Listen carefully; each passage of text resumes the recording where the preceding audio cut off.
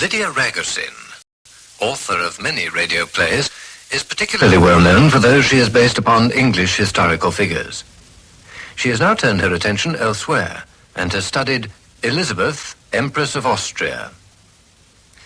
In Crown of Solitude, Sheila Allen plays Elizabeth and Peter Copley, the Emperor Franz Joseph.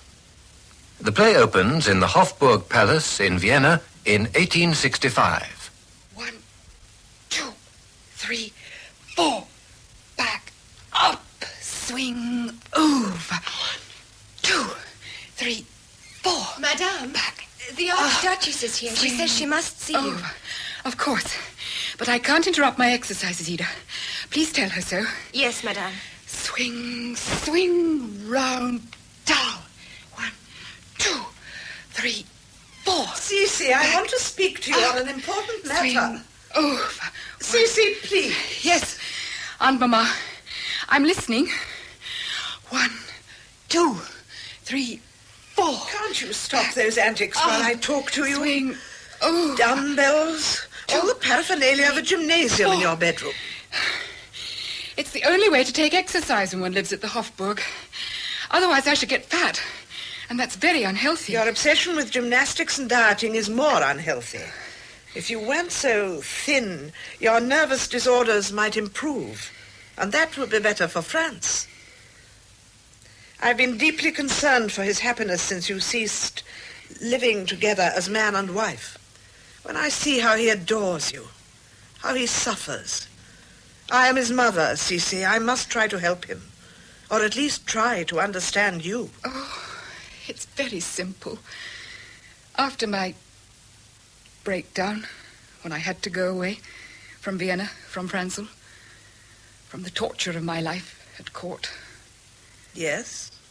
Franzel agreed we should have no more children. You gave him that terrible ultimatum as a condition for returning to Vienna and your duties as his wife and empress. I had done my duty. I'd given him 3 children. 1 died. 1 was an heir to the Habsburg Empire. It was to be never again. Oh, I cannot understand you. When you were married, both of you so in love, you seemed to adore him. At 16, one doesn't realize what a romantic, innocent love can bring you. The disillusionment. You're not making yourself ill again with your nervous imaginings, I hope. That cough was a symptom last time. Oh, last time I was ill. And you don't blame yourself. What are you saying? When I married Franzel, you began to rule my life as well as his. You took my children away from me and gave them to someone else to nurse the day they were born. Oh, I know you meant well. You thought I was too young to bear the responsibility alone. You were too young. An empress doesn't nurse her own infants. Oh. It's not done. But you did many things that were not done, Cece. Like riding on horseback for hours alone with a groom in attendance. Yet I permitted that as a gesture to your youth and inexperience. Permitted? I was brought up in the country, free, riding and walking in the mountains by the lakes in Bavaria. You made sure I'd never know freedom again. I'm afraid, Cece, that since your illness, you've allowed your natural egotism to rule you completely. My egotism? I'm putting it kindly. The nature of your illness was not entirely physical. Are you suggesting I was insane? Oh, of course not. That was left for others to suggest when you abandoned the Emperor and your children and fled to Corfu. It's simply my duty to remind you now, for your own sake as well as Franzel's, that where self-discipline is so necessary, the control of one's emotions, restraint upon the imagination, you must use twice the control, twice the restraint. Thank you for your advice, Aunt Mama. Cece, I only want to help you both. I know I belong to another age. A more severe one, perhaps. But when I see how Franzel adores you, I wish I could understand why you suddenly became unable to accept such love. I'd do anything for Franzel. He's so kind, so kind. But do you know what agony it is for me to smile and look happy when crowds of people surround me, cheering and waving? How I hate them. Cece. Staring at me, breathing over me, wanting to paw me with their smelly hands if they could. But I tried to do anything Franzel wants. Except respond to his love for you. You want more than that. What if I wanted something less, far less than I have? Would you understand that? I could try. Some people search always for God. Yes. Some search for themselves. Yes. And some just think another human being could help them discover God, themselves, and all the happiness they dream of. Surely that is one's husband. There can be no one else for you, only your husband, the Emperor. Your Majesty, it's time to dress for the reception. Yes, thank you, Ida. That's what I really came to discuss, Cece. Your reception for the Hungarian delegation. You know my views. I have my own, Aunt Mamma. Yes, unfortunately. I find your support for these Hungarian rebels most distressing. And unfortunately, you understand my support for the Hungarian cause as little as you understand me. The Emperor, Madame. Quickly, my negligee. Here, Madame. Franzel? Franzel, why don't you come in? May I, Cece? I'm sorry if I'm interrupting your toilette. I've been dreadfully busy all day. Well, dearest little Mamma, what a nice surprise. Why don't you sit down, my dear? You look so tired. And look at your fingers, quite inky. So would yours be, Angel, if you'd signed the huge pile of documents I have today. I thought I'd come and have a word with you about the Hungarian delegation. What you might be planning to say after your speech. And what she must not say. These Hungarian liberals have been a menace to the stability of the empire since the revolt of 49. If we can't come to terms with them, we might find ourselves facing the radicals. And another rebellion. But they are rebels, all of them. What do you call this man? Count Julius Ondraschi.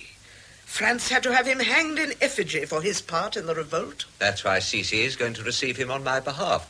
And she's learned to speak Magyar so beautifully. I hope she won't suggest there's any possibility of the Emperor agreeing to their demands for a dual monarchy and a separate Hungarian constitution. But if we're to rule these people, we must have their trust and friendship. They don't want friendship. They want independence. They're arrogant. And this Count Ondraschi is the worst of them. Le beau pendu. I've heard so much of him, how handsome he is, what a hero to his countrymen, because the Emperor of Austria once sentenced him to death. There, you see? Cece isn't going to decide the destiny of Hungary. I shall do that. I shall leave you to discuss Cece's attitude to the Hungarian situation with her Franzel. I have a headache, and will go and rest. Well, my darling, I'm glad you can still be cheerful after a clash with our formidable Aunt Mamma. I'm not afraid of her anymore. What did you want to say to me? Perhaps I just came to look at you. I must have my bath. And my hairdresser will be here in a minute. You look so very beautiful. But not if I haven't had time to get ready. I know. Forgive me. I'll go. Franzel? Yes. My purpose and destiny in life is to help you. Yes. Mine includes loving you. If there's anything you wish me to say to the Hungarians, apart from my speech. No, simply be your adorable self. Is that all? Yes, that's all.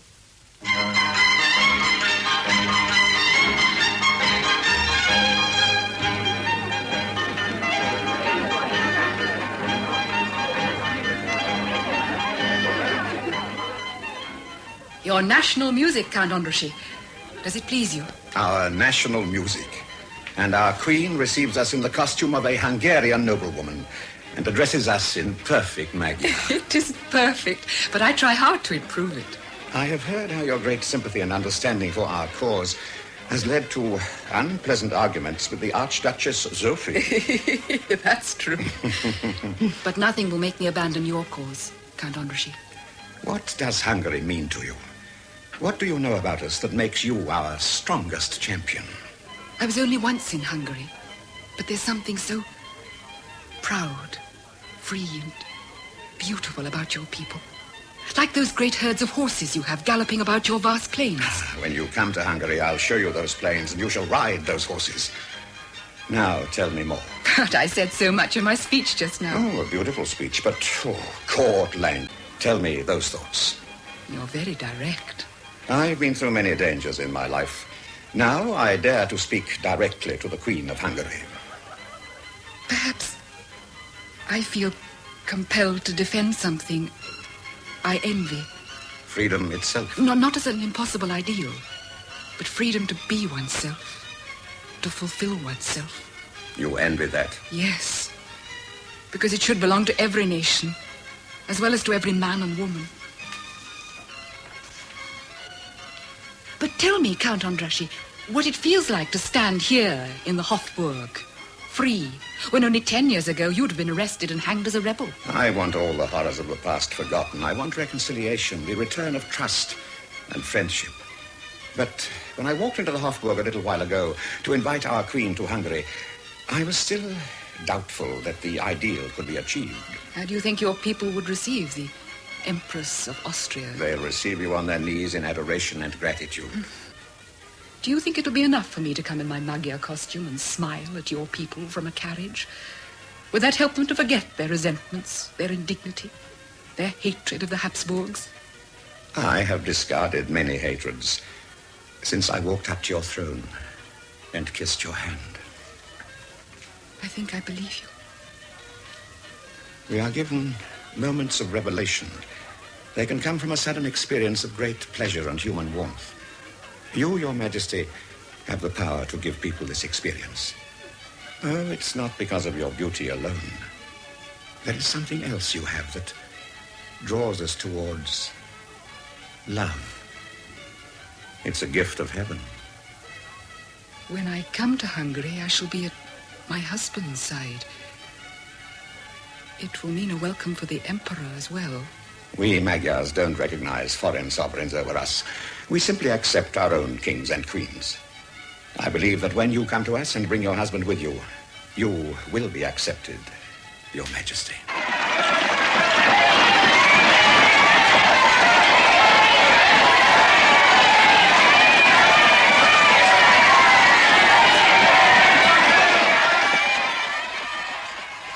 What a reception Budapest gave us, Franz. It was all for you. I think it was very wise to have Count Andrassy in our carriage with us. I must kiss and thank you, Cece. For what? Well, what is it about you? How does one explain the way people throw themselves at your feet? You know why the Hungarians do it. Because they think I'll persuade you to give them back their dignity. Why can't you accept Count Andrassy's ideals for his country and forget about politics? My dearest, you don't understand anything about politics. Except I hate them. Count Andrassy knows that economically Hungary can't survive without Austria. That's why I'm in no hurry to give this country the kind of autonomy that would mean the betrayal of other peoples who'd come under Hungarian rule, who'd been loyal to Austria and would rather be ruled directly by Austria.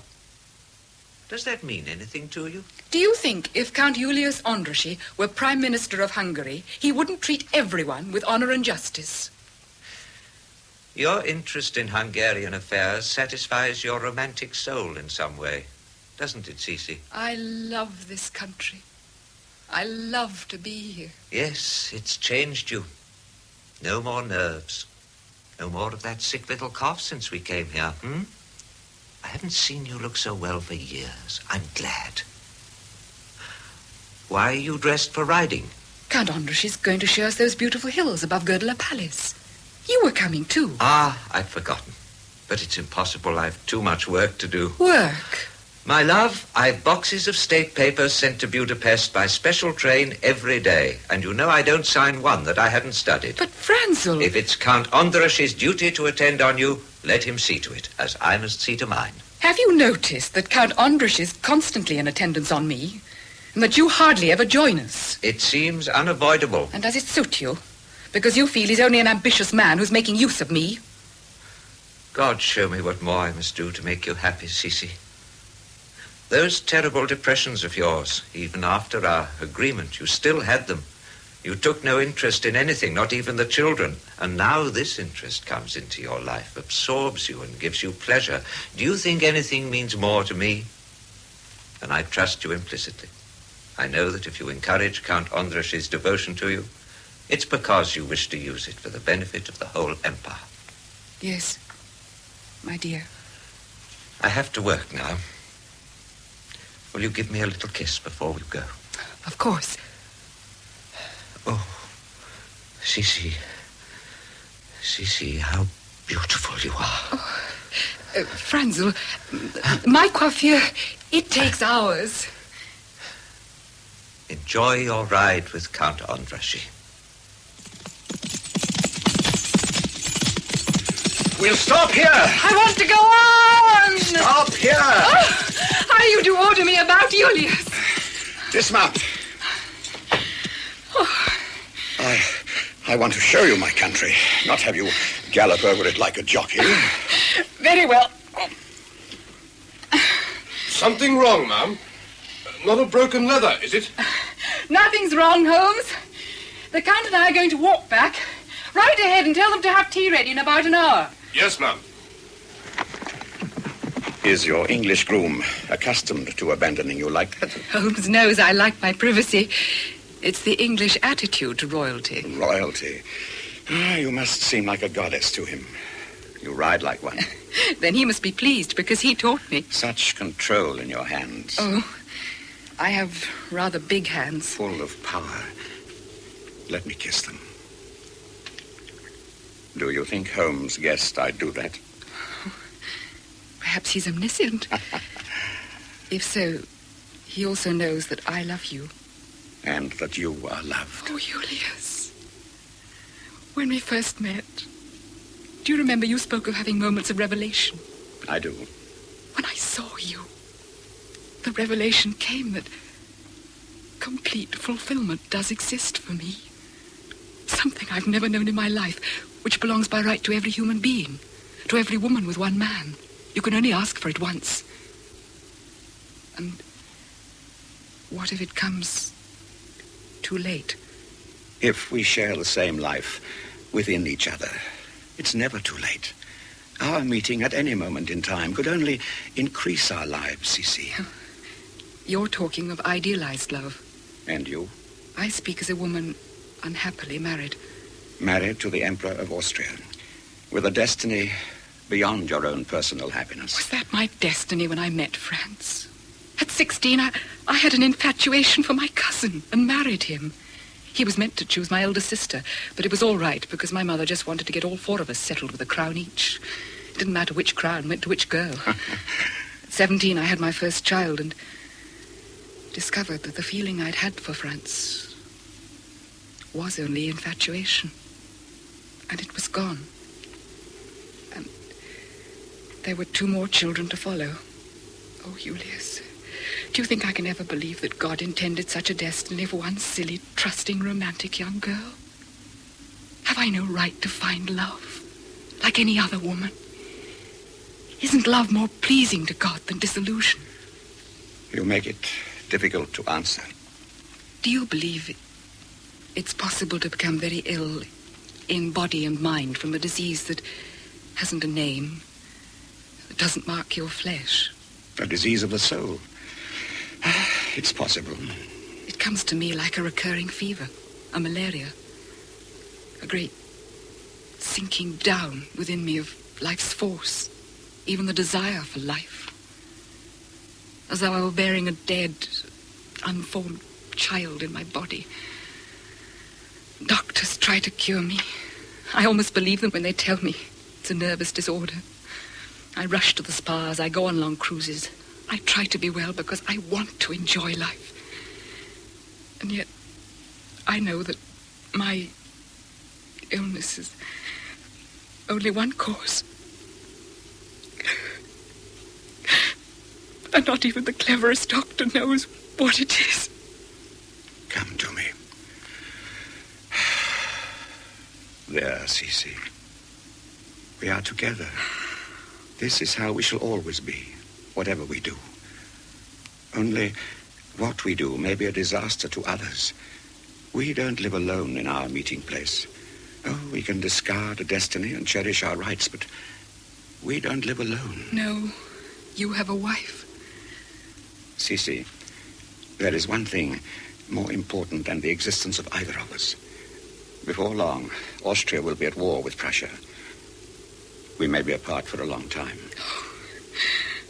I'm afraid that without you, my life will be useless to me now. No one's life is of any use without a purpose beyond oneself. I want more than your own happiness for you. I think you are a woman who could achieve that measure of greatness. Otherwise, how could I love you as I do? I think you're about to ask me something very difficult. More difficult than living without you for a long time. What is it? Give your husband strength when the war comes. Encourage him. Help him to lead. Be his wife. Julius. It's 6 years. Since you lived with him as his wife. But now he's coming to a great ordeal. No man should face ordeal and great suffering without compassion. What do you mean by compassion? As much as I mean by wife. Oh, I may be asking too much of you. I often have to ask too much of myself. I shall understand. Tell me. One day, you and Franz Josef will be crowned King and Queen of Hungary. That will come when the Emperor has given us back our rights. Now, think further with me, Sisi. An heir to the throne of Hungary, your son and the Emperor's, would mean a union between Austria and Hungary stronger than politics could ever forge. Our son, Rudolph. No, not Rudolph. Our own king, born in Hungary. Another son. You're asking me to give France another child? Yes, for the sake of peace between our nations. Peace? Julius, yours is the dream, the ideal that costs you no sacrifice. Mine would be the reality, the suffering. No sacrifice to hurt you? Because I know, I understand. But peace of the soul, Sisi, for both of us, to achieve more for others than for ourselves, isn't that worth some sacrifice, some compassion? You are that most terrifying of men, the true idealist. I've often paid homage to the idealists of this world without knowing what it would mean to love one. Now I know it means denying your strongest instincts, even risking the survival of your inmost life. No, Sisi. After the ordeal is over, when conscience, honor, and trust have freed us from our obligations to those who need us, then we shall come together. Oh, shall we, Julius? Perhaps I could endure anything if I was sure of that. It's true, my dearest. In the bad time that must come soon, it's the way we shall encourage and serve others that will bring us close together.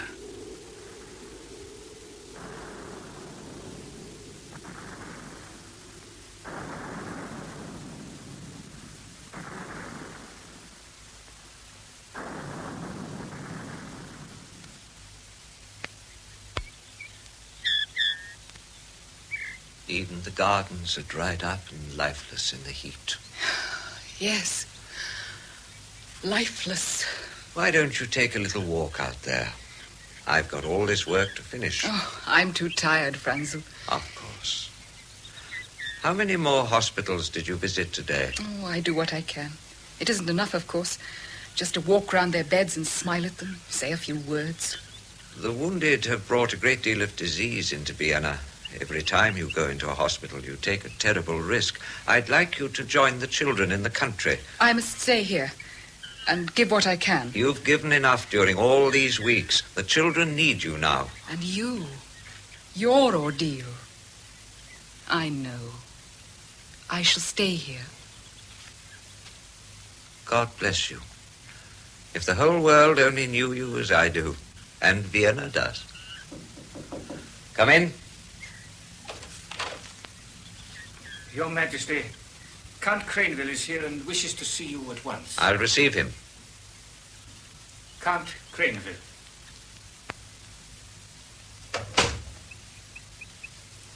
What is it? What have you to tell me? Zagdova, Your Majesty.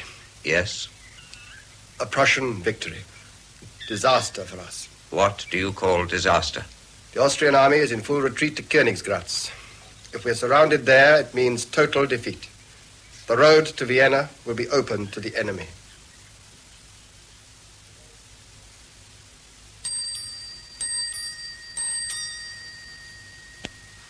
Can I sit with you for a little while, Franzel? Can't you sleep? Neither can I. You should not be alone. tonight? I've plenty to think about. Can you talk to me? A great many must be thinking of sending their families out of Vienna as quickly as possible. Have you no better use for your wife? Franzel, let me help you, comfort you. Don't try to carry all this alone. Why are your eyes so kind? What are you seeing when you look at me? A man under a terrible ordeal. Something you've never seen before? In one of the hospitals I visited today, there was a soldier who refused to have his arm amputated unless I stayed with him. Indeed? So I was with him when they gave him the chloroform, and I was with him when he recovered consciousness. I've never been close to such suffering before. I see. What has it done to you? I think given me the strength to try and share it, so that perhaps I can help to make it a little less intolerable for the one who suffers. Defeat in war is something I've never experienced. Not to know what the future holds and what will happen to you, our children, the Austrian people.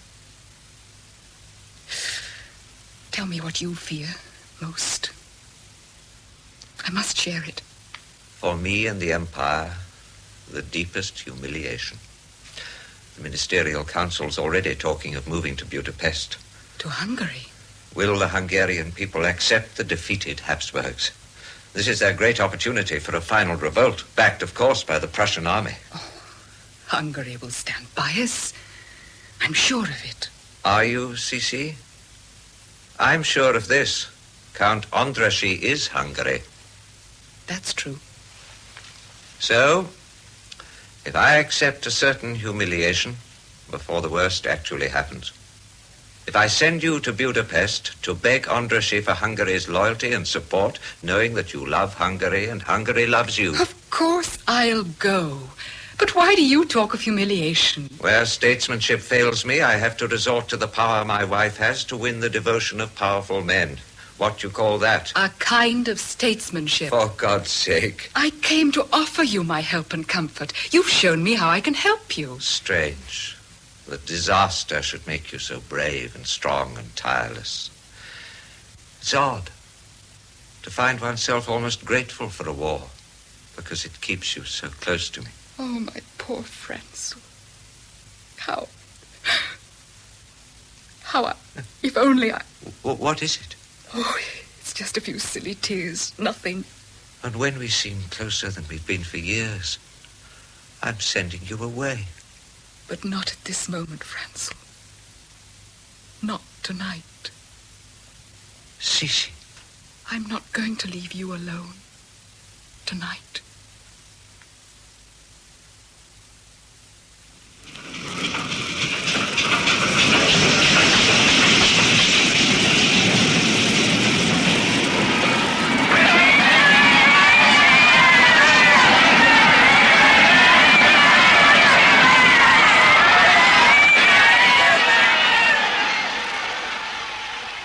Hail Yen Elizabeth.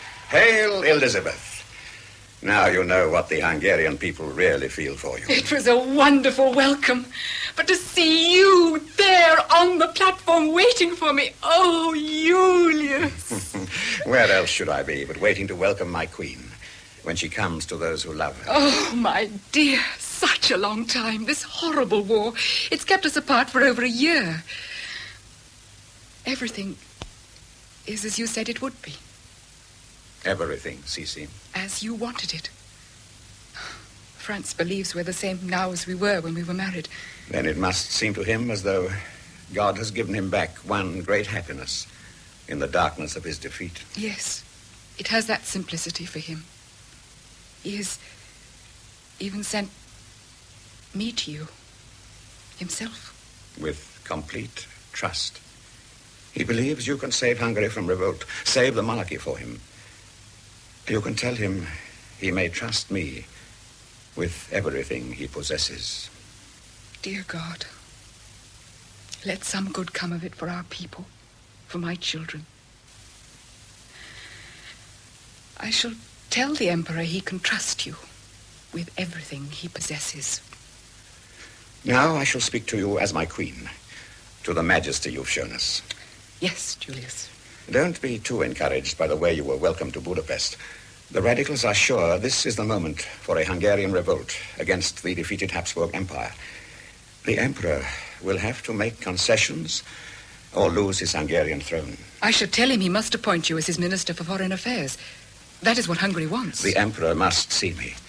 Nothing less than the restoration of the Constitution will save Hungary for him. And prevent the collapse of the Habsburg Empire.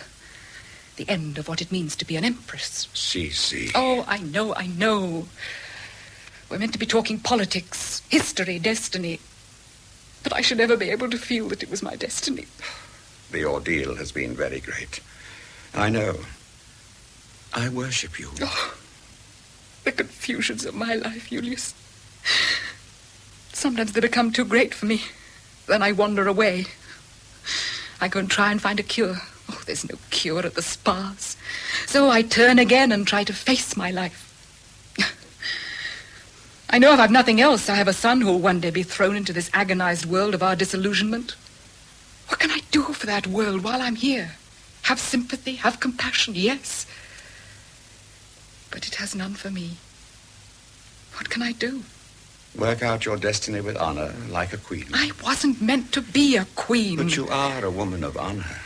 Last time we met, you told me no one's life is of any use unless one has a purpose beyond oneself. Because of you, I have been given a purpose for this one moment in my life. To help you achieve what you want for Hungary. I shall be fighting for you as Queen of Hungary, Julius. And I promise that not even the Emperor of Austria will make me give in until I've helped you win everything you desire. Alien Erzsébet. Now we shall make history together. When this war has faded from memory, our achievement will still be a living thing, a creation of peace, friendship, and trust. Then you'll see that it has been worth all the sacrifice, all the compassion, all the effort still to come.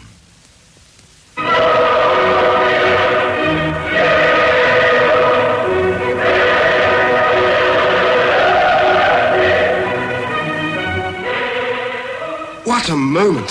Franz Joseph and Elizabeth crowned King and Queen of Hungary at last. It's like a fairy tale. After war and tribulation, the royal pair come to their triumph. It's no fairy godmother who's waved a wand and given the Emperor Hungary's loyalty in St. Stephen's crown, though. He owes it all to the Empress. If she hadn't persuaded him to restore Hungary's constitution and make Count Andrassy his Minister of Foreign Affairs... Look at her. Who can wonder that Andrassy laid a crown at her feet? Oh, quite lovely. Like a bride, a young bride. There's a rumor she's pregnant. Is that true? And if it's a son, he's to be called Stephen after Hungary's patron saint. How delighted the Hungarians will be. But there's more than that. Oh, no, you don't mean... Yes, Count Andrassy. Well, I ask you, isn't it more likely to be his child than the Emperor's? Hush, ladies. The most solemn moment has come. Oh, I'm going to cry. Count Andrassy himself is helping place the crown on the Emperor's head. The Empress? Look at her face. How she loves him. What a moment this must be for her.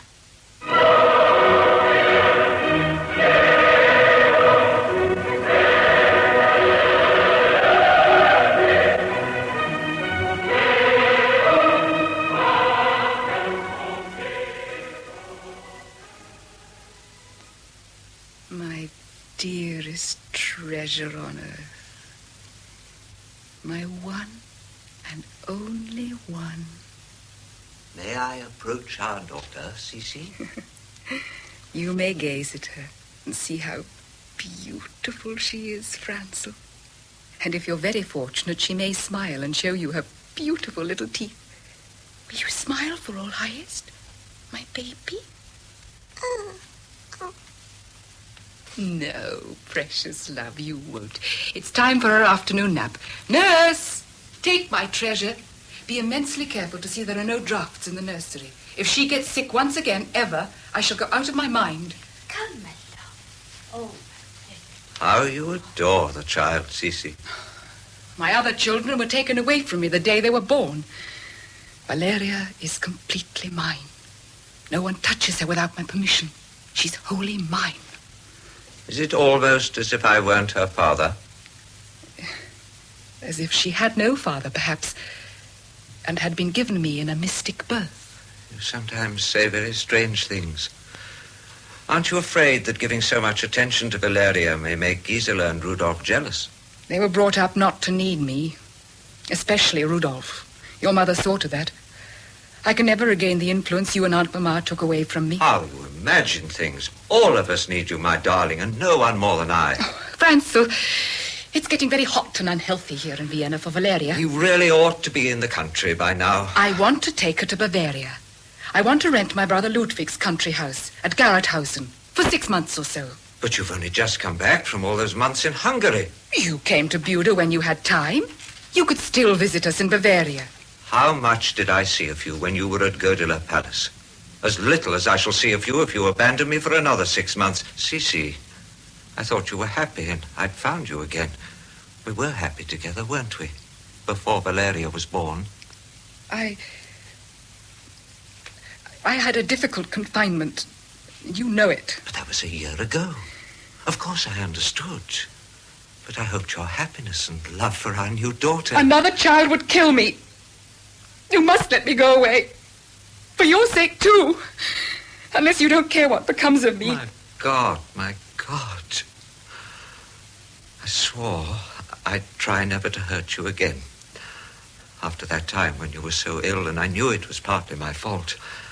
I only care what becomes of you, not what becomes of me. Oh, you're my little one, too, Franzel. My mannequin. Do you remember how I used to write to you from Hungary?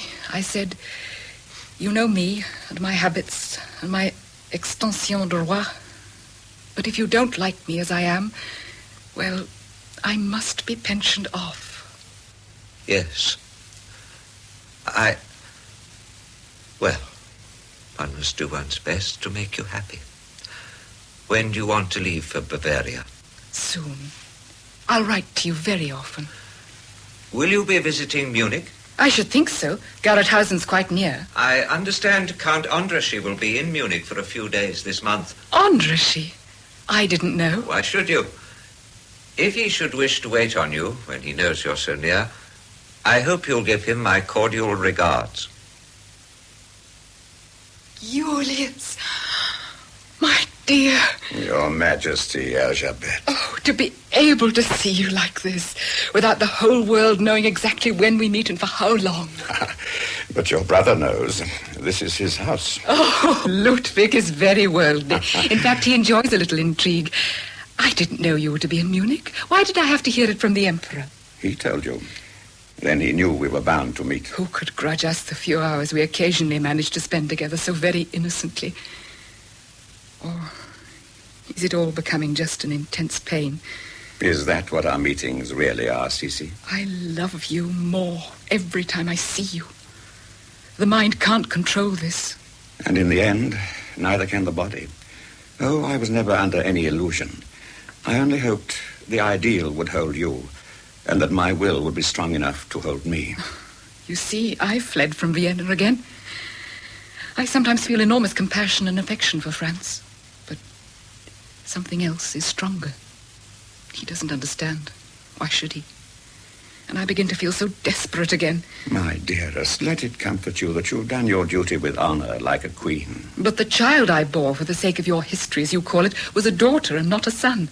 And I thank God, because she can never be taken to serve some historical destiny. And I love her infinitely, because she's partly yours, even more than Francis, dedicated to you by my love for you, and born in affirmation of that love. I honor you for that. To live according to one's duty alone, that's over for me, and we both know it. I've done all I could for France, for Hungary, for your ideals. Now, I know I must survive as a woman before it's too late. That means I must have your love as completely as I want to give you mine. There is still a choice to be made. A choice we have to face together. I know what it is for me. A choice between a secret love and so a secret happiness which can never really be complete, and an empty, parched wilderness leading to an ugly horizon of old age, which I shall never have the courage or the will to reach. There's my choice between a lesser agony and a greater. Which do you want me to make?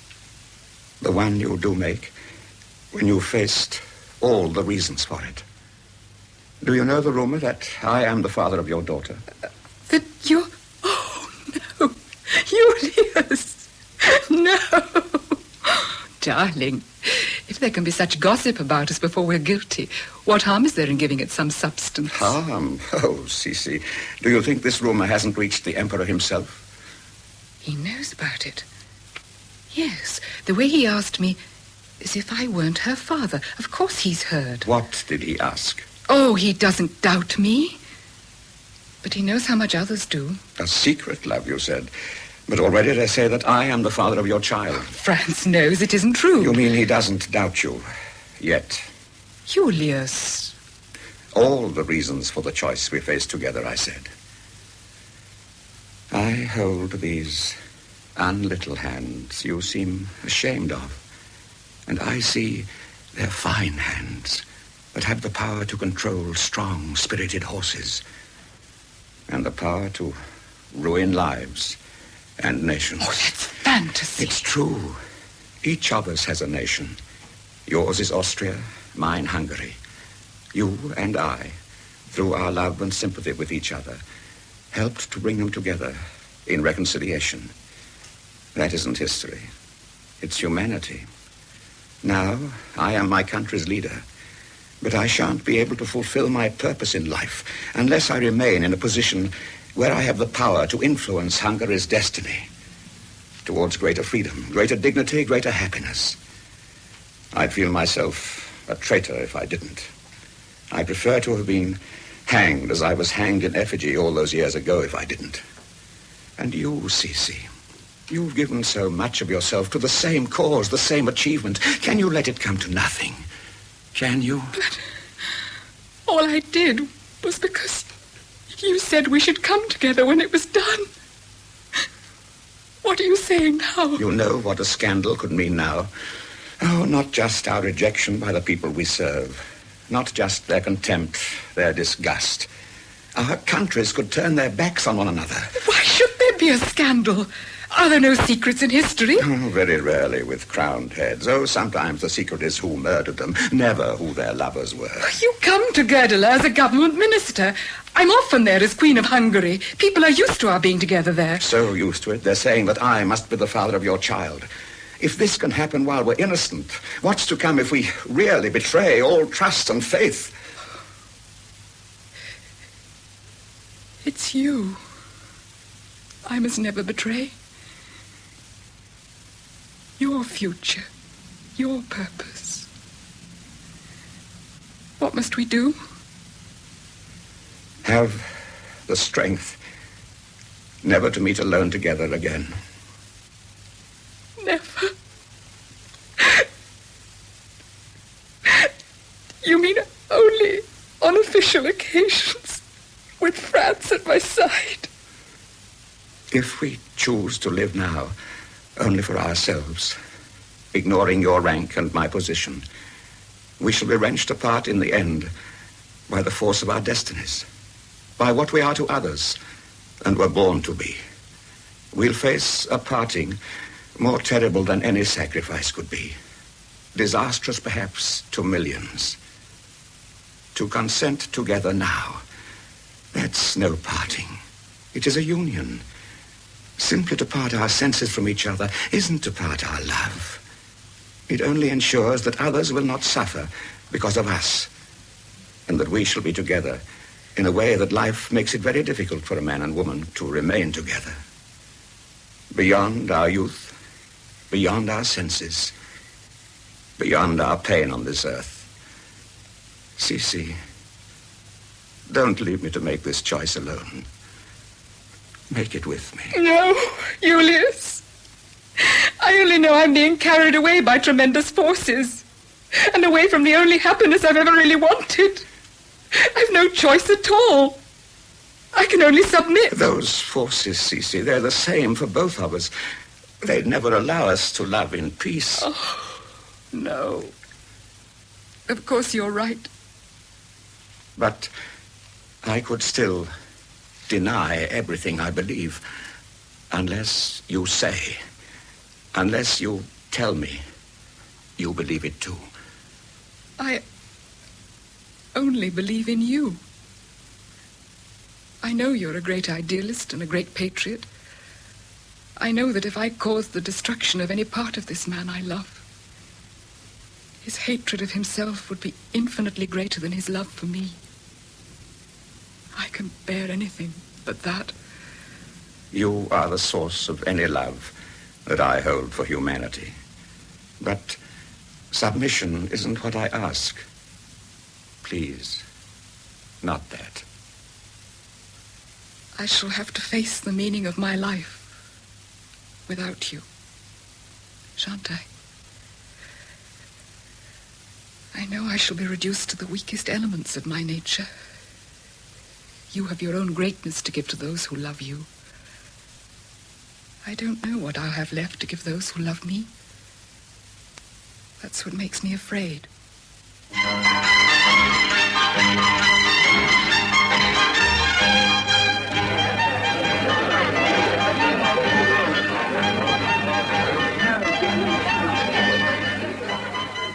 How pleasing it is to see the Empress enjoying herself so much this evening. But shouldn't one expect to see Count Andrassy at a large house party like this? Not so often these days. I always thought... Things have changed with the years. Oh, they're still friends, but Count Andrassy is very occupied with his duties as foreign minister. We rarely see him at court. Or the Empress either, always abroad. And now these English friends who've come to Hungary. That one who hunts. Perhaps the Empress doesn't miss Count Andrassy so much. Hush! The Crown Prince. I thought he was looking sulky all the evening. It will displease the Emperor if the Crown Prince is in one of his moods.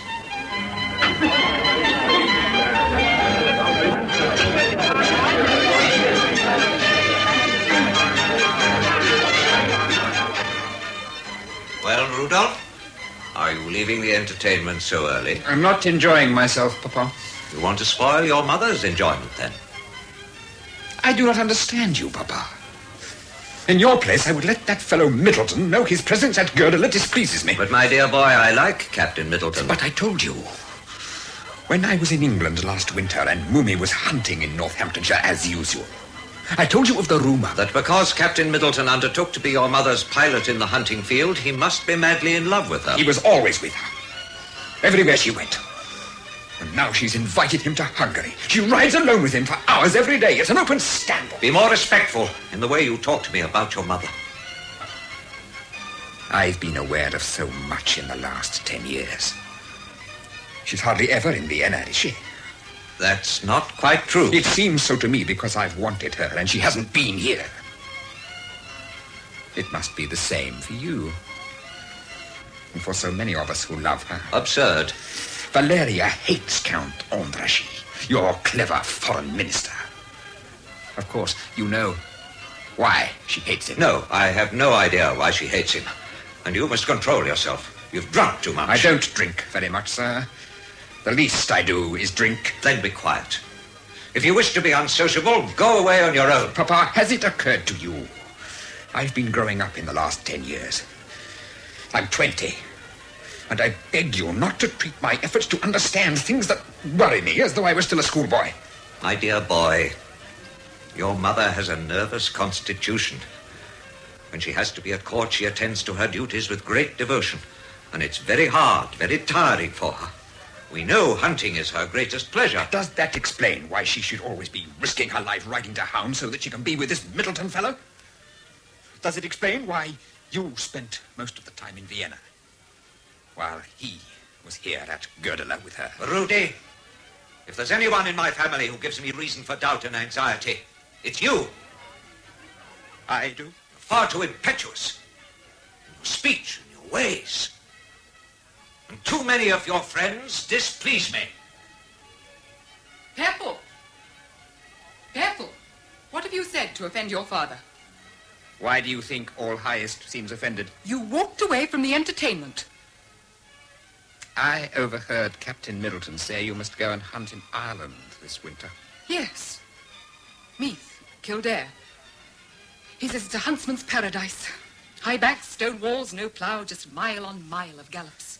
You can't possibly go. If All Highest agrees, I'll certainly go. What if I don't agree? You? Darling, why not? I object to your going to Ireland with Captain Middleton because he loves you too much. Whoever gossiped to you about Bay Middleton and myself was my enemy and wanted to cause a rift between us. A rift? But you've lived in a distant world ever since I can remember. Let me come hunting with you in Ireland, then. My darling, that would be asking for a scandal. What if you fell and broke your neck? Think what a row there'd be. Why should I break my neck? Because you don't ride as well as I do. But you're reckless when you hunt. You take the most awful jumps, and you've had several falls. Don't you call that risk? It's different for me, Peffel. Why? Because you don't care if you kill yourself? I've said I ride much better than you do. I know. But suppose I asked you to give up hunting. Why? Because it's one of the things that takes you away from us. And you're too old to take such risks. Too old? Does 42 seem old to you? Well, you are a grandmother. There are times when I prefer to forget Gisela's children, darlings though they are. If you won't give up hunting because I ask you, wouldn't you do it for Valeria? Valeria?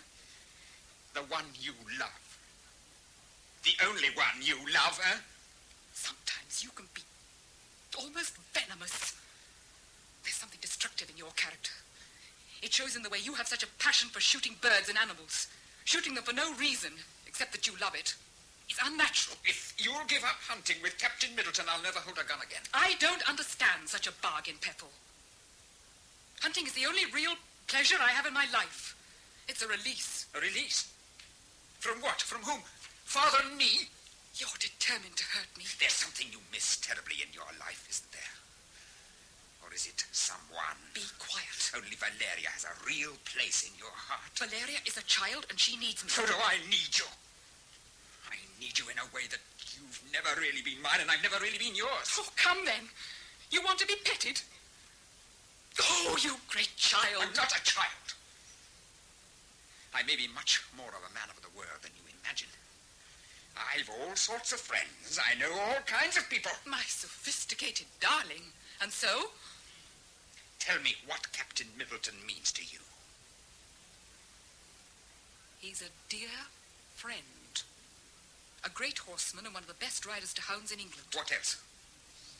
Tell me. I demand to know. You dare question me like this? It's only because I adore you and I want to understand why you live in such a distant world from mine and father's. This is cruel, childish jealousy. Perhaps because you're utterly self-centered and overindulged by everyone around you. And perhaps we're very like each other in some ways, Mumi.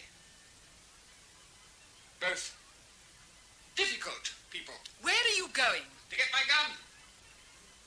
To take a walk in the woods and see what I can shoot.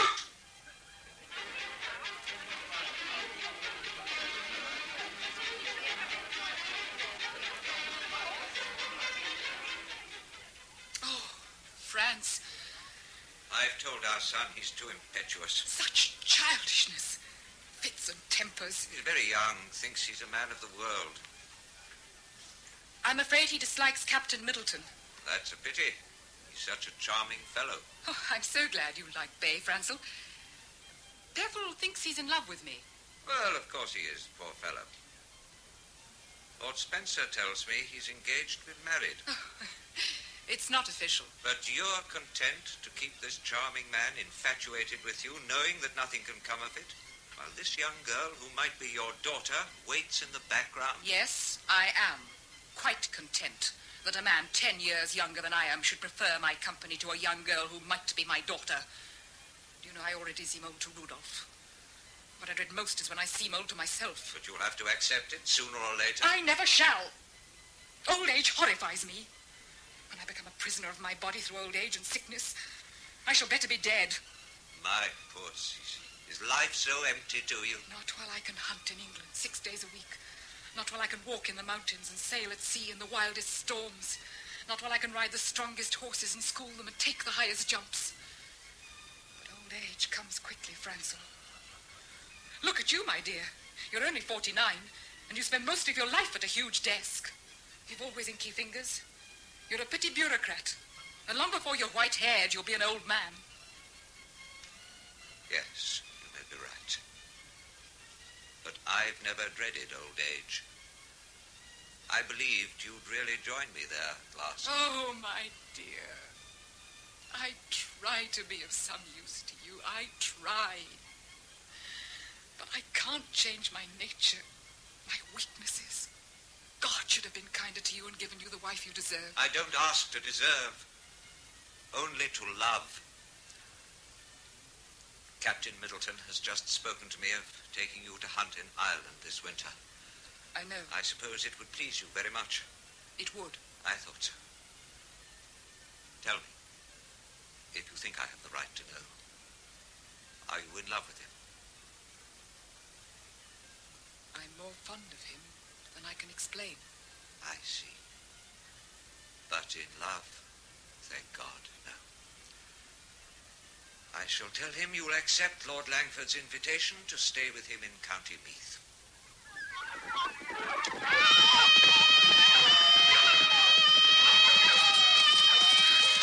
Now, Domino, easy, steady. Take a good look at that jump, my darling.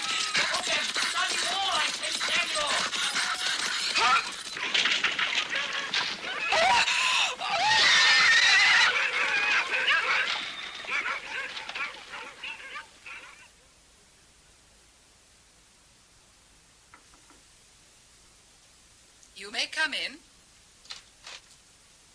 How are you? Only bruised. I tried to stop you taking that wall. I knew there was a ditch on the other side. You wouldn't listen. You swore at me, Captain Middleton. You're reckless. Am I? How about that day Her Imperial Majesty jumped every fence on Punchestown Racecourse? I thought I rode rather well. Superbly. You've conquered Ireland more painlessly than Cromwell did. The Queen of the Chase. From Lord Randolph Churchill down to the local farmers, it's the same. Never seen the like of the Empress, begorra. The highest jump in all Ireland she took this day, and so she did. Bejabers. Is that what they say, really? I wish you wouldn't take such damned awful risks. It makes me look such a fool when I try to stop you. Oh, don't be angry, Bay. I have such a short time each year I'm with you. And I can be myself and enjoy the one great pleasure left to me. But the way you enjoy it frightens me to death. Shall I tell you what really frightens me?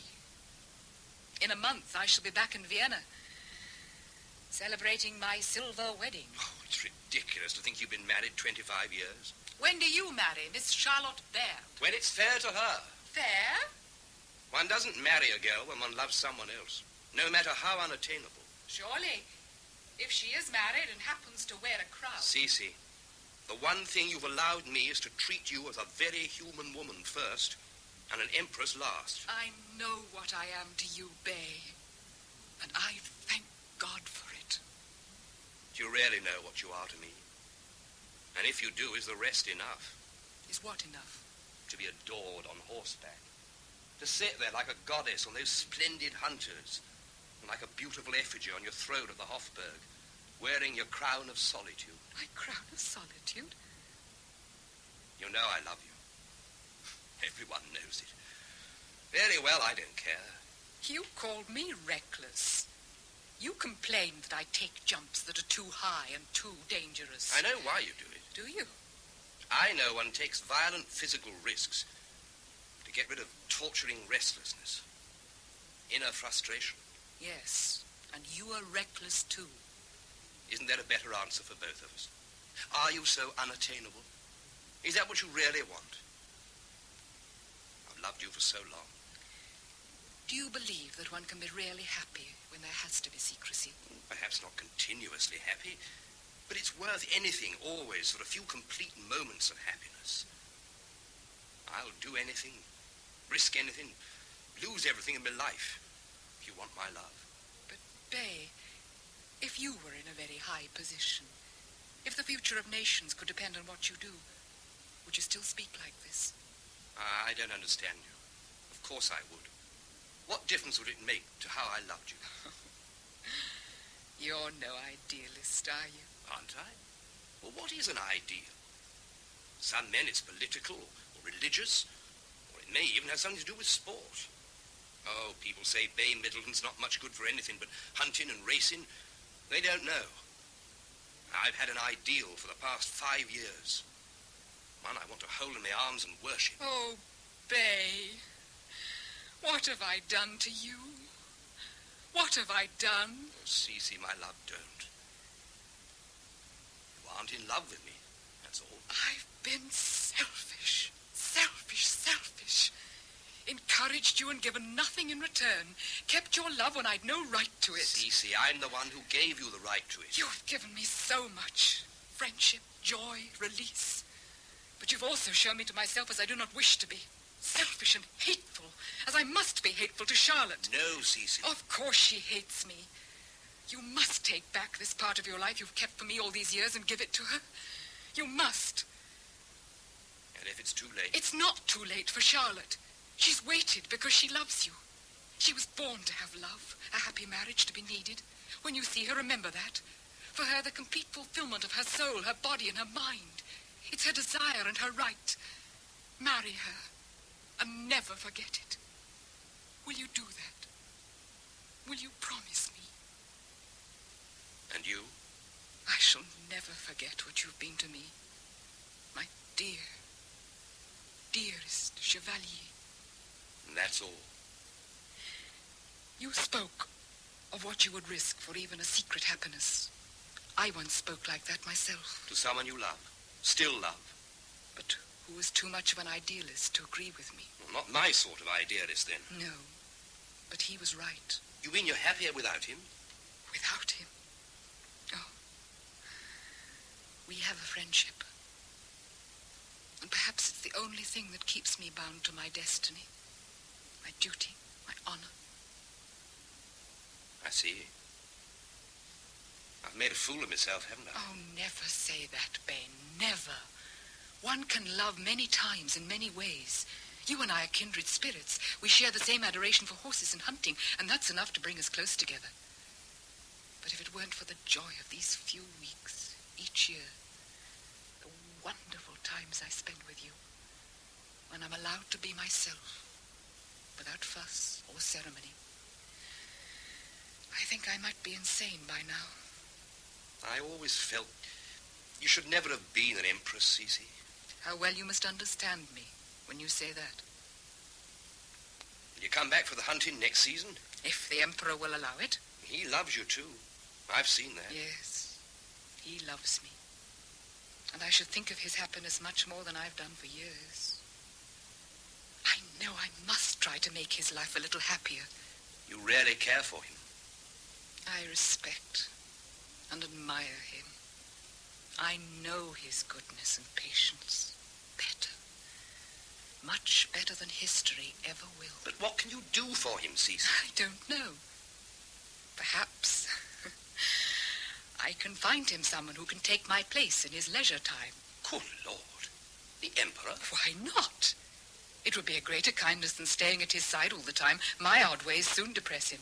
Everyone thinks me eccentric because of the way I care for my health. It's not caprice or vanity, Bay. It's terror. To be caged in a useless body by old age. Disgusting infirmities. I've told France I pray I shall be dead before that happens. No wonder he gets depressed.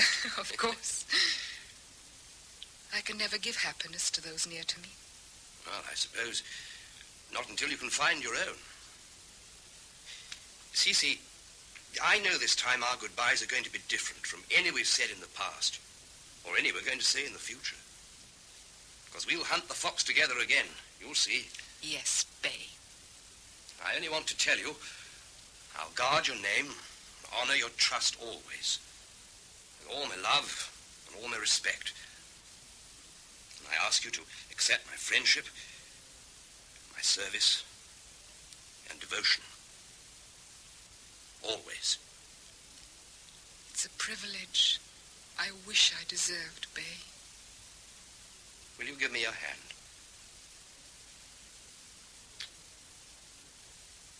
Never seen the like of Her Majesty the Empress. Never seen the like.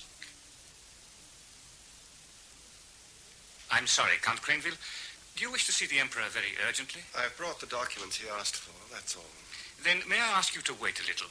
The Emperor has been working since dawn, as usual. Now Madame Schratt has arrived and is persuading His Majesty to take some coffee. Madame Schratt? Ah, of course. Of course, it's usually this time of the morning, isn't it? I should have remembered. Now you must have another roll and more coffee, Franz. Good gracious, why should I? Because you were at your desk at 6 o'clock this morning, and it's still a long time before your luncheon. Very well, gnädige Frau. Another roll and more coffee.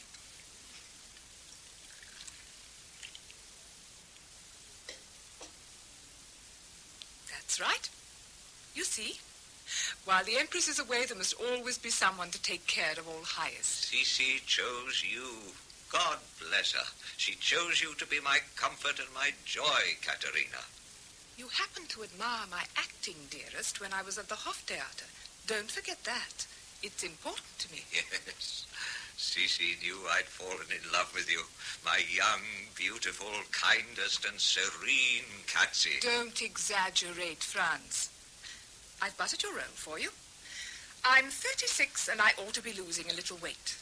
Oh, ought you? Not too much sugar, hmm? Cece knows you care for me as much as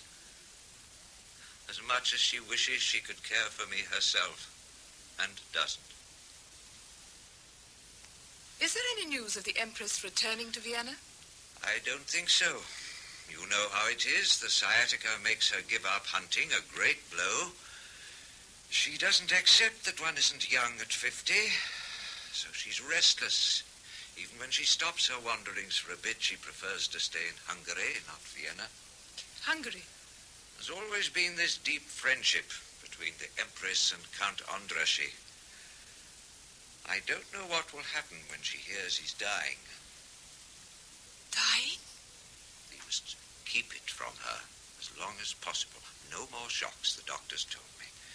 It's been difficult since her nervous troubles started again. Franz, it's important that the Empress should return to Vienna as soon as possible. What? Oh, good heavens, why? Both of us know there's something very wrong with the Crown Prince. It's time his mother knew, too. Rudolph, something wrong? Exaggeration. He goes out too much, leads too fast a life, perhaps. But now his wife's given him a child, he'll settle down. Do you need me to tell you he almost detests the sight of his wife? Exaggeration. He keeps his bachelor apartments at the Hofburg and surrounds himself with dubious people. He's very young, still very immature. These people take advantage and prey on him because they know he's very sick. Because they know he's destroying himself with drugs. One must not exaggerate. Does his mother know? Franz, you can't keep it from her. No shocks, the doctors say. No shocks. But if she's the only person who could help him... I'm afraid Cece has her own problems. But if Rudolph loves her, if he'd listen to her, if she could take him in her arms and understand why he must have drugs, help him to overcome the need. There's plenty of time for him to find his feet and recognize his destiny. But Cece, well, you know, we've only been friends for rather a long time now. I know. But she's my friend, too.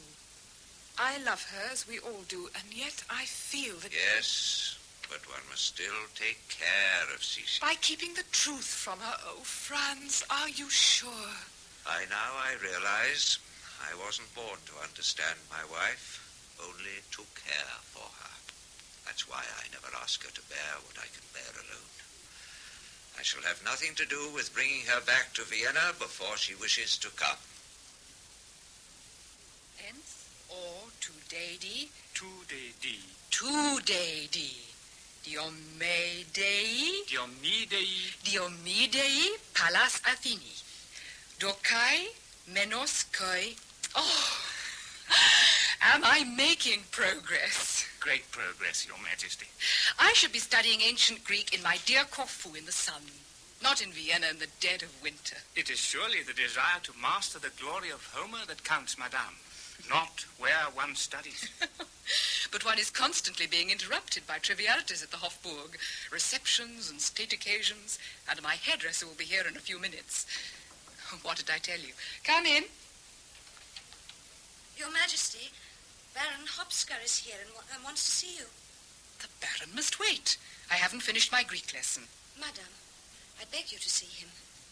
He has some bad news of the Crown Prince. Rudolph? I will go, Madame. Thank you. Yes. Tell Baron Hopsker to come in.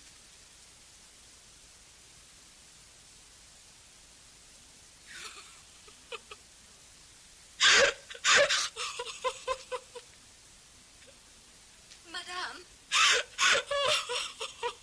the Emperor is on his way to you. What shall I do?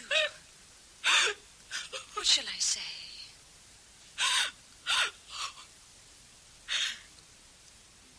Let him in.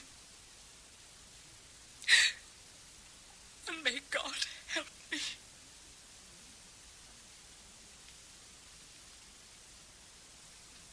Franzel, I have to give you a terrible shock. Rudolph is dead. Rudolph? His body was found in his bedroom at Meyerlink early this morning with the little Wetzera girl. Both dead. Oh, God. That you should be the one who had to tell me. Oh, who else should tell you? Oh, we must have strength. Strength? Where from? Oh, come to me. I'll help you. Cece. Our son's dead. She poisoned him, they say. Mary Wetzera, his mistress. Why? How does one's child come to that? Oh, why wasn't I near enough to save him? What are you saying, Cece? He tried to reach me, but I was too far away. Useless. Why did you make me have children? I should never have been a mother. Oh, God, help me. Help me. Yes, Franz, yes. There'll be consolation for you because your life belongs to other people and you still have purpose. Now, listen. Try to remember what I say. Rudolph died from a heart attack. What did you say? Remember, Franzel, it was a heart attack. Do you understand? Yes. I must still try to do what's best. I once told you, Cece, how brave and strong you could be in a moment of disaster. I wonder when that was.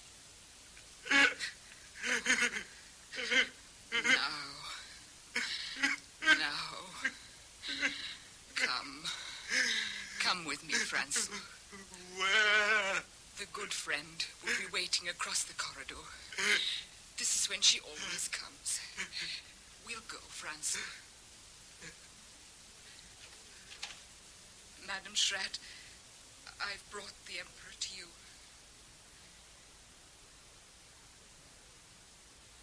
Presentation interruption. End of spur 3. Out and over to the fourth, the final spur following, for the conclusion of Crown of Solitude by Lydia Rogozin, dealing with Elizabeth, Empress of Austria.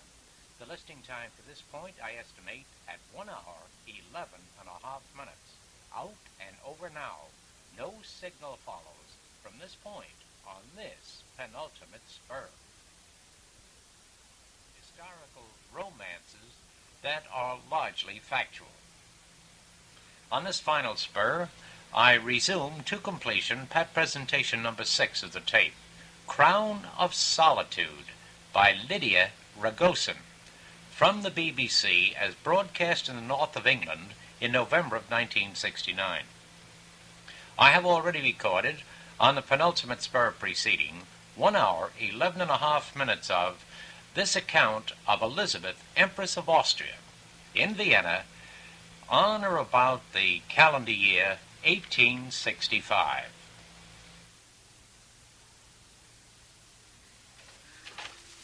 Madam Schratt, I've brought the Emperor to you.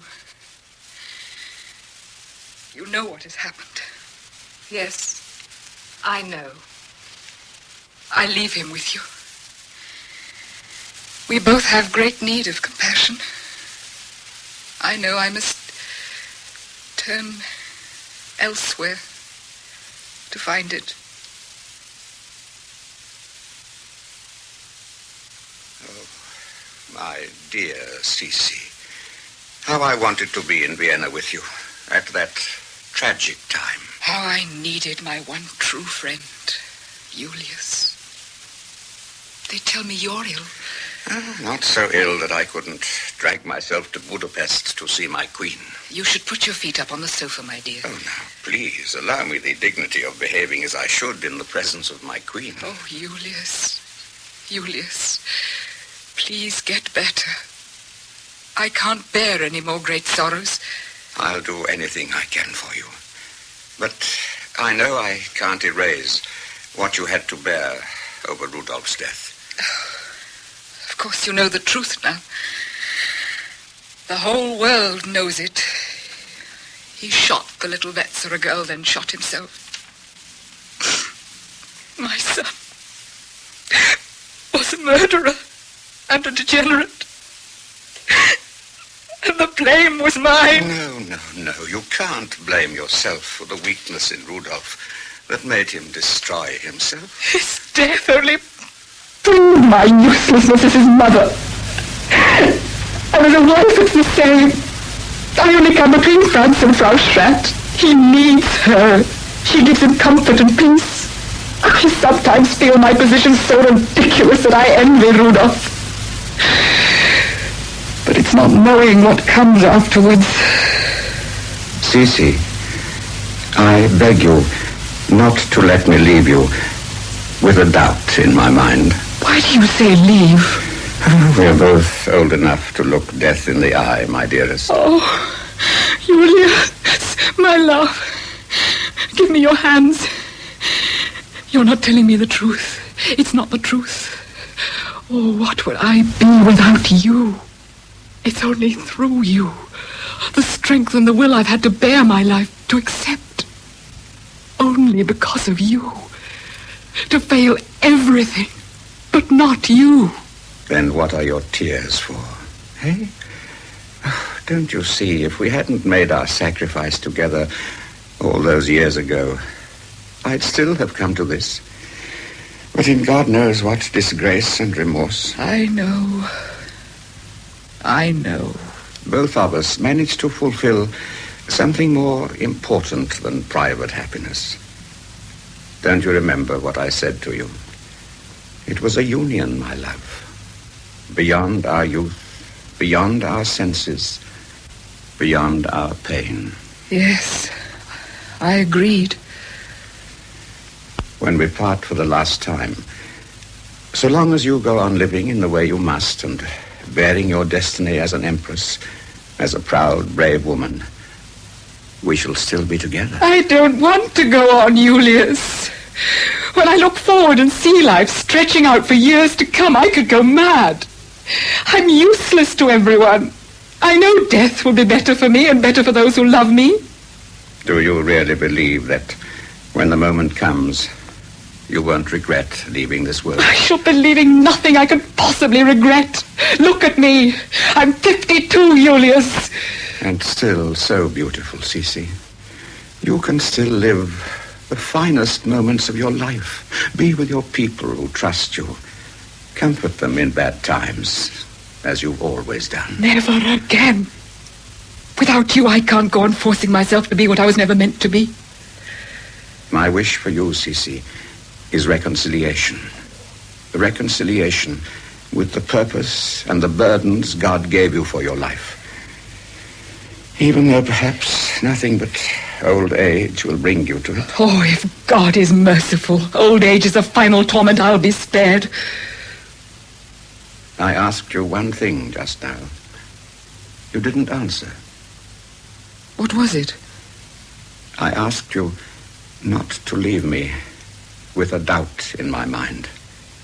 I meant, don't let me doubt that you could interfere with the course of the life you were meant to live. Oh, you must have heard how some people are frightened for me when I wander about at great heights in the mountains or stand on the edge of waterfalls. No, Julius, I'm not quite mad, not quite. All I ask is that when the time comes, I'll die alone, far from those I love, and for death to take me unaware. Unaware? I've told my daughters, they know, so does France, that I long to die. And yet you're always right, Julius.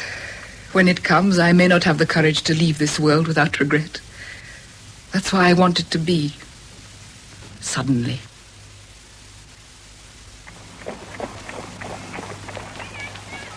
Hey, Lucchini. You want something? Not working today, Lucchini. Don't need the money, I got more than money to think about today. What then? Revolution, huh? That's it. Revolution. Oh, haven't you heard that Luigi Lucchini is the most dangerous and important revolutionary in Geneva, huh? Don't laugh at me, you bastards. One day I'll show you. You don't get the ideal socialist society sitting around talking about it like you lot. No, you have to start a revolution. When are you going to start your revolution, Lucchini? One man can change the face of the world. Hey, he's serious. You worms better get back to your work or you'll be late. Hey, Lucchini. What? Did you steal that file from the building site? What file? The one sticking out of your inside pocket. I bought it. What for? If you aren't going to work. I don't talk to you. Where are you going, Lucchini? Over to Geneva? Oh, you got a girl there? Yes, I got to meet a woman there. An old woman. Oh, she likes you, She's rich. She got everything. Everything in the world. Palaces, servants. And she's done nothing. Useless old woman. All bones like a dead chicken. Wrinkles, old. But she got millions. You know this old woman, Luigi? She don't know my name. It's funny. She's never going to know my name. But the whole world is going to know it. Hey, what is her name? No time now. Got to catch the steamer to Geneva.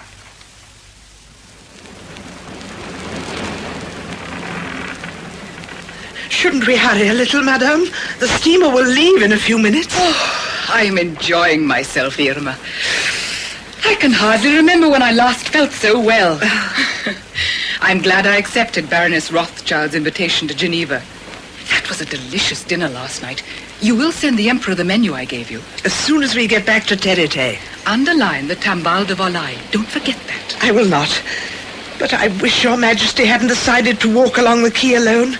The Baron warned you Geneva's full of the most dangerous anarchists in Europe.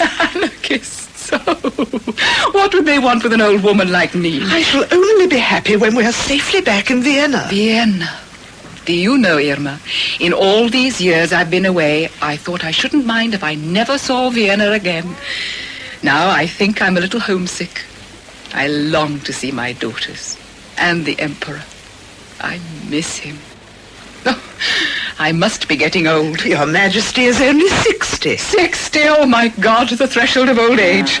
Oh, we shall miss the steamer, madame. Oh, we shall be in time. They're walking on board quite slowly. Look at the lake, Irma. Isn't it serene? Old age. I suppose France and I could spend it in the country together. How strange to be able to think of it.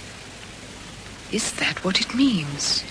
Reconciliation with the purpose and the burdens God gave me. We must hurry, madame. Yes, I'm coming, Irma. Oh, Who's this young man in such a hurry? Oh, be careful, Irma. He's going to... Madame! Madame! Madame! Madame! Madame! Thank you for coming to me, Katerina. Franz. This telegram says the murderer was caught. His name is Luigi Lucchini. So, he was caught? No one will ever know how much I loved her. Oh. There's nothing to be spared me on this earth. Weep, my dear. Weep.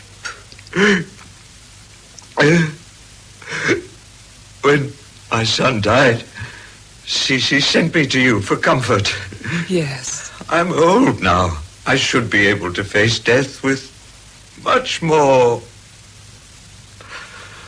I shall always be with you. For her sake, too. She'd been away so long. Always wandering, always restless. I was planning to go and see her in Switzerland quite soon. Yes, you told me she looked forward to seeing you. At one time I thought, perhaps, that Cece and I might come together in our old age. But she dreaded growing old. Poor, dear lady. She once said to me that all she asked was that she should die alone, far from those she loved, and for death to take her unaware. Do you think perhaps she has found peace at last?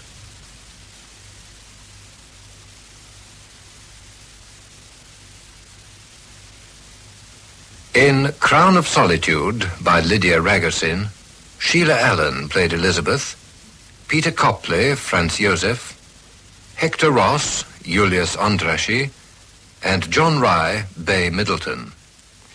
Katharina Schratt, Margaret Wolfett, the Archduchess, Margot Boyd, and Crown Prince Rudolph, John Pullen. The other parts were played by members of the BBC Drama Repertory Company, and the play was produced by Charles Lefaux. Night Theatre.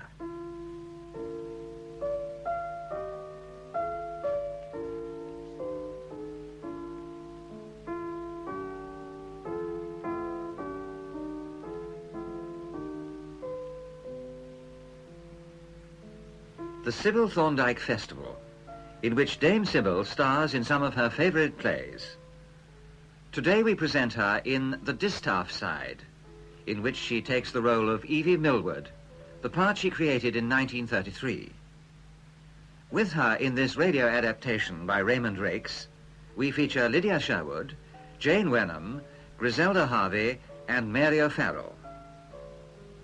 The Distaff Side, a comedy for women by John Van Druten. Oh, I'm going to switch off the wireless. I don't think I could stand the comedy of women after the week I've just been through. Here it is, Saturday night again. How quickly time flies. And what a week it's been. And all centering round Mother's 75th birthday last Thursday, the day before yesterday. Lunch. Come along. It's my party, and I'm not going to be kept waiting on my birthday.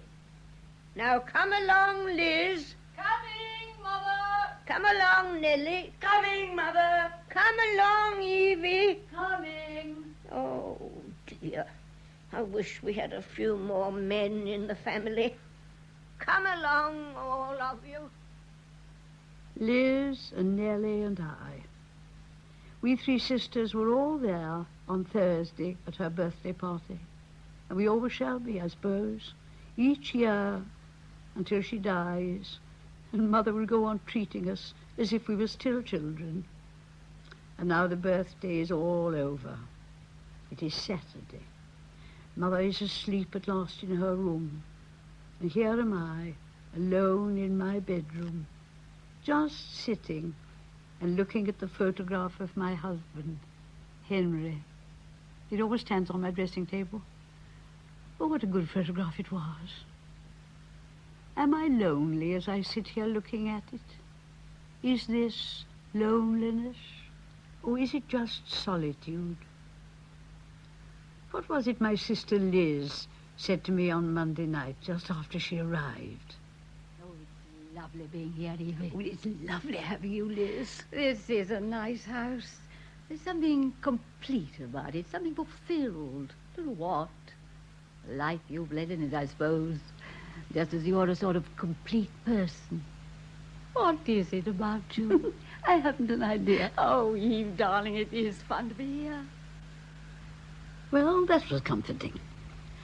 But I'm afraid my sister Liz always did exaggerate a bit. And especially this week, with all her troubles about her two men. With Gilly, as we call Gilbert, and with that Belgian. What did my son Roland call him?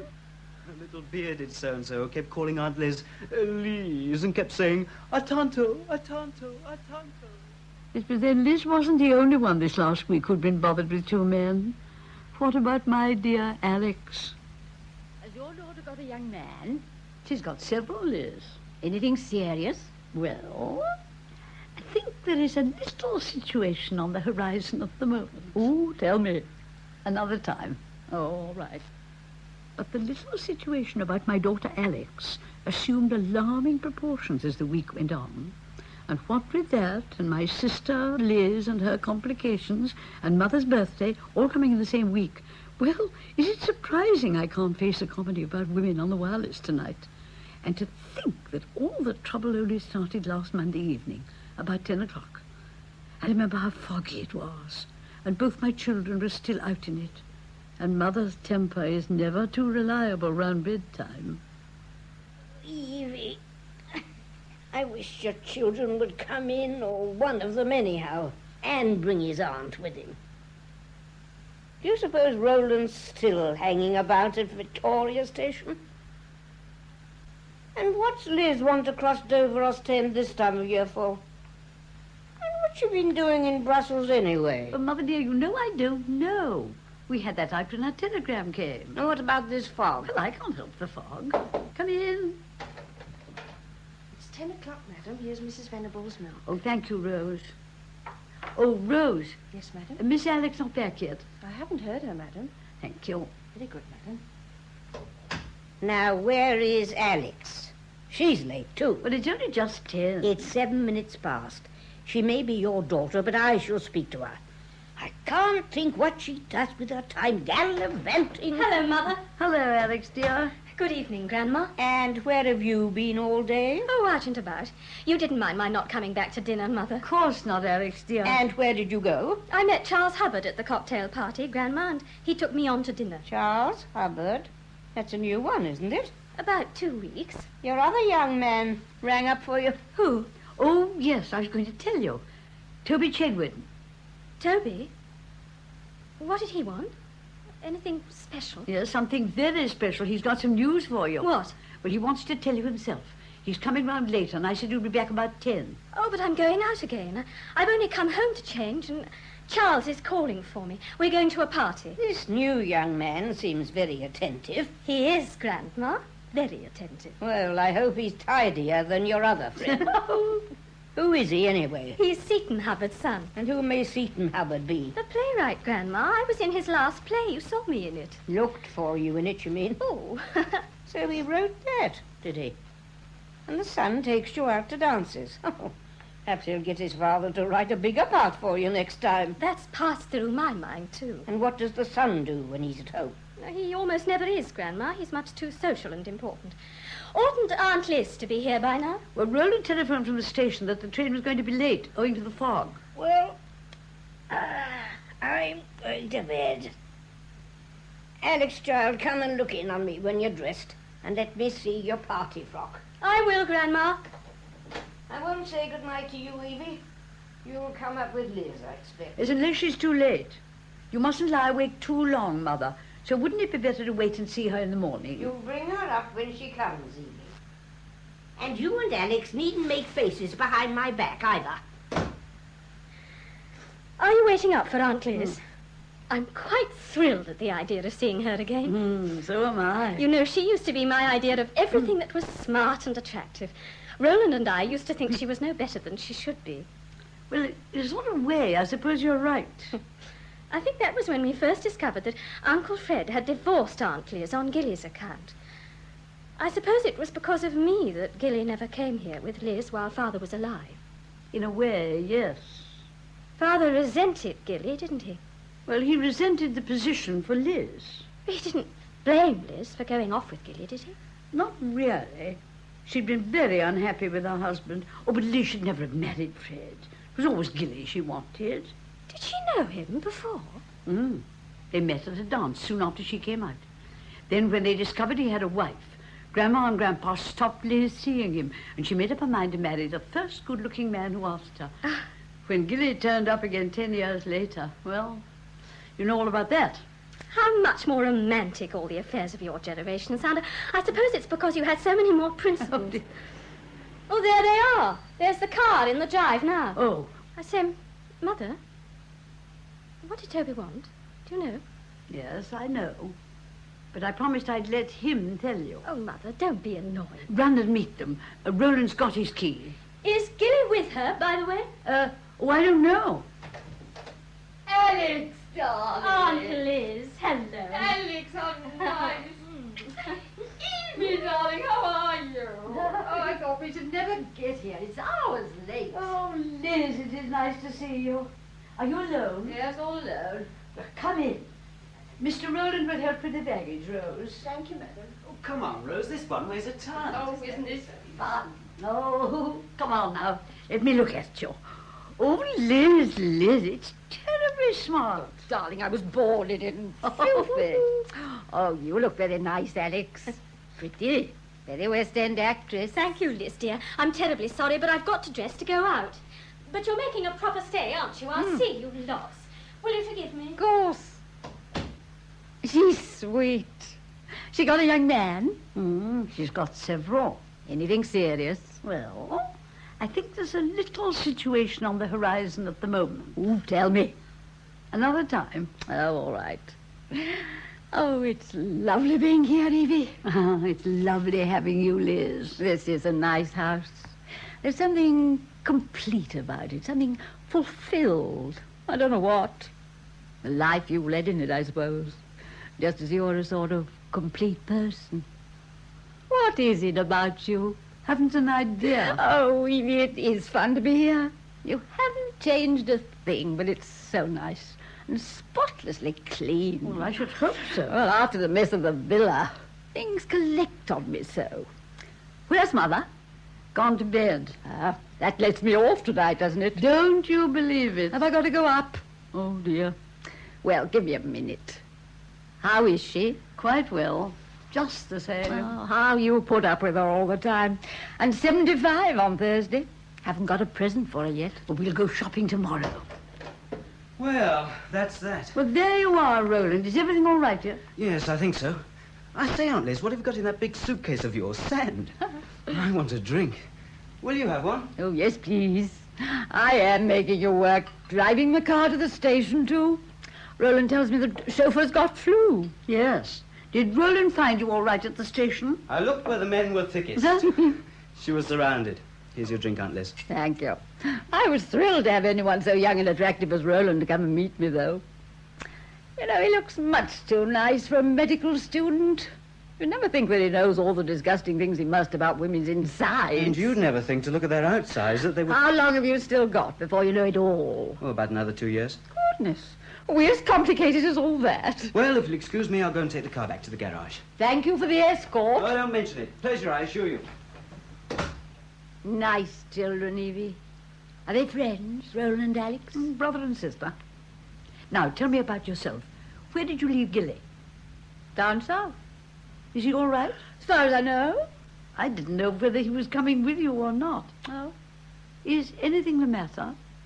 I've left him. What? I've left him. Oh, when? 2 weeks ago.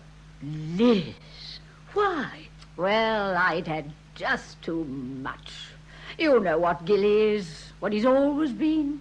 Women, well, they flatter him and he falls for it. He always says they don't mean anything to him. Well, if that's true, then why do it? What does it make me look like? And then if I complain, he tells me I nag him to death. Oh, Liz. Well, I do complain. We had a climax 2 weeks ago. Perfectly calm and reasoned. At least I was. It seems to me so obvious that if he cared for me, he wouldn't do it, knowing how I hate it. Well, he does do it, though he doesn't care for me. Well, that's all right with me. Don't you care for him anymore? I hate and loathe and despise him. Oh. It's true, Evie. Did you tell him you were leaving him? Yes. Well, what did he say? Swore at me and said good riddance. Well, I rather think it is for you. I know it is. Only wish to goodness I'd done it before. Years before, when his wife first said she wouldn't divorce him. I'm getting old, Evie. Oh, what rubbish. Isn't rubbish? Oh, look at me. What a sight I am. You look very nice.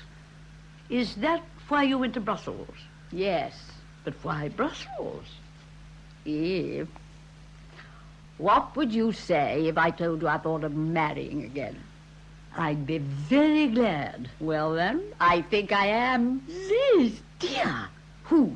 He's a Belgian, a widower. Are you in love with him? Oh, Eve, dear, you saw him.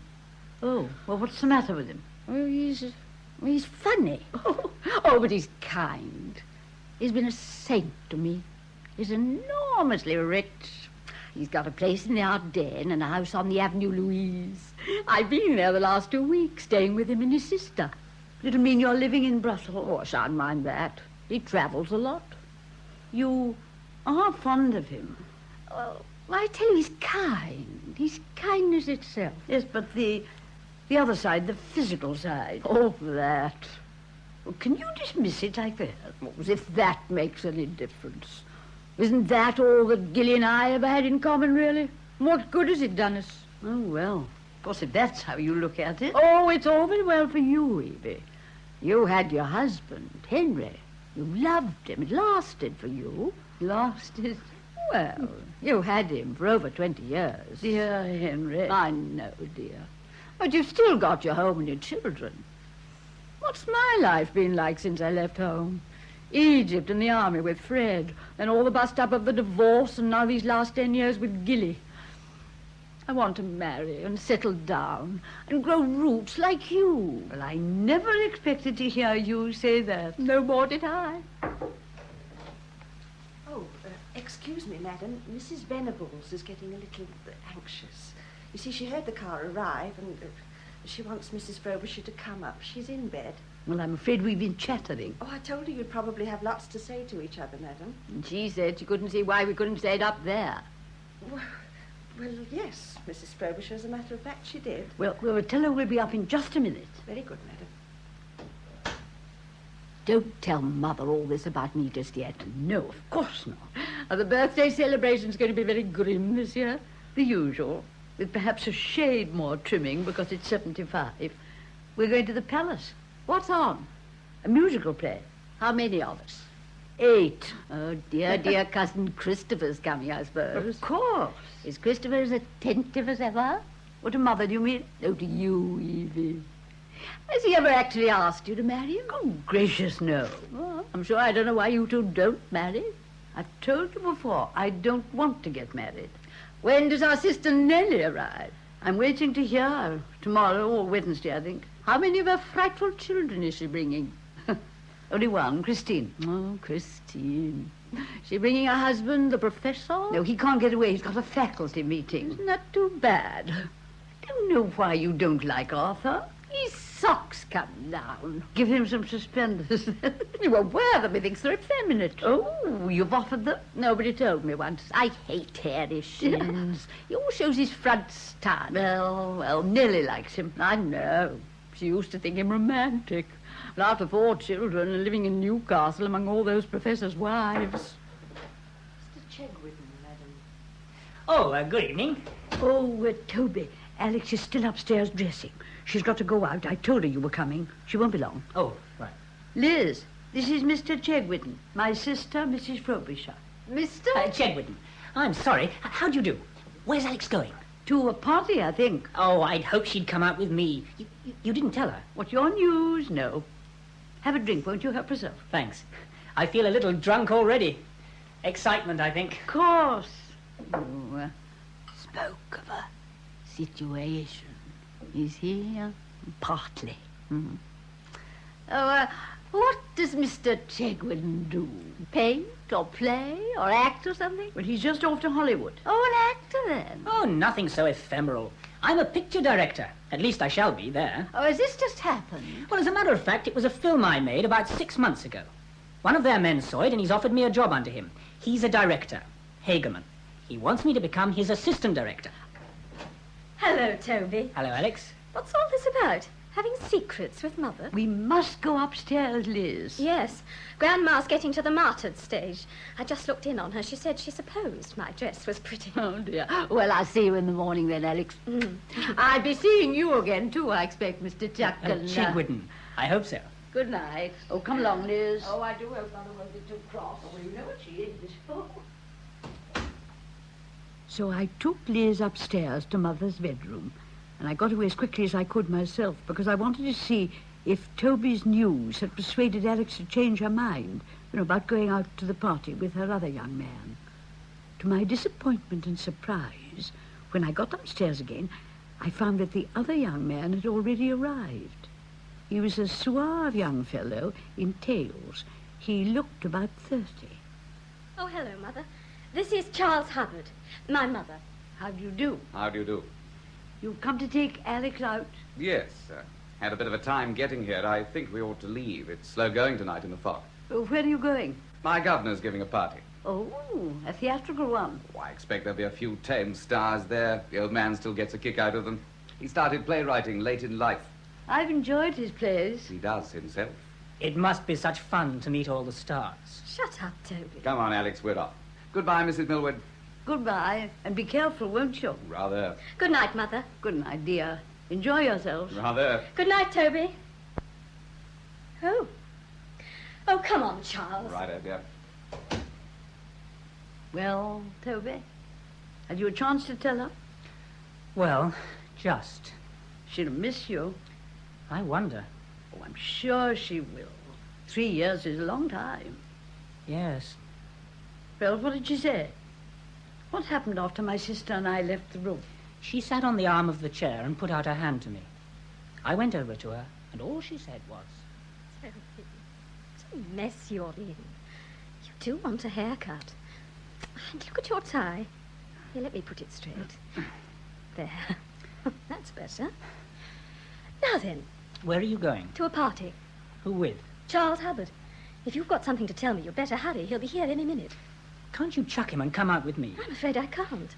That's a new dress. I know. Oh, Toby, don't be aggravating. What is it? Well, it's come. What has? A chance. Read this letter. What is it? It came this evening. Toby. What do you think of it? Oh, it's marvellous. You're glad? Yeah, I'm delighted for you. Oh. What's the matter? Found a snag? Oh, for me, not for you. What? Well, you're going away for 3 years. Do you mind that? Of course I mind. Well, then, that brings me back to what I was going to suggest. What? You're coming with me. What, Toby? No, I mean it, will you? Are you serious? Of course I am. We've always said we'd get married one day. Well, one day, yes. Well, today's the day. Or rather, sometime next week. Well, I think I can support you now on this, don't you? Yes, I suppose so. Well, then, Alex, won't you come? You know I love you, don't you? Well, you ought to. You and my work are the only things I do care about. Alex, us two together. Oh, Toby. You must give me time. Time? Give me a day to think about it. After all, Toby, I've got my life and my work. Well, just how important is your work to you? It is important. I know it mayn't seem like that to you, the way you've worked for yours. I'm nowhere near where you are, nor ever likely to be. I know that. But I am getting a foot in. Charles thinks there might be something in his father's new play for me. Oh. Not the lead, of course, but a real part. Oh, there is Charles. Look, won't you put him off and come out with me? I can't. Oh, really, I can't. Mr. Hubbard. Oh, hello. Have I kept you waiting? Fog's pretty bad. No, it's all right. Charles, this is Mr. Chegwin, Mr. Hubbard. How do you do? I'm all right. Good. Charles, would you like a drink? No, thanks. We ought to go. And then you came in, Mrs. Millwood, and Charles and Alex went out to their party, and... Oh, I oughtn't to have told you all this. Alex would be furious if she knew. Promise not to tell her. All right, I won't, Toby. Thank you. Well, good night. I must go now. Good night. Oh, and my congratulations. Oh, hello. Hello, good night. Oh, manners, manners, manners. Really, the young people of today. Oh, everything all right, Mother? Aunt Liz seems in very high spirits. Yes. By the way, Roland, did you notice anyone special at Victoria? Anyone with Liz, I mean. Oh, there was a little bearded so-and-so who kept calling Aunt Liz Elise and kept saying, "A tanto, a tanto." I thought so. Why? Oh, nothing. She told me she'd come over with a friend, that's all. What was he like? Oh, dear, flipping awful, I thought. Oh, by the way, when does Aunt Nellie arrive? Tomorrow or Wednesday. She's bringing Christine. Oh, that horrible child. I'm putting them in the spare room and Liz in Alex's. House full boards up for the next few days for the gathering of the clans. How frightful. You haven't a lot of family feeling, have you, Roland? I shall have a good deal less before the week's out. Well, as Roland put it, the gathering of the clans went on. And it was Wednesday when my sister Nellie arrived from Newcastle, bringing with her the child, the youngest of her four, Christine. And the less I say about poor Christine, the better.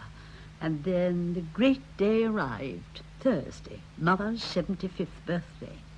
As always, there was a birthday lunch at which we all ate too much, in particular Christine.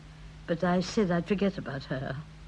And then in the afternoon, Toby Chegwin started phoning to talk to Alex. But as Alex was out with Charles Hubbard, we told him to ring about 6. But when he rang again on the dot of 6, Alex had still not come home, which was a little worrying. Anyway, the others went upstairs to get dressed, and I felt sure she'd make it in time. I was just on the point of going up myself when I heard the front door open. And as I didn't want to pass through the hall just at the moment when Alex and Charles were perhaps, saying goodnight, I waited till I should hear the front door close again. And that's the only excuse I can offer for eavesdropping as I did. Very peaceful. The lull before the storm. You don't know Grandma's birthday. It seems to cause a lot of fuss. Fuss is Grandma's middle name. There has to be a special birthday dinner every year. Oyster patties, asparagus, creamed sweetbreads, and roast pheasant. The old lady likes her food. We usually end with Christmas pudding. Good for Grandma. And she survived it for 75 years. Look, I'm sorry to have to push you out, Charles, but I must dash upstairs to get dressed. What time do you dine in this household? Do people go and dress at 6? On Grandma's birthday, dinner's at 6:30 sharp for the theatre at 7:30. Can she get through that menu in less than an hour? Just. She takes peppermints in a silver box for during the play. Wind? Wind. You know, this seems very unlike you, all this family stuff. I always pictured you as a bachelor girl. I wanted you to. You know, if one's got a home and a mother and a grandmother, it's apt to put men off a bit. I know what you mean. I felt it the other evening when Mother told you to be careful driving me in the fog. Oh, no, I thought your mother was charming. How long's she been a widow? 5 years. What was your father like? Mother adored him. You know, she ought to marry again, but I don't believe she ever will. Why not?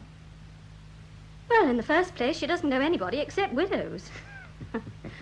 We've a barrister cousin called Christopher, who I've always thought has a crush on Mother, but she won't look at him except in the way of kindness. And anyway, I think Mother is a one-man woman. That's the best kind, really. Cheapest in the end. And now, you really must go. Oh, Charles, this evening is going to be so awful. 6 women and 2 men going to the theatre. Did you hire a charabanc? No, I forgot. Oh, you must let me arrange it for you next time. I've got a pull with the hare and tortoise bus line. You've got quite a lot of pull one way and another, haven't you? I'm trying to use some of it for you right now. How? With the governor, his new play. Oh, Oh, lovely. I'm dining at home tonight, specially on your account, to have it read to me and tell him how good I think you'd be in it. Will he listen to you? I can do a lot with the governor. It's terribly good of you. I'm like that. I appreciate it. Then do you feel like giving me a kiss? On account? On account of what? Well, let's say of the day when you won't shut me out quite so much. Oh, I'm sorry.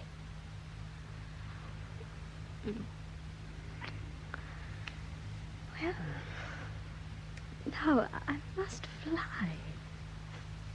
Goodbye, Charles. Goodbye, and I'll let you know how I get on tonight. Tonight? Oh, about me. Oh, I'm not building on it. I think you've got a pretty good chance. I've been paving the way. Good night. Be good. So Alex went upstairs, and I followed her. A little shamefacedly, I must admit. And a little while later, I heard Alex go down again, and I hurried with my dressing to get a word with her before the others all assembled for dinner. But when I went into the drawing room... Oh. Hello, Toby. I didn't know you were here. I just came round, Mrs. Millwood. I want... Alex, what's the matter? I think Toby's ill, Mother. Ill? What's the matter, Toby? Let me feel your forehead. My dear, you've got a temperature. Have I? Your hands are like fire. You rang, Madam? Oh, I did, Rose. Yes, Rose. Ask Mr. Rowland to come down and bring a thermometer with him. Tell him it's important. Very good, Madam. Alex, dear. Now, while we're waiting for Rowland, tell me what happened. Well, Rose told me he was here and waiting for me in the drawing room. I noticed Toby wasn't looking too well as soon as I came down. I say, Toby, you're looking awfully flushed. Are you ill? Ill? No. I've got a bit of a sore throat trying to get you on the phone, but I've been rushing. Doing what? Packing, mostly. Already? Why? Because I'm sailing on Saturday. What? The day after tomorrow. Toby, you said 2 weeks. I know, but Hageman's been cabled for. Starts a new picture Monday fortnight. Wants me with him, therefore. Toby! I know it's a bit sudden, but could you do it? Me? You don't expect me to come on Saturday? Well, that was the idea. You must be mad. Why? At 2 days' notice. Well, I'm doing it. But that's different. I don't see it. What is it? Charles Hubbard, after all. Not Charles himself. I see. But what he stands for, comfortable success, without any of the fun of having worked for it. I thought you liked the battle of getting there. I'm afraid of it. And you're not the girl I took you for. I'm sorry. I don't think I can. I've never seen this side of you before. I didn't think this was the real you. I thought I had the real you. But if that's just a... I say, I feel rather peculiar. I'm sit down for a minute. Toby, you're ill. Well, I do feel a bit odd. I've been doing too much. Could I have a drink? Of course. I'll ring for some brandy. I really do feel very strange. Then the door opened and you came in, Mother, saw how Toby was and sent for Rowland. I've got to go, you know, Mrs. Millwood, whether Alex comes or not. Yes, of course. I've got to. I've got to. You do keep this house hot, Evie. I hate central heating. I'm not... Oh, I didn't know you It's had... all right. This is Mr. Chedwin. He's not feeling very well. Oh, No. hello. Don't get up, Toby. This is my sister, Mrs. Fletcher. How do you do? Forgive the collapse. Oh, what's the matter? I should think it's flu. There's a lot about. Oh, I hope my Christine doesn't catch it. What's all this? Who wants a thermometer? Toby, dear, he's not well. Oh, what's the trouble? Oh, yes. You don't look too good. What do you feel like? Cat's meat, if you want to know. Yes, but how cat's meat? Have you got a headache? Sore throat? Got any pain anywhere? I just ache all over. Well, put this under your tongue. I always take the children under the arm. Well, that's one place, Aunt Nellie. You look very professional, Roland, I must say. Then perhaps you'll believe me now, Aunt Nellie, when I tell you that Christine ought to have her adenoids out. I hope my Christine doesn't catch this. Why? Has she been near him? No, but she... Oh, well, then, children don't catch things if they're healthy unless you rub their noses in them. Christine's not very strong. Only because you coddle her. Oh, yes. Now then, Toby. Let's have a look at your temperature. What is it?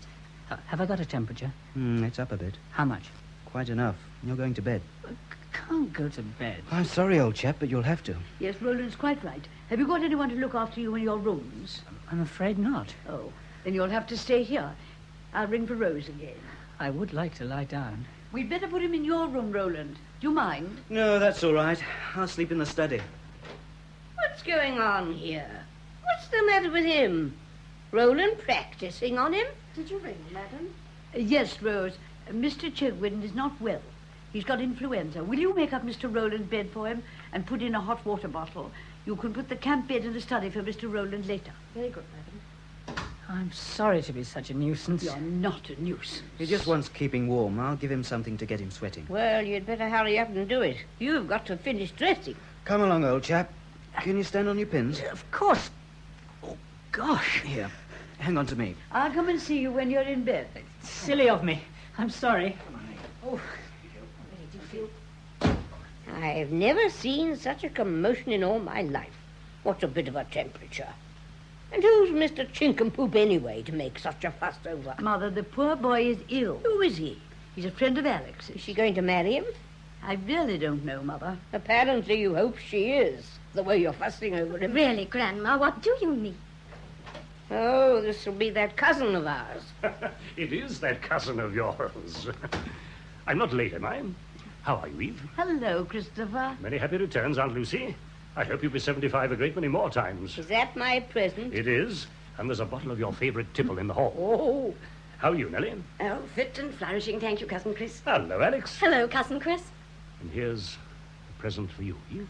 Oh, Christopher. Orchids, how sweet of you. You shouldn't. Don't be silly, Evie. You know you were expecting it. Well, I hope she was. I certainly regard it as my privilege. Hello, Christopher. Ah. You're looking very distinguished. Oh. I always feel you ought to be wearing a decoration. I don't know what I've done to deserve it, Liz. I think this night's work would earn it for you. Well, you know you're not looking so undistinguished yourself in that beautiful dress. Liz, is that what they call smart nowadays? Hope so, Mother. Oh, Evie, those flowers look lovely on you. Did Cousin Christopher bring them for you? Yes, he did. Oh, they are lovely, Evie. I can't wear flowers. They die on me. Flowers fade on flirts. Nearly, really. Well, here we all are, three sisters. Eve, do you remember when we were children coming down to breakfast in the morning? And how Oh, we used... yes. Good morning, Grandmama. Good morning, Grandpapa. Good morning, Uncle Joe. Good morning, all. Wonderful, Ridiculous. What nonsense. All right, I'll go. Hello? Hello, yes. Who is it that wants me? Who? Litchfield? Litchfield? Oh, isn't there a cathedral there? Gilly's father's one of the canons. Hello. Is he? Yes? Yes, this is Mrs. Millward speaking. Who is that? Oh, hello. Yes, she's here. I just see. Hold on. It's Gilly. I'll come. What's that? Gilly? I thought you'd left him down south. Hello? Gilly? What do you want? What are you doing in England? Your father? When? But Gilly, no, I can't. I'm engaged for lunch. I don't know. Gilly, I can't talk to you now. I can't. Yes, well, ring up in the morning. Yes, I will. Goodbye.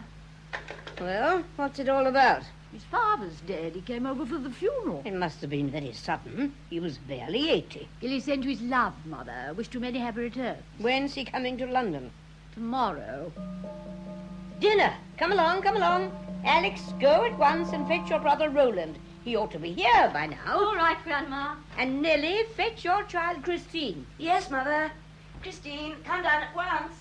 Now, come along, Liz. It's my party, and I'm not going to be kept waiting on my birthday. All right, Mother. Take my arm. Oh, dear, I wish we had a few more men in the family. Cousin Christopher, you must bring Evie in to dinner. With pleasure. Now, come along, all of you, or we'll be late for the theatre. Will you take my arm, Eve? Yes, Christopher. Take me in. You look tired, Eve. I've had a lot to do. Well, you look worried, too. Are you? A little. What about?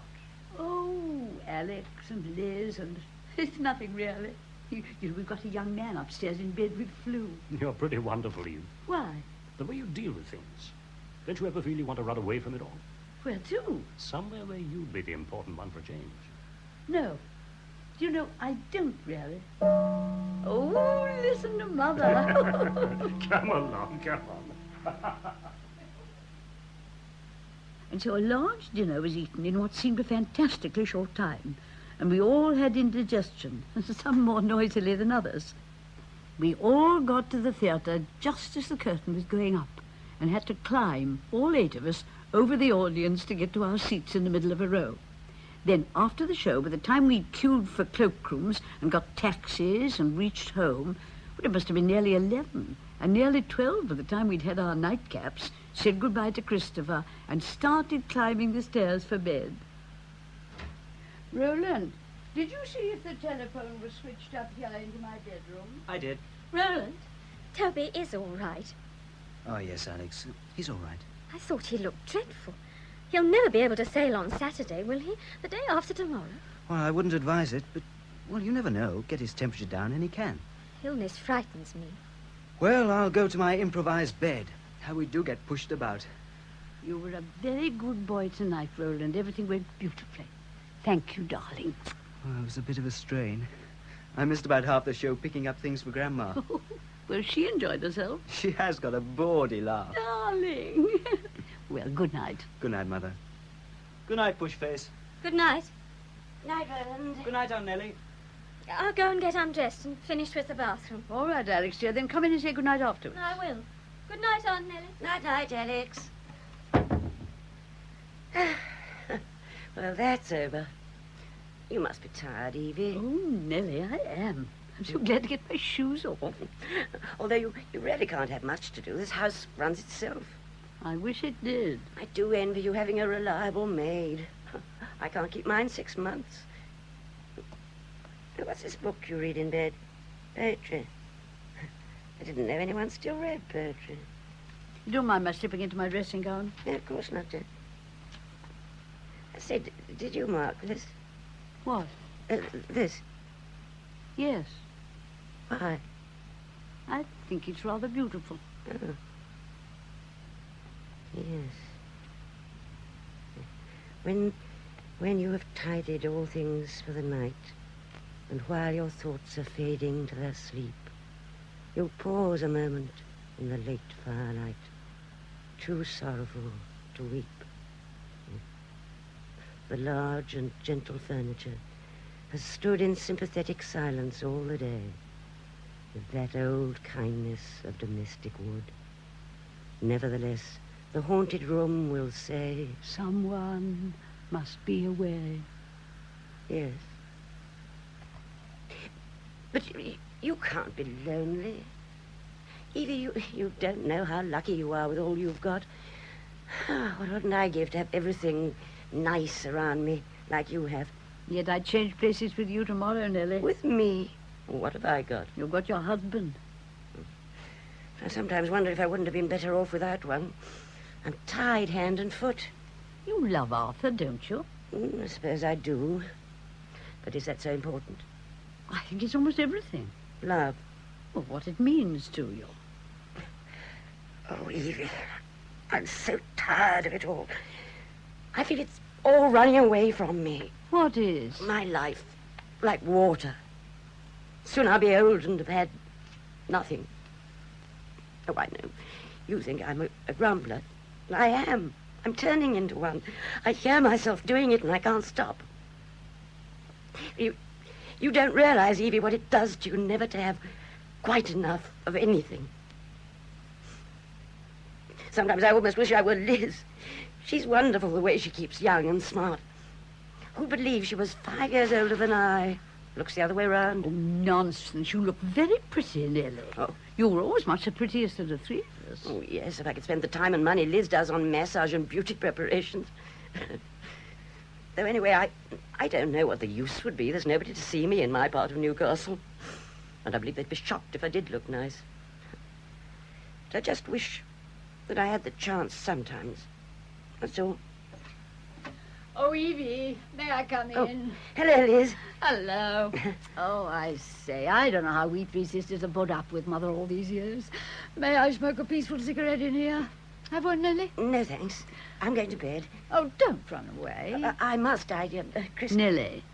Nellie, dear, why don't you take a good rest in the morning and have breakfast in bed? Oh, I'm so used to getting up at 8, I doubt if I should sleep. Besides, Christine will be awake. Good night, Liz. Good night. How nice your hair looks. Good night, Nellie, dear. Oh, good night, Evie. Good night, Nellie.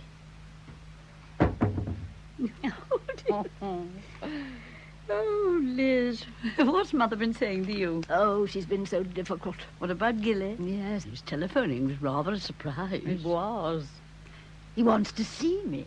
Oh, well, you won't, will you? Do you think I oughtn't? Well, don't you? I suppose I oughtn't. I don't see why I shouldn't, though. Would it be quite fair to Marcel? We needn't know. Oh, Liz, really? I'm lunching with Marcel tomorrow. I thought if I saw Gilly afterward... Have you any idea what he wants? You don't suppose he wants you back, do you? No idea. We wouldn't go back, would you? Oh, good heavens, no. Oh, Aunt Liz, I didn't know you were here. Oh, well, I must go to bed. I should probably lie awake for hours, but one's got to begin sometime. Good night, Alex. Good night, Evie. You've been very unhelpful. Good night, Liz, dear. Well, I'll say good night too, Mother. Oh, but don't you want to stay and talk? Talk? Yes. What about? Well, about yourself. Shut the door a minute. Come here. Toby's asked you to marry him. Yes. And you've refused him? Not yet. But you're going to? Oh, I don't know what to do. But wouldn't you like to talk about it? There's nothing to say. Oh, Mother, I wish you could help me, but I know you can't. But why do you feel that? I loathe myself so.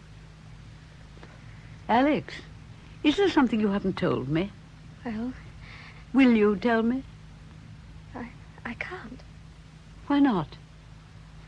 I don't want to hurt you. But, darling, you know there's nothing you can't tell me. Won't you tell me? Well, Toby and I... No, I can't. You've been lovers? I see. Oh, Mother, I'm so sorry. Well, why are you sorry? Well, don't you mind? I want to understand. Why did you? I don't know. You loved him? I think so. I don't know. Oh, he was sweet, and then there was opportunity. Oh, we were together all the time. There seemed no need to look ahead. It didn't seem wrong then. Well, does it now? Telling you, it does. Even if you love him? Or you did? Yes, but now that I've got to decide, suddenly and forever, I don't know. That's why I wish we hadn't now. It seems so big a thing. Well, isn't it? It didn't seem so then. Oh. Are you angry with me? If you mean that. You think I ought to marry him? Well, not if you don't want to. Really want to. Well, marriage means my whole life. I feel there's so much I might be missing. Such as? Well, a good time here. Success, perhaps. My own life, my job. What is your life but his life, if you love him? Besides, marriage is your job. Supposing it fails? Well, supposing your job fails. Are you still flirting with the idea of Charles? Well, a little. I have been. What he can give me. Toby knows that. He despises me for it. Well, I think he's right to despise you for it. You don't love Charles. You begin to make me doubt if you know what love means. Have you no capacity for caring for anything at all, except yourself? I do care for Toby. But not enough to make your life his life. I might as well say he doesn't love me enough to make his life mine. Why not? Because that's not the way things are. Because you're a woman. Oh, what's that got to do with it? Everything. Well, I think that's what being a woman means. To submerge yourself and everything you stand for in a man. To give everything to him? It isn't giving up. It's an exchange for something so much more enriching than anything you could have alone. And if he dies, what then? Well, then your life is over. Oh, really? To all intents and purposes. Darling, I know what I'm talking about. Is your life over? The best of it. Your father was my life. I couldn't have asked for better. But your life's so full. You're interested in things. You read, you're fond of music, you like to travel. No. Life for me, I think for most women, means more than that. It means existing in someone else and for someone else. Well, if you believe that, then you must believe in Suti. Oh, no. You can't do that. You have to live your life out. Why, if your life's over? Because I think there's another kind of life that comes from inside you, after your own life is done. After your married life, you mean? After your own personal life. It comes from what you've made of it, almost like a reflection of it. But without it, you wouldn't be complete. Can you understand that? Yes. If you've the capacity. Oh, Mother. Alex, my darling. No, now, there, never mind. Oh, Toby, what are you doing here? I can't sleep. I had to come. I was too hot. Yes, but you've got to keep warm. You've got to go back to bed. I can't. It's too hot. You must have something round you, Alex. Go and get Roland's dressing gown. Mother, is he all right? He's all right, he's all right. Do as I say. Yes, all right, Mother. Oh, I've got to get that boat. Boat? She's sailing. I mustn't miss her. But she isn't sailing today. Isn't she? Oh, what is today? Thursday. Are you sure? I thought... You sure she hasn't sailed already? No, of course not. You don't mind my being here? No, but you must go back to bed soon. Oh, it's too hot. Here's his dressing gown, Mother. Give it to me, Alex. Now, Toby, I want you to put this on. I don't want to. It's too hot. No, it's not hot. It's a nice, cool dressing gown. Lovely and cool. There it is. Now the other arm. Now see how nice and cool it makes you? Yes, you're right. It is cool. Well, won't you let me take you back to bed now? I'll have that made cool for you, too. Will you? You won't let me miss the boat, though, will you? No, of course not. Oh, well, that's all right, then. Alex mustn't miss it either. She's coming, you know. I think she wants to bring a party. I believe I told her she wasn't to. Only you tell her she can. Who, me? Yes. You tell her she can bring anyone as long as she comes. We can get rid of them later. Only she's got to come. Tell her for me, will you? Yes, I'll tell her. You'll keep that other chap out, won't you? Yes, of course I will. I don't want him. You know, Alex is awfully sweet, really. She's silly sometimes, but that's because she's so young. Toby. It's all right, Alex, all right. I'm holding him safe. I'll take him back to his bed now. Ring up Dr. Mackenzie at once and tell him to come round. Tell him what's happened. Yes, Mother. I went upstairs with Toby, calling Roland out of his bedroom on the way. Then Roland took charge of things for me and said he would wait with Toby until Dr. Mackenzie arrived. He told me not to worry and go back to bed. As I went downstairs again, I could hear Alex on the phone. Let me see, the telephone rings in Mother's room at night. No, she's not here. What is it? What's all right? The play? Oh, yes. Alex! Only things are a bit difficult here. Do you mind if I ring off now? Yes, all right. Tomorrow morning, 10:30. I'll be there. Goodbye. Who was that on the phone? It was Charles. He wants me to... But I told you to phone up Dr. Mackenzie. What do you mean? I was just going to, Mother, when Charles phoned me. Oh, well, give me the phone quickly. I'll ring Dr. Mackenzie. Oh, Mother, it was so awful. I've never seen anyone like that before. Toby didn't know who I was. Alex, pull yourself together. He's all right. He'll be all right. Oh, Mother, he's not going to die, is he? He's not going to die. Oh, she's not going to die. Don't be silly. Hello. Is that Dr. Mackenzie? Yes, this is Mrs. Millward speaking. Millward. Avenue Road, St. John's Wood. Yes. Doctor, could you come round here? It's a friend of ours. He's running a temperature with influenza. He just got up and had a slight collapse. Yes. Oh, thank you, Doctor. As soon as you can. He's coming. Oh, what shall I do? What shall I do? Alex, I think you might stop being a hysterical child and try and make an effort to control yourself and behave properly. I've had just about as much as I can stand today. I'm sorry. I'll try. I'll be good. All right now? That's it. Well, I'll go down and boil a kettle.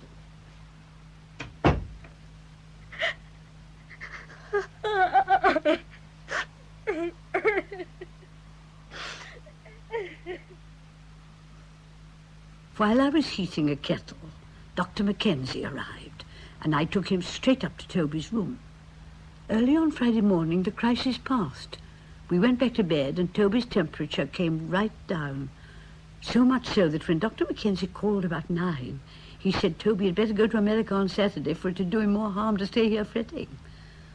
So round about lunchtime, while Roland stayed at home to look after the patient and get him up for tea, I went round to his flat and packed for him.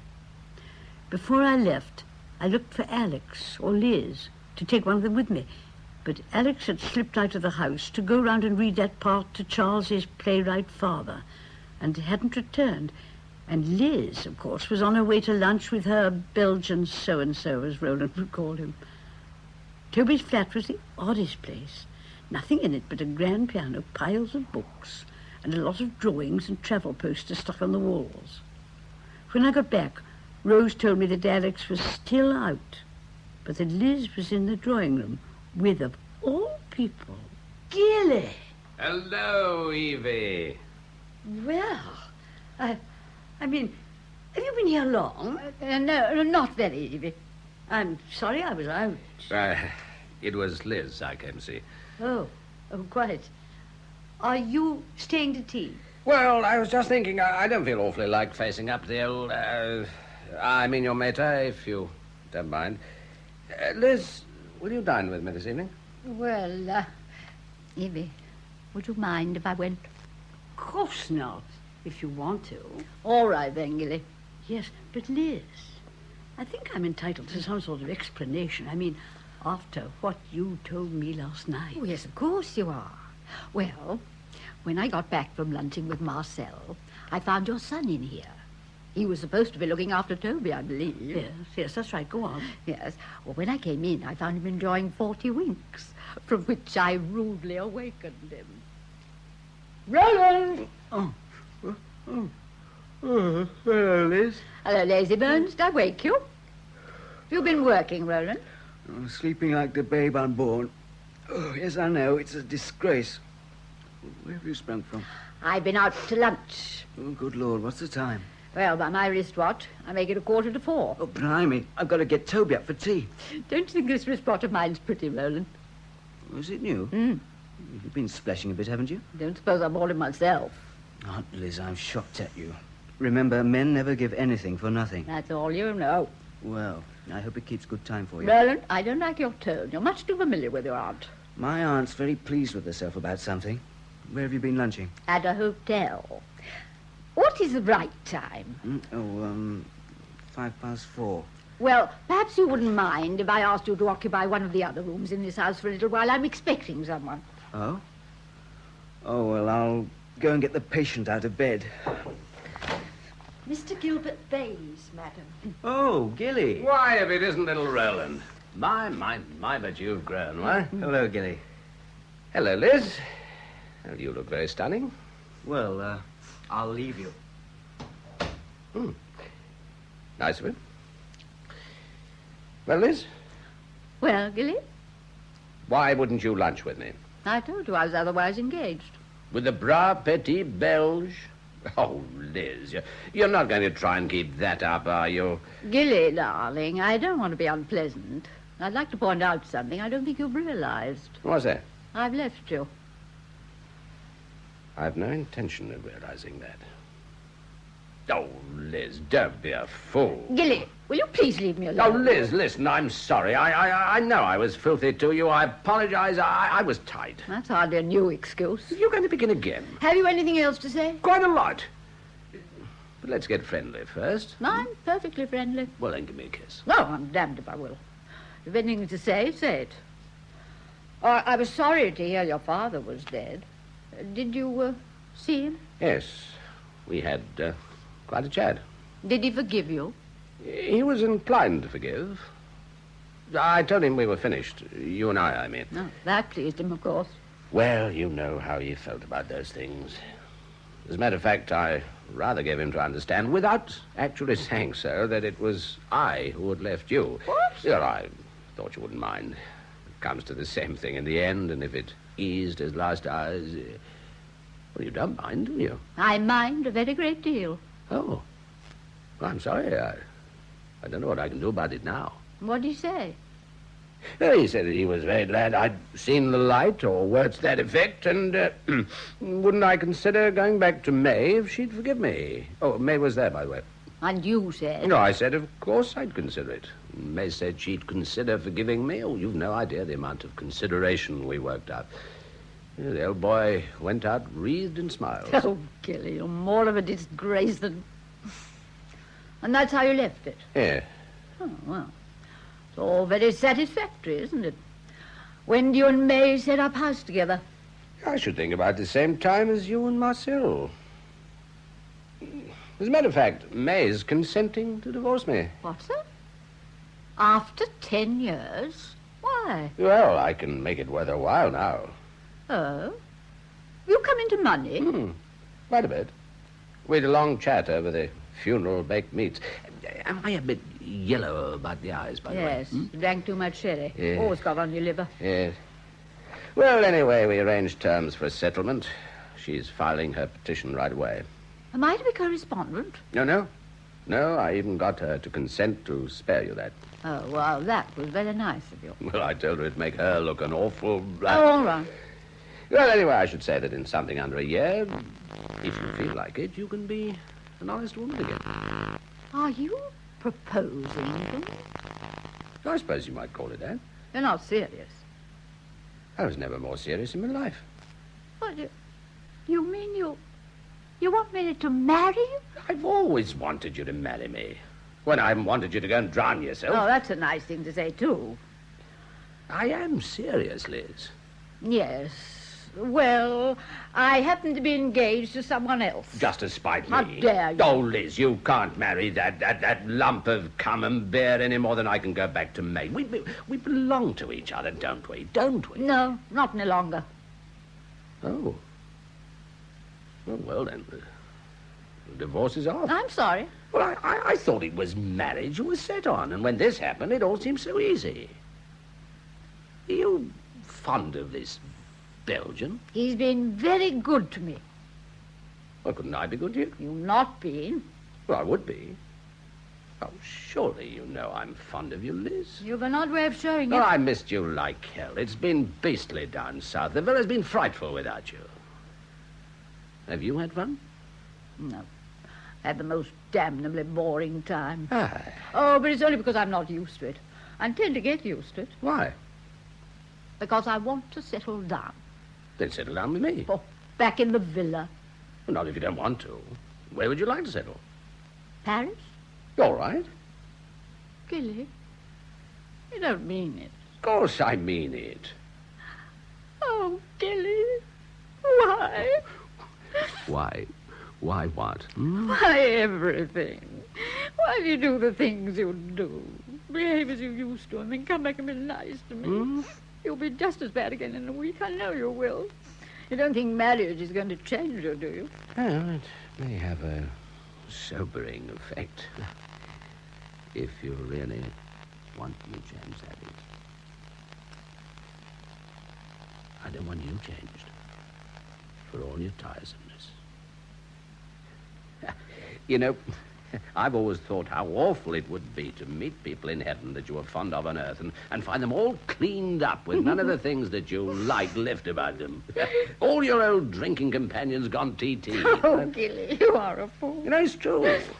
If you were sweet and gentle and uninteresting like Evie, do you think I'd still want you, even though she's got a far better character than you have? Why do you want me? Because you make me laugh and you smell nice. Oh, Gilly. And then you came in, Evie. I see. And now you're off to have dinner with Gilly. And what about Marcel? Oh, my goodness. Poor Marcel. Oh, come on, Gilly, quick. While we're having dinner, you can think that one out for me. Well, I say goodbye, Evie, and take good care of yourself. You're looking a bit washed out, you know. I'm tired. See, Liz, I've been packing Toby's things. Do you like that boy? Yes, I do. He's got a kind of courage and determination. Oh, here's Roland, bringing him downstairs now. Easy does it. That's it, Toby. Jump the last dozen stairs. Here we are. Oh, hello, Toby. Hello. This is splendid. Gilbert, this is Mr. Chegwin, Mr. Bates. How do you do? How do you do? Come and sit down, Toby. There's a good fellow. How do you feel? Oh, a bit like blotting paper. I know. Well, take it easy. Well, so long, Evie. I'll be seeing you. Do take care of yourself. Come along, Liz. Hello. You've got a new tick-tick. Yes, it's on that row. Have to go back now. Your things are all in the hall, Toby. Thanks. I've arranged to have your books packed and sent off to you. And I really can sail tomorrow, Roland. You're not just kidding me. Sure thing. You see, Mother, Mackenzie came again after you went out.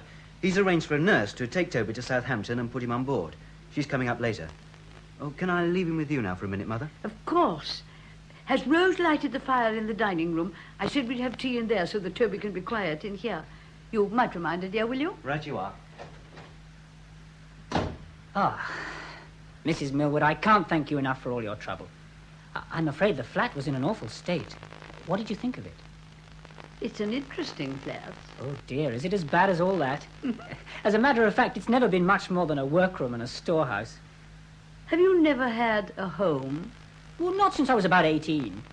I don't know that I've missed it, although being here has made me realize a lot of things. For instance? Well, differences between me and Alex. My life has been pretty well nothing but work and keeping going, with no sort of background to it. You've done marvelously. Imagine where Alex is. Roland said she went to read a part. But that was this morning. Well, I expect she went out to lunch or something. Well, she should have come back. Oh, I don't know. Has Alex hurt you? No, of course not. Why? I wondered. You see, she told me that you'd asked her to marry you.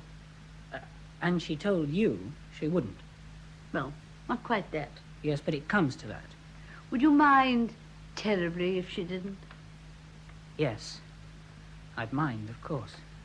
But I've sort of been getting used to the idea today. You see... Oh, there you are, Alex, dear. Yes. Toby, you're up.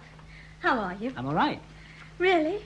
Are they going to let you sail? Apparently. Tomorrow? Yes. Huh. Well, how did you get on? Get on? Well, you're reading. Oh, yes, I forgot. Well, how did it go? Oh, all right. I think I can have the part if I want to. What have you been doing, Mother? Is anything the matter, Alex? I don't think so. What have you been doing since? Oh, shopping. Charles Hubbard rang up for you at lunchtime. Oh? He said, would you ring him when you got in? He's asked you and me to go with him to that first night next Wednesday. I thought it's very nice of him. Can you go? I don't know. No, I don't think I can. Oh. Well, if you'll stay with Toby for a little, I'll go and get ready for tea. Yes, of course, Mother. And that was the best I could do at making a tactful exit. Because I could sense that Alex had something on her mind, and something that she wanted to tell Toby, which she didn't want me to hear just then. I looked into the dining room where Rose had lit the fire and where she was busy laying the tea. While I stood talking to her, I heard Mother go banging downstairs and stumping across the hall And as I feared, she went straight into the drawing room. And it wasn't very long, I'm sorry to say, before I heard voices raised and high words. Oh, there you are, Evie, and about time, too. What on earth's the matter? I'm afraid, Mother, I've been rude to Grandma. Oh, I'm sure Alex didn't mean... Alex didn't mean. I come in here and find her carrying on with this half-dressed young man. You may be interested to know, Grandma, that I'm going to marry this half-dressed young man. Oh, Alex. I'm sorry, Mother. I didn't mean to tell you like this, but it's true. I'm going with Toby to California, and what I was doing all this afternoon was getting my ticket and collecting my passport. What is all this about? Will someone tell me at once? Toby's going to America, Grandma, and I am going with him in the morning. In the morning? And when do you propose to get married? I really don't know, Grandma. On the boat, if we can, or when we get there. That doesn't seem to me to be very important. Oh, really? Evie, are you going to stand there and listen to such wicked nonsense? I don't know that I think it is nonsense, Mother. Well, I do. I never heard such a thing in all my born days. Have you gone stark staring mad? Your own daughter tells you that she's going off to America with goodness knows what kind of a young man. And it doesn't matter whether she gets married or not. Oh, no, she didn't mean that. I'm not so sure. But please don't go on like this. Mother, Alex is old enough to get married if she wants to, and I'm very glad she does.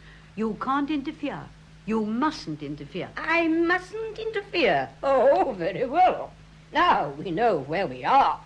Oh, my own daughter turns against me. Grandma, will you please stop making a scene? A scene! A scene! And you let her speak to me like that, Evie? Please don't go on like this. Please, all of you. This is what comes of her bringing Look up. what you're doing Dancing to at night That's all right, clubs, Toby. Hold going on on to me. the stage, Mother, take dancing Grandma about away. with ragtag and bobtails. Mother, for God's sake, and take it's your Grandma fault, away. Evie. You've encouraged her. Take I her told away. you before. Let her go. Mother suddenly took herself away, up to her bedroom, and we didn't see her again that day. She rang for Rose, who took both her tea and her dinner upstairs to her. Toby was none the worse for the excitement, and ended by joining us for a quiet tea, which we all took rather guiltily in the dining room. Final arrangements were made for the early start on Saturday morning, and we all decided to have an early bed, where I'm sure, especially after Thursday night's lack of sleep, we all slept like logs. Certainly the last thing I remember was the grandfather clock on the corner of the stairs, with that old kindness of domestic wood, ticking away the hours and striking 10. Good morning, madam. Come in, Rose. Good morning. 7 o'clock. Here's your tea. Oh, madam, you're up early. Well, I've just been in to see Mrs. Venables. How is she this morning, madam? Surprisingly full of smiles, thank you, Rose. Oh. Shall I draw your curtains, madam? Yes, please, dear. Still dark outside. Oh, did you call Mr. Rowland? Oh, he's been up a long time, madam. I heard him go into Mr. Checkwitten's room soon after 6. Oh, good. He's going to the station with them. You'll be wanting your heavy coat, won't you, madam? It's cold out so early. I'm not going to the station, Rose. Oh, aren't you, madam? No, Miss Alex said she'd rather I didn't. I think she's quite right. Well, I expect she'll have enough to do looking after Mr. Checkwitten. Do you think he ought to go, madam, looking like he did last night? It's a responsibility taking him so far. I think he'll be all right. Morning, Mother. You're up early. Can I come in? Yes, of course. Good morning, Rose. Good morning, miss. Did you get some sleep? Yes, lovely. 8 hours. Nobody was more surprised than I was. Oh, I'm glad, miss. Well, how do you feel, Alex, dear? Fine. Awfully calm, really. It's sort of funny inside when I think about it. But awfully important, too, as if I'd been put in charge of something. The War Office, perhaps. Mother, you don't mind, do you? Well, I don't pretend I like you going away from me, but otherwise I'm very glad. You're responsible for it, you know, making me take the plunge. Oh, but I told you that last night. Darling. Oh, it wasn't only what you said, but when I saw you with him, treating him as if he were one of us, like Roland and me, I mean, it did something to me. I kept reliving that scene in here. Do you know, in a funny way, I felt jealous of you.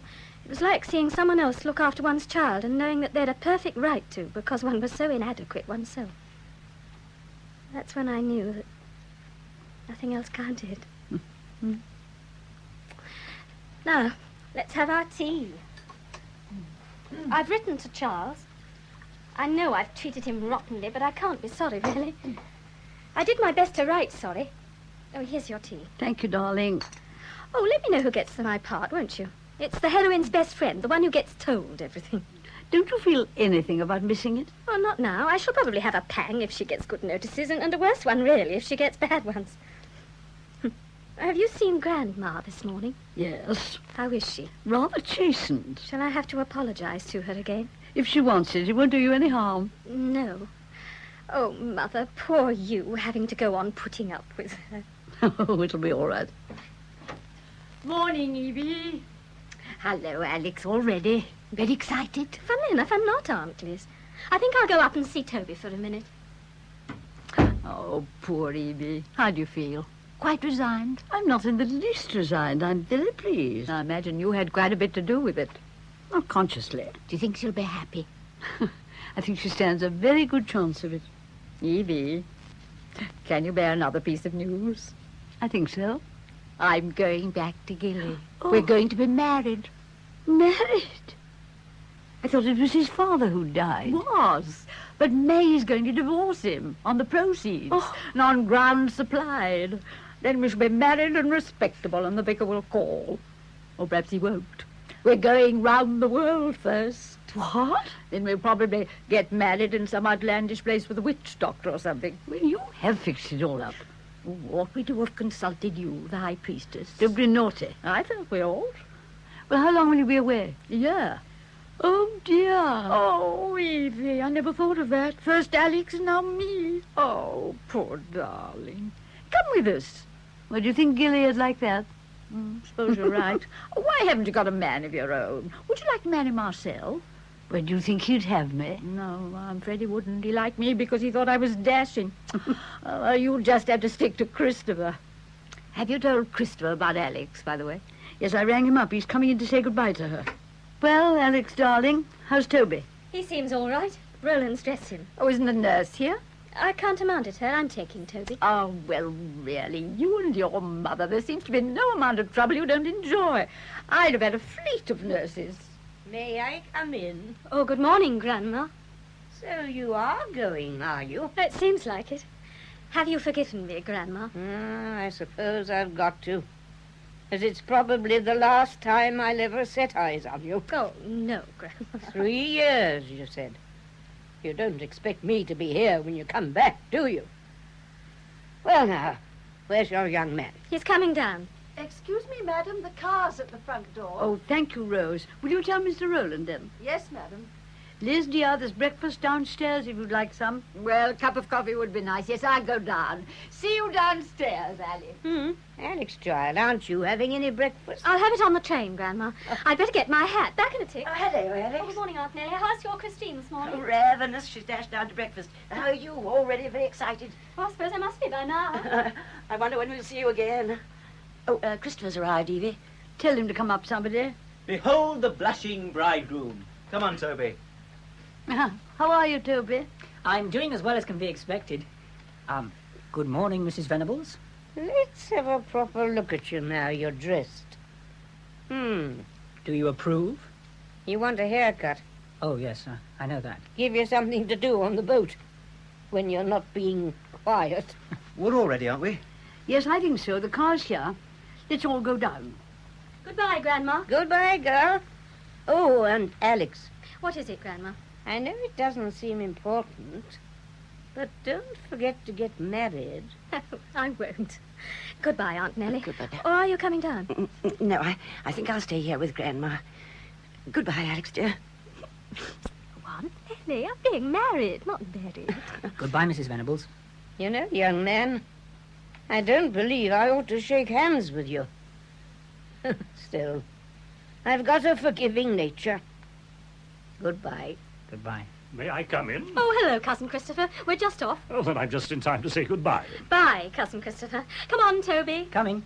Goodbye, sir. Goodbye, Toby. Take care of her. I will, sir. Come on, on, Toby. Coming, Alex. Mother?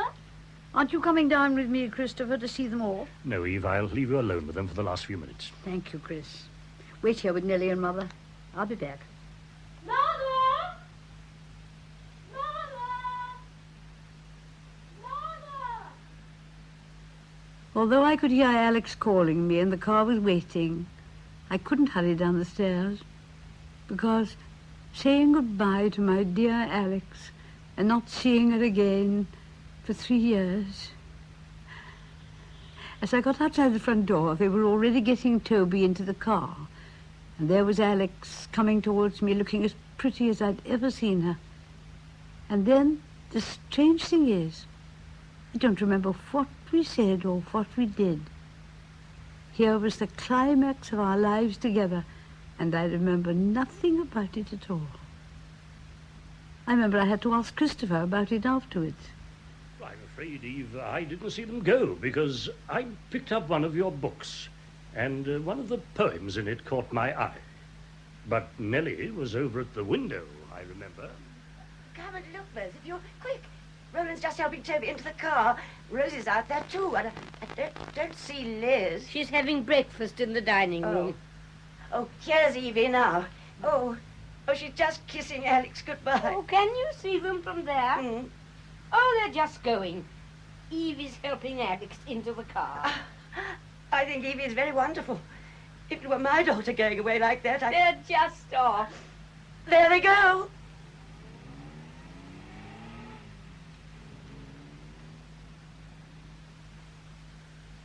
Well, I think I'll go back to bed. Goodbye, Christopher. Oh, you're reading? Oh, I'm sorry, Aunt Lucy. What did you say? What you wanted to get up at the crack of dawn for, I can't imagine. Can't you, Aunt Lucy? Nellie, what are you crying about? I'm still alive? The old lady's very bouncing this morning. She likes a bit of excitement. Quite an upheaval on the distaff side. You're a nice one to talk, Christopher, you selfish old bachelor. Oh, so that's what you think of me, Nellie, is it? What are you so busy reading? Oh, that's Evie's favourite poem. Is it? Mm. You bend your head and wipe away a tear. Solitude walks one heavy step more near. Oh, there you are, Evie. All right. Yes, of course. Well, I must go down to Christine before she spills the coffee all over herself. Mm. Nice poem, that. Yes, it is. Sweet of you to come this morning. I wanted to. Has this hit you very badly, Eve? I don't think so. You're good at being lonely. I'm not really lonely. I always think of you as that. Well, that's where you make a mistake. Loneliness means there's something you want, some companionship you're looking for. And you're not? No. Perhaps if instead of loneliness, I called it, as in the poem, solitude. Mm-hmm. That's different. Couldn't I do something about that? No, Christopher. It's sweet of you. But that's something that just happens to one. And there's a kind of peace in it, really. That's what makes it different from loneliness. Loneliness aches. I believe you think of me as being unhappy. I'm not, you know. I think of you as being very lovely. Mm-hmm. That's dear of you. I've tried to let you know that. Wouldn't you marry me and let me help your solitude? Christopher, I couldn't. I'm terribly, terribly sorry, but I couldn't. I like you, you know that. I'm deeply fond of you. But marriage and all it means is something different. That couldn't happen twice for me. I wouldn't expect it to be the same. Even so, it just wouldn't be possible. I'm sorry. You're not angry with me? No. I've always known it, really. You come and see me just the same? Of course. I love being with you. Oh, and I with you. Would you like me to get along now? if you wouldn't mind. May I come in this afternoon? Oh, please do. Goodbye, my dear.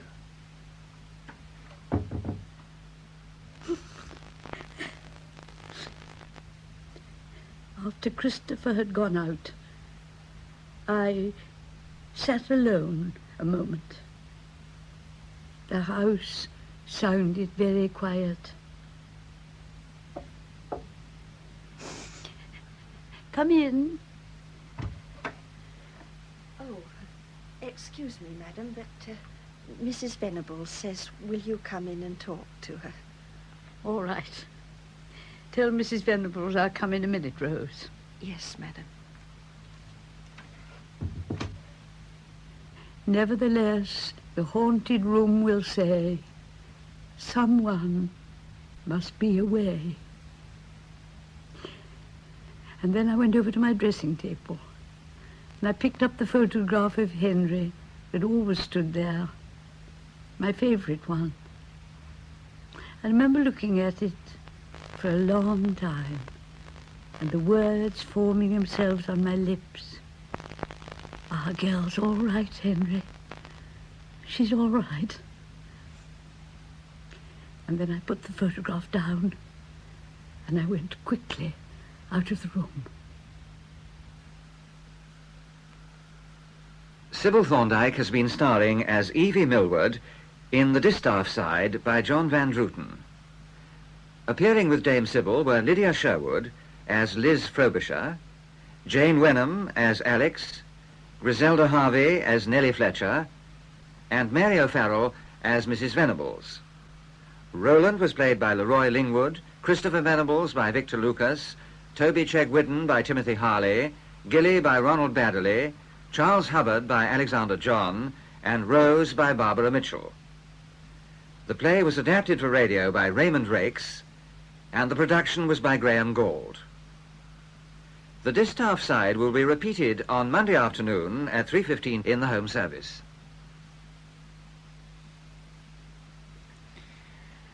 Late night broadcasting this evening includes a word in Edgeways at 10:10 in the home service. On BBC One, there's a repeat of the science fiction series Out of the Unknown, taken from BBC Two.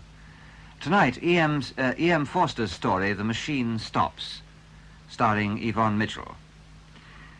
Now from science fiction to the midnight movie on BBC Two, which starts at 10 to 12. Tonight, a Stanley Kramer production, Home of the Brave, starring Lloyd Bridges and Frank Lovejoy. A story about 5 soldiers with different backgrounds on a special mission behind Japanese lines during World War II. Now here's the weather forecast for tomorrow. Over the southeast of Scotland, eastern and southern England, the Midlands and eastern parts of Wales, it'll continue mainly dry, though with a good deal of cloud for much of the day. Bright intervals are, however, expected. In western Wales, Northern Ireland, northwest England and southwest Scotland, it will be generally cloudy, and there will be a little drizzle in places with hill fog over the high ground, especially early and late in the day. A few bright intervals may occur during the afternoon. The northern parts of Scotland are expected to remain cloudy throughout tomorrow, and there will be some rain or drizzle at times, especially in Orkneys and Shetlands, where rain may be rather prolonged. Despite the rather large amounts of cloud over much of the British Isles, temperatures will be near or rather above the normal for mid-April. Outlook for Monday and Tuesday: some further rain at times in the north, but mostly dry in southern districts with some sunshine. Temperatures will be near the seasonal normal.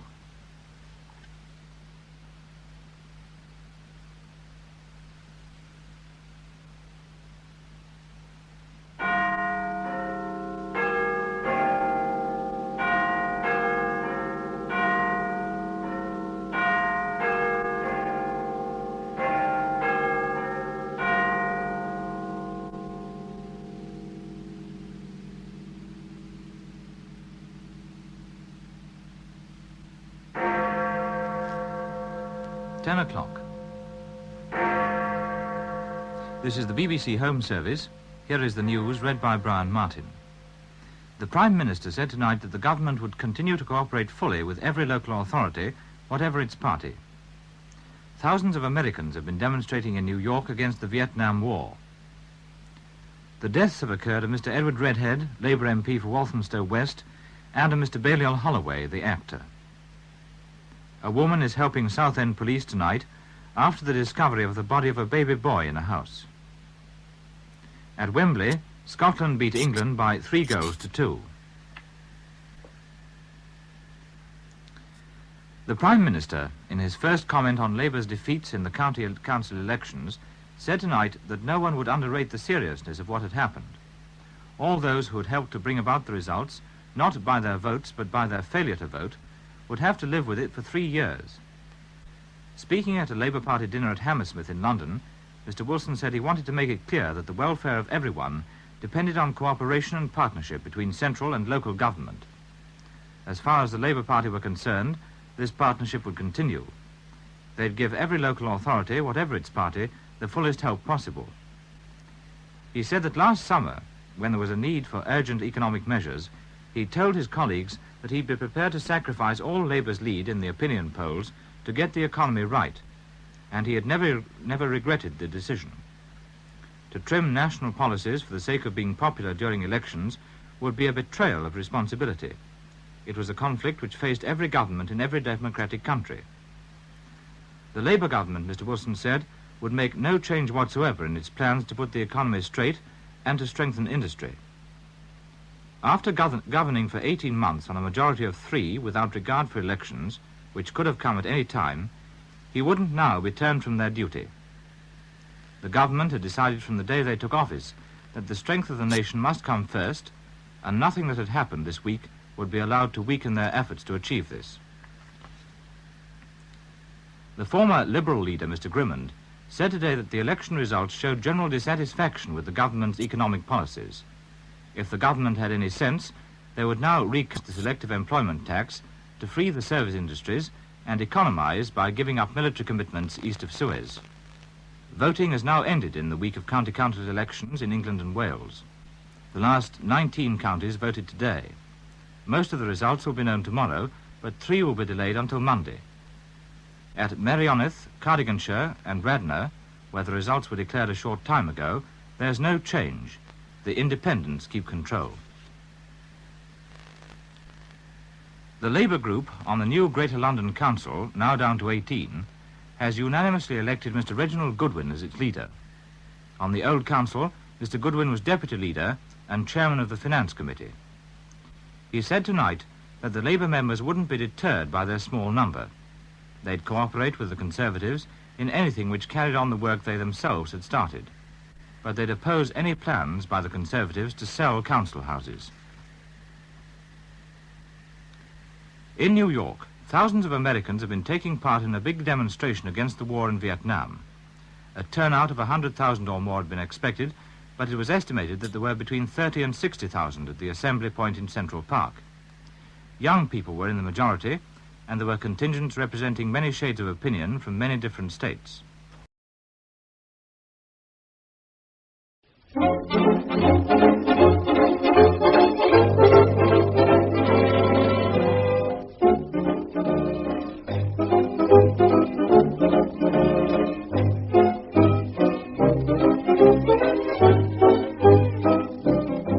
Paul Schofield plays Gary Essendine in this new production of Noel Coward's Present Laughter, with Vanilla Fielding, Miriam Margulies, Joy Parker, Patricia Routledge, and David Timpson. Present Laughter.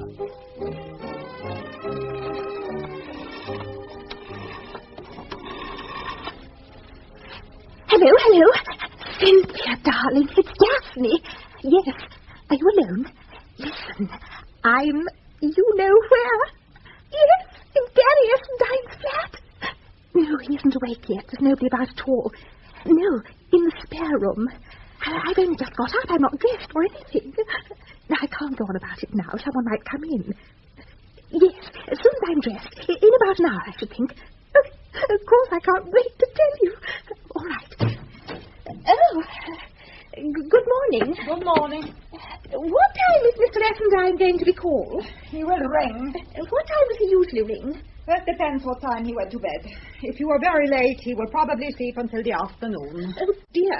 Couldn't you call him? Alas, no, we can never call him. Well, do you think I could have some coffee or orange juice? I will see. Or something. Oh, dear. Whoops, excuse me. Don't worry, Brad. Good morning. Good morning, miss. I suppose you're Mr. Essendine's butler. That it, miss. Name's Fred.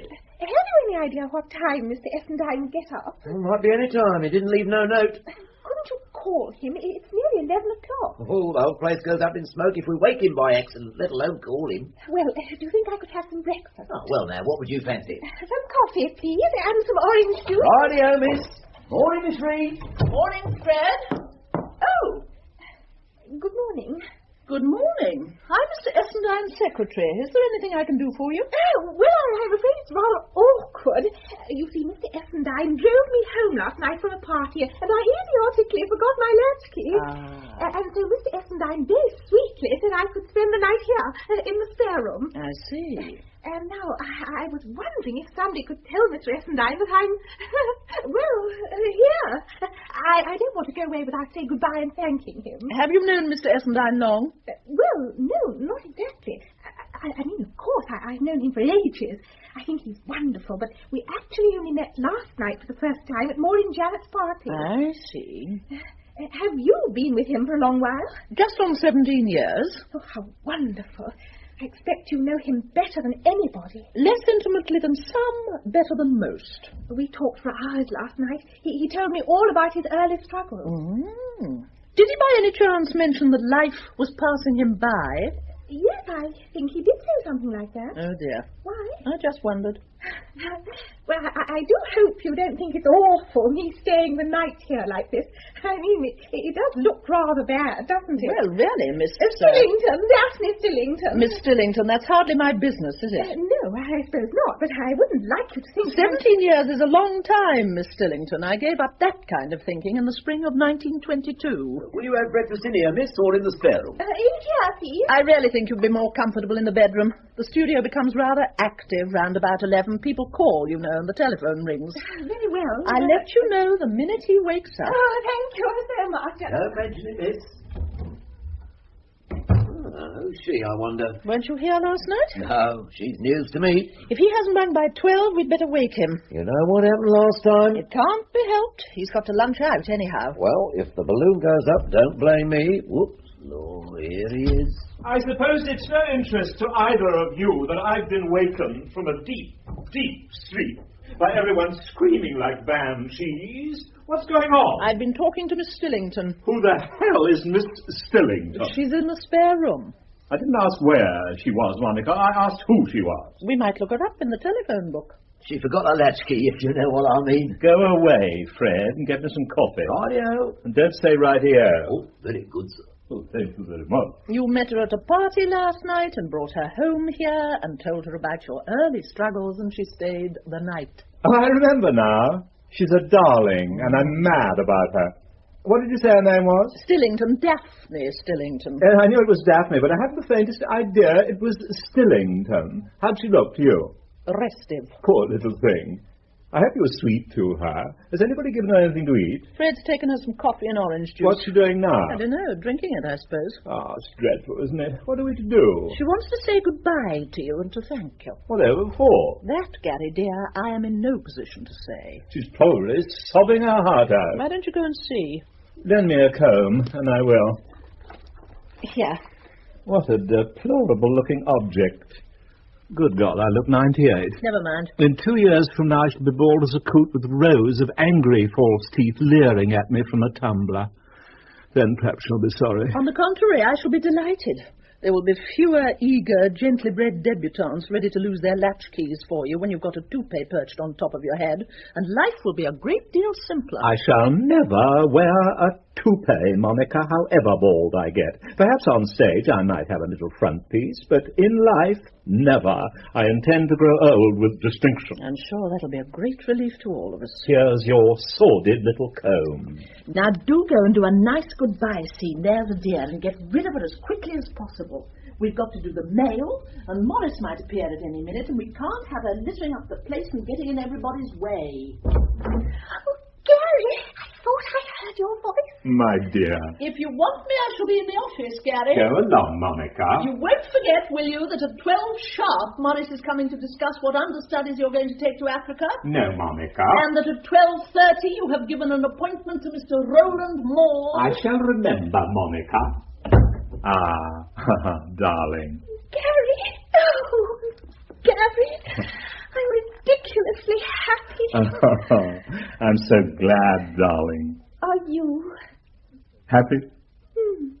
There's something awfully sad about happiness, isn't there? What a funny thing to say. It wasn't meant to be funny. I've been in love with you for such a long time. Don't say that. Why? What's the matter? Don't love me too much, Daphne. Promise me you won't. You'll only be unhappy. No good can come of loving anyone like me. I'm not worthy of it. Really, I'm not. You're more worthy of it than anyone in the world. Foolish child. I'm not a child. I'm 24. 24. 24. If only I were younger. If only you were older. What does age matter when people love each other? I wonder how tragically often that's been said. Well, it's true. Look at me, Daphne. Look at me kindly, clearly, and honestly. Look at the lines in my face, my thinning hair. Look at my eyes. You're not so very old. I didn't say I was so very old, Daphne. I merely said look at me. As a matter of fact, I'm only just 40. What's 40? Too old for 24. You mean you don't love me? I don't mean any such thing. But, Gary, listen, my dear. You're not in love with me, the real me. You're in love with an illusion. The illusion that I gave you when you saw me on the stage. Last night I ran a terrible risk of breaking that dear young illusion forever, but I didn't. Oh, thank God I didn't. It's still there. I can see it in your eyes, but never again. Never again. That's all I dare to hope for now. Moments like last night. That's why I'm so lonely sometimes, so desperately lonely. But I have learned one bitter lesson in my life, and that lesson is to be able to say goodbye. But Gary... Let me go on, dear. But I want to tell you. We meet not as we parted. We feel more than all may see. My bosom is heavy-hearted, and thine full of doubt for me. One moment has bound the free. That moment has gone forever, like lightning that flashed and died. Like a snowflake upon the river, like a sunbeam upon the tide, which the dark shadows hide. But Gary... Be quiet for a minute, darling. That moment from time was singled as the first of a life of pain. The cup of its joy was mingled, delusion too sweet though vain, too sweet to be mine again. There now, that was Shelley. Don't you think it's beautiful? Yes, but Gary... There's nothing Shelley didn't know about love. Not a thing. All the sadness, all the joy, all the unbearable pain. Don't cry. Please, don't cry. I can't bear it. How can you say that I'm only in love with an illusion and not the real you at all? Because it's true. It isn't. It was the real you last night. You weren't on the stage. You weren't acting. I was. I'm always acting, watching myself go by. That's what's so horrible. I see myself all the time eating, drinking, loving, suffering. Sometimes I think I'm going mad. I could help you if you'd only let me. What, dear? I could help you if you'd only let me. If only you could. But it's too late. It isn't. I swear to you it isn't. You see, I prove it to you. You must get out of the tiresome habit of contradicting everything I say. It is too late. Listen, my dear. It isn't that I don't love you. I do. I knew it the first moment I took you in my arms last night. But you see, I'm not free, like other men, to take happiness when it comes to them. I belong to my public and to my work. In 2 weeks' time, I'm going to Africa with a repertory of 6 plays. And you realize what that means, the work, the drudgery, the nerve strain. But that's my job, the one thing to which I must be faithful. When I come back, if I come back, I shall look at you again and I shall know in the first glance whether you've waited for me or not. Come here. Kiss me. Once, just once. And then go. Oh, Gary, you darling. Au revoir, my sweet. Not goodbye. Just au revoir. 11:15. Come, dear. Away with melancholy. It's 11:15. Hurry up and get dressed. Oh, Lord. Do you want your coffee here or upstairs? Anywhere, Fred, anywhere. Put it anywhere within reason. I'd have brought it in to you, but I heard all the weeping and the wailing going on and thought perhaps I'd better not. Put the tray down, Fred, and go away. Rightio. Fred said I was to go and speak to the young lady. Very well, Miss Erickson. What shall I say to her? I really don't know. I've been to the grocer's. That's as good an opening gambit as any. Just see that she has everything she wants, Miss Erickson, and turn on a bath for her. Alas, no, that I cannot do. The tap makes no water. Well, rise above the whole situation and do the best you can. Oh, I will try. Preserve that spirit of cheerful optimism, Miss Erickson. Ew. Coffee tastes of curry powder. Never mind. I do mind. I wish I had a French chef instead of a Scandinavian spiritualist. You could never get rid of Miss Erickson. She worships you. Everybody worships me. It's nauseating. There's hell to pay if they don't. Hello? Mr. Essendine's secretary speaking? Oh, Tony. Hold on, he's just here. He wants to know what you thought of the play last night. I'll tell him. Morning, Tony. Thank you very much for the seats. They were most comfortable. No, Tony. No. Frankly, no. Now tell me, in a few brief phrases, what on earth persuaded you to coax poor old Laura from her merciful retirement? Oh, yes, I know she has a certain attack. She also happens to be one of the few actresses living who can be dressed by Schiaparelli and look as if she'd been upholstered by maples. And she has about as much sex appeal as a haddock. No, I haven't read them. I never read notices. That's insufferable. If they think ranting and roaring is good acting, I'm thankful I'm going to Africa. Come round about 6. Liz will be here. She gets back from Paris today. Right, goodbye. See you later. Is Miss Stillington dressed yet? Yes, but she is crying, which makes her slow. The bath was on the blink. You'd better go upstairs, Gary. Miss Erickson, tell Fred Mr. Essendine wants his bath. I will tell him. Oh. Hello? Oh, Henry. Yes. Yes, he's in, but he's going to have his bath. Today? Oh, I thought you weren't going until the end of the week. Yes, of course. He's not lunching until 1:30. All right, I'll tell him. Hello, Miss Erickson. Is everybody in? Yes, I think so. Good morning, Monica, dear. Oh, Liz, darling. We thought you weren't coming back until tonight. I came over on the ferry, loaded with gifts like an Eastern potentate. Here's one for you. Lovely. It's a bottle of scent and very expensive. Oh, thanks so much, Liz. Oh, you are a darling. What's God up to? In the bath. I brought him a dressing gown. How thoughtful. He's only got 18. Don't be acid, Monica. You know he loves peacocking about in something new. It's nice and thin and highly suitable for Africa. Miss Erickson looked more peculiar than ever this morning. Is her spiritualism getting worse? She got in touch with a dead friend at a séance on Sunday, and all he said was no, no, no on Christmas Day. It upset her very much. I do hope she won't get any dot here and do something awful. I don't think she will. Hers is quite a tranquil madness. Hello, Fred. How's everything? Bit of a lash up, miss. Same as usual. It's very resolute of Fred to go on calling me miss, isn't it? I think he has a sort of idea that when you gave up being Gary's wife, you automatically reverted to maidenhood. It's a very pretty thought. Oh, Miss Stillington. There you are. I'm so sorry about the bath. It didn't matter a bit. This is Mrs. Essendine. Miss Stillington. How do you do? Oh, Mrs. Essendine? Do you mean, are you Gary's wife? Yes. Oh, I thought you were divorced. We never quite got round to it. Oh. Please, don't look agitated. I up and left him years ago. Miss Stillington lost her latchkey last night, so she spent the night in the spare room. Oh, you poor dear. You must have been absolutely congealed. Do you think I could get a taxi? I'll ring up for one. No, don't do that. My car's downstairs. It can take you wherever you want to go. That's most awfully kind of you. Not at all. The chauffeur's got bright red hair and his name's Frobisher. You can't miss him. Thank you very much indeed. You're sure it's not inconvenient? Not in the least. Just tell him to come straight back here after he's dropped you. Oh, yes, of course I will. Thank you very much again. Not at all. Goodbye. I'll see you out. No, please. They're in trouble. No trouble at all. Has that been going on long, Monica, or is it new? Quite new. I found it wandering about in Gary's pyjamas. Oh, poor little thing. How awful for her to be faced with me like that. You ought to have pretended I was someone else. Serve her right. She ought to be ashamed of herself. She seemed to be what is known as a lady. It's very odd, isn't it? That type's particularly idiotic, and the woods are full of them. They go shambling about London without hats and making asses of themselves. Very discouraging. Well, I don't mind if only they'd leave Gary alone. It makes the morning so complicated. I think it's high time we all went for him again, if only out of consideration for Africa. I'll have a go at him. After all, he's turned 40 now. It's high time he relaxed.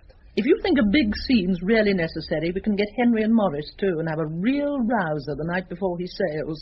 It's generally more effective when we all do it together. Morris is awfully hysterical these days, and Henry's not nearly so reliable since he married Joanna. Do you like her? She's a lovely creature, but tricky. Yes, I think I like her all right. I don't. You never would, darling. She's not your cup of tea at all. Who isn't your cup of tea at all? Joanna. Oh, she's not bad. Bit predatory, perhaps, but as far as I can see, everyone's predatory in one way or another. I shall give it up for Lent. Good morning, darling. Where's my present? On the piano. Not another glass horse, is it, to go with Lord Baldwin? No, it's a dressing gown for Africa. A dressing gown, Monica, just what we wanted. Oh, it's absolutely charming. I'm mad about it. Oh, so beautifully austere. Don't say anything important for a minute. Impeccable taste. Best possible colonial propaganda. Henry rang up. He's going to Brussels today, and he's coming in to see you before he goes. I think Morris is, too. Go away then, Monica. I must talk to Gary before Morris gets here. It's important. You'd better hurry. Mr. Maule will be here in a minute. Who is Mr. Maule? You know perfectly well who he is. He's the young man who wrote that mad play, half in verse, and caught you on the telephone. You were so busy being attractive and unspoiled by your great success that you promised him an appointment. Monica, dear, it is your pride and pleasure to protect me from things like that. I can't possibly see him. You must see him. He's coming all the way from Uckfield, and it serves you right for snatching the telephone when I wasn't looking. I've noticed great change in you lately, Monica. I don't know whether it's because you've stopped cramming yourself with potatoes or what it is, but you're getting nastier and nastier with every day that passes. Go away. I shall be in the office if you want me. Of course you'll be in the office, spinning awful plots and intrigues against me. I shouldn't wonder. I will if I can think of any. Oh, go away. Liz, do try and persuade him to have some electric treatments on his hair. It's getting terribly thin. Well, darling, tell me all about everything. I saw the play. Was it good? Yes, very. We shall have to change it a bit, but I don't want to go on about it until I've seen Morris after lunch. I told him I can't open until November. I must have a holiday after Africa, so there's lots of time. Now, I want to talk to you about something else. I don't like that tone at all. What's on your mind? Your general behaviour. Really, Liz, what have I done now? Who was that poor little creature I saw here this morning in evening dress? She'd lost her latchkey. They often do. Now, you listen to me, Liz. You're over 40, you know. Only just. And in my humble opinion, all this scampering about is rather undignified. Scampering about, indeed. You have a genius for putting things unpleasantly. I suppose you were discussing all this with Monica Morris and Henry. I haven't yet, but I will unless I see some sign of improvement. Blackmail, hey? You know how you hate it when we all make a concerted pounce? The thing that astonishes me in life is people's arrogance. Well, you're a fine one to talk about arrogance. It's fantastic. Look at you all, gossiping in corners, whispering behind your fans, telling me what to do and what not to do. It's downright sauce. That's what it is.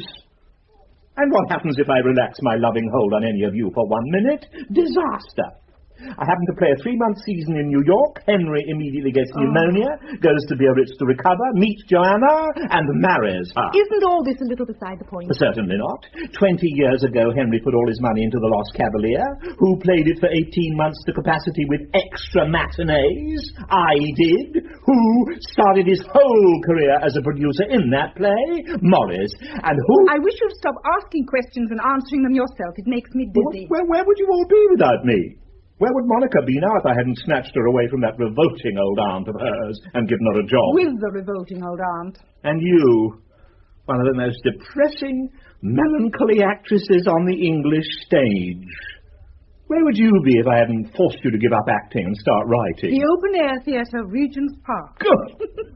God, I even had to marry you to do it. Yes, and a fine gesture that turned out to be. Well, I was in love with you for longer than anyone else, so you can't grumble. I never grumble. I believe in going through any experience, however shattering. Nonsense. You adored it. You know you did. I still do, dear. You're so chivalrous, rubbing it in how dependent we all are on you for every breath we take. I didn't say that. Anyhow, you're just as dependent on us now. We stop you being extravagant and buying houses every 5 minutes. We stopped you in the nick of time from playing Peer Gynt. I still maintain that I should have been magnificent as Peer Gynt. Above all, we stop you from overacting. You have now gone too far. I think you'd better go away somewhere. I've only just come back. Monica! Monica! What on earth's the matter? Monica, have you, or have you not, ever seen me overact? Frequently. It's a conspiracy. I knew it. As a matter of fact, you're overacting now. Very well. I give in. You're all against me. It doesn't matter how much I'm wounded and insulted. It doesn't matter that my timorous belief in myself should be subtly undermined. Your belief in yourself is about as timorous as Napoleon. And look what happened to him. He died, forsaken and alone, on a beastly little island in the middle of the sea. Islands have that in common. Now, about Morris. What about Morris? What's wrong? I'm not definitely sure that anything is really, but I've heard things. Oh, what sort of thing? I think you're going to have to do a little of your famous finger wagging. It's Joanna. Joanna? Apparently, Morris is in love with her. Morris and Joanna? He must be mad. Does Henry suspect it? I don't think so. But then he never would he, unless it was shoved under his nose? But never to marry her in the first place. I always said it was a grave mistake. You can't introduce stereotyped diamond-studded sirens into a closely knit group like us without asking for trouble. I don't think she's as stereotyped as all that. Really? But she's dangerous, all right. Oh, but it's too tiresome. Just as I'm going away and everything. Might bust up the whole business. If Henry finds out, it certainly will. What are we to do? You'd better, first of all, find out from Morris whether it's true or not. And if it is, how far it's gone. Then read the Riot Act and get him away somewhere. Take him to Africa with you, anything. Oh, there's that beastly young man from Uckfield, and here am I trembling like a leaf. I can't face him. I know I can't. It may not be the young man at all. It may be Morris. To hell with Morris. To hell with everybody. Oh, don't be idiotic. You know as well as I do that if there's any truth in this Joanna business, it'll land us all in the most sordid complications and probably wreck everything. You've got to find out. And if you don't, I shall. He won't tell you a thing. He'll get into a rage and ask you to mind your own business. I shall be in until 1:15. Telephone me when he's gone. He won't go. I'm lunching with him. I can't give you a detailed report of his love life over the telephone with him sitting here. Dial my number by mistake and just say, I'm so sorry it's the wrong number. Then I shall know. What will you know? That everything's all right. But if you say, I'm so terribly sorry it's the wrong number, I'll know that everything's all wrong and be round in a flash to back you up. Intrigue! My whole life is immersed in intrigue! Have you got that clear? Will you promise to do it? All right. The front doorbell, Miss Erickson, has been pealing incessantly for 28 minutes. All right, yes. I'm Mr. Moore. I'm expecting after. Mr. Moore! Ah! How do you do? How do you do? This is my wife, Mr. Moore. She just popped in for a moment and is now about to pop out again. Oh, how do you do? I know you have an appointment with Gary, and I wouldn't dream of interrupting it, so I'll say goodbye. Goodbye. Remember, Gary, I shall be sitting by the telephone. I'm so sorry it's the wrong number. All right. I'm so terribly sorry it's the wrong number. All wrong. Bye.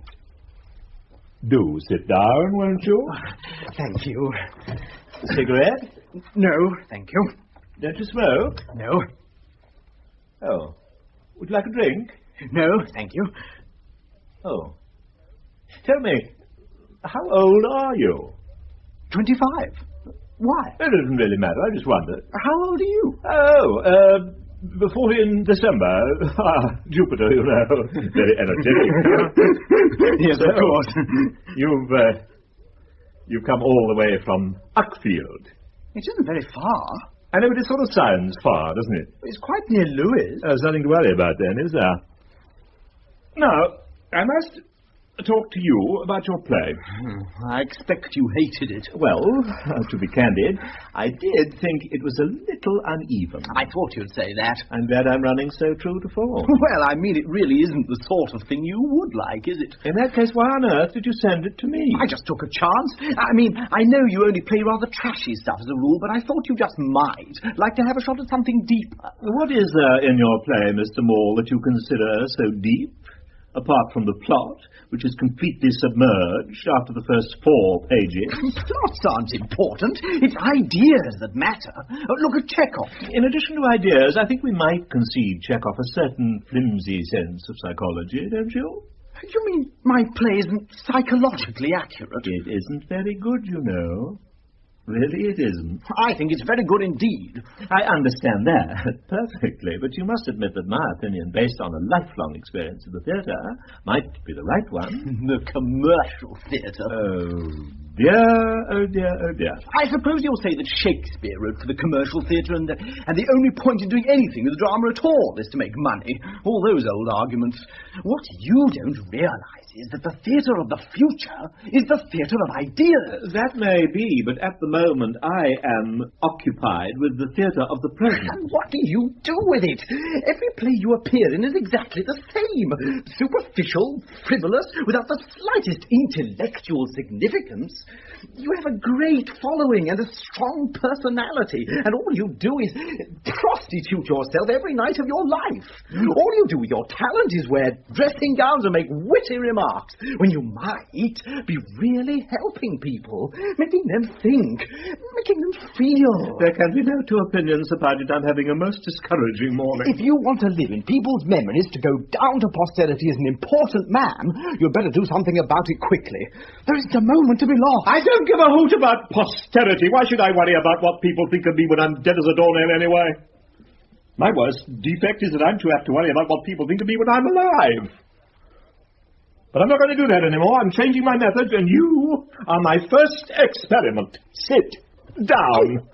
As a rule, when insufferable young beginners have the impertinence to criticize me, I dismiss the whole thing lightly because I'm embarrassed for them, and consider it not quite fair game to puncture their inflated egos too sharply. But this time, my highbrow young friend, you're going to get it in the neck. To begin with, your play is not a play at all. It is a meaningless jumble of adolescent, pseudo-intellectual poppycock. It bears no relation to the theatre or to life or to anything, and you yourself wouldn't be here at this moment if I hadn't been bloody fool enough to pick up the telephone when my secretary wasn't looking. Now that you are here, however, I would like to tell you this. If you wish to become a playwright, you leave the theatre of tomorrow to take care of itself. Go and get yourself a job as a butler in a repertory company, if they'll have you. Learn from the ground up how plays are constructed, what is actable and what isn't. Then sit down and write at least 20 plays, one after the other, and if you can manage to get the 21st produced for a Sunday night performance, you'll be damn lucky. I'd no idea you were like this. You're wonderful. Oh, my God. I'm awfully sorry if you think I was impertinent just now, but I'm awfully glad, too, because if I hadn't been, you wouldn't have got angry, and if you hadn't got angry, I shouldn't have known what you're really like. You don't in the least know what I'm really like. Oh, yes, I do, now. I can't say it matters, anyhow. Oh, it matters to me. What do you mean? Do you really want to know? What are you talking about? Well, it's rather difficult to explain, really. What is rather difficult to explain? What I feel about you. Now, my dear young man. No, please, let me speak. You see, in a way, I've been rather unhappy about you for quite a long time. Oh. You've been a sort of obsession with me. I saw you in your last play 47 times. One week I came every night in the pit because I was up in town trying to pass an exam. Did you pass it? No, I didn't. I'm not entirely surprised. My father wants me to be a lawyer. Imagine. That's what the exam was for. But actually, I've been studying psychology a great deal because somehow I felt that I wasn't at peace with myself. Imagine. Then gradually, bit by bit, I began to realize that you signified something to me. What sort of something? I don't quite know. Not yet. You know that not yet It's one of the most sinister remarks I've ever heard. Oh, don't laugh at me, please. I'm always sick if anyone laughs at me. Forgive me, but you know, you really are a most peculiar young man. I'm all right now, though. I think I shall be able to sublimate you all right. Sublimate me? Yes. Then I'm afraid I shall have to ask you to go away and start now. I'm expecting my manager, and we have some business to discuss. Oh, well, that's all right. I'm going immediately. Shall I get you your script? Oh, no. Tear it up. You were quite right about it.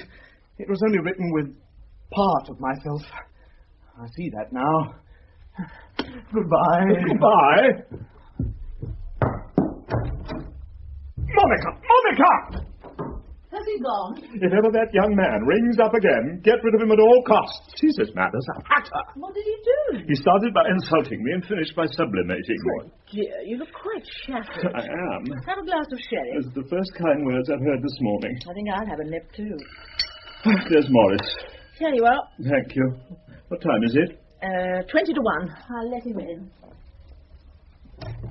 Morris. Oh, There's a strange young man sitting on the stairs. What's he doing, Henry? Crying. What have you been up to, Gary? I haven't been up to anything. I merely told him what I thought of his play. I'm glad to see you haven't lost your touch. Sherry, Morris? Oh, thanks. Henry? Is it the same sherry you always have? Yes. No, thanks. Why not? What's the matter with it? Nothing much. It's just not very nice. You ought never to have joined the Athenaeum, Henry. It was disastrous. I don't really see why. It made you pompous. It can't have. I've always been too frightened to go into it. Well, Henry's quite right about the sherry. It's disgusting. If anybody complains about anything else, I shall go out of my mind. This studio has been like a wailing wall all morning. Hello, what's the matter with the old boy, Monica? He seems remarkably crotchety. Well, Liz went for him a bit, and then I told him he overacted. Ooh. He really has had rather a beastly time. And then that dotty young man on top of everything. Well, never mind, Gary. God's in his heaven, all's right with the world. I've got some lovely news for you. What? Nora Fenwick can't come to Africa. Why not? She's broken her leg. Well, really? How does a silly bitch do it? She fell down at Victoria Station. She'd no right to be at Victoria Station. Who can we get? Morris wants Beryl Willard, but I don't think Morris wants who? Beryl Willard. Does he? So Morris wants Beryl Willard. Why not? She's extremely competent. I agree. I quite agree. Beryl Willard is extremely competent. Beryl Willard has been extremely competent man and boy for 40 years. Oh, now, Gary. In addition to her extreme competence, she has contrived, with uncanny skill, to sustain a spotless reputation for being the most paralyzing, epoch-making, monumental, world-shattering, god-awful bore that ever drew breath. What he's trying to say is that he doesn't care for Beryl Willard. All right, she's out. Whom do you suggest? Just a moment. If you're going to start one of those casting arguments, I'm going. I've got to catch a plane for Brussels. I just want to let you know that you can't have the Mayfair Theatre for the French play in the autumn. Why not? Because Robert's got it for the whole season, starting in September. Why did you let him? You knew I wanted it. The forum is very much nicer and the capacity is bigger. It's a conspiracy. You both of you have been trying to get me into that underheated morgue for years. It's being done up and redecorated. It'll have to be rebuilt brick by brick before I step foot in it. Oh, arrange it later, will you, Morris? He's obviously in one of his states this morning. I can't stop now. What are you going to Brussels for, anyhow? Business. Nice, ordinary, straightforward business. Nothing to do with the theatre at all. I can't wait to get there. Goodbye, sweetie. Try to be a little more amiable when I come back. Goodbye, Monica. Bye, Henry. Goodbye, Morris. Oh, Morris, by the way, you might ring up Joanna. She's all alone. Oh, I have. I'm taking her to the opening at His Majesty's tomorrow night. Fine. Goodbye. Goodbye. Do you want me anymore? Why? What are you going to do? I'm going to write to Beryl Willard and ask her to come and live with you. So, Morris, you're taking Joanna to the opening at His Majesty's tomorrow, are you? Yes. Why? Oh, Morris. What the devil's the matter? You like Joanna, don't you? Well, yes, of course I do. She's a darling. I wouldn't describe her as a darling, exactly, but then I don't see very much of her. I'd rather gather that you do. What are you getting at? People are beginning to talk, Morris. What about? About you and Joanna. Oh, rubbish. Perfectly true, and you know it. I don't know anything of the sort. You in love with her? No, of course I'm not. Do you swear to me that you haven't had an affair with her? Mind your own business. Good God, if this isn't my business, nothing is. If you're fooling about with Joanna on the side and Henry finds out, do you realise what it'll mean? I refuse to go on with this conversation. You can refuse until you're blue in the face. You're going to listen to me. I've no intention of submitting to one of your famous finger-wagging tirades. I'm sick to death of them. I'm not going to ask you any more questions. I am, however, going to make you see one thing clearly, and it's this. You, Henry, Monica, Liz, and I share something of inestimable importance to all of us, and that something is mutual respect and trust. God knows it's been hard won. Here we are, 5 people, closely woven together by affection and work and intimate knowledge of each other. It's too important a setup to risk breaking for any outside emotional reason whatsoever. Joanna is alien to us. She doesn't really belong to us. She never could. Henry realizes that perfectly well. He's nobody's fool, and to do him justice, he's never tried to force her on us. But don't you believe for one moment that Joanna isn't a potential danger, because she is. She's 100% female, exceedingly attractive, and ruthlessly implacable in the pursuit of anything she wants. If she could succeed in wreaking havoc among all of us, I'm quite certain she would leave no stone unturned. She's a scalp hunter, that baby, if ever I saw one. And all I implore you is this, be careful. But I haven't the least intention of... You need to say anything now, but be careful. Is that clear? Quite. Good. Oh, good heavens, it's after 1. I forgot to ring for a table. Well, there's no need, we can always go upstairs. No, we can't. Upstairs smells of potted shrimps. It might take a minute to bring up. So sorry, it's the wrong number. Oh, how foolish of me. I'm always doing that, lately.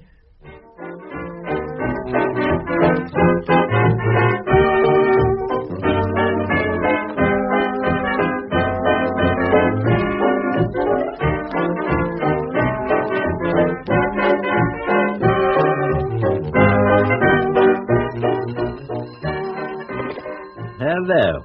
Oh, Liz. No, I've been in about half an hour. Yes, dear, quite alone. I'm turning over a new leaf. Hadn't you heard?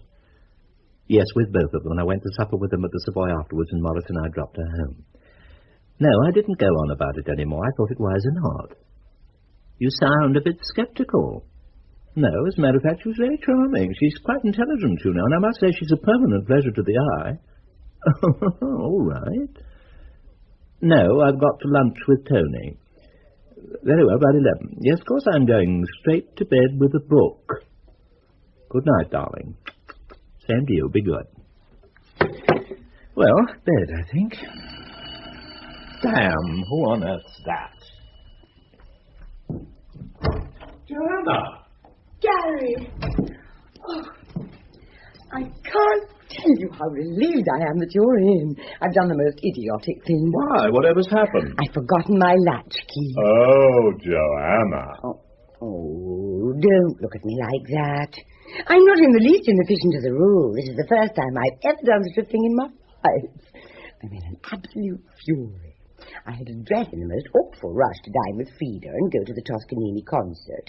I left it in my other bag. And I suppose the servants all sleep at the top of the house? They do more than sleep. They apparently go off into a coma.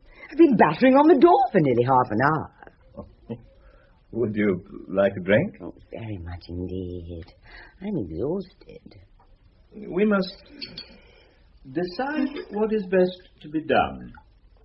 I went to a call box and rang up Liz, but she must be out because there wasn't a reply. Oh, you rang up Liz and there wasn't a reply. Thank you. As I hadn't any more coppers and the taxi man hadn't either, I came straight here. Cigarette? Thank you. You're looking very whimsical. Don't you believe me? Of course I believe you, Joanna. After all, why on earth shouldn't I? I don't know. You always look at me as if you didn't trust me an inch. It's a shame, you know, because I'm so nice, really. I'm sure you are, Joanna. I know that voice, Gary. You've used it in every play you've ever been in. Complete naturalness on the stage is my strong suit.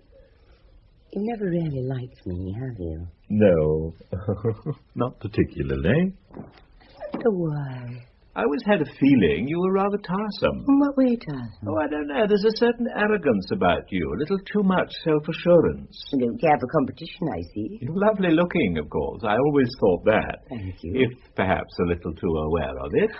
Oh, I wish you'd stop being suave, just for a minute. What would you like me to do? Fly into a tantrum? Burst into tears? I think I should like you to be kind. Kind? Yes. At least kind enough to make an effort to overcome your perfectly obvious prejudice against me. I'm sorry, it's so obvious. I'm not quite an idiot, although I must say you always treat me as if I were. Now, I know you resented my marrying Henry, you all did, and I entirely see why you should have, anyhow, at first. But after all, that's 5 years ago. During that time, I've done my best not to obtrude myself, not to encroach on any special preserves. But my reward has been rather meagre, from you particularly. Nothing but artificial politeness and a slightly frigid tolerance. Oh, poor Joanna. I see my appeal has fallen on stony ground. I'm so sorry. Well, what shall we do now? Oh. Is there any necessity to do anything? Well, my social sense tells me that something is demanded, but for the life of me, I can't think what it is. There's always the radio. Oh, no. Not here, there isn't.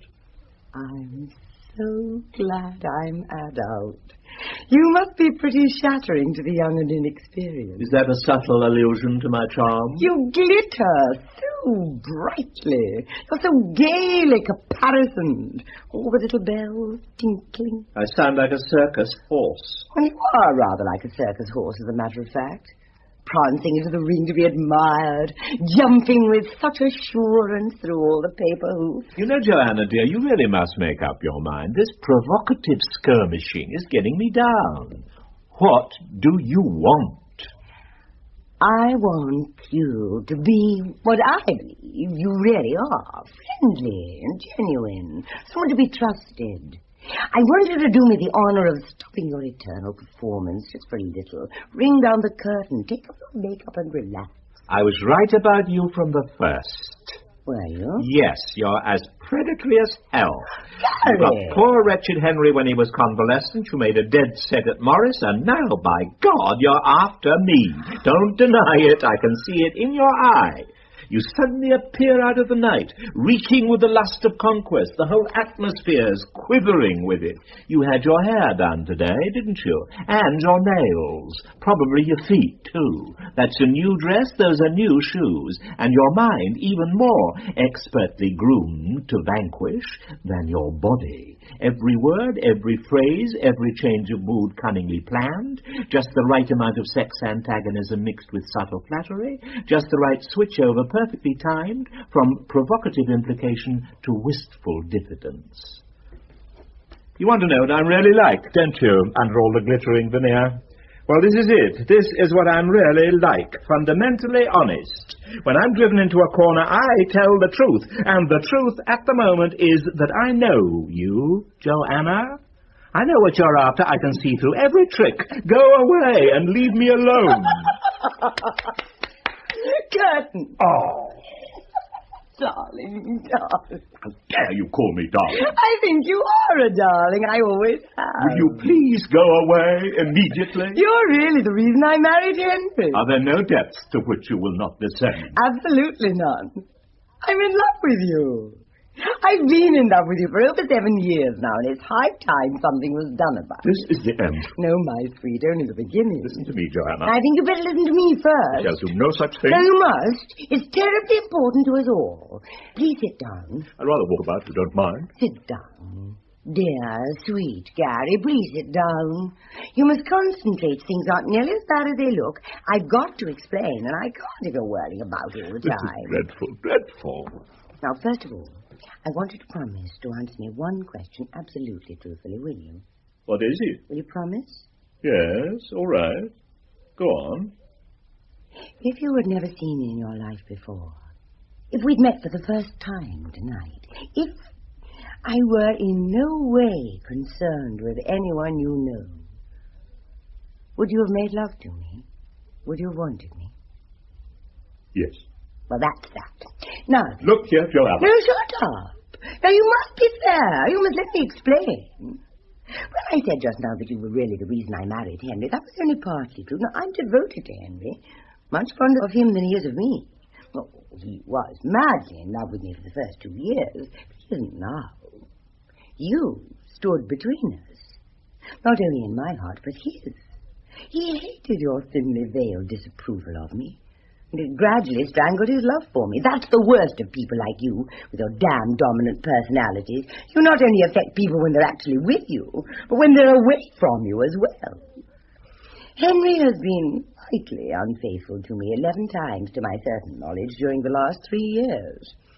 He's probably having a high old time in Brussels at this very moment. You're lying, Joanna. I'm not lying.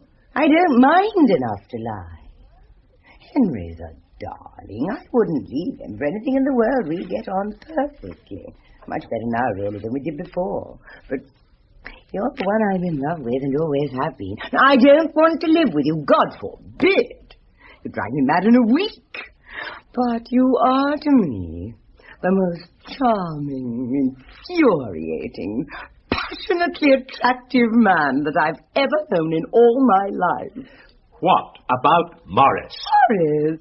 Don't be so idiotic. He was only a step nearer you. Is he in love with you? Has there been anything between you? Of course there hasn't. He's very sweet, but he doesn't attract me in the least, and never could. Do you swear that? There's no need for me to swear it. You can see, can't you?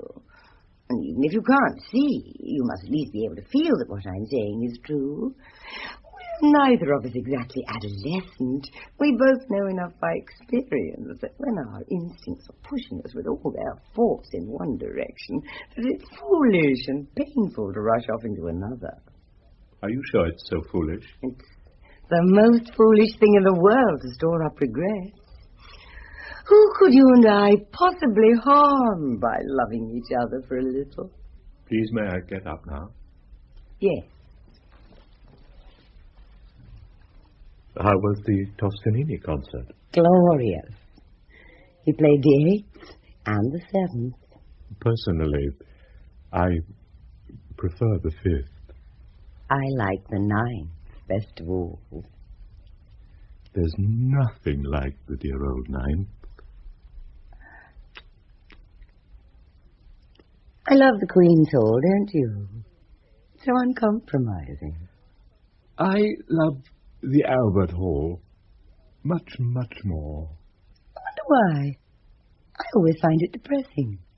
Not when they're doing Hiawatha, surely. Even then. I won't hear one word against the Albert Hall.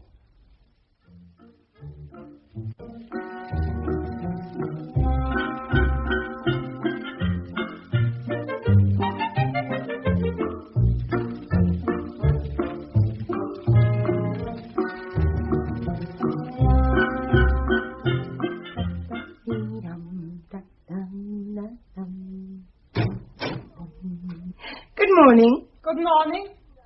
Is Mr. Essendine awake yet? He has not rung. I wonder if you'd be very kind and tell him that I am awake. Alas, no, he would be crazy with anger. Would he indeed?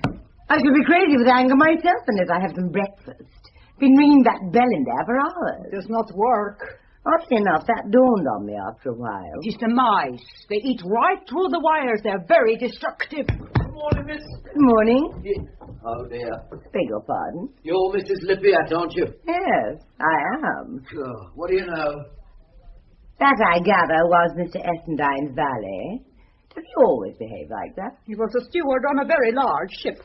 Most of the ship stewards I've met have got good manners. He's the only one I know. I would like some China tea, some thin toast without butter, and a soft-boiled egg, please. We have no China tea and no eggs either, but I will make the toast with pleasure. Have you any coffee? Yes, we have coffee. Then kindly bring me some as quickly as you can. I will tell Fred. And as he was on such a very large ship, Perhaps he could do something about the tap in that bathroom. Unless he was not a bathroom steward. Good morning, Miss Reed. Good morning, Miss Erickson. Good morning, Monica. Joanna! Thank heaven you've come. I've had such a complicated chat with that housekeeper. Did you stay here last night? Yes. Wasn't it sweet of Gary to let me? I did the most idiotic thing.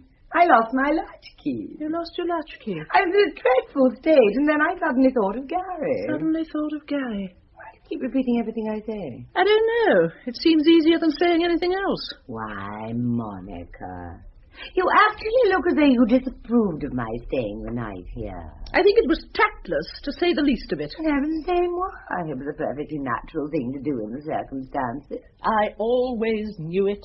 Always knew what? That you'd cause trouble.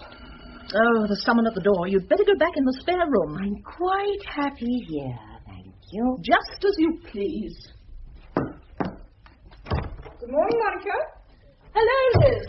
I'm so glad you've come. Joanna's here. Oh, is she? Good morning, Joanna. This is a surprise. Liz, darling, I tried to get you for hours last night. I'd lost my latchkey and was in the most awful state. But you weren't in. I was in from 10 o'clock onwards. You must have been ringing the wrong number. I rang the number you gave me. Then I must have given you the wrong number. I shall be in the office if you want me, Liz. Poor thing. She's aged so terribly since I last saw her. So she's mad about Gary, like all of us. All of us, Joanna? I must say, he is enchanting. We had the most lovely talk last night. I think it would be better if neither Morris nor Henry knew you stayed the night here, Joanna. Good heavens, why? Henry wouldn't mind a bit. I wouldn't be too sure of that if I were you. Anyhow, Morris would. Morris? What's it got to do with Morris? Oh, really, Joanna? I haven't the faintest idea what you're talking about. Now, listen to me. I know perfectly well that you have been unfaithful to Henry with Morris, so you needn't trouble to deny it any further. It's a most abominable lie. Unfortunately, I dined quietly with Morris last night upstairs at the Ivy. He was very upset and became rather hysterical, as you know he sometimes does. And he told me everything. So he told you everything, did he? Oh, it's quite natural that he should. After all, we're very old friends, you know, all of us. How dare he discuss me with you?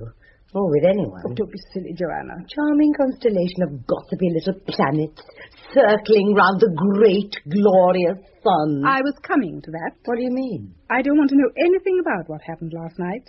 But I'll tell you one thing. The great, glorious sun is not going to get tangled up in this if I can stop it. And I can. You mean you'd be low enough to tell Gary? Yes. And Morris. And Henry. I'll tell them all, unless you do as I say. And what if I don't? You'll be out, my dear, with all of us for good. With Gary most of all, quite soon. And you wouldn't like that, you know. It would be very shaming to your vanity. You're very sure. Absolutely positive. I know Gary very well, you know. After all, I've had every opportunity. But you ever left him? For him, yes, I think it is. Why should you imagine that I should mind so terribly if I were out with all of you, as you put it? Principally because you made such a terrific effort to get in. Now, are you going to be sensible and do what I ask you or not? You haven't asked me anything yet. I want you to promise me that you won't see Gary again before he goes to Africa. I'm bound to see him again. How can I avoid it? You can be ill. You can go to Paris, anywhere. I've no intention of doing any such thing. Very well. It'll be you who's breaking everything up, not me. That'll be Morris. He told me last night he was coming to see Gary at 11. Oh. Look here, Liz. I'm glad, really. It'll be more convenient. Oh. Well, I can't face him. It'll be too unpleasant. I'll do as you say. You swear it? You swear you won't see him again? You'll go away? Yes, I swear. Oh, quickly, go into the spare room. Don't come out until I tell you. Yes. It's a Mr. Maule. He says he's got an appointment. A Mr. who? Maule. He looks a bit wet to me. Oh, dear. Oh, well, I suppose you'd better show him in. Miss Reed can deal with him. I'll tell her. Righty-o, miss. Monica! What is it? Mr. Maule is here. He's no right to be. He's raving mad. Mr. Maule. Oh, good morning. Good morning.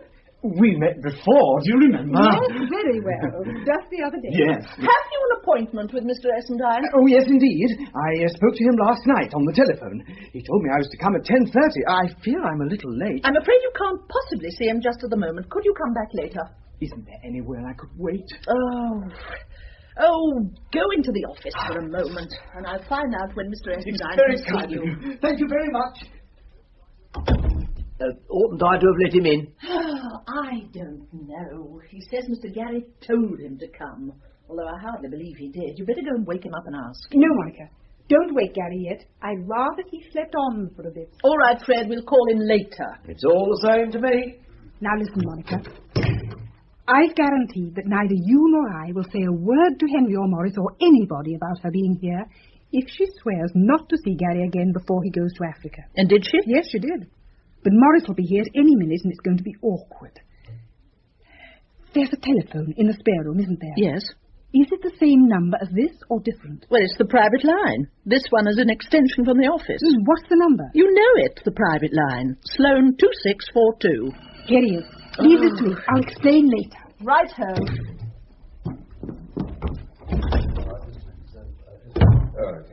If you wouldn't mind waiting, sir, he's still asleep. Well, he isn't. He's coming downstairs. Gary, where are you going? Out. Out where? Just out.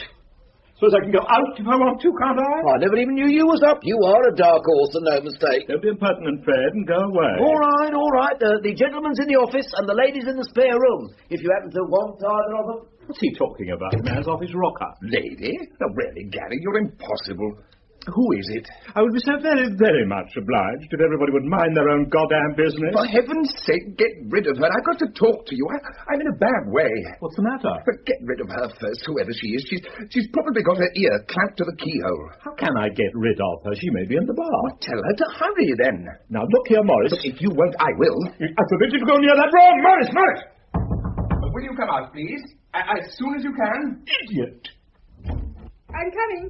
Huh? I was only just powdering my nose. Liz, it's you. Of course. Who did you think it was? Oh, what on earth were you making such a fuss about, Gary? I make fuss. Don't know what you mean. Why are you so completely dressed so very suddenly? You were asleep a few minutes ago. Oh, no, I wasn't. And what's more, I most gravely doubt whether I shall ever sleep again. Perhaps your conscience was troubling you. I cannot for the life of me imagine why everybody is so absolutely beastly to me. I'm bullied and cross-questioned, ordered about from morning till night. I can't wait to get to Africa. To be away from a lot of you. It won't exactly be unrelieved sadness for us. Oh, for God's sake, stop bickering, both of you. I'm in the most terrible state. Why? What about? Well, Liz knows. I told her last night. What does Liz know? What did you tell her last night? Pull yourself together, Morris. Have a drink or something, or try not to be silly. I don't want to drink. If I have a drink, it'll make it much worse. It always does. This is the most fascinating little conversation, but I must say I should appreciate the full flavour of it more if I had the faintest inkling as to what it was all about. I haven't slept for 3 nights, Gary, ever since you talked to me the other morning. Oh, dear. Why not? It's bad enough getting one of my awful obsessions. You know what I'm like when I get an obsession. God knows you've helped me through enough of them, but this time I've made an utter fool of myself, and I've lied to you into the bargain. Lied to me? What do you mean? Joanna and I love each other, Gary. It's been going on for months, but we made a pact that we'd lie about it to everyone, whatever happened, in order not to make an awful fuss and upset everyone. But I'm not used to lying to you. I never have before, and it's been absolutely driving me mad ever since. Yesterday afternoon, I couldn't bear it any longer, and I told Joanna I was going to tell you.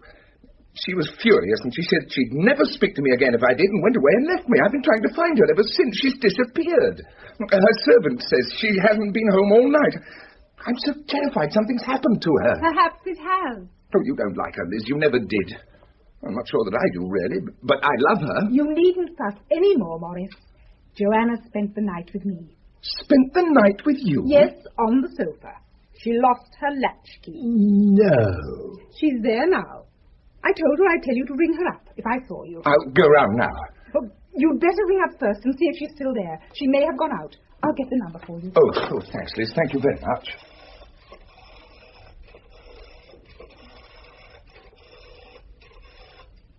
Hello? Maggie? Is Mrs. Lippiat still there? All right. Here you are, Morris. Oh, hello? Hello, Joanna? Gary, you are utterly fool. Yes, it's me, Morris. I've been terribly worried about you. Why didn't you tell me you were with Liz? How'd you get her out? She's not out. She's in the spare room on the other line. Well, I thought something had happened to you. Yes, I'm at the studio. No, only Liz and Gary. Yes, I had to. Oh, how can you be so cruel? Listen, Joanna. Look, I must see you. Joanna! She's hung up. Serve you right. Look, I must see her. I must see her. What am I to do, Liz? Control yourself and don't be hysterical. I'm going to Liz's flat now. You're not. You're coming with me. Coming with you? Where to? Hampstead Heath. Oh, it's cruel and heartless of you to try to be funny at a moment like this when you know I'm utterly miserable. I'm not trying to be funny. What's the matter with Hampstead Heath? Be quiet, Gary. Listen, Morris. It really would be better if you didn't try and see Joanna in your present state. Have a drink and calm down. For goodness sake, Liz, stop flogging everyone into dipsomania. You'll see her later in the day. I'm surrounded with lies and intrigue and sickening emotionalism, and I tell you here and now, I'm not going to put up with it for a minute longer. My whole life is spent trying to help people and giving them wise, kindly advice and trying to shield them from the buffets of fate, and what's the result? They batten on me. They drain every ounce of vitality out of me. And then expect me to go tramping back and forth all over darkest Africa in order to make money for them. Money, money, money. That's all they think about. And when I'm weltering in my last moments in some malarial swamp, all you'll be saying is 10%, 10%, 10%. What happens if I try to snatch a little happiness for myself? A little gaiety, a little relaxation. I'm at once accused of being immoral and undignified and letting down my position. Position, indeed.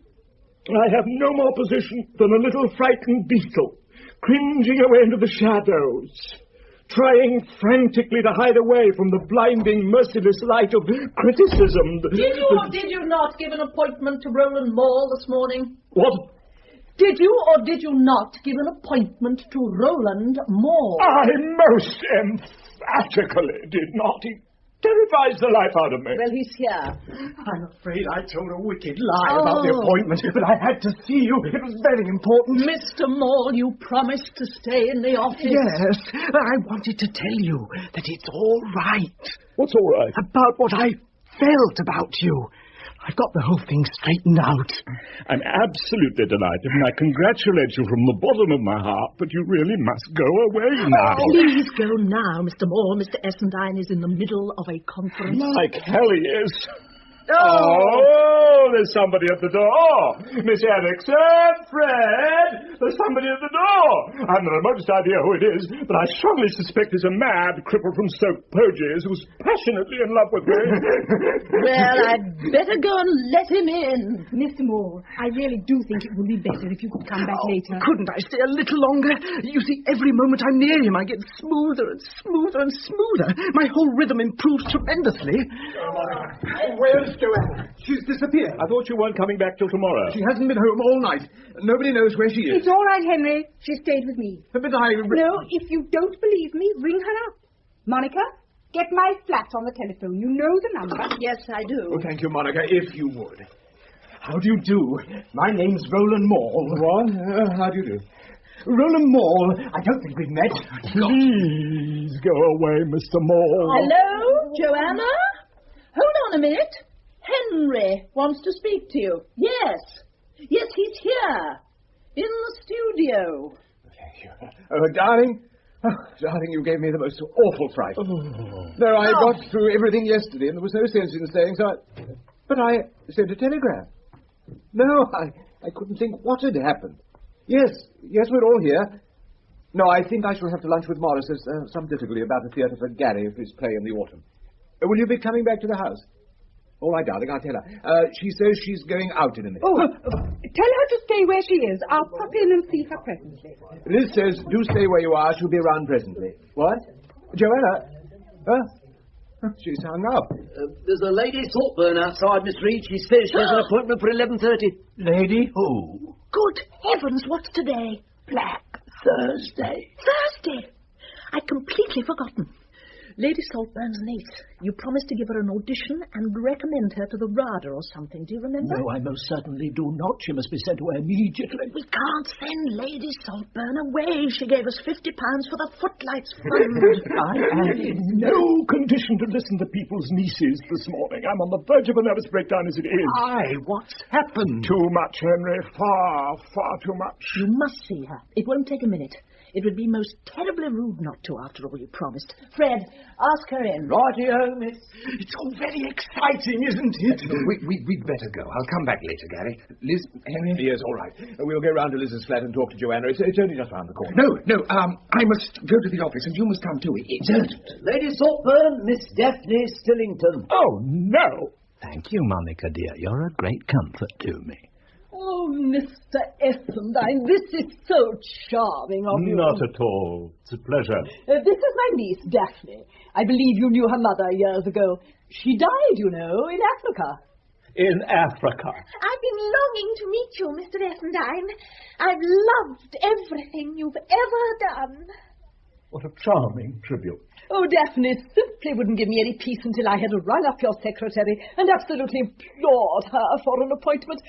She's so tremendously keen, you know. Oh, she must be. I must introduce you to everybody. My wife, Lady Saltburn, my secretary, Miss Reed. How do you do? You were so kind on the telephone. And these two vivacious figures are Mr. Lippiat in blue. How do you do? And Mr. Dixon in grey. Mr. Maule in yellow. How do you do? Oh, how do you do? This is quite a peek behind the scenes, isn't it, Daphne, dear? This is the most thrilling moment of my life, Mr. Essendine. I've always wondered what you'd be like, close to...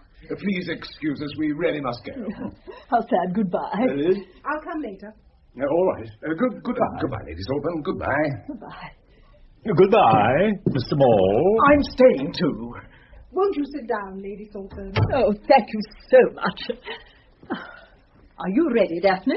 You know how busy Mr. Essendine is. I'm sure it's very sweet of him to see us at all. We mustn't impose on him. Yes, I'm ready. What are you going to do, sing? No, I'm not going to sing. I'm just going to say a few lines. Say a few lines.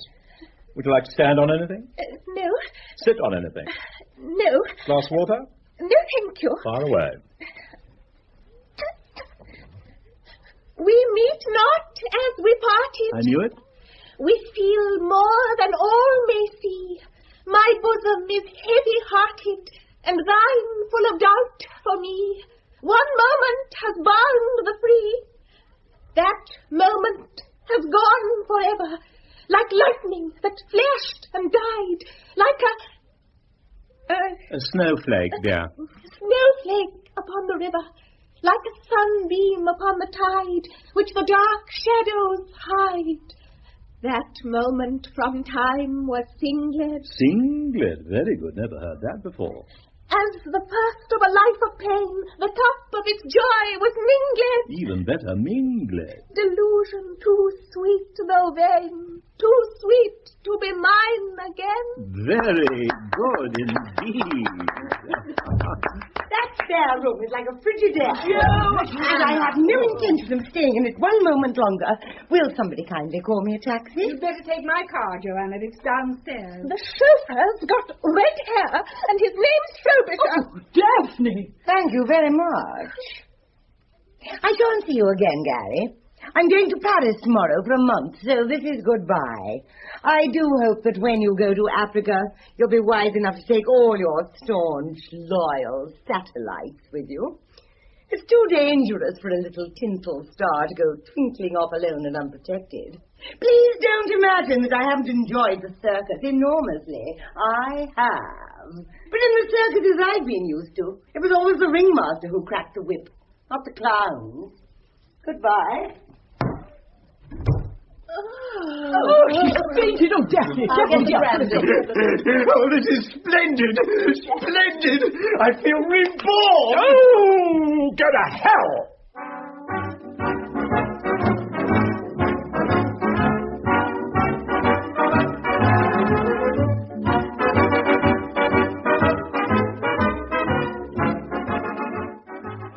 Is everything packed, Monica? Yes? I must be going home now, Gary. Oh, Monica, don't leave me. I feel depressed. Just now you were screaming for peace. I'll be here first thing in the morning. I wish you were coming with me. I shall be utterly lost with some dreary temporary African. Is Liz coming to the station? No. Why don't you go round and see her? You know perfectly well. She's still in a rage. I haven't seen her for a week. Have you tried? Of course I have. I've telephoned her 3 times. Each time she spoke to me kindly and remotely as though an idiot child. I'm not sure she didn't spell some of the words out for me. Would you like me to have a go at her? Certainly not. If she wishes to behave like an outraged Mother Superior with chilblains, let her get on with it. I do see her point. You really did go a little too far. For heaven's sake, don't you start on me, too. I've got enough to put up with. By the way, you'd better be careful if the telephone rings. Roland Maule has been calling up all the week. I should welcome even him tonight. At least he'd be interesting psychologically. So would Rasputin. Oh, I feel dreadfully flat. Oh. I suppose everybody feels flat when they're going away. It's your own fault that you're alone, you know. You refused all offers. You pleaded for a few hours' solitude and said you'd throw yourself out of the window if you didn't get it, and that then we should all be sorry. I wonder if I shall ever see England again. I see myself under a mosquito net, fighting for breath. Who with? You have no imagination, Monica, just a flat, literal mind. Must be very depressing for you. Now, you're getting a big boy, you know. You'll be 42 next birthday. Just fancy. 41 next birthday, just fancy. Good night, darling. I do envy you, Monica. You're so serene and unruffled. You go churning through life like some frightening old warship. Thank you, darling. That sounds most attractive. Good night. Have one more drink. No, thanks. I really must be getting home. Good night. I'm going away now, Miss Rosenbaum. Have you everything you want? Frankly, Miss Erickson, no, I have nothing that I want. Oh, what a pity. Have you? Have any of us what we want? Oh, Mr. Essendine, you're only acting. For a moment I was quite upset. You lead a very strange life, Miss Erickson. Do you enjoy it? Oh, yes, indeed. Tell me all about it, from A to Z. Where are you going now, for instance? I am going to my friend in Hammersmith. She is a German. Is she a spy? Yes, I think so, but she is very kind. I understand from Fred that she's also a medium. Oh, dear, yes. Sometimes she makes a trance. It's very surprising. She will lie on the ground for many hours making noises. What sort of noises? They're different. Sometimes she sings high up like a bird. Other times she may make a little bark. Often she is very ill. I'm not surprised. Oh, well, I must be pushing off now, Mr. Essendine. Push away, Miss Erickson. It's been most interesting. Thank you very much. Not at all. Good night. Good night. Oh, thank you very much. Hello, it's me. Daphne. Really, Daphne, dear, how very sweet of you to think of coming to say goodbye. But I haven't come to say goodbye. What do you mean? I'm coming with you. I bought my ticket this afternoon. You what? I've run away. I left a note for my aunt. You see, I know something now. I've known it all the week, really, ever since that awful morning when I fainted, when that dreadful prostitute came out of the spare room in that tawdry evening gown. That was no prostitute, Daphne. That was the wife of one of my dearest friends. Never mind. I know that you need me now as I need you. Now, Daphne, dear, this is really too absurd. You must go home at once. Oh, I knew you would say that. Please, put on your hat again, and don't be silly. I know you better than you think I do.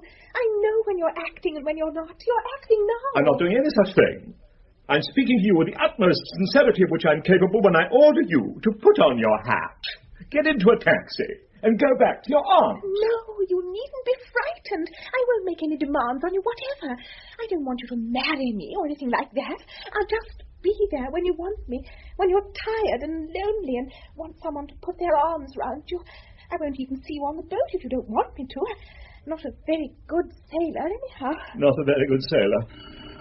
There's somebody at the door. Oh, who is it? How do I know? You'd better wait in the spare room. No, Gary, please, not the spare room. All right, the office then. Only go quickly. I will get rid of them soon, promise, whoever it is. Here, don't leave your hat. Oh. In you go.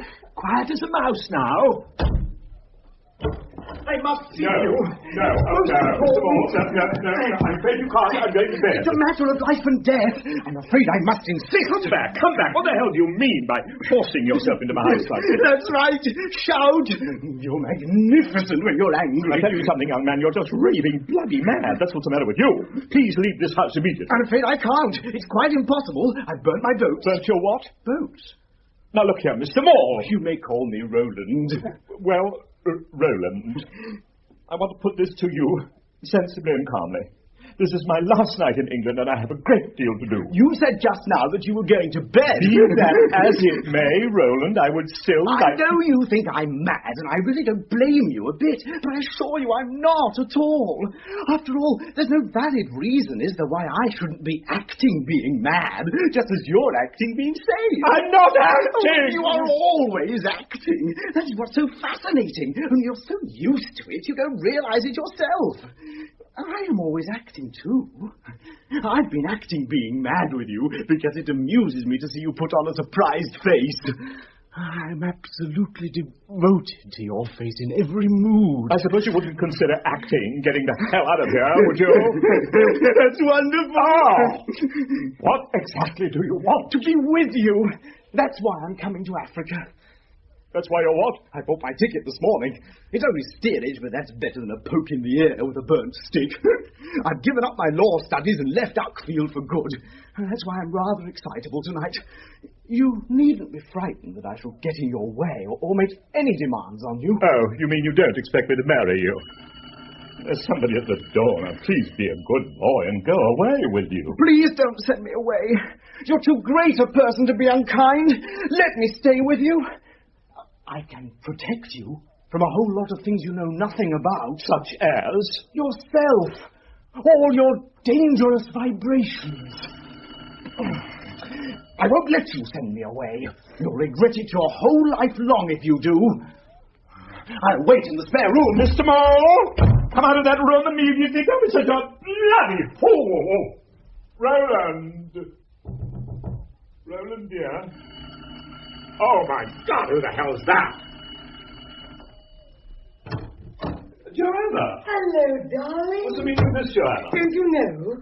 Yes, I know. You're coming to Africa with me. You bought your ticket this afternoon. You're not going to make any demands on me. And you're not a good sailor. But I'm a perfect sailor. What are you doing? Telephoning. Henry. Henry? Hello? I'm so terribly sorry. It's the wrong number. Yes. No good doing that anyway. He's not in. It doesn't matter now. Darling. Under this rather taut, strange manner of yours, deep down inside, aren't you just a little bit glad to see me? Absolutely delighted. It will settle things once and for all. That's what I thought. When did you get back from Paris? This afternoon. Did you get my telegram saying goodbye? Yes, Monica read it out to me. Good, I meant her to. I thought you were going to stay for a month. No, you didn't. You knew perfectly well I wouldn't be able to. I must say I tried for the first few days to put you out of my mind, railed against you. Then I remembered. What did you remember? I remembered what you said to me the other night. You said no matter what comes after this, what circumstances combine against us, what tears are shed, this is magic, the loveliest magic that I've ever known. That is from the second act of Love Is So Simple. Yes, I recognized it. I saw the play several times, you know. In that case, why on earth do you believe it? I didn't. The fact of your saying it proved something to me. It proved that you are no more sincere emotionally than I am. That you no longer need the pangs of love, but are willing to settle for the fun of love. I couldn't agree with you more. That, to date, is the most immoral statement I've ever heard in my life. It's true, though, isn't it? No, it's not. No need to protest it, darling. How dare you, Joanna? It's women like you who undermine the whole integrity of civilization. What's that out of? It's not out of anything. As I told you the other night, I've always wanted you. I've always known instinctively that we were right for each other. You need me.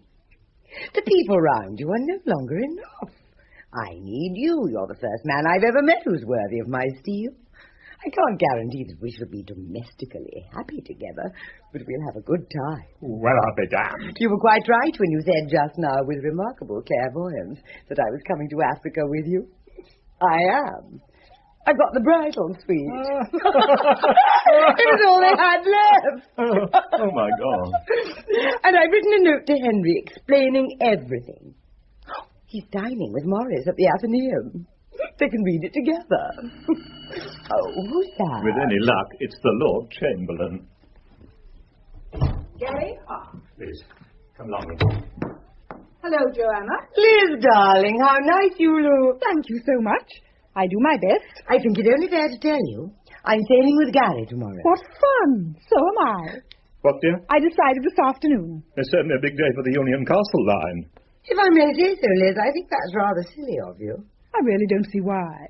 It'll be charming. We can all eat together at the same table and do our lifeboat drill together. I think it's only fair to warn you that Joanna has written a little note to Henry and Morris explaining everything. Good. Then they'll probably be coming too. And I should like to take this opportunity of cutting my throat from ear to ear. Nonsense, darling. You'll enjoy the voyage enormously. There won't be a dull moment. You think you're being very clever, Liz, don't you? For a woman of your experience, Joanna, you're being a trifle obtuse. It's very important for all of us that this African tour of Gary's should be a success. Obviously, there's no way of preventing you coming if you want to. But you'd better realize it before it's too late that from the social and publicity angle, you will be there as a friend of mine. I'll give you just 2 guesses as to who that is. Oh, gathering of the clan. I'll go, Gary. Perhaps I was wrong about you after all. You haven't got the guts of a rabbit. I'm very glad I haven't. I'm sure they'd be extremely inadequate. Is it true? That's all I want to know. Is it true? False friend. False friend. Come, Morris, you're not in the Athenaeum now. It's no good trying to be flippant. This is a miserable, disgusting situation, and you know it. A stab in the back. That's what it is. A low-down stab in the back. Not too low down, I hope. I've had a note from Joanna. She says that you've been lovers and that you're going away together tomorrow. Is that true? Perfectly true. Answer me, Gary. I'll tell you what's true and what's not true, and you can stop bouncing up and down like a rubber ball and listen. Be careful, Gary. Careful? I've been a damn sight too careful with a lot of you for years. Have you or have you not been Joanna's lover? Yes, I have. You miserable cat. You shut up. Joanna, you came here the other night determined to get me, didn't you? And you were plausible and superficially alluring enough to succeed. You certainly aroused my curiosity very cleverly, but it takes more than cleverness to touch either my heart or my mind. You haven't got a heart or a mind. You haven't got one decent instinct in you. You're morally unstable and false through and through. For the love of God, stop being theatrical. Oh, dear. Look here, Henry. It's high time you and I got down to brass tacks. You're taking up a very high and mighty attitude over this, but if you'll trouble to look at the facts honestly for 1 minute, you'll find that you don't mind as much as you think you do. No. Morris is the one who minds for the moment. Morris? What do you mean? Oh, Gary, that was disgraceful of you. Disgraceful, my foot. I'm sick of everybody lying and intriguing and acting all over the place. All right, Gary, you win. I wouldn't have thought anyone could think so low. Fiddle-de-dee. What did you mean about Morris? Answer me. I mean that Morris and Joanna have been carrying on an abortive little ding-dong under your silly nose for months. I'll never speak to you again until the day I die. Well, we can have a nice little chat then, can't we? Morris, Joanna, is this true? Of course it's true. And mind you, it hasn't lasted quite so long as your rather dreary little affair with Vera Radcliffe. That's been hiccuping along for nearly a year now. Henry! And don't you pretend that you didn't know, Joanna. You were absolutely delighted it gave you room to expand. I told you that in the deepest confidence. How could you be so vile as to betray it? I'm sick to death of being stuffed with everybody's confidences. I'm bulging with them. You, all of you, come to me over and over again and pour your damn tears and emotions and sentiment over me until I'm wet through. You all behave just as badly as I do, really, in many ways a great deal worse. You believe in your lachrymose, amorous hangovers. I, at least, have the grace to take mine lightly. You, Henry, wallow. And I laugh because I believe now, and I have always believed, that there is far too much damn nonsense talked about sex. You, Morris, love taking your paltry attachments seriously. That's your way of enjoying yourself. Henry's technique is a little different. He plumps for the domestic blend. That's why he got tired of Joanna so quickly. Anyway, he's perfectly suited with poor Vera. She's been knee-deep in pasture ever since she left Rodine. Joanna is different again. She devotes a great deal of time to sex, not for the intrinsic pleasure of it. Oh, no. Merely as a means to an end. She is a collector, a go-getter, an unscrupulous, attractive pirate. Personally, I'm none of these things. To me, the whole thing's vastly overrated and always has been. I enjoy it for what it's worth, and what's more, I fully intend to go on doing so for as long as anybody's interested. And when the time comes that they're not, I shall be perfectly content to settle down with an apple and a good book. Well, I'll be damned. Of all the brazen, arrogant sophistry I've ever listened to, that takes the prize for all time. You have the nerve to work yourself up into a state of moral indignation about us when we all know... I have not worked myself up into anything. I'm merely defending my right to speak the truth for once. Truth? You wouldn't recognize the truth if you saw it. You spend your whole life attitudinizing and posturing and showing off. And where would you all be if I didn't, I should like to know? I suppose you'll be telling me next it's your restraining influence that's maintained me as an idol of the public for 20 years. You're not the idol of the public. Look what happened to you in Pity the Blind. I was magnificent in Pity the Blind. Yes, for 10 days. 11. If it hadn't been for us, he'd have done Peer Gynt. If anybody else so much as mentions Peer Gynt in my house again, I swear before the bar of heaven I shall produce it at Drury Lane. Well, you won't produce it on my money. This has been a disgusting, degrading scene. If it wasn't for the fact that Morris and I signed the contract for the Forum Theatre this morning, we should both of us wash our hands of you forever. What? What? Now, Gary, for heaven's sake. I'm sick of this idiotic performance. I'm going. Do you hear me, all of you? I'm going for good. Take my car. It's downstairs. This has been a great evening for speaking the truth, hasn't it? Well, I should like to add just one little contribution to the entertainment before I leave. I consider you, Mr. Gary Essendine, to be not only an overbearing, affected egomaniac, but the most unmitigated cad it has ever been my misfortune to meet. And I most devoutly hope that I shall never set eyes on you again as long as I live.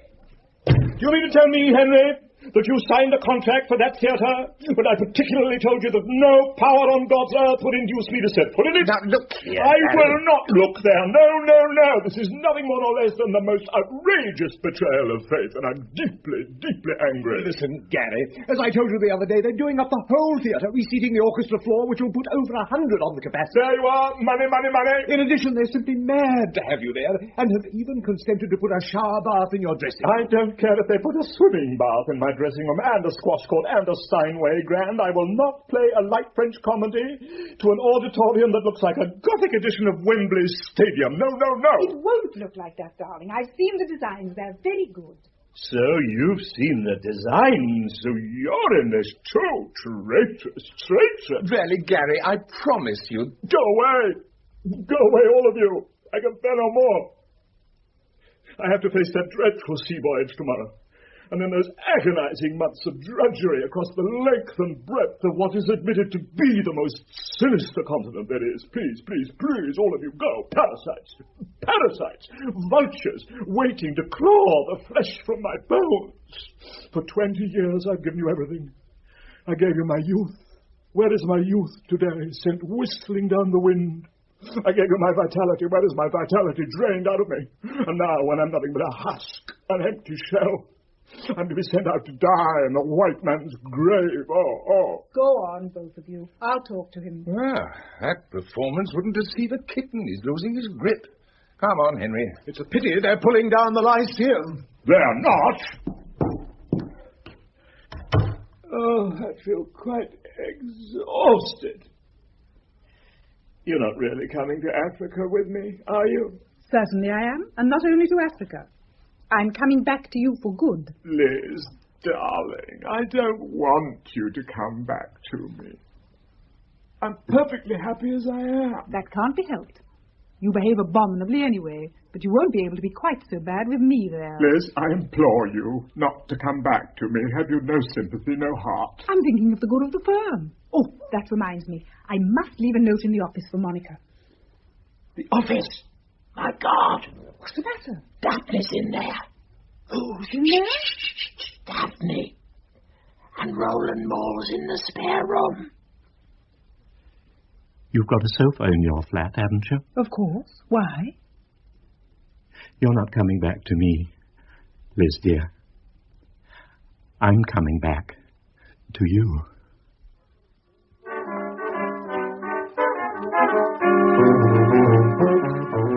That was Paul Schofield as Gary Essendine in Noel Coward's Present Laughter. Joy Parker played Liz Essendine, Patricia Routledge, Monica Reed, and Fenella Fielding, Joanna Lippiott.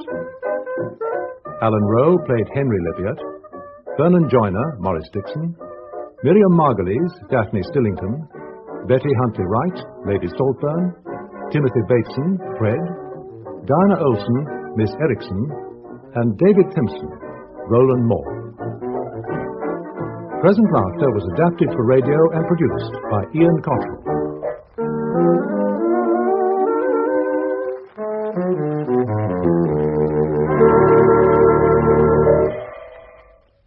That play was first broadcast in 1974. At the Eisteddfod by Brian Evans. Next Tuesday at the Royal National Eisteddfod of Wales in Ruthin, Denbighshire, the great pavilion will be packed for the ceremony of the crowning of the bard.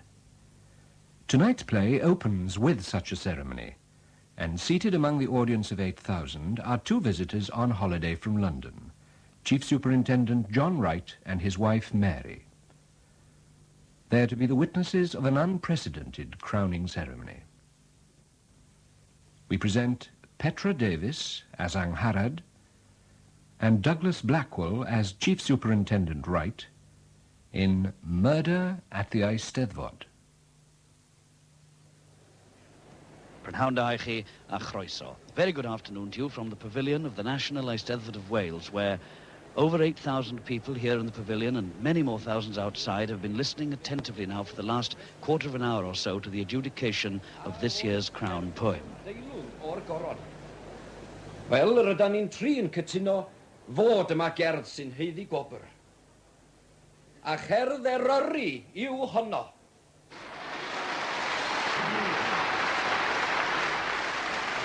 Now the adjudicator has just announced that there is to be a crowning this year, and the winner is Eryri. Now the Archdruid of Wales comes forward to call on the winning bar to stand up somewhere in this great pavilion. Hawenydd yw meddwl fod teilyngdod, ac y bydd yma goroni. Y bardd buddigol yw Eryri.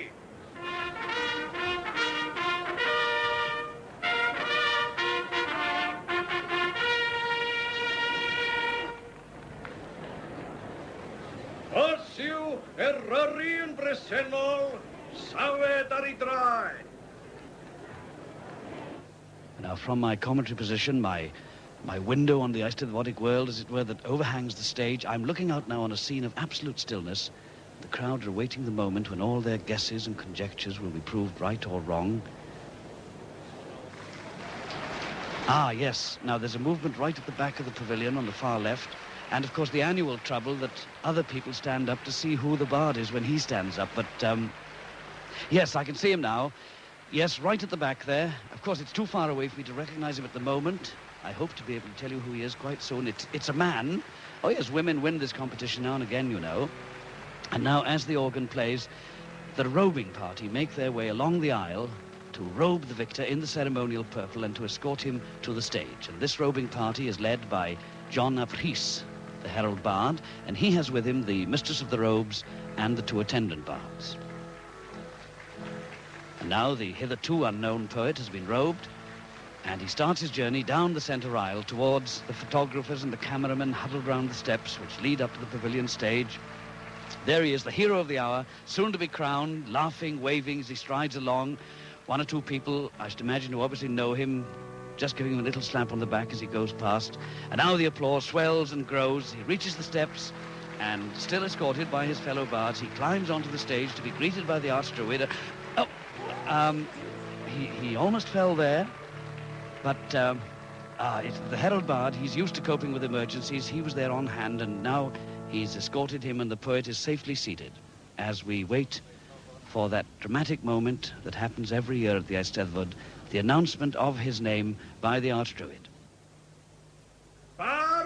Goran Eleni, you Rodri Rogers.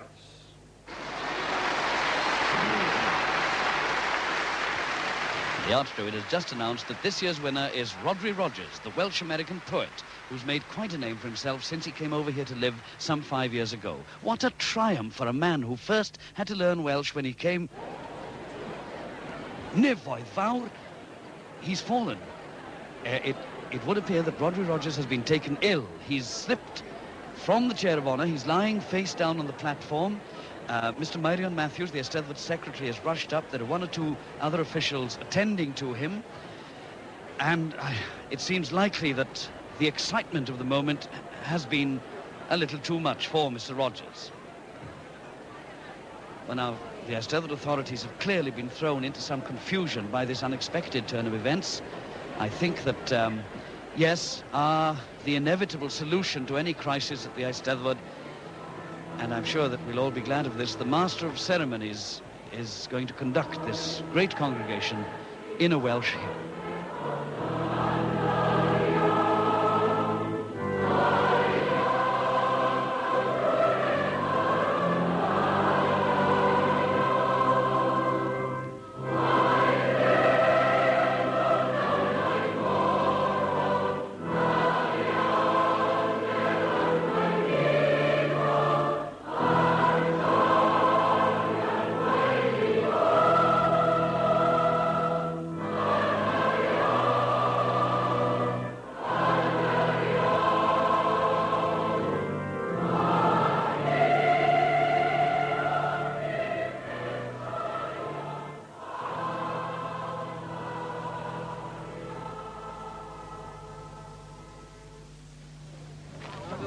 Excuse me. Come along, Mary. Hang on to me. Yes, okay. Excuse me, please. Here we are. Is this the place? Yes, that's it. Headley means police. Sorry, sir, you can't go in there. Strict orders, sir. Is the chief constable there? Well, yes, sir, but I'm afraid I can't let anybody through just now. Tell him that Detective Superintendent Wright and Mrs. Wright are outside, will you? Oh, I'm sorry, sir. Certainly. If you'd wait a minute, I'll be right back, sir. What's happened, John? Well, it looks as though the chief's got embroiled in the collapse of your Welsh poet. My Welsh poet, indeed. Oh, hello, Chief Constable. Mary, I've been looking forward to seeing you at the Eisteddfod all day, but now... Oh, how are you, John? I'm fine, thanks, Chief. Good. Well, it's been a most interesting day for an English foreigner. You could say that. Were you there when Rodri was killed? Killed? You mean he's dead? Yes. But we thought he'd had a heart attack. Look, better come inside. Too many big ears out here. And this is Detective Sergeant Williams, in charge of the Eisteddfod for this week. Sergeant, these are two very good friends of mine, Detective Superintendent Wright and Mrs. Wright. How do you do, sir? Hello, How do you do, Sergeant. Mrs. Wright? Chief, if this is a murder investigation, would you rather I disappeared? Well, as a matter of fact... Yes, Mary, it might be best if you went back to the hotel. I'll join you there as soon as I can. Yes, all right. I'll see you out, Mrs. Wright. No, thank you, Sergeant. I can find my own way. I won't disturb you any further. Well, it's murder, all right, John. Tell me, where were you sitting, by the way? About 10 rows back, near the centre aisle. So you had a pretty good view of what happened. Mm-hmm. Rogers, if you remember, came through the audience with his escorts and up the stairs onto the platform. Facing him, at the rear of the platform, were the bards. In their white, blue and green robes, very colourful. And as Rogers stood at the top of the stairs... He tripped. Everyone thought he'd tripped, sir, but that was the moment when he was shot. Correct. Then the herald bard helped him into the chair, and the next thing we knew, well, there he was. On the floor, dead. Well, at first, people thought he was dead drunk or that he'd had a heart attack. It was only when the doctor pulled back the robe and saw the blood that anybody thought otherwise. Now, let me get this clear. Rogers was shot from the front when he had his back to the audience. Exactly. Which means that somebody already on the platform must have done it. And the only people on the platform were bards. Yes. He was shot by one of his own.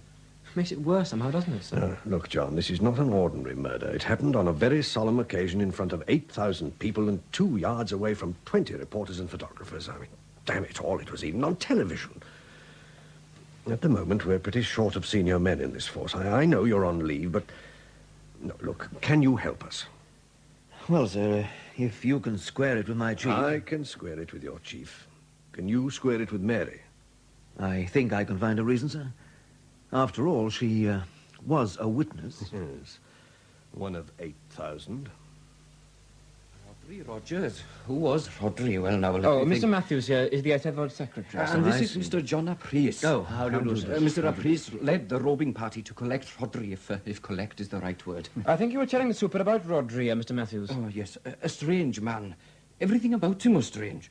Born in America of a Welsh mother who told him stories of Wales. Came over here after university on a holiday and just never went back again. Yes, one of his best poems is about how he discovered himself as well as Wales when he came over here. Well, whatever the rest of his life was, he was a marvellous poet, mind.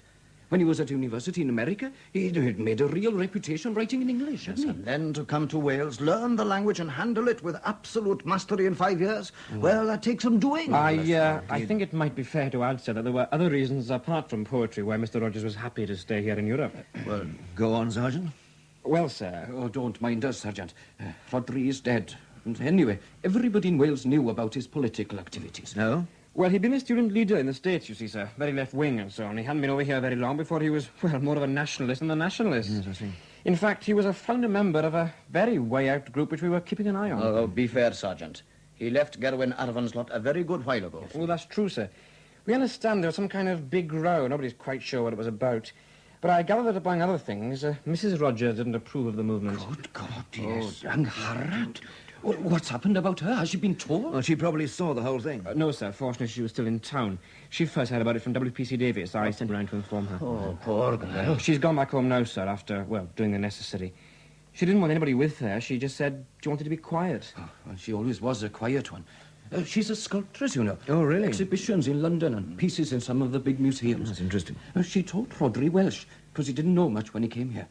In fact, she just about gave up her career to look after him. I see.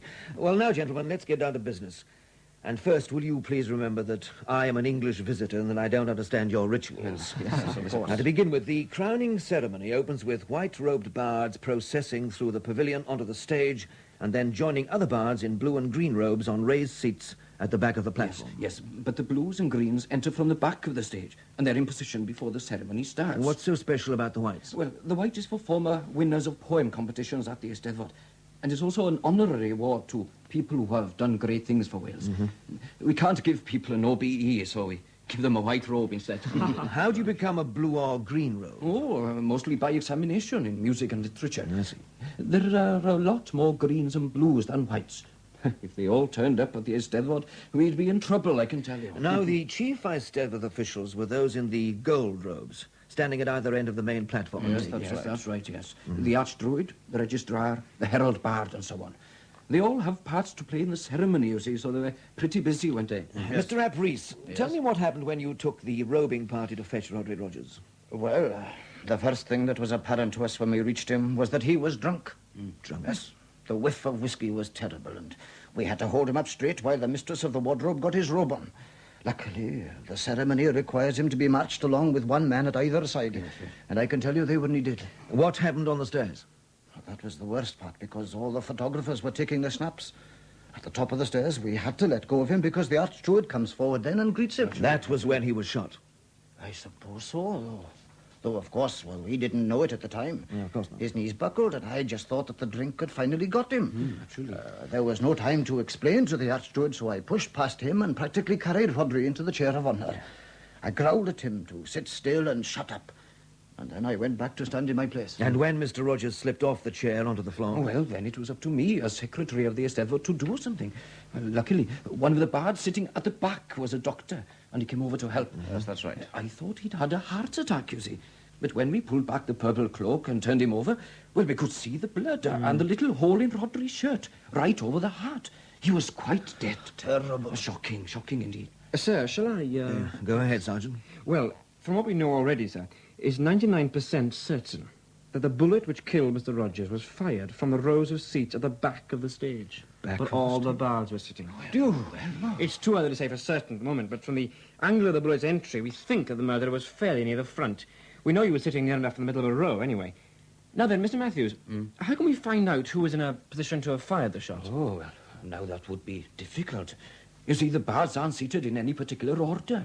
Just the whites with the whites, the blues behind, and then the greens. Yes, but if he was sitting in the third or fourth rows, he'd be pretty sure to be a blue. Well, let's leave that question for the moment. I'm assuming that the killer had the gun hidden in the folds of his robe or up his sleeve or something, and that he used a silencer. But even with a silencer, there's a certain amount of noise. Now, why did no one report any of that? Well, my fault, in a way, I suppose. You see, as soon as I knew it was murder, I rushed off to find Sergeant Williams here. But by the time I got back, Rodri's body had been carried off the stage, and they were trying to get a hymn going. And there was a lot of confusion, you see. And the Archdruid still thought that Rodri had died of a heart attack. So during the singing, he had all the bards marched off the platform, out the back way, and onto the buses, isn't it? Buses? What buses? Well, sir, the bards change into their robes at a church hall in the town, and then they're driven the 2 miles to the Eisteddfod grounds in these special buses, and then after the ceremony is over, they go back again the same way. You see, you can never hold the Eisteddfod in the centre of the town. It's too big, especially for a little country town like this. Well, I don't want to keep you gentlemen too long this evening, so I'll restrict myself to one basic question. It's a simple why. Why would anyone wish to kill Rodri Rogers? Well, that's a bit too simple, isn't it, Superintendent? I mean, what you're really asking is, why should a member of the Gothsale Bards wish to kill Rodri? Well, could it be a jealous rival? Someone who would hope to win the crown himself? Oh, no, not at all. That won't wash. Not unless the murderer was going to kill the winner, whoever he was. What do you mean? You see, we arrange it very carefully, that no one but the secretary of the Eisteddfod, and that's me, knows who has won the crown before the actual ceremony. Yes, but how works exactly? like this. The poet sends in his entry under a pen name. He also sends in a sealed envelope with his pen name on the outside and his real name on a bit of paper inside. Now, when the adjudicators decide on the winner, they tell me his pen name, and then I open the envelope a few days before the ceremony. Yes, I understand. Then I write to the winning poet and impress upon him not to tell a living soul apart from his wife that he's won, and arrange for him to occupy a seat at the back of the pavilion on the Tuesday afternoon. Wait a minute, though, Mr. Matthews. I read in one of the papers this morning that Rodri Rogers was likely to win the crown. And if you'd read some of the other papers, you'd have read other names. Yes. The press always have a go at finding out, but they're more often wrong than right. Well, thank you, gentlemen. No doubt I'll be talking to you again during the next few days. Thank you. But I think I'd better pay my respects to Mrs. Rogers now. She lives in the neighbourhood, doesn't she, Sergeant? Yeah, about 15 miles, sir. Bit of a rough road. Had we better warn her we're coming? No chance, I'm afraid, sir. Her phone's out of order. Is there much more of this, Sergeant? Oh, not much more now, sir, no. That telephone kiosk over there, that's the last outpost of civilization. Oh, there it is now, sir. That's the house there. What's that large outbuilding at the side? Oh, that'll be her studio, sir. That's where she does all her sculpture and things.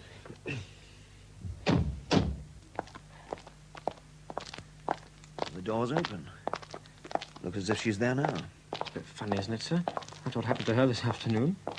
Well, let's take a look. Hello? Who's there? Good evening, Mrs. Rogers. I'm sorry to disturb you. I'm Detective Superintendent Wright, and I'm looking into the unfortunate... Come in, please, both of you. You're working late, Mrs. Rogers?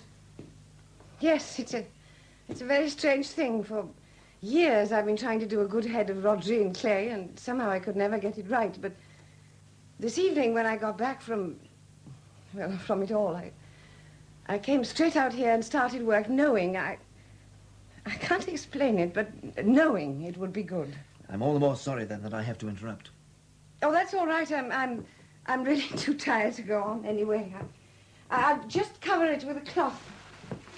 Oh, please sit down. Mrs. Rogers, can you please tell us, and take your time, all the events of this day and anything important about the days that led up to it? Oh dear. Would you rather I left it till tomorrow? No, it's all right. I suppose it all began about 10 days ago when we got the letter telling Rodri he'd won the crown. He was terribly excited, and you couldn't blame him, honestly. Winning the crown 5 years after starting to learn Welsh, that's really something. Apart from telling you that he'd won, did he mention it to anybody else? Well, he wasn't supposed to, and I don't think he did, not when I was there, that's for sure. But then he wasn't home all that much last week. Where did he go? I didn't ask. But he hadn't really been sober since he got the news, so he was either drinking or sleeping it off somewhere or other. Mr. Rogers was a heavy drinker, I understand. Yet he had no job, and he drew no unemployment pay. You haven't asked a question, Superintendent, but I'll answer it anyway. He lived on me. I have some money of my own, or had. I also made quite a lot when I was working in London, when my sculptures were selling well, but... Well, when I married Rodri, he made it perfectly plain that his business in life was poetry. It was up to others to support him. I must say he kept his word. He did publish a lot of poetry, Mrs. Rogers. I've read some of it myself. Didn't that bring in anything? About enough to pay for the paper and the stamps. And the trouble is I haven't been earning myself very much lately. I haven't really been in the mood.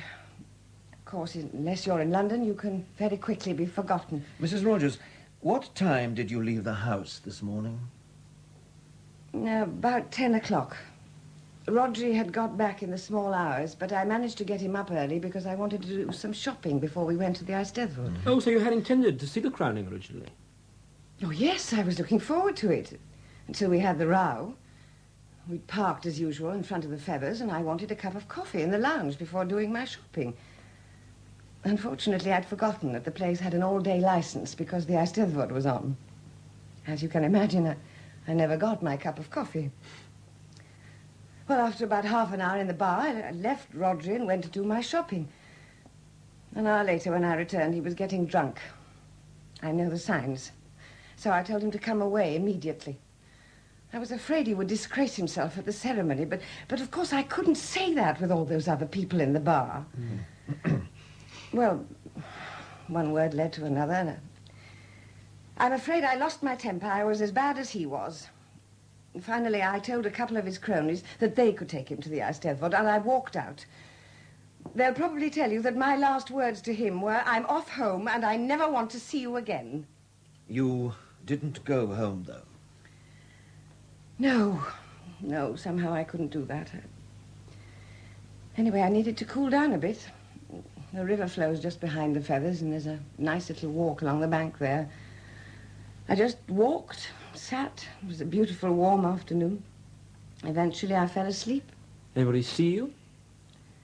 Well, there was a couple lying down about 20 yards away, but I don't think they were very interested in other people. What time did you wake up? I remember looking at my watch, and it was about 2:45. I hurried back to the car to listen to the ceremony on the radio. And I couldn't understand why they were just playing records instead.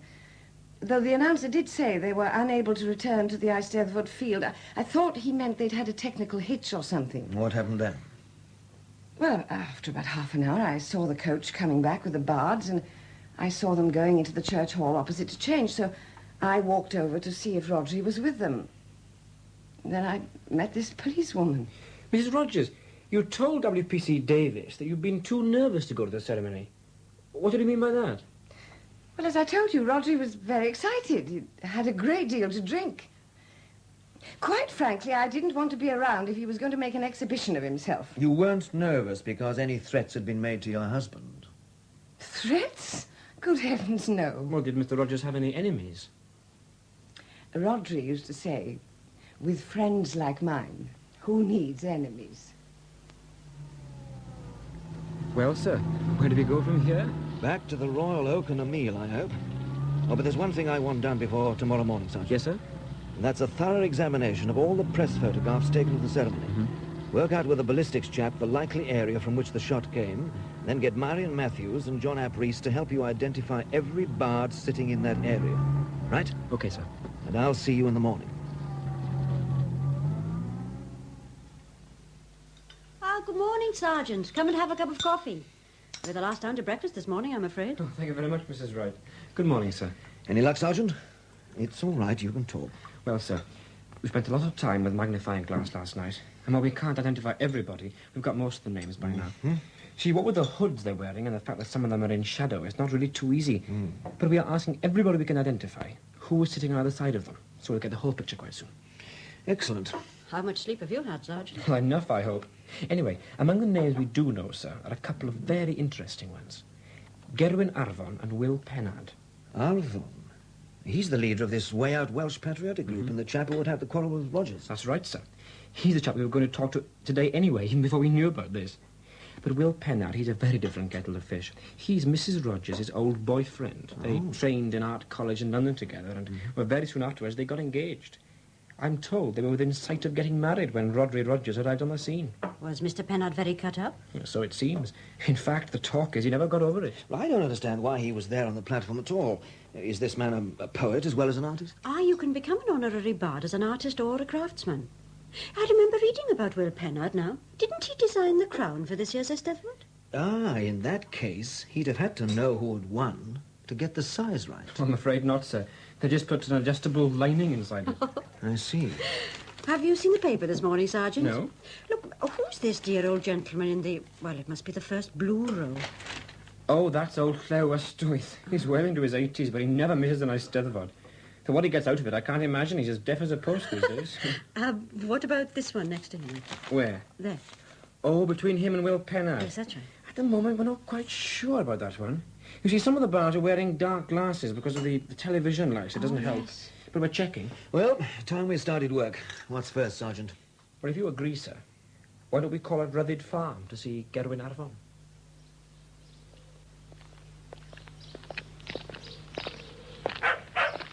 Hello? Mr. Arfon? Who's that? Headley. This is Detective Superintendent Wright. You know me. Aye. I know the local Gestapo, all right. What's this? Reinforcements from England to keep up the pressure? There are a few questions I'd like to ask you, Mr. Arvin. We called at the farm, but there was no one in. Oh, there's a shame now. Still, I expect you saw the pigs in the kitchen and the goats eating the coal in the back. Mr. Arvin, I'm not an idiot, and I do have some questions to ask. Careful, sir. I think he's got a gun. Right-hand coat pocket. So if I were you, Mr. Arvin, I'd sort of walk around the problem and approach it from another angle. See what you mean, sir. Well, I don't. What the hell are you talking about, walking around? Well done, Sergeant. Keep him still now. You were right. It is a gun. By the look of it, one that's recently been fired. A 9mm Walther, sir. Could have done the job. Fingerprints? Well, we'll try, of course, sir, but I shouldn't think there's much chance now. Shall I cuff him, sir? Yes, then leave him with me. And while we're having a chat, I'm sure Mr. Arvin won't mind if you look around for the silencer that ought to go with that shooter. Oh, no, you don't. This is my property, and no snooper from the English Gestapo. If you prefer it, we'll just sit and wait while the sergeant goes off to get a search warrant. All right? Get on with it. Right, Sergeant. You know what to look for. Sir. Now, let's talk about Rodri Rogers, the late Rodri Rogers. You used to be friends, I believe. Well, you believe wrong. Oh, there was a time not so long ago when our political beliefs walked the same road. We started a freedom task force, but when the going got rough, Rodri Rogers went missing. He let you down? He let us all down. All? My information is that you now lead a movement which has exactly 4 members. That's a lie. I'll admit that when Rodri went, a few of us resigned as well. But we are still a powerful organized... Sir! Yes? I found these in a box under a pile of sacks in the barn. Now, let me see now.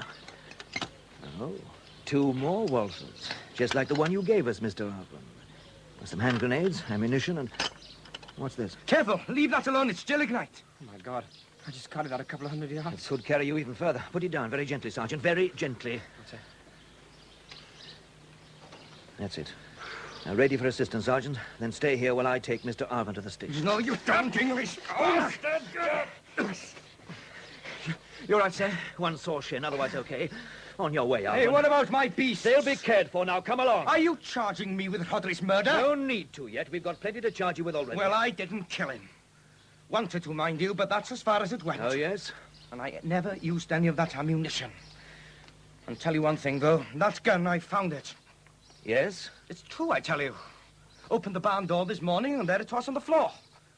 Anyway, I recognized it as soon as I picked it up. Rodri's, the one issued to him by the movement.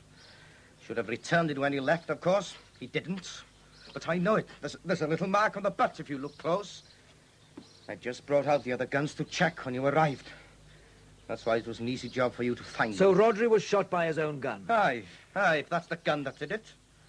But why did someone put it in my barn? Are you saying you've been framed? Yes, I am. But not by a policeman.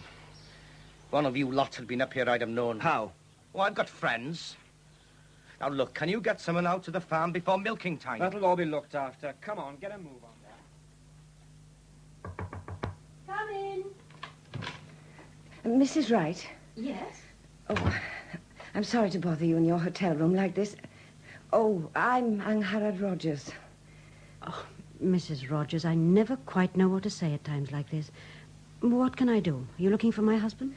Sergeant Williams, actually. He'll know what I'm talking about. Are they at the station? Well, no, they're out of town just now. Can I help? Well, it's Will Pennard. I'm a bit worried. Oh, yes, I've heard of him. He made the crown for this year's Eisteddfod, didn't he? Yes. Well, he came round to see me this morning. He's an old friend. I thought he'd come to say how sorry he was about Rodri, but he never mentioned him. Just sat there staring at me and hardly spoke a word. And then... Oh, it is so difficult. Look, would it help if I said I knew he was fond of you? Oh, goodness, it hasn't taken you long to learn all about us. Yes, it would help, because then he kissed me. After that, we talked a bit, quietly, and he asked me if I was working. So I showed him the head of Rodri I'd started, and you know, he started crying. God help me, he shouted, and he ran out of the house and into his car. When did this happen? Oh, about 10 o'clock this morning. I was terribly worried about it because he had a nervous breakdown about a year ago, and I thought he might be heading for another one. So I got the car out and went round to his digs. But his landlady said he wasn't there, and she didn't know when he'd be back. Do you think he's all right? Do you think he's all right, she said. And then she drove off. You only missed her by 5 minutes. I called in to see the Eisteddfod secretary. Mr. Matthews has got hold of some film of the ceremony that he wants me to see. Well, what are you going to do about Will Pennard? Well, clearly we'll have to talk to the man as soon as possible. Which means that I've got to leave my lunch and ring the station. Honestly, do you wonder that all policemen are dyspeptic? Oh, nonsense. It's not the work, it's all the beer you drink while you're pretending to watch a suspect.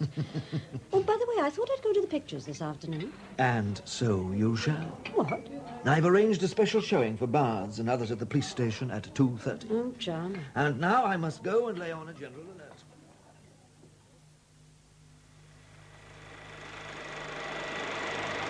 Right, hold it now, Thompson. Lights up, please. Well, now, ladies and gentlemen. Quiet, please. Now, you've seen the bit of film once, and in a minute we're going to show it to you again. Let me remind you that afterwards we're going to be asking you to describe exactly where you were in that procession to the pavilion, and also where you were sitting at the back of the platform. Also, and this is most important, who was sitting to your left and to your right. And finally, did you notice anything unusual, strange, or out of the ordinary during the course of the afternoon? Everything quite clear? Yes. All right, Thompson, start it up.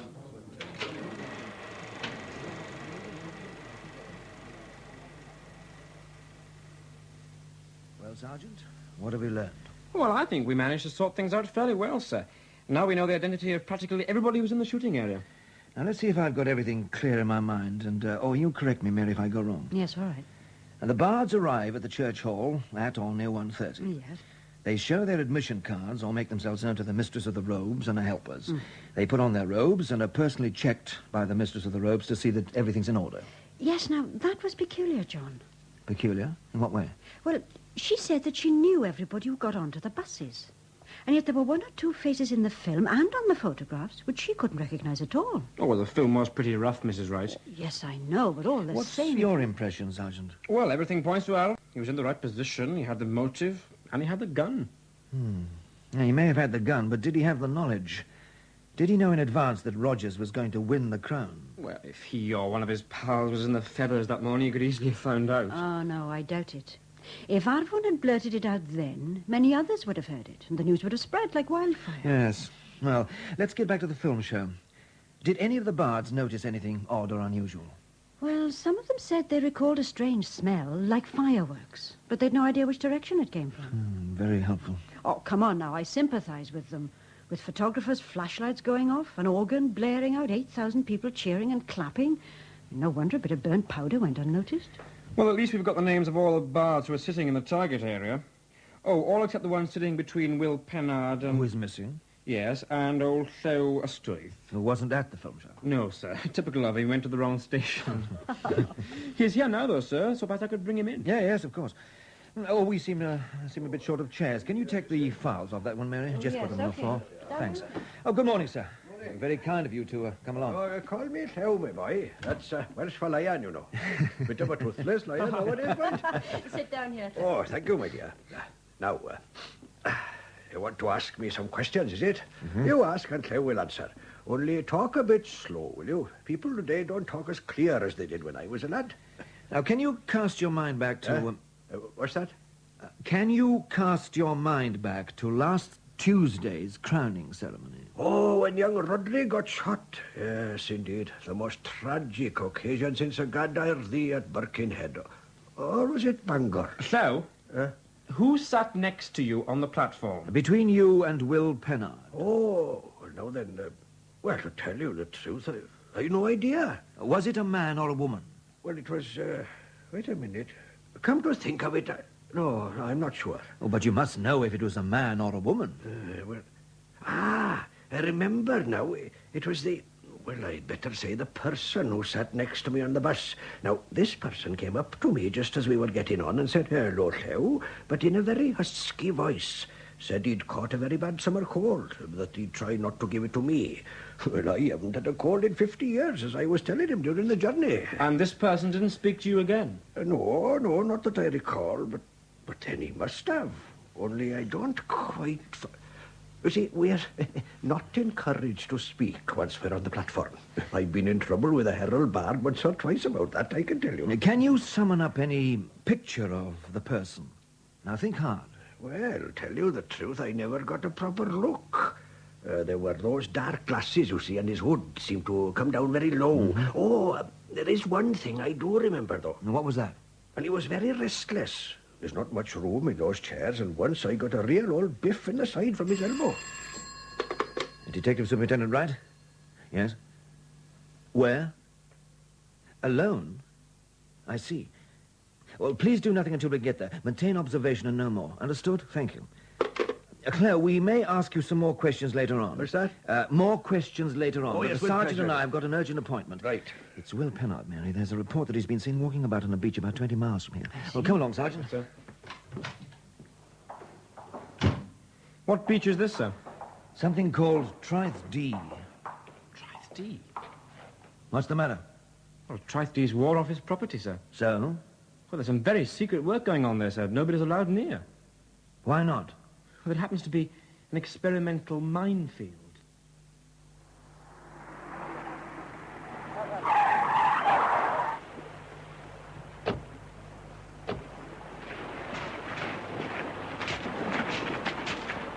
Captain Willoughby? Yes. Good morning, Superintendent.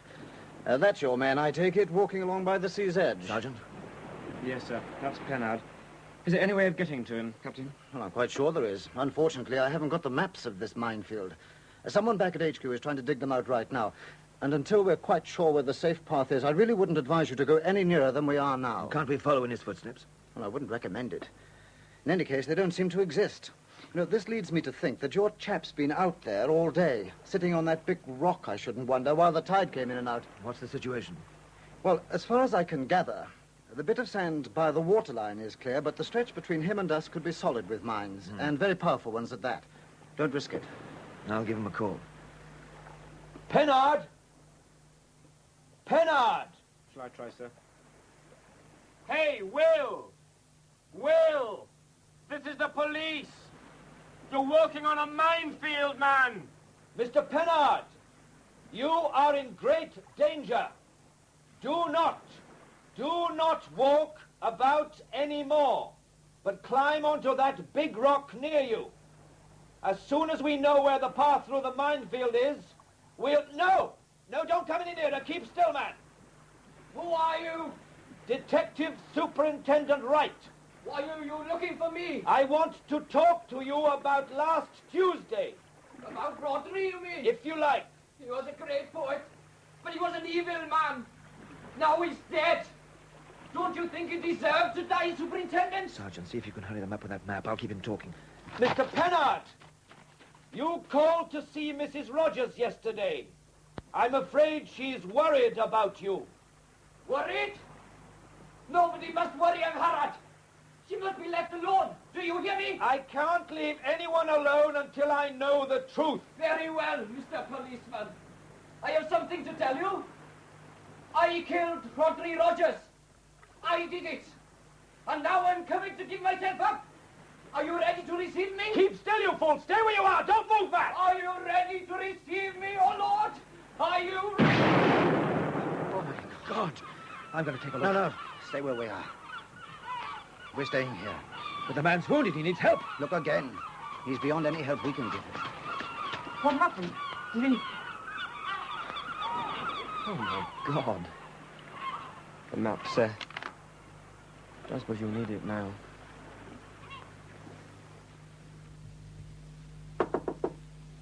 Who's there? Sergeant Williams, Mrs. Rogers.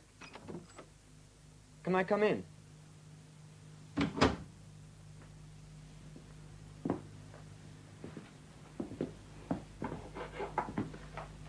Still working on the bust, then?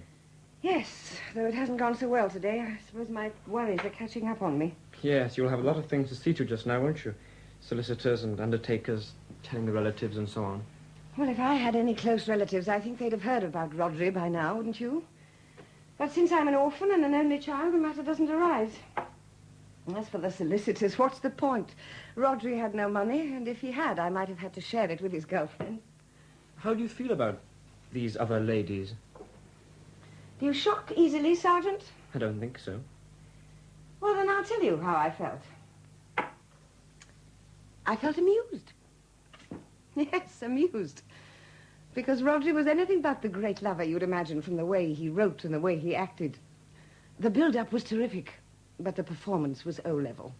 That's why I didn't bother myself too much about these little, Oh, let's change the subject. You've been here before, haven't you, Sergeant? Oh, yes, of course, yesterday. No. I mean, a couple of years ago. Oh, yes. Yes, another officer and I did call him once or twice to ask Mr. Rogers some questions. About Gerwin Arvon and the movement. That's right. It was late at night and I was in bed when you last called, but I peeped out of the window and saw you leaving. What did you tell him that night? We didn't tell him anything. We only asked him some questions. Well, whatever it was, you really frightened him. He came back upstairs swearing and grumbling, and then I'm afraid I started on him, asking if he wanted to be deported. I don't think he or I slept a wink that night. The next thing I knew, he'd had a fearful row with Gerwin Arvon and resigned from the movement. We were told he left the movement because of you, Mrs. Rogers. How did you feel about Gerwin Arvon? I hated him. I tell you, if someone had shot Gerwin Arvon instead of Rodri, I'd have been on your list of suspects. When he had quite a few supporters, Gerwin was very high and mighty indeed. I used to call him Mein Führer when he came round to the house, and he used to practically leap up and down in rage. Mrs. Rogers, I've been a long time coming to it, but I'm afraid I've got some bad news for you. Is it Will? Will Pennard? I'm afraid so. A few hours ago, we traced him to Trith D, the War Office property beach where the minefield is. He was born near there. Oh, yes. Well, perhaps that's how he got through the minefield and down to the shore. Only coming back, well, he wasn't so lucky. Dead? In a flash. If you'll excuse the expression. I'm very sorry. He was very fond of me, you know. No, that's not honest. He loved me. I only wish I could have loved him back. It would have made things so much simpler. I used to feel so sorry for him, but what right had I to feel sorry for a man because he was good and gentle? You were engaged at one time, weren't you? Yes, when we were students. But it was never really on. There was no clash, no spark. Oh, poor Will. I am so sorry. Mrs. Rogers, before he died, Mr. Pennard said rather a strange thing. Yes? Well, he shouted to Superintendent Wright, who was on the other side of the minefield, that he had killed your husband and was coming to give himself up. Did he say anything else? That you were to be left alone. Mrs. Rogers, do you think Will Pennard could have killed your husband? How can I answer that? Rodri dead, now Will. Perhaps there's a pattern to it, I don't know. Well, there were some indications during the superintendent's talk that Mr. Penner might have been mentally disturbed or have received a severe emotional shock. Can you give any help on that? Only what I told Mrs. Wright, that he had had a nervous breakdown last year. Though he did look very startled when I met him last Friday in town. Oh, what happened? Well, I was just passing his digs as he came out, so I called out and offered him a lift. We'd only heard the news about Rodri winning the crown the previous day, and I'm afraid I couldn't help dropping a little hint, because after all, he had made the crown. What was that? Oh, that's Jones, Bryn Farm. When he's been into town, he buys me a paper so that I'll know what's going on. Oh, I'll get it for you, Mrs. Rogers. Thank you. I expect you read it this morning. Matter of fact, I haven't. According to this, we're in for a bit of a treat next Sunday. Let me see. Exclusive revelation. I was Rodri's mistress. By actress Glenys Lane. Mrs. Rogers, I think I ought to be getting back now. But before I go, can you tell me something about this Glenys Lane? Nothing, Sergeant. I can tell you nothing. Detective Superintendent Wright? Oh, Marion Matthews here, Inspector. Ah, Mr. Matthews. How are things going at the Esteville? Well, breaking all records, I'm happy to say. Though I suppose it's more due to Rodri Rogers than to the bards of Wales. But it was to do with Rodri that I'm ringing you. Yes. You've seen the piece in the paper about Glenys Lane? Yes, I understand that the lady's appearing in repertory at the Civic Theatre in Aberdeen. That's right. And as soon as Sergeant Williams gets back, we'll be off to have a word with her. I taught drama to that young madam at school, you know. Her and Harad. Oh, yes. But it was only when I saw her picture that I realized who she was. I mean, she was the girl I saw standing by the side of the platform backstage just before Rodri was killed. Well, why on earth didn't you tell me about a girl before? Well, honest to God, it had slipped my memory entirely until today. Well, I just popped onto the stage to push one of the microphone cables out of the way. Our present asteroid tends to fall over things, you understand. And I was coming off and saw this girl in the wings. Well, she was wearing a sort of bra thing, then a lot of bare skin, and then her skirt splits as high as it would go. Well, I meant to ask her what she was up to, but there wasn't time. You didn't recognize her then, but you know her now, is that it? Yes, well, sounds daft, doesn't it? But it's true all the same. And I still wouldn't know it was Glenys if it hadn't been for that piece in the paper. Glenys Lane, an actress. I bet that's costing her dad a packet. No talent. Talent? You must be joking. When she left school, I wrote in a report, the school plays will never be the same again. And I meant it. They're quite good now. This is her dressing room. If you'll just wait here, gentlemen, she's taking the final curtain now. Oh, sounds like a very good house to me, sir, judged by the applause. The publicity's probably helped. Mary tried to get in, but every seat had gone. If Marion Matthews is right, it can't be the acting. Oh, darling, you were marvellous. How wonderful. There are two gentlemen to see you. Oh, you want to see me? Are you the press? I'm afraid not. We're police officers. This is Detective Superintendent Wright, and I'm Detective Sergeant Williams. How nice. Come in. Thank you. Can I take my slap off while we talk? Oh, it's all right, Sergeant. I won't take anything else off, I promise. Miss Lane, I would like to ask you some questions. I'll get straight to the point. You claim to have been Rodri Rogers' mistress. Yes. You've seen the publicity about my article, I suppose. Well, I met Rodri about 6 months ago at a party. Where else would one meet Rodri? And he came to stay at my little flat the following weekend. Well, after that, it was on and off, as you might say, for quite a while. Oh, but lately he'd been getting a bit boring. Boring? Intense. Serious. The distant chime of wedding bells and all that. And that didn't interest you? Well, darling, he's married. Oh, correction, was married. And I'm not the marrying type. Had you told Mr. Rogers of your feelings, Miss Lane? Not exactly. I was going to. And then I got a little hint that Rodri was going to win the crown. So then I thought that being engaged to him for a month or so, just till the publicity wore off, wouldn't hurt my career one little bit. How did you hear that Mr. Rogers was going to win the crown, Miss Lane? Oh, it was the night before the shooting. I was called to the stage door phone, and this chap said that Rodri was going to win, and that I mustn't miss it. Who was this chap? Oh, well, I hope I'm not getting him into trouble. It was Gerwin Arvon. He explained that Rodri couldn't ring me because of the promise he'd made, a vow of secrecy or something. But Gerwin had got to know, so he was doing me a good turn. I see. And you went to the Esteville? Yes. Where were you sitting? Oh, a long way back. All the best seats were sold. I don't think you're telling the truth, Miss Lane. We have a witness who says that you were standing in the wings backstage at the Eisteddfod just before Mr. Rogers was shot. Well, your witness was lying, not me. I was hundreds of yards away. It's not true, I tell you. He knows you, Miss Lane. A Mr. Marion Matthews. Oh, all right. I didn't say anything because I didn't want to get Hughes into trouble. David Hughes? He was the BBC commentator. I see. I met him on the field. I hadn't a ticket, so he smuggled us at the back of the stage. Then took me up to the commentary position until the ceremony started.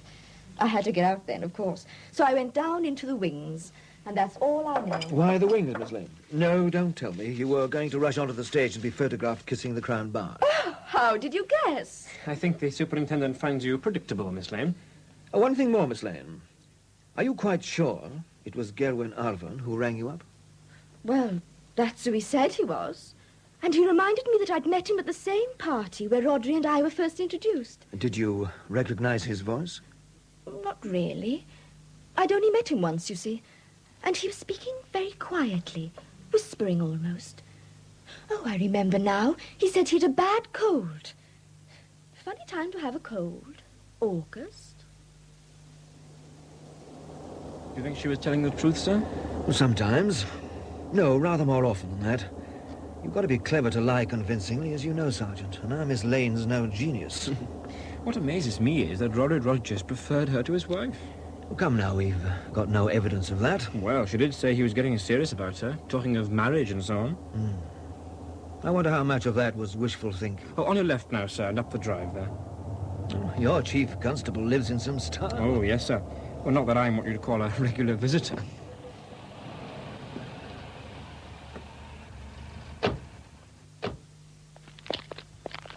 Ah, come in, come in. Thank you very much.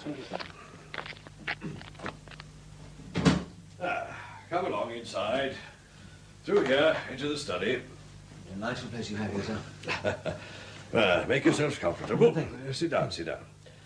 Now then, put me in the picture about this damn murder. Scotch for you, John?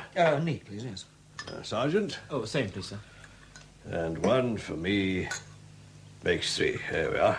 Thank you very much. Oh, thank you. Your very good health. Yeah. Now then, tell me, are you getting anywhere? Yes, sir. I think we now know a great deal more than we did last Tuesday. Good, good. With the help of your officers and the forensic people, we've established that Rogers was shot with a 9mm Walther armed with a silencer. That this gun was actually his own property, and that the gun was later found in the possession of Gerwin Arvon. Who is now on remand. On other charges, yes, sir. Now, would you say he had a motive for murder? Well, certainly. Yes, but would he have the guts? Williams? I'm not sure, sir. No, neither am I. I've been keeping an eye on Arvon now for a year or two, and I've always thought him more of a play actor than a revolutionary. I see. All the same, there's a lot of evidence against him, plus an armory of illegal weapons. I wouldn't rate him as harmless by any means. No, sir, and I plan to have another talk with him tomorrow. Meanwhile, I think you know that we've had one confession to this murder already. Will Pennard. Yes, tell me, what do you make of it? Was the chap round the bend? Hard to say, sir. He was, I suppose, overwrought would be the right word. On the other hand, I'm sure he knew what he was saying. Yes, but look, no one in his right mind would walk into a minefield. No, that was the most deliberate suicide I've ever seen. And the most horrifying. Now, look, is there any evidence apart from his confession that ties Pennard in with the murder? No, I think so. Now, for one thing, he was in exactly the right place to have fired the shot. For another, we now know that when he was a student in London, Pennard belonged to a pistol club and was reckoned to be a crack shot. Indeed. And Rogers was killed by one bullet precisely aimed to hit the heart. There's also the evidence from his lodgings, sir, in the form of some photographs and poems and unposted letters, that he was still very much in love with Mrs. Rogers. But was she in love with him? Any chance of a collusion? Well, it's possible, but my impression is that she worried over him as one friend would over another who was in trouble, that's all. Yeah, but they were engaged. She jilted him for Rogers. Exactly. She'd moved on, and he'd stood still. The odd thing was, sir, that when I went to tell her that Pennard was dead, she took the news very well. Almost relaxed about it, she was. Well, perhaps that ties in with Mary's opinion. She's convinced that this was a very one-way love affair. Well, Mary probably understands a great deal more about these matters than you and I do. Now then, how about Glenys Lane? Oh, you know about her, sir? I read the newspapers. Well, she was backstage when the murder took place, but in entirely the wrong angle to have fired the shot. I should also add that if she was dressed in the way Marion Matthews described, she couldn't possibly have hidden the gun on her person. No. Good morning, darling. Good morning. Your coffee's cold. You'd better pour yourself a fresh cup. Yes, okay. Well, the chief kept you late last night. Well, he wanted to know everything. And when I say everything, John, I mean everything. But actually, it was useful. Making a verbatim. What's that official-looking document you've got there? Oh, it's a report. One of Sergeant Williams' lads called in with it just now. Looks very detailed. Yes, it is. All the same, I had time to read the whole of it while I waited for you to come down for breakfast. Yes, all right. Sorry, last again. Can I ask what it's all about? Well, the first half is about the robing procedure at the Eisteddfod, which is not as casual as I was told. Huh? It seems that every bard who intends to take part in the ceremony posts a card giving his height and saying the approximate length of the gown he wants. Really? And then, on arrival, he finds an appropriate robe waiting and he pays a hiring charge of 50 pence. So there's a register? Absolutely. A watertight record of those attending. Well, what's the other half about? It's a complete check on the condition of every robe handed in after the ceremony, with special attention to holes or tears in the material. And no doubt a hearty sniff for any lingering smell of cordite. That's too. And the result? Nothing. Well, you don't seem too depressed about it. I'm not, because that nothing tells me something. What's the program for this morning? A chat with Gerwin Arthur. But first, another cup of coffee.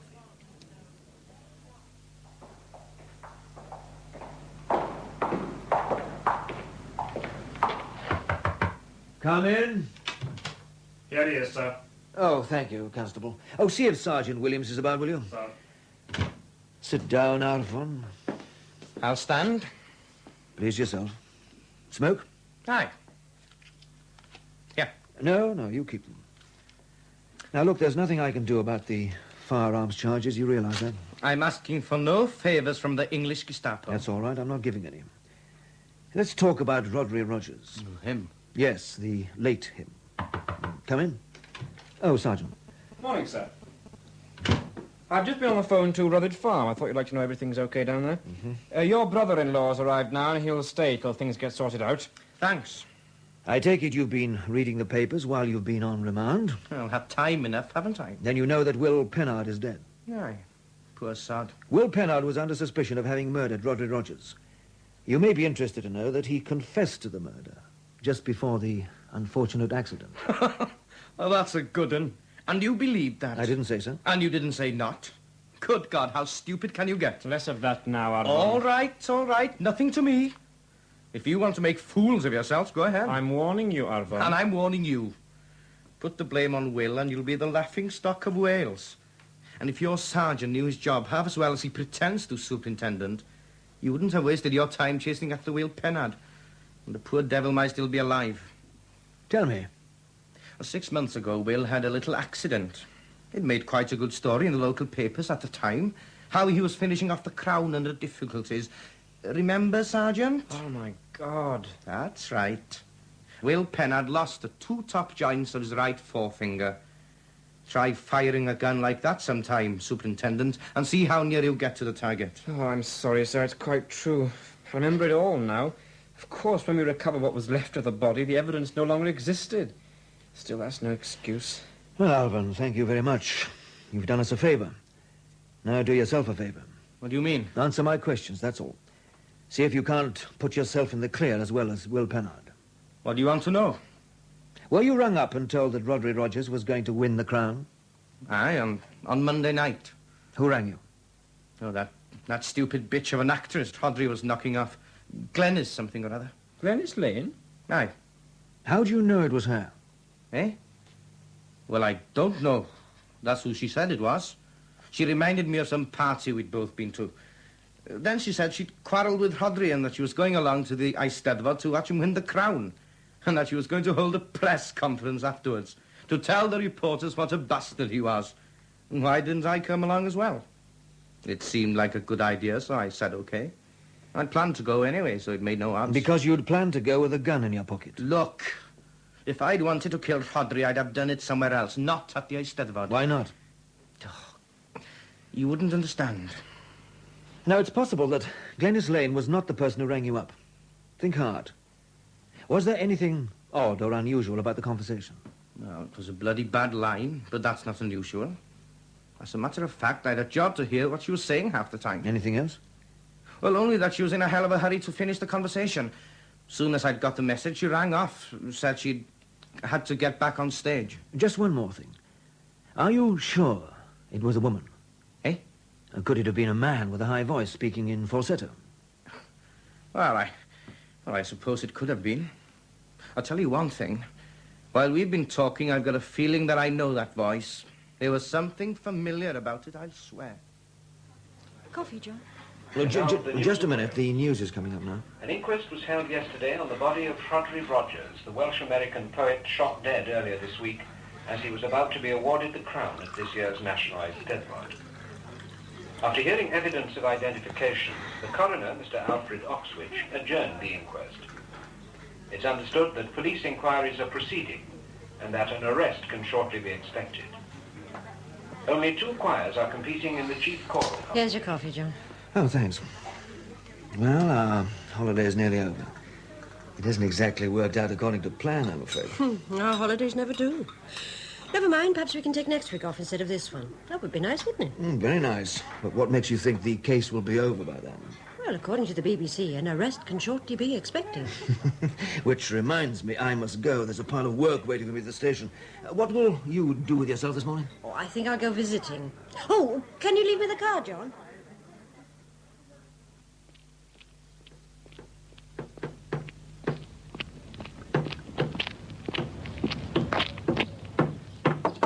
Mrs. Rogers.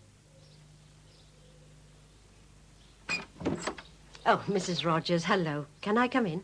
Mrs. Wright, I hope you haven't been knocking long. No, I've just come. I'm sorry, I can't ask you in, but I'm in a terrible mess. Oh, it's all right. I've just called to return your gloves. You left them at the hotel when you called to see me. Oh, you shouldn't have bothered, but thank you very much. Look, can I be of some help? Those packing cases look very heavy. No, I can manage, thank you.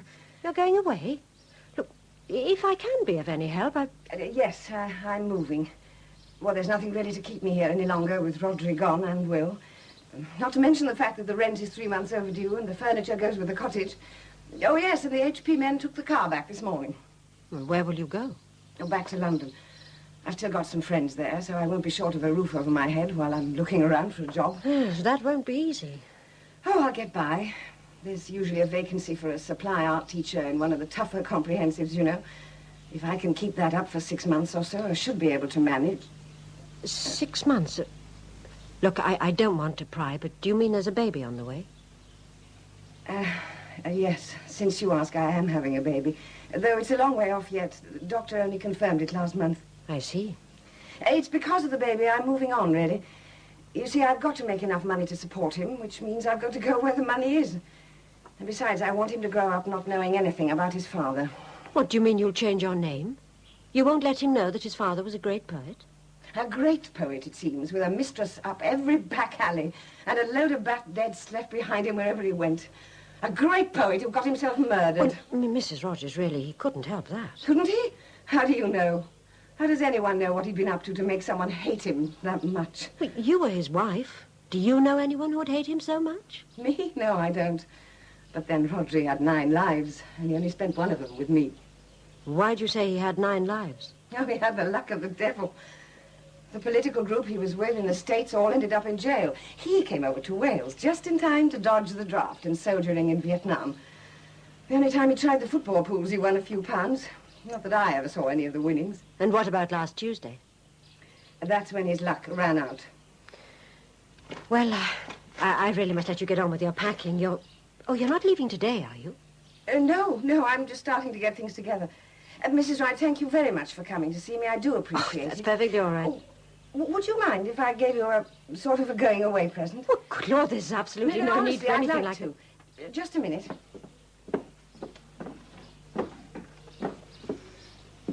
There. But, Mrs. Rogers, I can't take this. It's the bust of Rodri you've just finished. I mean, this must mean an awful lot to you. Please, I want you to have it. But when this goes, it means I can break with the past altogether. Oh, but No, honestly, you'd be doing me a favor. Well, all right, but it seems a terrible thing to do. Well, goodbye then, and good luck. And oh, by the way, have you told the police you're moving? Oh, yes, I dropped them a note with my new address. Good. Give my best wishes to your husband. Yes, and of course. don't forget... Hello, I'm Harriet. Who on earth? Oh, sorry. I didn't mean to interrupt anything. What do you want? And who gave you the right to call me by my Christian name? Well, aren't you going to introduce me? How do you do? My name is Glenys Lane. Oh, I'm Mary Wright. I asked you a question. What do you want? Oh, well, I was wondering if you'd let that dear little man hiding in my car take some photographs of me against the background of Rodri's cottage. Newspapers, you know. Photographs? Haven't you done enough harm? Get back into that car and get out of my sight, you shameless bitch. Good Lord, young Harriet, there's no need to talk to me like this. You knew very well what was going on between Rodri and me, and you said you couldn't care less. So what do a few photographs matter now that Rodri's dead? Because you killed Rodri, that's why. You're mad. You were the cause. Slut. Look, I really must be going. Goodbye, Mrs. Rogers. Goodbye, Miss Lane.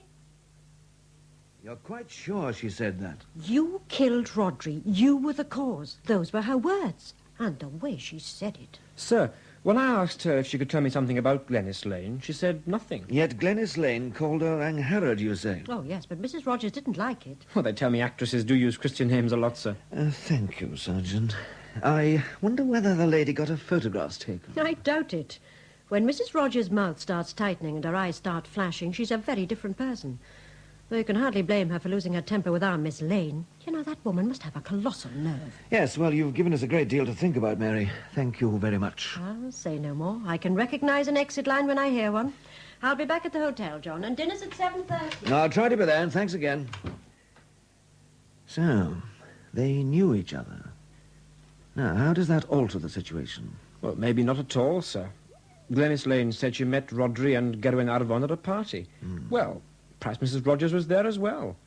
And don't forget that since she told me she had nothing to say about Glenys Lane, she's had a chance to read all that stuff in the papers. That could have reminded her who the lady was. Now, it's all perfectly true, but there might be more to it.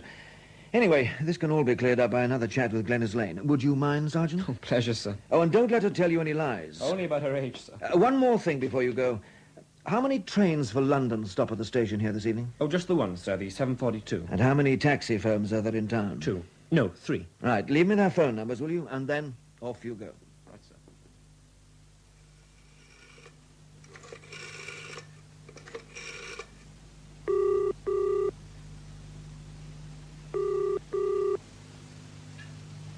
Dragon Hotel? Mrs. Wright, please. Room 4. Hold on, please. Thank you very much.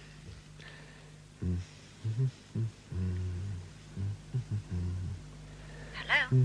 Oh, Mary, I'm sorry, but something's cropped up. I've no chance of getting away in time for dinner. Oh, dear.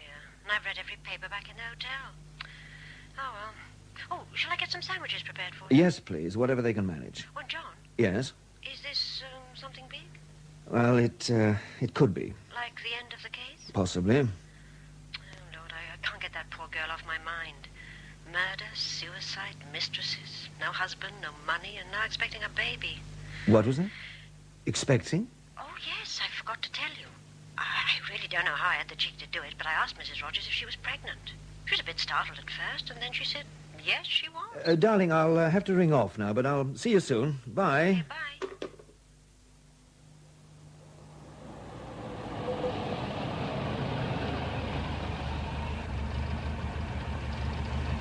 Coming!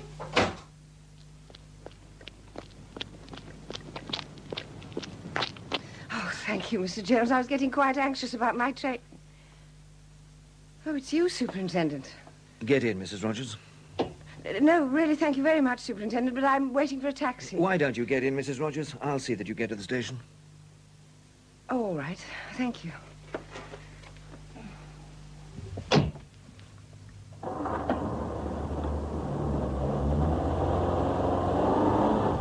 But this is the wrong direction. Where are you taking me? I thought we should have a talk. We've got a great deal to discuss, and I'd rather do it here than at the station. But I'll miss my train. This afternoon, you told my wife you weren't leaving until tomorrow. Yes, I know. I changed my mind. You also told her that you'd written to the police to tell us you were changing your address. We haven't heard from you, Mrs. Rogers. Well, I had meant to, but it's all been such a rush. Yes, I understand. We'll pull off the road here for a while. But my train... I'm afraid this is rather important. Superintendent, are you going to tell me you've caught Roger's murderer? I think so. I suppose I should feel glad. I don't feel anything. Somehow my senses have been numb for so long, I'm beginning to wonder if I'll ever unfreeze. Yet it would be nice to suffer the pins and needles feeling, the real feeling again. Who is he? I haven't arrested anyone yet. First, I must talk to you. Then I hope you'll give me your opinion. And that will help? Oh, yes. Mrs. Rogers, when your husband was murdered, some things were self-evident. For example, it was clear that the murderer knew in advance that Mr. Rogers had won the crown. Well, either knew or was 90% certain. He was also quite familiar with the crowning ceremony at the Eisteddfod. And he was also a bard. Oh, no, that's by no means as certain. But... Your husband was shot by a person dressed in the blue robe of a bard. But the murderer would have had to have cut a hole in the robe for the nozzle of the gun.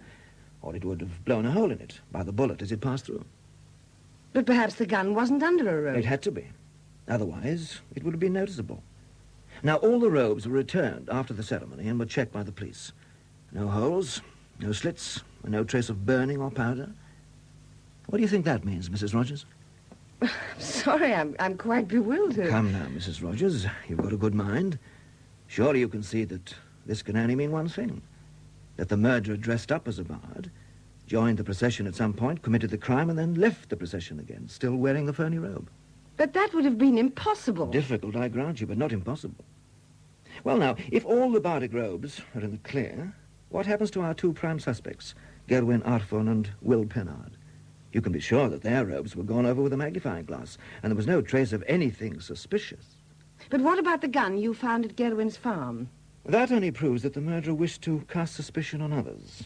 Well, surely that doesn't apply to Will Pennard. No, but it makes it all the more strange that those who knew that Will couldn't possibly have done the shooting didn't come forward. What do you mean? Mrs. Rogers, you knew that Will had lost a forefinger on his right hand recently and would have been physically unable to pull the trigger. Yes, I did. Then why didn't you say so? Oh, because I wanted an end to it. Will was dead, and the blame for Roger's death couldn't harm him. I wanted it all over and done with. And you'd have let your husband's real murderer go scot-free? I've told you already, Superintendent, I am a bit short on emotions nowadays. Other things you didn't tell me, Mrs. Rogers, and I'm wondering why. For instance, you didn't mention that when you were in London, you belonged to the same pistol club as Will Pennard. He introduced you there, I believe. Also that you were quite a star pupil. A natural, that's what the instructor calls you. Oh, that was years ago. Yes, it was. Still, they tell me it's rather like riding a bicycle. Once you've learned how, you never forget. Oh, and talking of forgetting, had you forgotten Glennis Lane when you told my sergeant the name meant nothing to you? You've got it wrong. He asked me what I could tell him about Glennis, and I answered nothing, and that was the truth. In fact, we were at school together. But for years, I've had this thing about Roger's women. I hated them so much that I tried to put them out of my mind altogether, as if they didn't exist. Look, can we drive on? If you like. Which way? Well, let's take the cliff road. The moon should be up soon, and I'd like to look at it across the sea. Right. Marion Matthews told me that you and Miss Lane used to appear in your school plays. Oh, those plays. They were terrible, and so was I. The only reason I was in them was because we could never get the boys to take part. And you used to take the male role. Well, I was pretty tall, and I can put on a deep voice when I have to. Just as you did when you rang Glennis Lane last Monday night. No, you don't get it.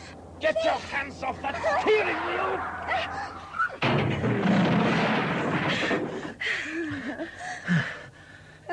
You're a dangerous woman, Mrs. Rogers.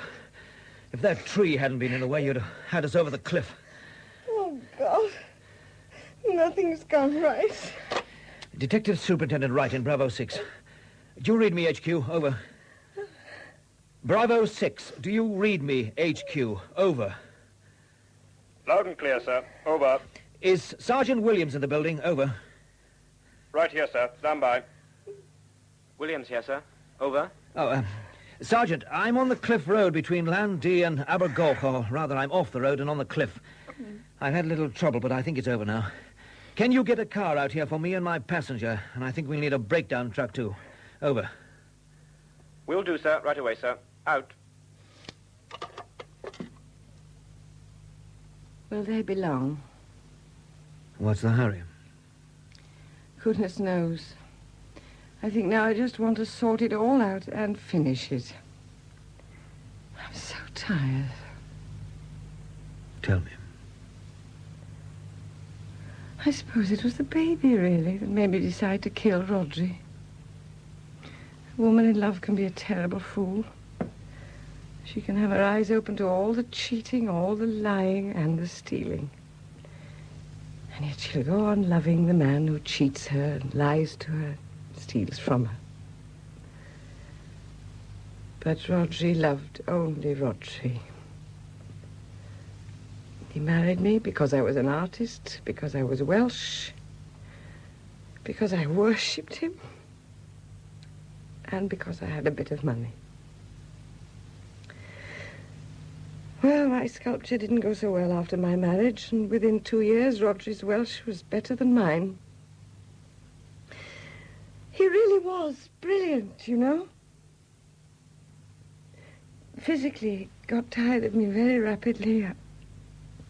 I pretended to others he was inadequate, but the truth was that in bed with me, he simply wasn't interested. Well, finally, my money started to run out. And, of course, Rodri could see no possible reason for staying tied to an uninteresting, poverty-stricken wife. No, but surely the baby would have... Rodri never knew about the baby. In fact, he probably had no recollection of having slept with me and started the baby. He was pretty drunk that night. But the beggars can't be choosers, Superintendent. You cold? There's a rug in the back. No. I'd planned to tell him about the baby the day the letter arrived from Marion Matthews. He was beside himself with excitement. The crown and a prize of £200. I started to say something about the money coming in useful, and he suddenly turned on me in a savage, evil way I'd never seen before. Oh, it was horrible. What did he say to you? Oh, look. The moon's up. What did he say? He said I was ugly and useless, and he was tired of dragging me around. He said he was getting out for good. He was going to live with a beautiful, gay, attractive woman. A rich, attractive woman with whom he could live a full life. Do you know what he said next? Go on. He said he was giving me a week's notice. I knew what that meant. He didn't want a scandal until he'd won the crown. After that, it wouldn't matter, I suppose. Did you reply to any of this? No.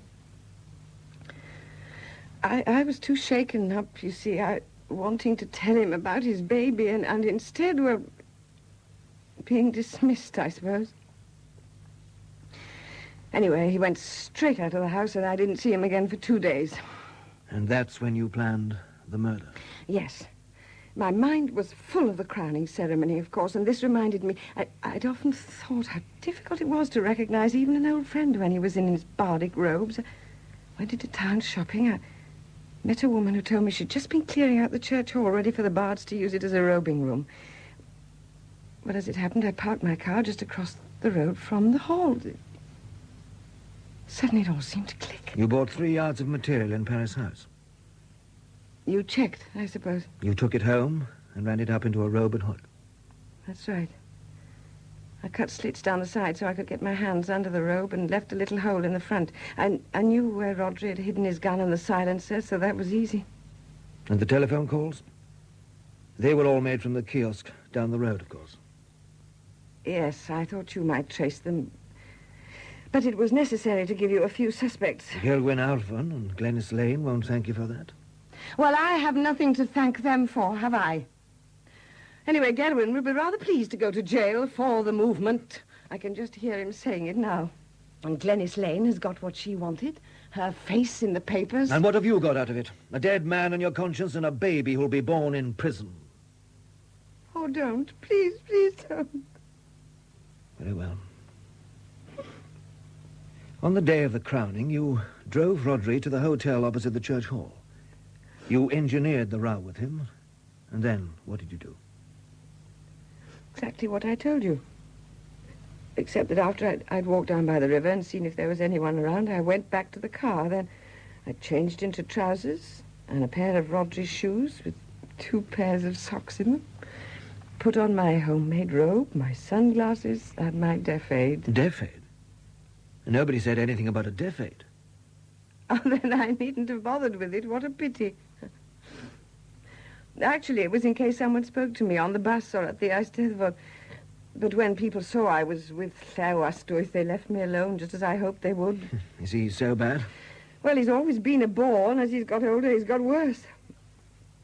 Anyway, as he came out of the church hall looking for someone to attach himself to, I slipped out of the car and stood near him. He did the rest for me. I told him I had a sore throat, and after that he didn't stop talking till the ceremony began. And then things began to go wrong. Yes, when they were putting us into our seats at the back of the stage, I had to hang back a bit so as to be in the middle of a row.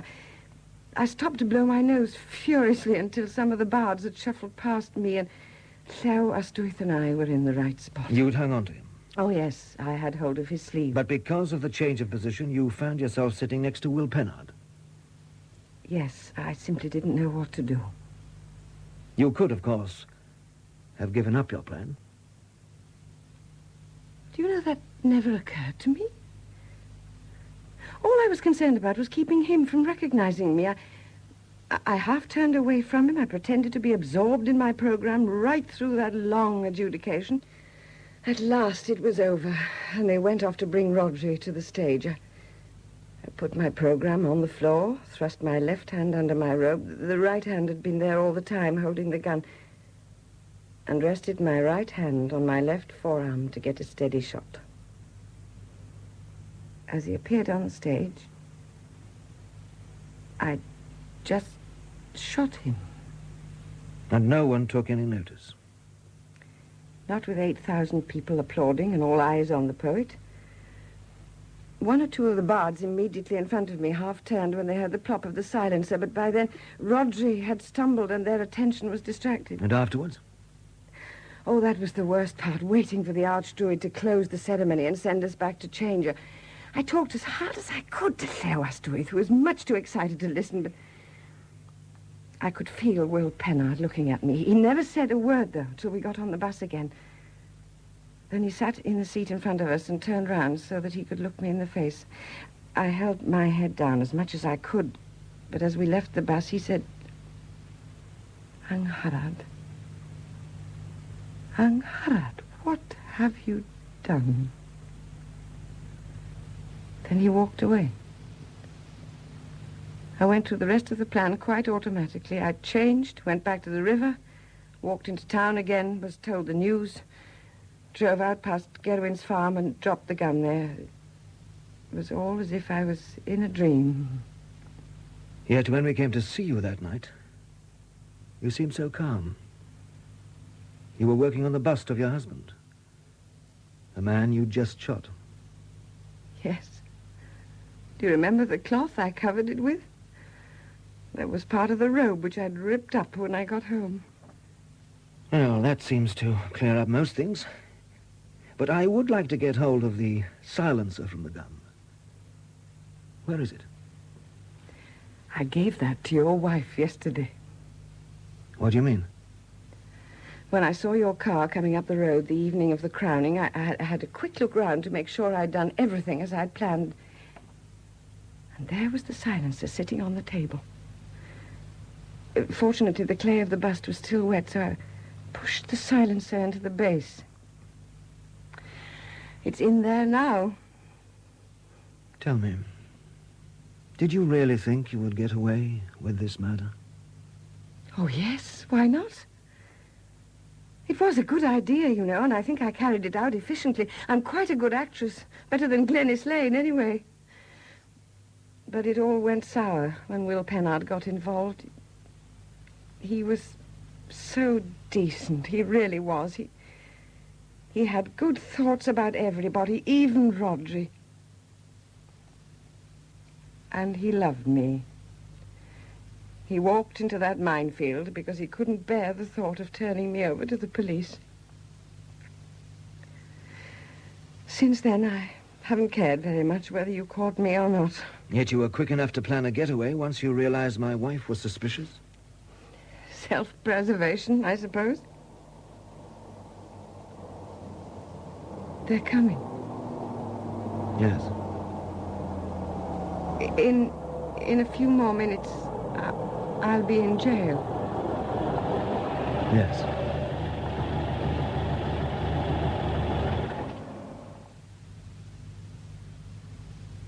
I'm frightened. Murder at the Eisteddfod was written by Brian Evans. The part of Angharad was played by Petra Davis and Chief Superintendent John Wright by Douglas Blackwell. Mary Wright, Margaret John, the Chief Constable, Dilwyn Owen, Sergeant Williams, Hugh Thomas, Gerwin Arvon, Michael Povey, John Aprice, Ray Handy, Myrion Matthews, Gareth Lewis, and Glenys Lane, Victoria Plucknett. The other parts were played by members of the cast, and the producer was Lorraine Davis.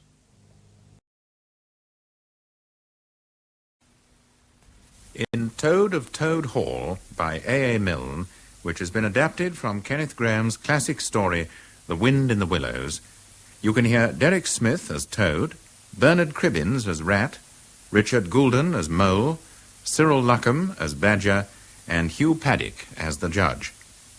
The Fraser Simpson music has been especially adapted for this radio production by Peter Hope.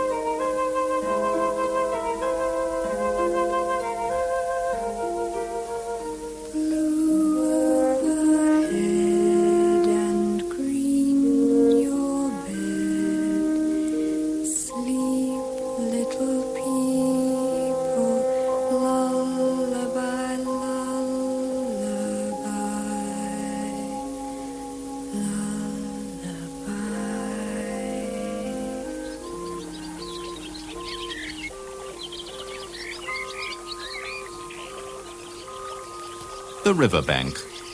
A warm morning in spring. Nurse was knitting a sock, but seems to have fallen asleep.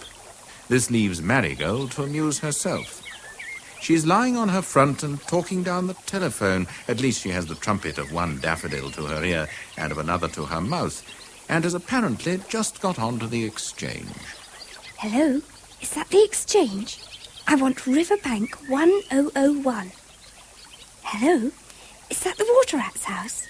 Is that Mr. Rat speaking?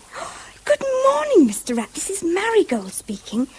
Yes, well, almost alone. Nurse is here, but she's asleep. How's Mr. Badger and Mr. Mole? Oh, haven't you seen him? Well, I expect he's very busy spring cleaning. You see, when your house is all basement, there's such a lot of spring cleaning to be done. Yes, I prefer riverside residence too. May I really come one day? How lovely! Oh, no, not tomorrow. I'm having tea with Mr. Toad. Oh, yes, conceited, but so nice. Oh, will you really? Well, and if Mr. I declare, Miss Marigold, you do think of funny things. Oh, Nurse is awake. Goodbye. Have you been overhearing, Nurse? I couldn't help it, dearie, you're that funny. With your Mr. Rat and Mr. Toad and Mr. Badger and all, just as if they were human beings. Well, but so they are. Human beings? Yes, I mean, they're as human to themselves as we are to us. Well, it's no good, dearie, I can't follow it. I mean, they must seem quite big and grown up and human to each other. And if we lived in their world, then they'd seem big and grown up to us, just like real people. Oh, now fancy that. You might almost have seen them, the way you talk. Well, I have. Never. Yes, one morning. I came out here early, ever so early. Nobody was up. You weren't up, and the birds weren't up, and even the sun wasn't up. And everything was so still that there was no sound in all the world, except just the wind in the willows, whispering ever so gently. Well, and what happened? Well, I sat there and waited for everything to wake up.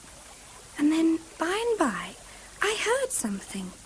Music, very thin and clear and far off. And then there was the sun, and it was daylight, and it seemed as if I'd just woken up myself. But it was all different. Something had happened. I didn't know what, but I seemed to understand more than I did before, to have been with them. Oh, yes. I can hear something. Listen. That's the music again. Quick, hide.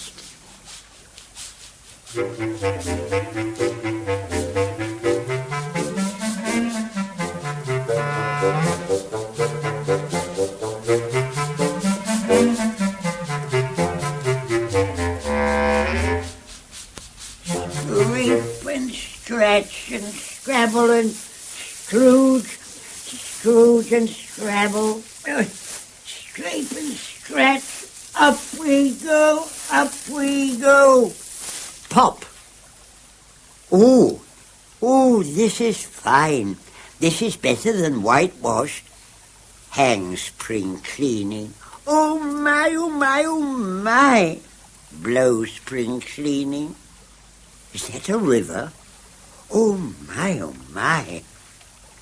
Bother spring cleaning. What's that?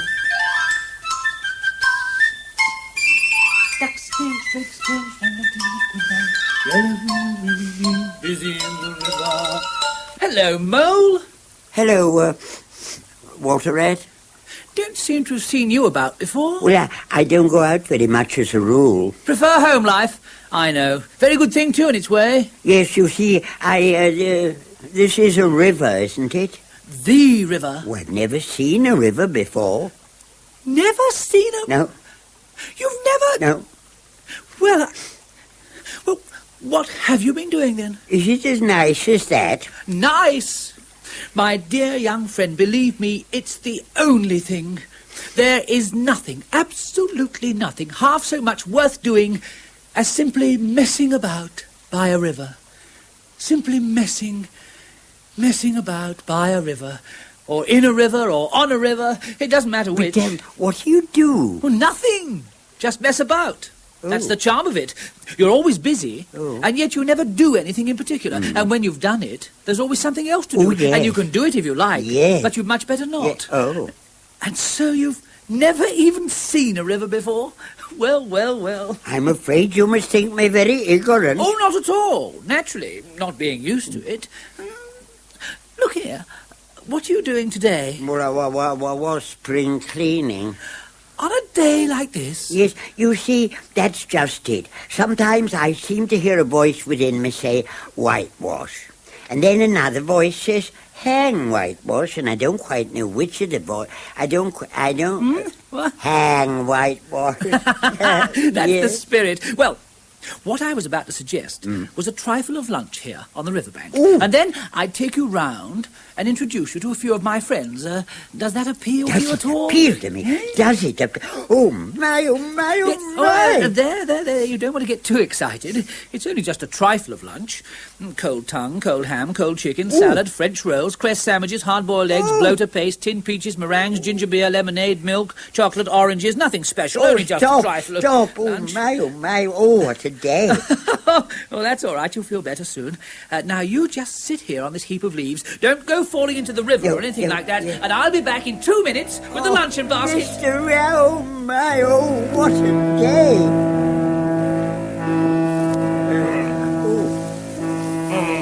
What's that?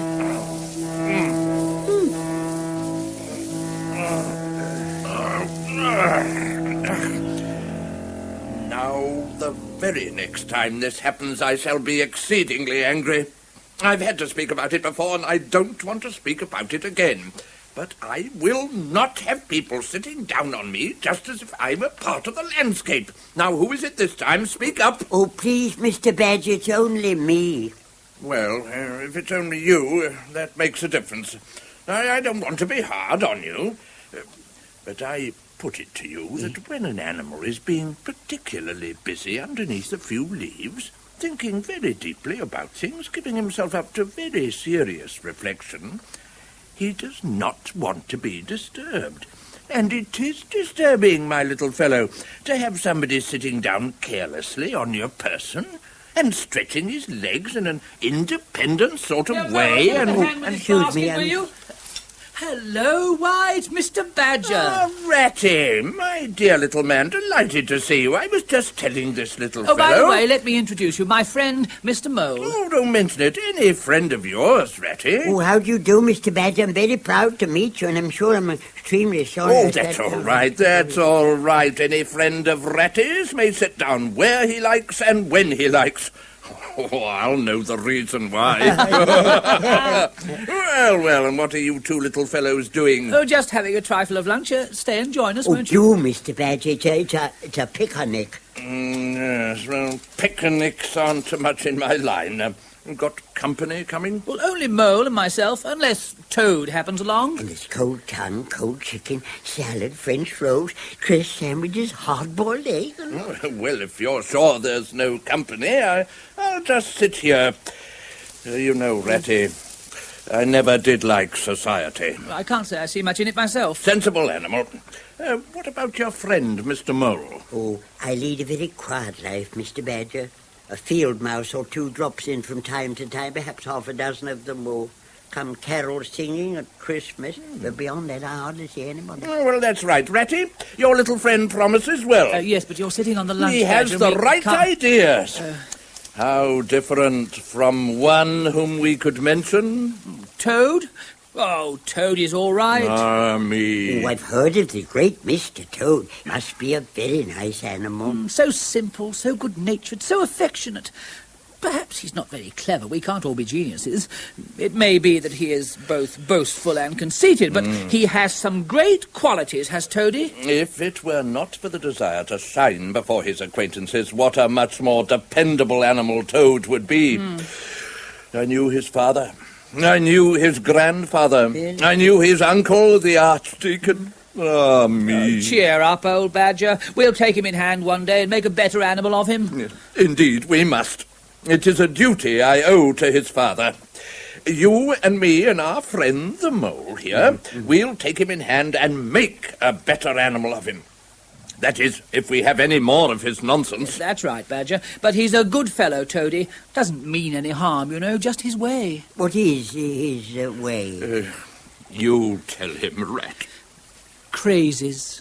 He always has crazes. First it's for sailing, and then it's for punting, and then it's for astronomy, and then it's for carriage horses, and whatever it is, he always has the most expensive, and lots of them, and knows all about it, or thinks he does. And, oh, just get up a moment, please, Badger. You're sitting on the luncheon basket. I knew his father. I knew his uncle. Whatever it is, he must have the best. And then in a week, he's forgotten all about it and started something else. Society. That's what's undone him. The craving to shine. It's very sad, my young friend. Very sad. I knew his grandfather. Oh, dear, dear. What his poor father would have said. Hello, Tony. I thought he'd come along soon. You see, he likes company. Ah, me. Hello, you fellows. This is splendid. Hello, old Badger, dear old Ratty. Hello, you. And dear old Badger, how are you? So. Splendid, splendid. My friend, Mr. Mole. Oh, how are you? Splendid day. That's good. And old Ratty. And Badger. We were talking about you, my young friend. Ah, well, the penalty of fame, eh, Ratty? One gets talked about, one is discussed, one is a topic of conversation, one is speculated about. There it is, one can't help it. Well, Ratty, old man, and how are you? I'm all right. We were just going to have a trifle of lunch. You better join us. I say, Badger, old man, you're sitting on the luncheon basket. No. You all come up to my house. Come up to Toad Hall. I'll give you lunch, the finest lunch you ever had. But there's cold tongue, cold ham, cold chicken, salad, French rolls, hard-boiled sandwiches, and... You wait till you see mine. Ratty knows, eh, Ratty? They're quite famous, been referred to in books. Another select little luncheon party at Toad Hall. Now, Toad. Well, I'll get up and be moving. Well, thank you very much, old chap. That's right, we'll all be moving. It's only a step to Toad Hall. Jacobean residence. Tudor, surely. With bits of Tudor. It's the finest house on the river. You'll like it. I'm sure I shall. Well, goodbye, my young friend. Goodbye. We shall meet again, and before very long, if I'm not mistaken. Goodbye, Ratty. You sure you won't stay to lunch? But you're coming to lunch with me, old Badger. Nobody is coming to lunch with you, Toad. Many a time I have lunched at Toad Hall with your father. An animal of few words, but of what an intellect. Ah, me, how different from... I will not go into that now. Hour after hour, when lunch was cleared away, we would sit there meditating. I knew your grandfather, worthy animal that he was.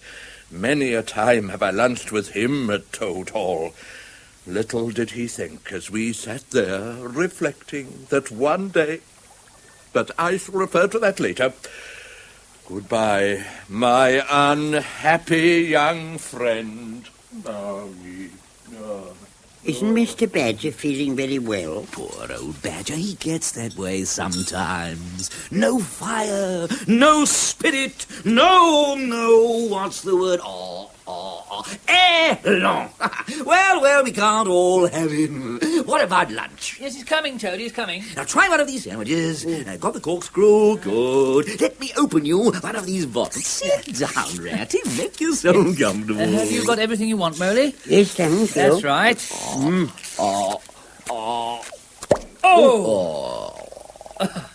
Well, now, Toady, and what have you been doing lately, eh? Boating? Haven't seen you on the river this last day or two. The river? Boating? Bah!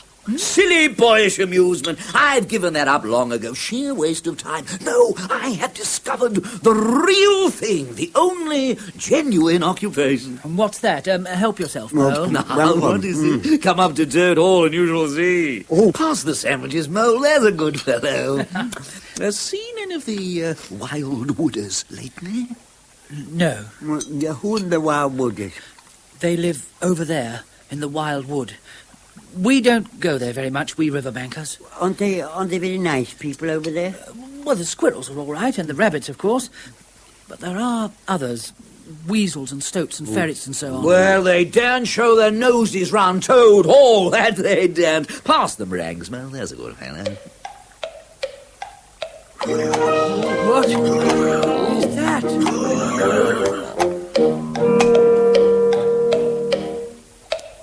Whoa! Oh, whatever's that? Oh, there you are. I've been looking for you everywhere. Now, isn't this lucky? Just at the psycho something moment. What's the word? Encyclopedia. That is if you ask me. I didn't ask you. Ratty, you know the word. Introduce me to your friends, won't you? I do get so frightfully left out of it. My dear friends, Mr. Rat, Mr. Mole, this is my horse, Alfred. Pleased to meet you. If you're coming my way, you must let me take you. Only I do like a little conversation. Encyclopedia, that was the word you wanted. So this is the latest. Absolutely the very latest. There isn't a more beautiful caravan, a more compact one, a more... what's the word? Heavy. A more up-to-date one, a more... So this is the latest craze. I understand now, Moley. Boating's played out. He's tired of it. Done with it. Don't blame me. I wasn't consulted about this at all. But if I had been, I should have said boats. Stick to boats. My dear old Ratty, you don't understand. Boating, well, a pleasant amusement for the young. I say nothing against it, but there is real life for you in that little cart. The open road, the dusty highway, the heath, the common, the hedgerows, the rolling down. And the ups. Nobody consults me. Nobody minds what I think. Well, what do you think of it, Moley? I think it's lovely. Glad you like it. What about starting this afternoon? I beg your pardon. Did I overhear you say something about starting? Starting? That's what he said. I'm not even consulted. Come on. We'll just put the rest of the lunch inside. Come on, Moley. Use a hand. Ratty. Come on, Ratty, old fellow. This is the real life for a gentleman. Talk about your old river. Come on, Moley. Give us a hand. I don't talk about my river. You know I don't, Toad. But I think about it. I think about it all the time. Well, I'll do whatever you like, Ratty. We won't go. I want to stay with you and learn about your river. No, we'd better see it out now. It wouldn't be safe for him to go off by himself. It won't take long. His crazes never do. When I was young, What? It was considered bad manners to whisper and leave people out of conversation. My own view, since asked, of the climatic conditions is that the present anticyclonic disturbance... Now then, are we all ready? No. Now you get up there, Mo. You on the other side, Ratty. Well, Or would you rather... Oh, Ratty, are you going to lead him? I will if you like. You sure you don't mind? Right, then I'll get up here. Now then, right away. You mark my words, no good will come of this, but don't blame me, that's all. Don't blame me afterwards. Psychological, that was the word he wanted, not encyclopedia. I thought it seemed funny somehow. Psychological.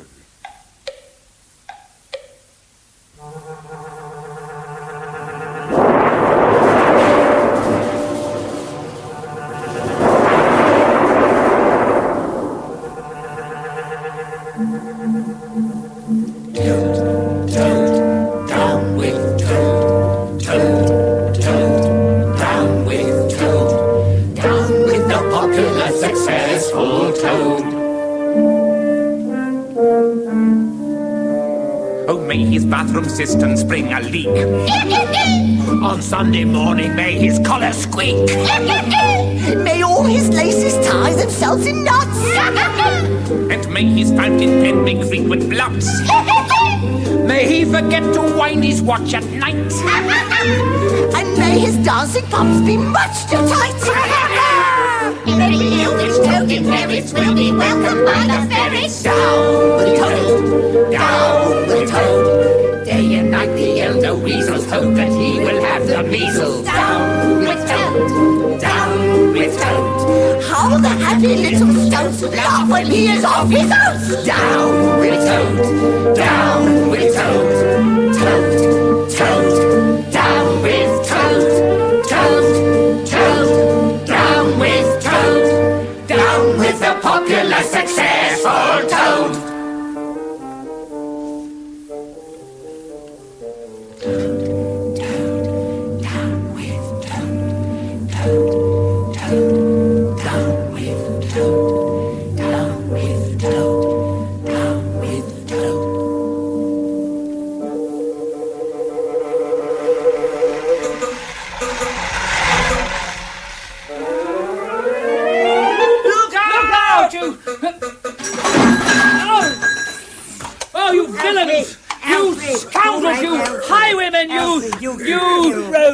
that's the word. Always come to me if you want the right word. Road hog. You road hogs! I'll have the law of you rushing about the country at 50 miles an hour, overturning people's caravans. I'll write to all the papers about you. I'll take you through all the courts. Oh, Toady. How are you feeling now, Toady? Mole, come and give us a hand with poor old Toad. I'm afraid he's pretty bad. I said that no good would come of it, and now you see. A cataclysm. That's what the old things be. Speak to us, Toady, old man.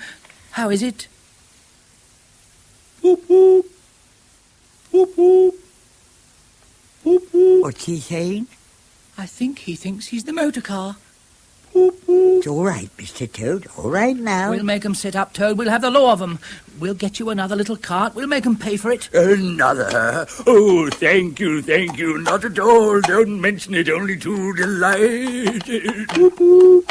Glorious, stirring sight. The poetry of motion. The real way to travel, the only way to travel. Here today, in the middle of next week tomorrow. Oh, bliss, oh, rapture, oh, boop, boop. Oh, stop being an ass, Toad. And to think that I never knew all those wasted years that lie behind me. I never knew. I never even dreamt. Now, look here, Toad. Pull yourself together. I've done with carts forever. Hoddy little carts, common little carts, canary-coloured carts. Poop, poop. What are we to do with him? Oh, I see what it is. I recognise the symptoms. He's in the grip of a new craze. Well, come along. Let's get him home. Come along, Alfred. One of the most distressing cases which has come under our notice. Very sad. Very sad. Boop, boop.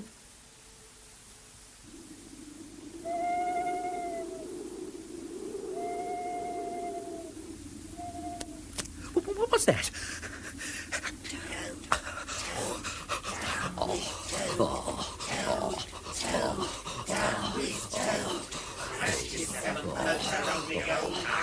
What's that?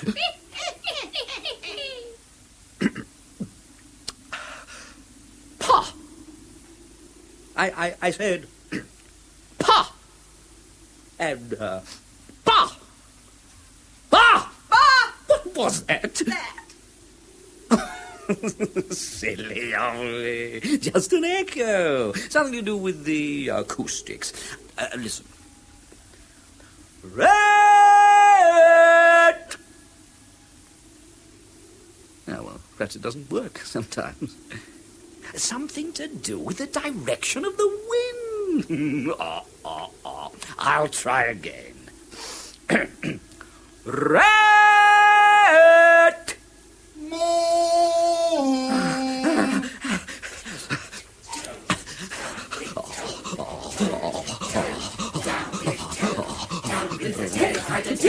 Well, come and do it. Come and do it if you dare. Yes, that's all you can do, laugh. Anyone can laugh.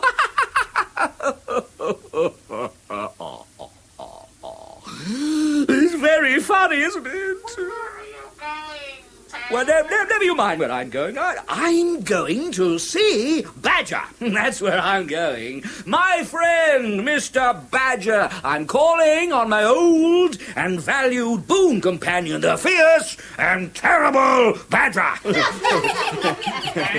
doesn't live here, Toad. Yes, he does. Yeah. Here he is. My dear Badger, how are you? Do you think so? Well, you're looking splendid yourself. I never saw you looking fiercer. I said fiercer. This way, my dear Badger. Goodbye, Toad.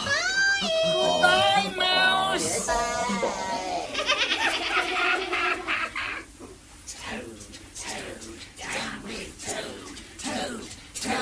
Down with Toad. Chilblains and nuts to the miserable Toad. Toad, down with Toad. Toad, down with Toad. Frostbite and hiccups to the miserable Toad. Oh, what's that? Oh, it's nothing. I'm not frightened. I do wish Ratty was here. He's so comforting, is Ratty. Or the brave Mr. Toad, he'd frighten them all away. Oh, what's that? Ratty always said, don't go into the wild wood. That's what he always said. Oh, Ratty, I do wish you were here. It's so much more friendly with two. So much more friendly. What's that? Who is it? Oh. Who is it? What is it? Oh, look. It's me. It's old Rat. Oh, Rat.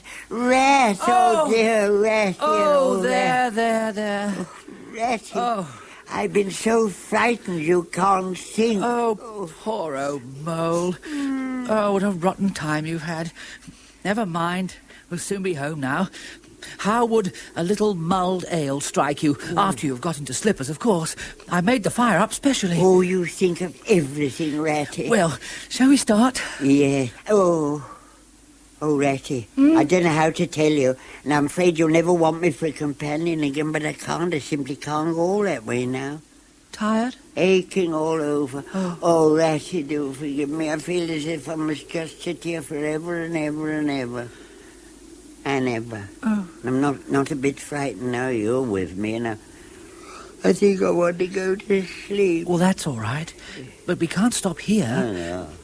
Suppose we go and dig in that mound there and see if we can't make some sort of a shelter out of the snow and the wind. Yes. And have a good rest and then start for home a little bit later on. Yes. How's that? Yeah. What? How's that? Oh, just as you like. Well, come on then. Yes. Oh! My leg! Oh, my poor shin! Oh, my... Oh, poor old Mole. You don't seem to be having much luck today, do you? What is it? Hurt your shin? Let's have a look at it. Oh, I must have tripped over a stump or something. Oh, my, oh, my. Oh, it's a very clean cut. That was never done by a stump. Looks like the sharp edge of something metal. It's funny. Well, never mind what done it. It hurts just the same whatever done it. Wait a moment. What is it? I thought so. What is it? Come and see. Hello, a door scraper.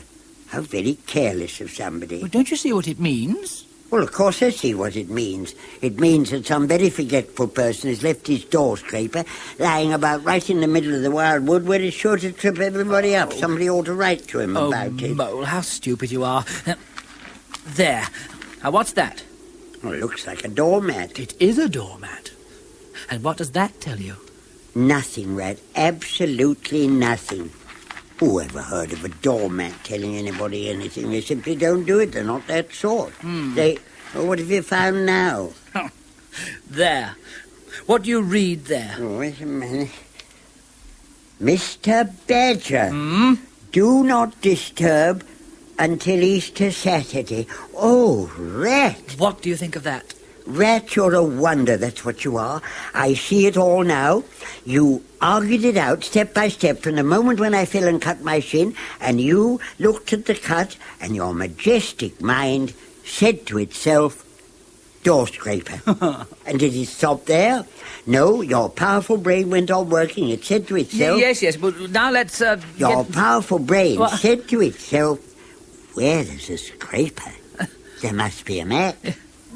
Yes, quite so. Now, we must get on. Come on, Mole. I have noticed before, said the wise Mr. Rat, that where there's a scraper, there must be a mat. And did you stop there? No, your intellect still went on working. It said grandly to itself, where there's a doormat, yes, there must be a door. Exactly. And now that we've found it... Said the wise Mr. Rat, I have noticed before that where there's a doormat, there must be a door. You know, Rat, you're simply wasted here amongst us fellows. Only I had your head. Yes, but as you haven't, I suppose you're going to sit on that snow and talk all night. Now wake up a bit and hang on to this bell pull while I hammer. All right. Now, come on, Mole. Said the wise Mr. Rat, I have often heard tell that where there's a bell pull, well, there must be a bell. You what? Yes, A bell? Of course. Yes. A bell. Like this? Yeah.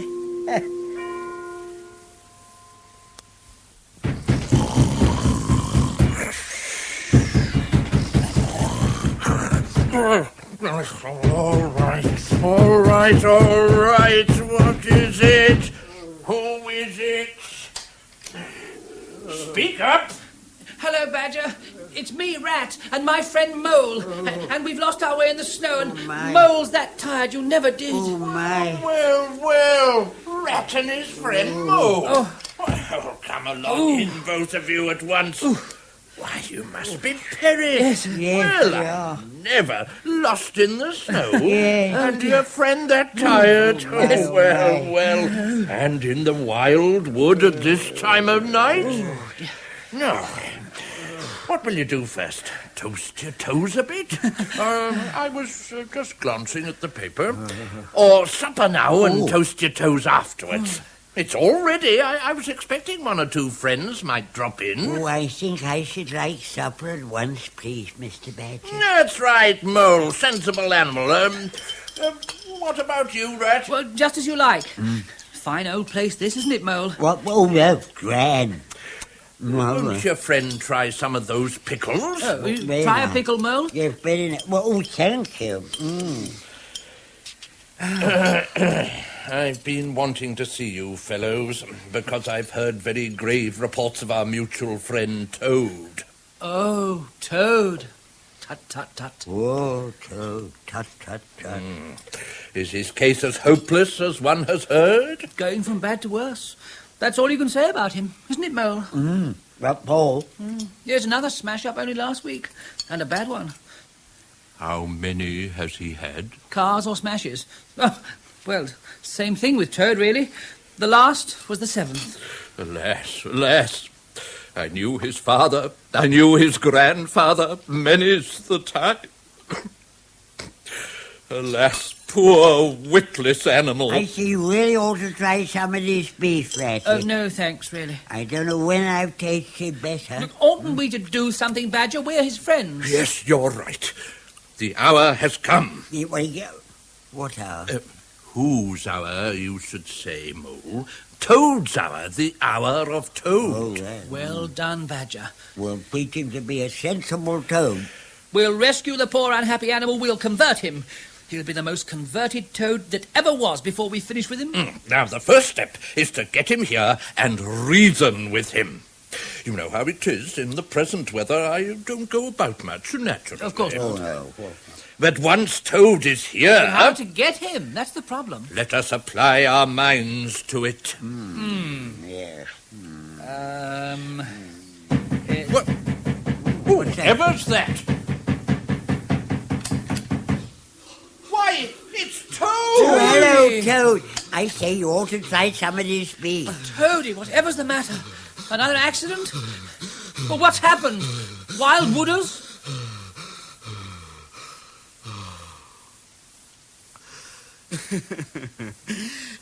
An unfortunate breakdown in my car. A loose nut, some trifling mishap, left me stranded at the edge of the wood, far from home. I bethought me of my good friend Badger. He would lend me a sleeping suit and put me up for the night. Well, as I came whistling through the wood... Yes. Recking naught of danger, I was suddenly seized upon by a gang of rascally ferrets. I set about them light-heartedly, ching, ching, ching, ching, clang, ching, ching, ching. At the most, there was no more than a dozen of them, when suddenly, to my horror, they were reinforced by a posse of scoundrelly weasels. Oh, I say. It was then, Ratty and my dear friend Mole, that I wished I had your assistance. 12 of the rascals, yes, but a dozen of them is a different matter. If only you and Mole could have taken a couple of them off my hands, there might have been a different story to tell. Ching, ching, ching, ching, ching, clang, ching, ching. As it was, a rearguard action was forced upon me. A step by step, ching, ching, clang, clang, step by step, ching, clang, ching, clang, step by step, Won't you sit down again, Toad? Thank you. The moment has come, I think, don't you? Yes, I think so. You agree? Yes. I say, old fellow, what is all this? Toad. I knew your father, worthy animal that he was. I knew your grandfather. It was also my privilege to be slightly acquainted with your uncle, the Archdeacon. Of that I shall speak further directly. The question I wish to ask you now is this. At the beginning of the breathless story of adventure to which we have just been listening, you mentioned a motor car. Boop, boop. You implied further that this motor car had suddenly lost its efficiency. Am I right in supposing that just at this moment your narrative hovered for an instant on the confines of truth? What do you mean? Oh, really, Toad? He couldn't have put it more plainly. I asked you, Toad, if it is indeed a fact that your 8th motor car is now in as fragmentary a condition as the previous 7. I had a little accident. Thank you. I think that in that case we may begin the treatment. Yes, I think so. You agree? Yes. Say, you fellows, what is all this? Now then, Toad. You've disregarded all the warnings we've given you. You've gone on squandering the money your father left you, and you're getting us animals a bad name in the district by your furious driving and your smashes and your rows with the police. We have decided, my friend Ratty here and Mole and I, that it is time we saved you from yourself. I am going to make one more effort to bring you to reason. You will come with me into my study, and there you will hear some facts about yourself. I say the study because, on second thoughts, I have decided, for the sake of your revered grandfather, to spare you the pain of a public reproof. Yes, Badger. Thank you, Badger.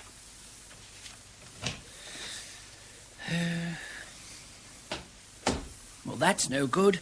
Talking to Toad will never cure him. He'll say anything. Yes. We must do something. Yes, yes.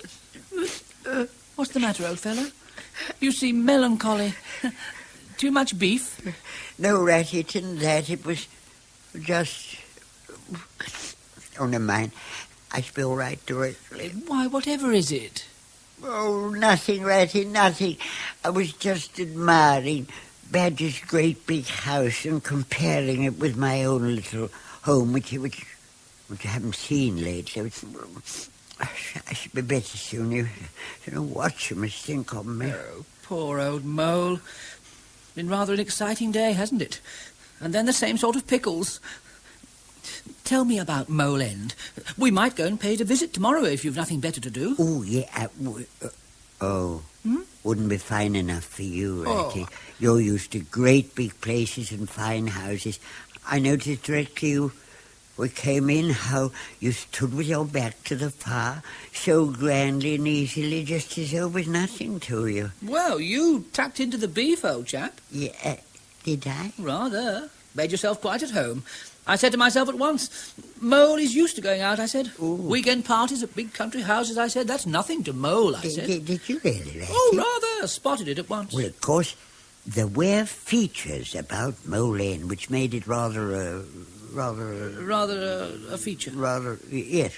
Yes, the statues. I picked up some statues here and there, and you'd hardly think how it livened up the place.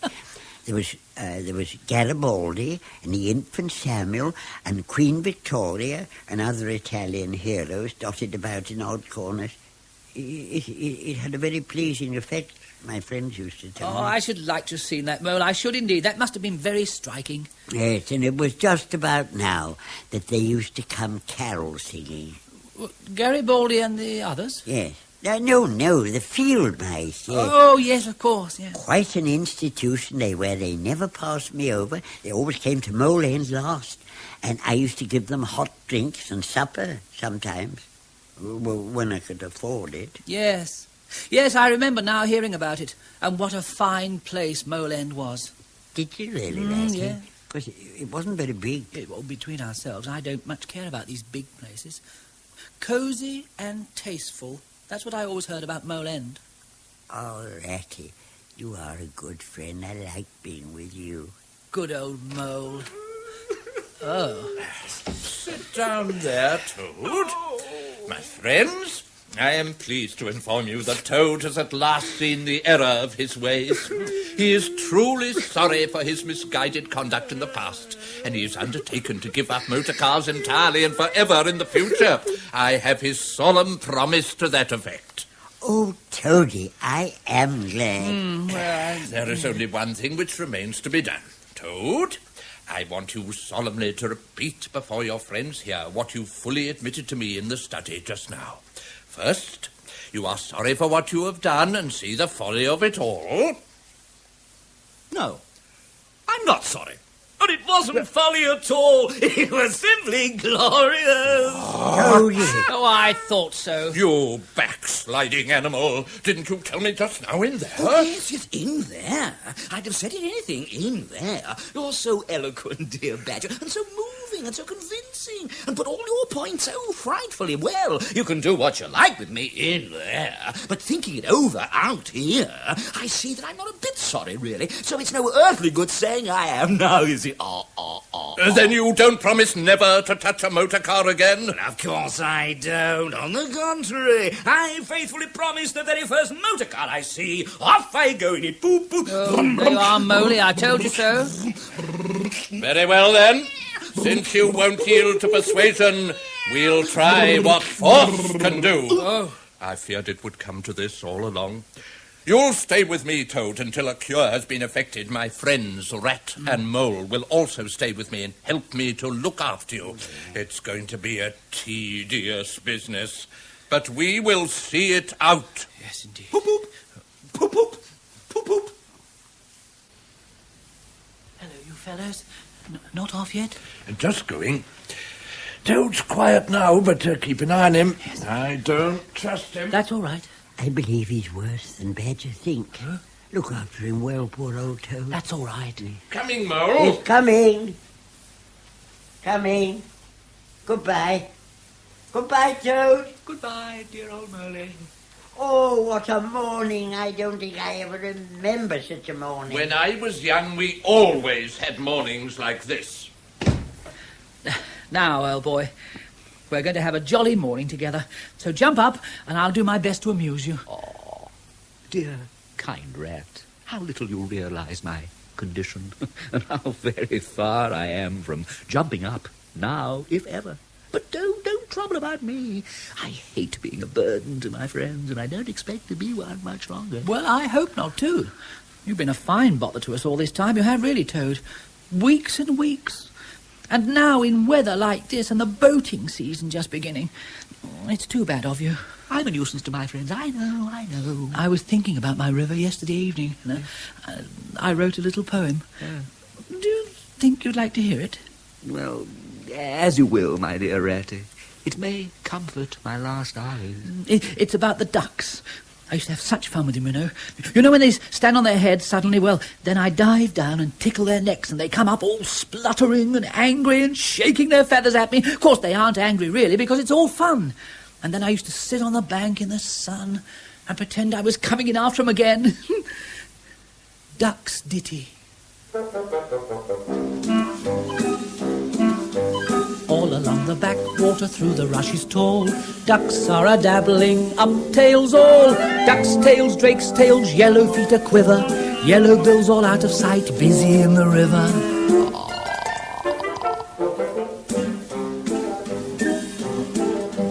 Everyone for what he likes, we like to be. Heads down, tails up, dabbling free. High in the blue above, swift swirl and call. We are down a-dabbling, up tails all. Up tails all.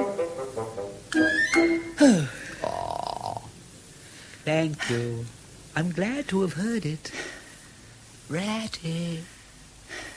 Ratty? Oh, yes? I wonder if I could bother you, but no, you've been too kind already. Oh, why, what is it? You know we'd do anything for you, all of us. Then could I beg you, for the last time, probably, to step round to the village as quickly as possible. Even now it may be too late, and fetch the doctor. But what do you want a doctor for? Oh, surely you've noticed. But no, why should you? Forget that I asked. Naturally, you want to go on with your poetry. Have you ever done anything in the way of epitaph. Look here, old man, of course I'll fetch a doctor to you if you really want one, but it hasn't come to that yet. You're imagining.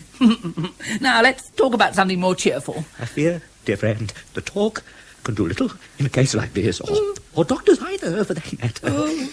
And by the way, Yes. while you're in the village, Yes. would you mind asking my lawyer to step up? Your lawyer? Oh, he must be bad. All right, Toad, I'll go. Thank you. I'll bring the doctor and the lawyer, and we'll be back as quickly as we can. You're a good fellow, Rat. Yes, goodbye, old boy. Keep your spirits up. Goodbye.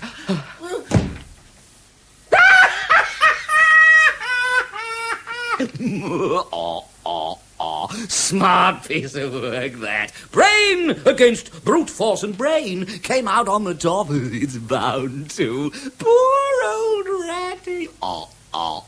Won't he catch it when Badger gets back? The world has held great heroes, as history books have shown, but never a name to go down to fame compared with that of Toad. Boop, boop, boop, boop, boop, boop.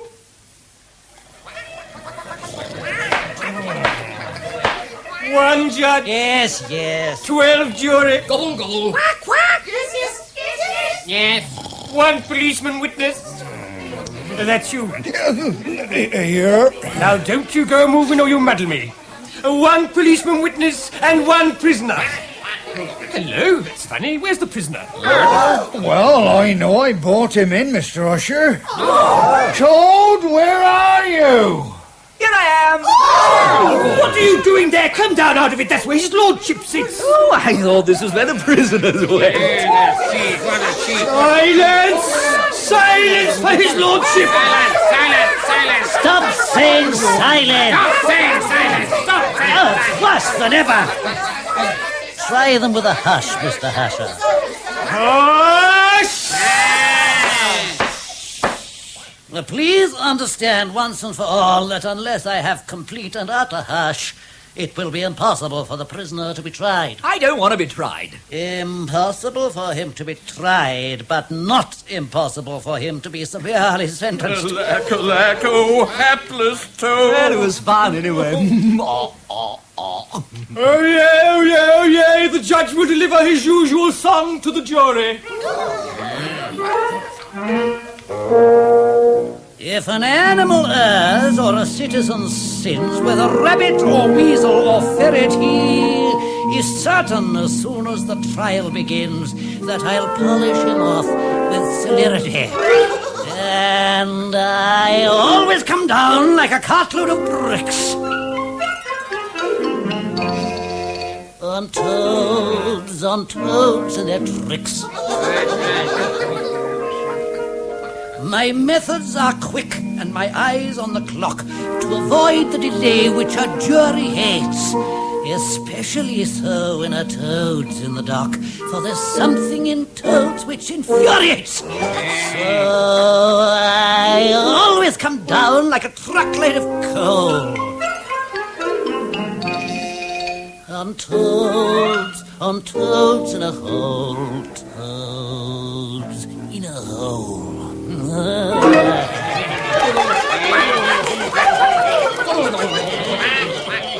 Friends and fellow citizens, we see before us, cowering in the dock, one of the most notorious and hardened malefactors of our time, the indigenous toad. I'm not indigenous. Well, if you're not, you very soon will be.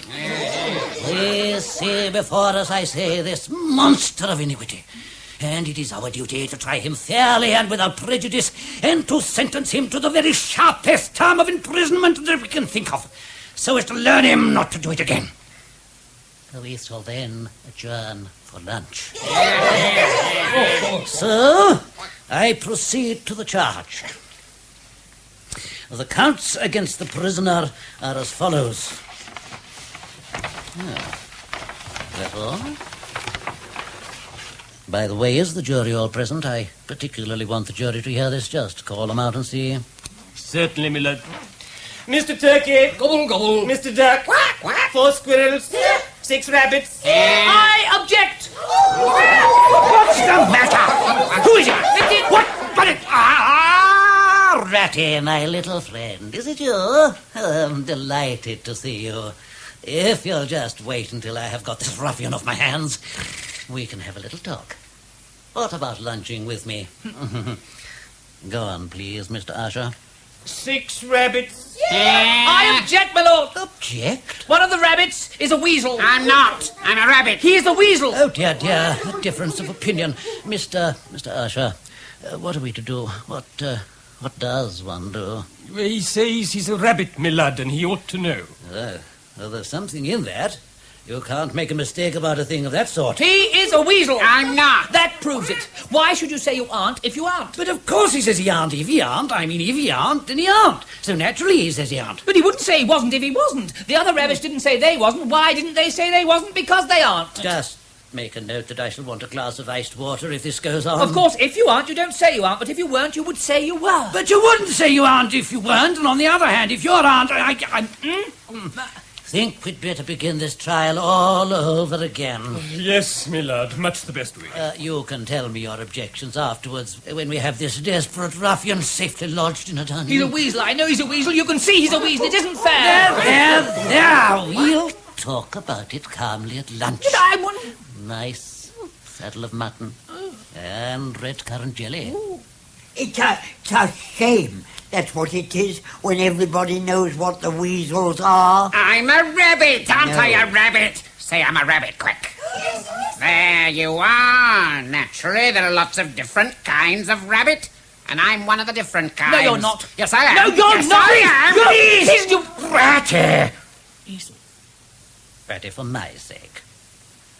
Now then, Mr. Usher, all over again. Mr. Turkey. Gobble, gobble. Mr. Duck. 4 squirrels. 5 ordinary rabbits. 1 different kind of rabbit. Here. That's the lot, my lad.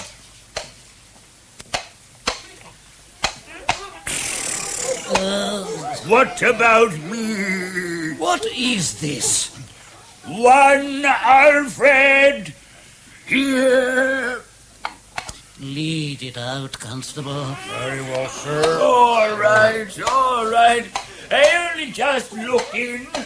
No esprit de corps. That's what's the matter with them all.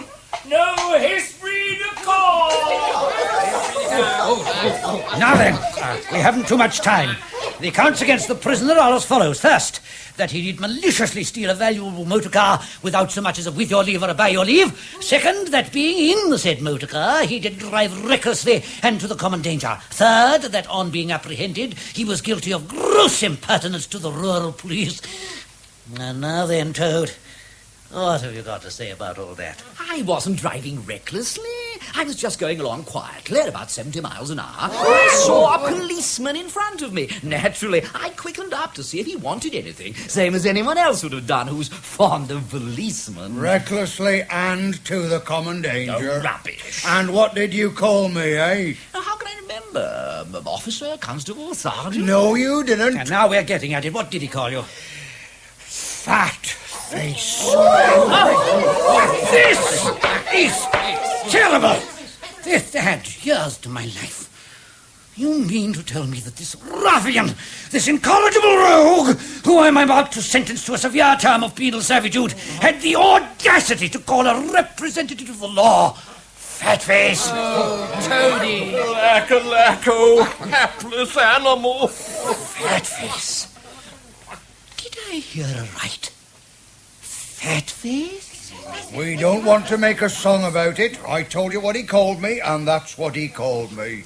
Fat face. I didn't mean him any more than anyone else. I just murmured the expression to myself. It's a way I have. I'm that sort of person. He admits he has passed the expression fat face, my lad, and that's good enough for any ordinary jury. Speaking as a special kind of rabbit, I say that it's good enough for me. Weasel. Shut up. Very well.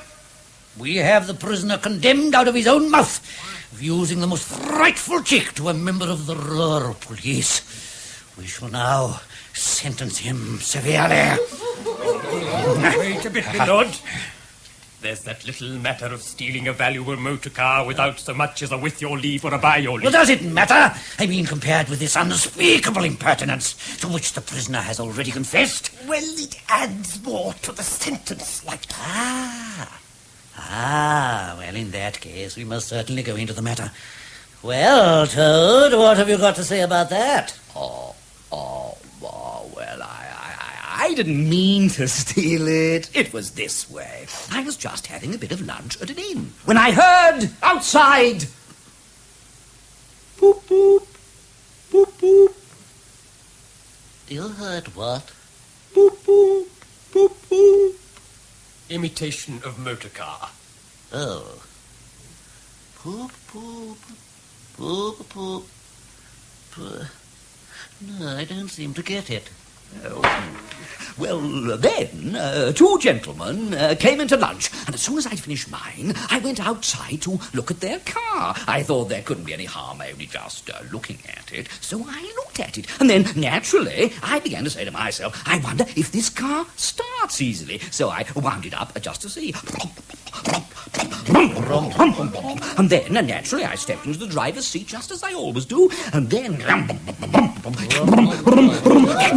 I saw a policeman with a very fat... with a very nice expression, a very, very handsome policeman, and he said, "You're going at 170 miles an hour."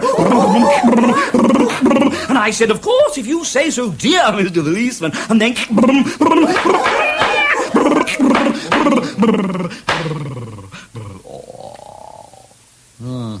All this makes it worse, doesn't it? Much worse. Yes, I thought so. So it means we can give him a stiffer sentence? A much stiffer one. Good. You were saying, Toad? May I say a few words now, my lord? Who is this? Mr. Badger, a well-known and highly respected member of the community. Oh, so it is, so it is. Well, Mr. Badger... Alack, alack, oh hapless Toad, oh ill-fated animal. Is it a recitation? I knew his father, I knew his grandfather, I knew his uncle, the archdeacon. Oh, this makes it very serious indeed. Many an afternoon have I spent in communion with his father at Toad Hall, one of the most attractive riverside residences, with carriage sweep. Dear, dear, with carriage sweep, you say? Unhappy day. Oh, feckless Toad. Oh, rash and ill-advised animal. Oh, most interesting. We are all indebted to Mr. Badger for his profound and helpful observations. Now, I think we can proceed to business. Guilty. Course he's guilty! Mr. Usher, will you please tell us what is the very stiffest penalty we can impose for each of the 3 offences for which the prisoner stands convicted? Without, of course, giving him the benefit of the doubt, because there isn't any. Well, my lad, some people would consider that stealing a valuable motor car was the worst offence. Yes, indeed. And so it is. But cheeking the police carries the severest penalty. So it should. And so it ought. Indeed. Suppose you were to say... Yes. A year for the theft, Yeah. which is mild, 3 years for the furious driving, which is lenient, and 15 years for the cheat, which is purely nominal. Those figures, if added together correctly, tot up to 19 years. That's right! So you'd better make it around 20 and be on the safe side. Yes. Well, I don't mind if it isn't quite right. Silence! An excellent suggestion, Mr. Usher. Now, prisoner, pull yourself together and try and stand up straight. It's going to be 20 years for you this time. And mind, if you appear before us again on any charge whatever, we shall have to deal with you very seriously. Here. Shut up. 20 years! Don't forget. Now then, prisoner, before the rest of us adjourn for lunch, is there anything you would like to say in the nature of a farewell speech? Any last words or valedictory utterances? Well, yes, I had something. Well, what is it? Well, I'm very sorry, but... Fat face! Fat face! Me! All of you! A whole lot of you! Fat faces! Well, all the ungrateful things to say. I am the great, the magnificent, the incomprehensible Toad! Oh, Toady, boasting again. To call me, after all I've done for him, fat face. The omnipotent Toad! The world has held great heroes, as history books have showed, but never a name to go down to fame compared with that of Toad. Cast him into the dungeon! The Queen and her ladies in waiting sat in the window and sewed. She cried, "Look, who's that handsome man?" They answered, "Mr. Toad, Mr. Toad." Hatface! Mr. Toad.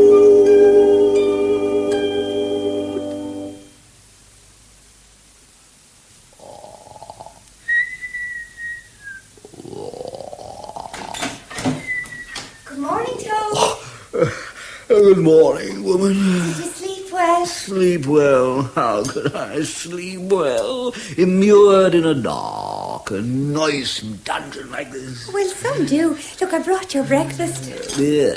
Then you'll oblige me by taking it away again. Oh, cheer up. There's always hope. Hope?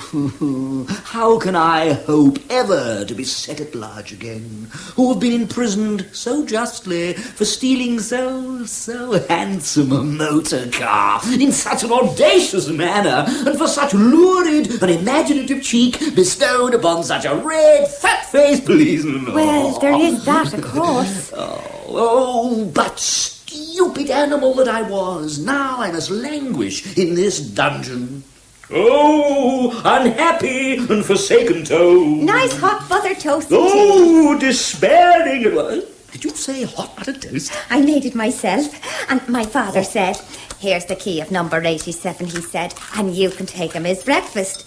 He's the most notoriousest, dangerous animal in the country," said Father.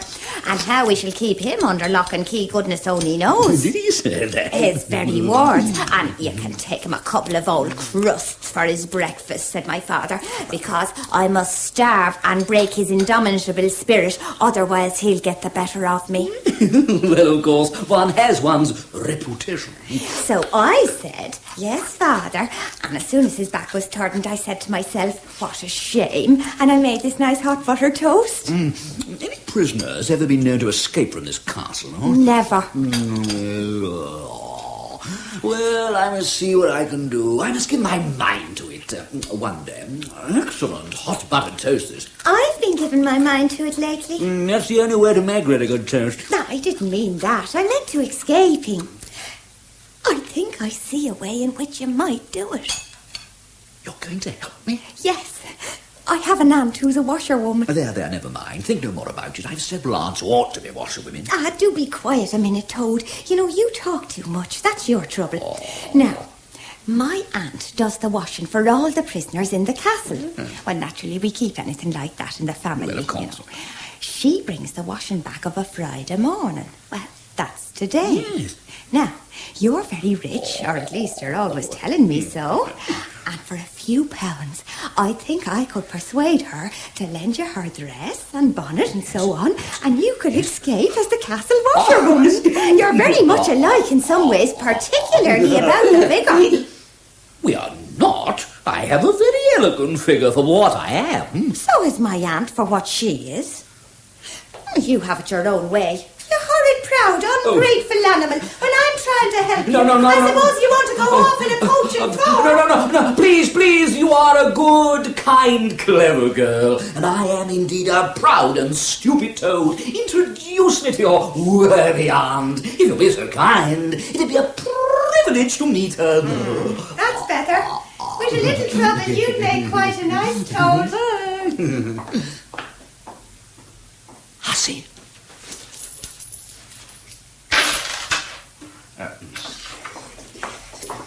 This is Mr. Toad, my aunt. Good morning. Good morning, dear lady. Charming weather we're having, are we not? Blessed darling. Your niece tells me that you attend to that is, you have under your charge the habiliments, the more mutable habiliments of the inhabitants of the castle. Delightful profession, I'm sure. Is this the one? Yes. I wash. So do I, every other day. I told you the idea, didn't I, Aunt? Is that the money? Well, just a little. I haven't counted it. I have. Here. Here's the clothes. My dear lady, I am eternally your debtor. Should you ever find yourself in the neighbourhood of Toad Hall, a visit, whether professional or social... now, how do I get into these? Oh, here, I'll help you. You told him the condition. Oh, condition. My aunt thinks she ought to be gagged and bound so as to look as if she'd been overcome. And you'd like it too, because you wanted to leave the castle in style. An excellent idea, so much more in keeping with my character. I brought a bit of rope along, in case, like. Splendid. Got an handkerchief. Of course I got a handkerchief. Then you gags me first. Help. What? Help.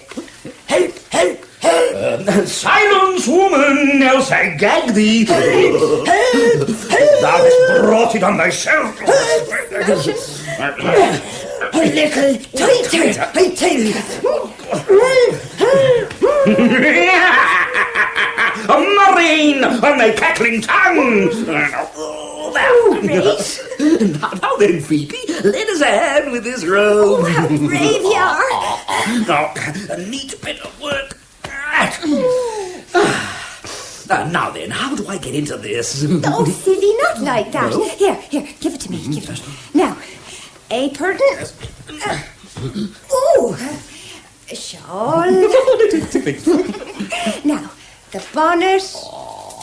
Oh, well, upon my word, you're the very living image of her. What's the matter with her? She wants to say something, I think. Too ugly. Here, give me the gag. Ugly? Now then, Toad, we must hurry. I'll take you to the end of the corridor, and then you go straight down the stairs. And if any of the jailers stop you and chaff you a bit, because she's very popular, Aunt is. I shouldn't have thought it. Now, goodbye and good luck. Goodbye, and goodbye. don't forget, you're a washerwoman.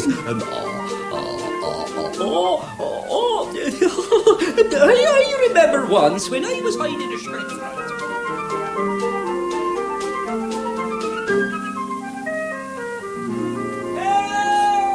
What's that? That's funny. That sounded like Toad's voice.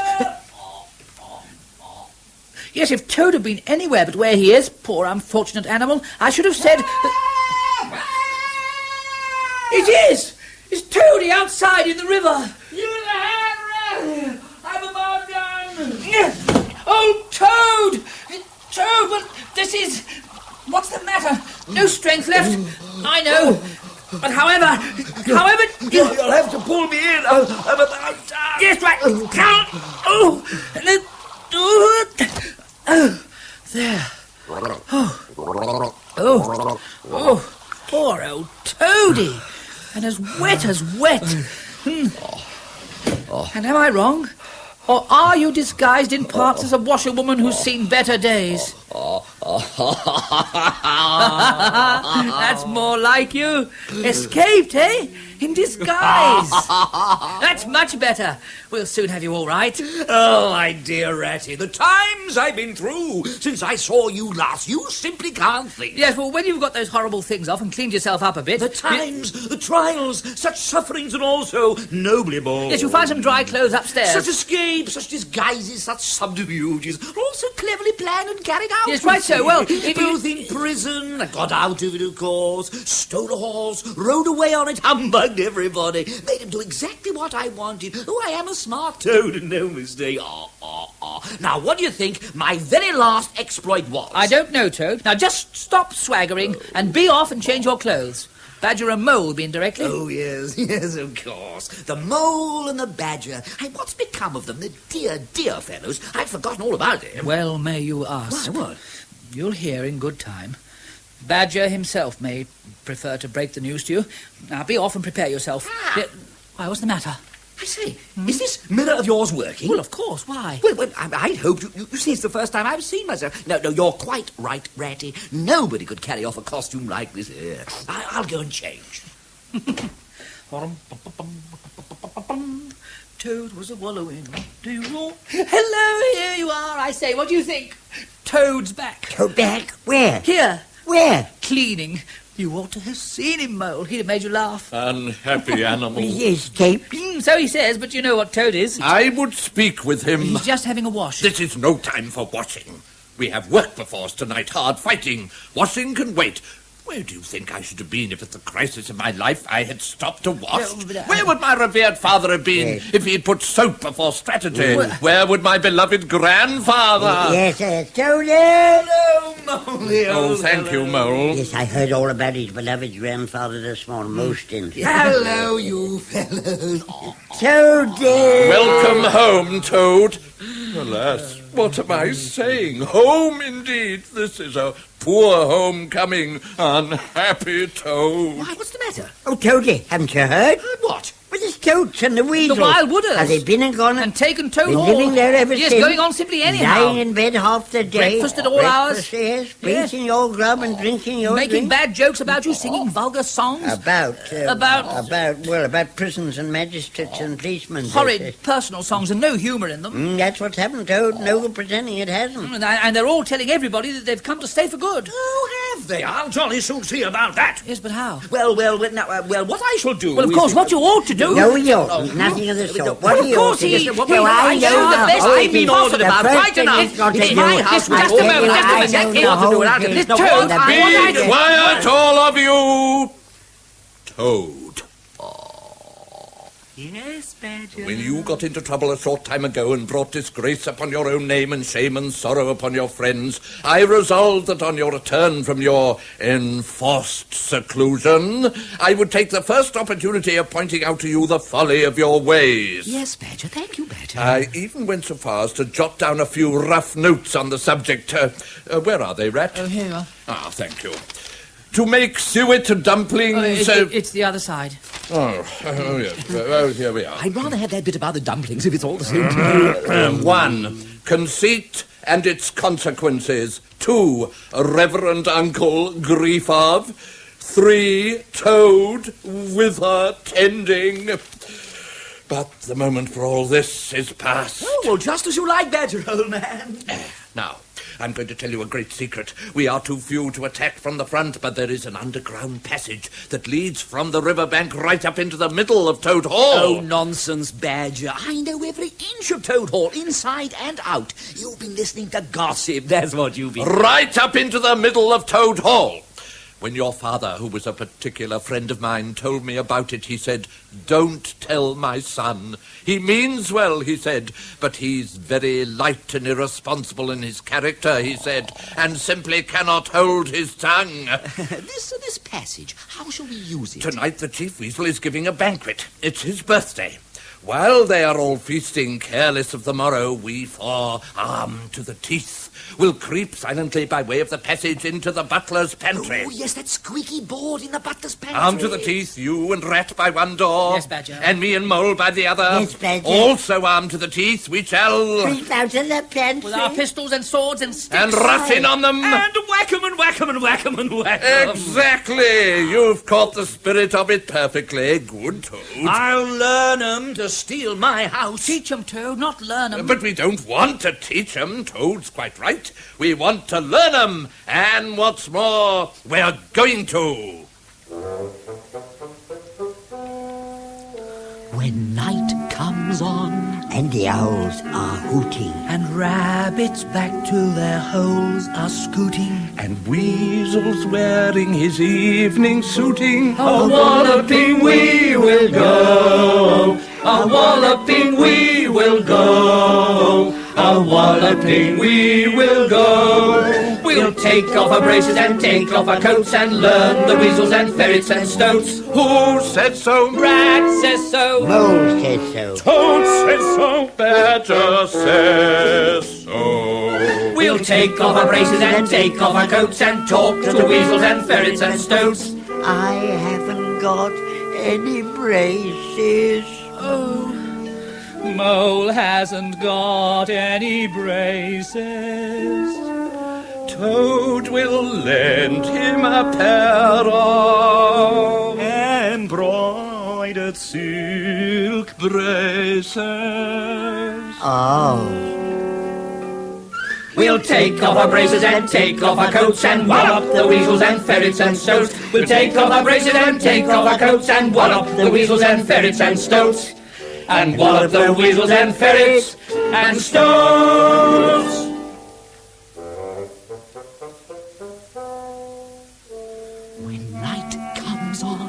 bats are batting. And rabbits back in their holes are chatting. And weasels wearing his opera hatting. A walloping we will go. A walloping we will go. A walloping we will go. We'll take off our collars and take off our coats and learn the weasels and ferrets and stoats. Who says so? Rat says so. Mole says so. Toad says so. Better says so. We'll take off our collars and take off our coats and talk to weasels and ferrets and stoats. I haven't got any collar.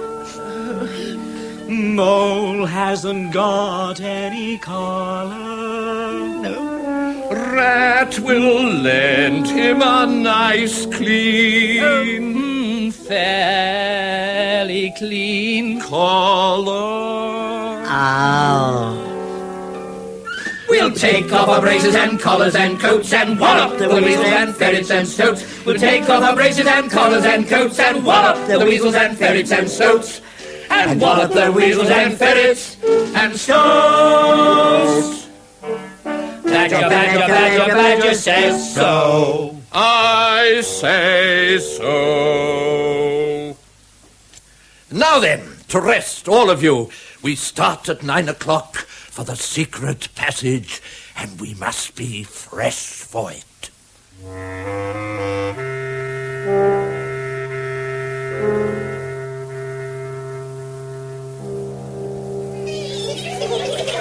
Friends and fellow animals, before we part this evening, I have one final toast to propose. It is a toast which on all occasions has something of solemnity in it, something even of sadness, but never more so than on this occasion. Absent friends. Absent friends. With this toast I couple first the name of our kind host, Mr. Toad. It is a personal sorrow to every one of us that he is not among us tonight. Let me sing you a little song which I have composed on the subject. Toad, he went a-pleasuring gaily down the road. They put him in prison for 20 years, poor old Toad. Poor old Toad, poor old Toad. They put him in prison for 20 years, poor old Toad.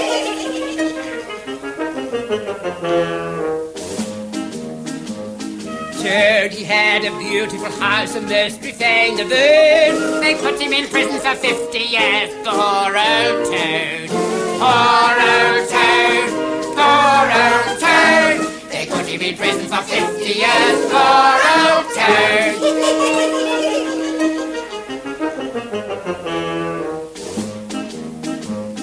Toad, he had much money and goods carefully bestowed. They put him in prison for 90 years, poor old Toad. Poor old Toad, poor old Toad. They put him in prison for 90 years, poor old Toad. Chorus, please. Poor old Toad. But, while we are thinking of our good host, Mr. Toad, we must not forget our other absent friends, Mr. Badger, Mr. Rat, and Mr. Mole. Fellow animals, I give you the toast, absent friends. Absent friends. Absent friends. What's that? Up the Badger! A mole! Stay on to him, boys! Sorry we're late, Weasel. Many thanks all the same for the kind invitation. The other door! Quick! I've come home, Weasel! How are you? We went a-pleasuring, did he? I'll pleasure you! Wallop 'em, boys! Keep walloping! Do you surrender? Yes! Do you? Yes! Right. Get in that corner there. Good evening, you ferret. Do you sing at all? No, sir, please, sir. Not just a little song. No, sir. I never learned singing. Not just a funny little song about a poor old toad. No, sir. Well, try. Go on, try. Poor old toad. I'll learn you to sing it over there. All prisoners here, Toad. I'm looking after them. There, that's the lot. Oh, pity, I was just beginning to enjoy it. What about your little party rat? They're surrendered. I thought they might come in useful, waiting on us and so on. Well, if any of them wants to go on for a bit longer... Now then, Toad, stir your stumps, look lively. I want some grub, I do. We've got your house back for you. You don't offer us so much as a sandwich. Just a moment, Badger. What about the sentries? Sentries, Well, yes. they may still be at their posts. Sentries! Oh, they've run away far enough by now, haven't they, Moley? Oh, is that right? They Yes, but I think it would be safer if Mole and I just... Sensible rat, there spake the voice of wisdom. You and I and Mole... No, don't you bother, Badger. Mole and I can do it quite When easily. I go walloping, I go walloping. So do I! Come on, I'll lead You do nothing of the sort, Toad! You've asked us to stay to supper, and we're staying to supper. Well, where is the supper? If this isn't your house, say so, and Mole can entertain us. The prisoners will help you get it ready, Toady. Oh, all right. Oh, don't forget the wine, Toad, because we shall want to drink your health. Yes. Oh, and you'll have to make a speech. All right. That's all right. You leave that to me. Now then, bustle up, you. Yes, sir. Come on, sir. Got a pencil in, have you? Yes, sir. Thank you. And I dare say all you young fellows are wondering what I'm writing. Please, sir. Yes, sir. Well, I'm just jotting down a few rough notes. Oh, sir. Just a few rough notes for a little entertainment I've sketched out, a little informal sing-song or conversazione to celebrate my return. Yes, sir. Thank you, sir. Something like this. One, a speech by Toad. And then I make a note. There'll be other speeches by Toad during the evening, just so as to reassure people. Yes, sir. 2, address by Toad. 3, imitations of various bird notes. Tweet, tweet, you know the sort of thing, by a Toad. 4, song by a Toad. Composed by himself. 5, other compositions by a Toad, sung by the composer.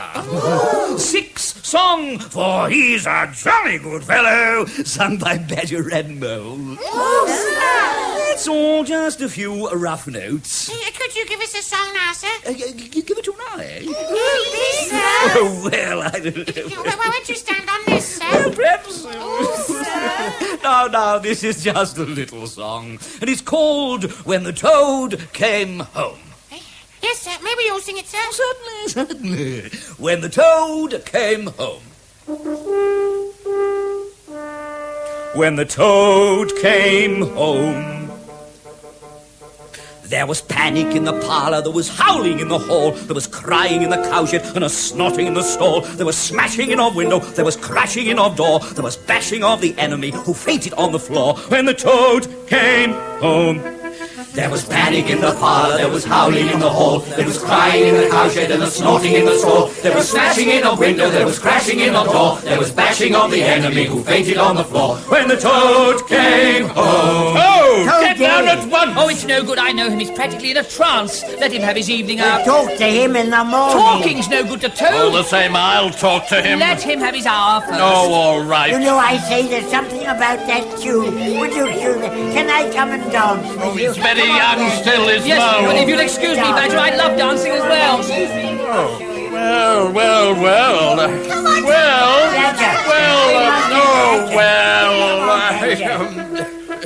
There was welcoming to Badger when he joined the merry throng. I can do it for a little, but I can't go on for long. Goodbye. Goodbye. Goodbye.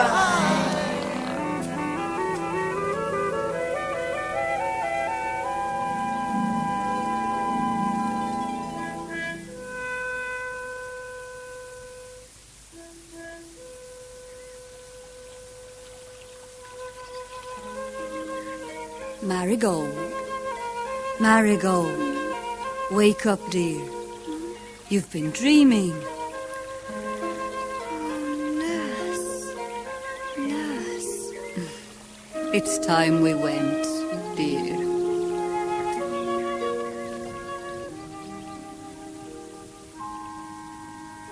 In Toad of Toad Hall, by A.A. Milne, Toad was played by Derek Smith, Rat, Bernard Cribbins, Mole, Richard Goulden, Badger, Cyril Luckham, the Judge, Hugh Paddock, Nurse, Diana Bishop, Marigold, Tina Heath, Alfred, Brian Haynes, Weasel, William Fox, Stoat, Fraser Carr, Ferret, William Slay, Phoebe, Kate Binchy, Usher, Terry Scully, Policeman, Ronald Herdman, the Washerwoman, Joe Manning Wilson, James Ferret, Sam Dastor, Henry Weasel, Nigel Graham, the Duck was John Forrest, and the Turkey, Andrew Rivers. The music was especially adapted by Peter Hope, and the play was produced by Martin Jenkins.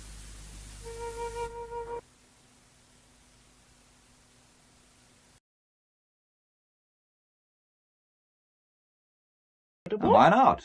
I have all the makings of the perfect chauvinistic male.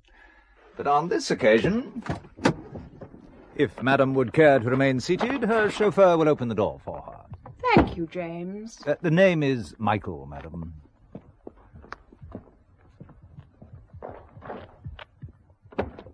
Would you give me your hand, Madam, so that I can help you out? My hand, Michael, such old-world courtesy. Ah! Put me down, Mike! Put me down! I'm carrying you over the threshold. Oh, but not over your shoulder. My mother will see us. Aunt Claire will see... Mike, put me down. I don't care who the hell sees us. Oh. Aunt Claire, we've returned. Indeed you have, and you look happy enough. If I were you, Michael, I'd keep her over my shoulder and take her up to her mother's room. Oh, it's very good of you to have us both come to live here. All part of the marriage settlement, Aunt Claire. Anyway, it's a big, lonely house. We couldn't leave Doris's invalid mother on her own. And somebody's got to protect you from that KGB colonel, Uncle Balake. Oh, I think the less said about him, the better. And Doris, while on that subject, I don't think we ought to let your mother know what happened in Germany. That your fine husband gets himself involved with British intelligence. I was merely looking for an old friend. Who just happened to be one of their missing agents. All right, so they use my cover as a British businessman. Used is the operative word. They used us all. Oh, by the way, Robson, head of the German section, offered me a job in intelligence. I hope you refused. Of course. But you were tempted. What, when I just married a comely wife? I'd hate to be chasing around foreign parts. I wonder if they've got your name on file now. Haywood Michael, textile exporter, brackets. Trustworthy and unafraid, in brackets. I wouldn't put anything past that lot. And before I answer the phone, let me just wish for the both of you that the Lord will send his blessings on your union, and that you may live happily in this house and see your children's children. Oh, a lovely blessing, I always think. Thank you, Aunt Claire. But the telephone? Let's not answer it. Well, it may be Claire's Russian boyfriend ringing all the way from Moscow. Heavens above! A Russian bear of a man passes the time of day with me, and you've the nerve to insinuate that I'm interested in him. What would a respectable Irish widow see in a pagan fella like him?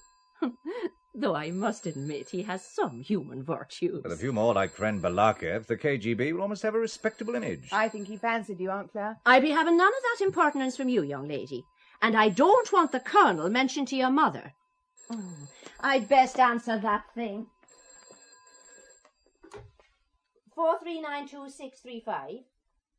Yes, this is Mr. Haywood's residence. Here we go. Well, I just see if he's at home.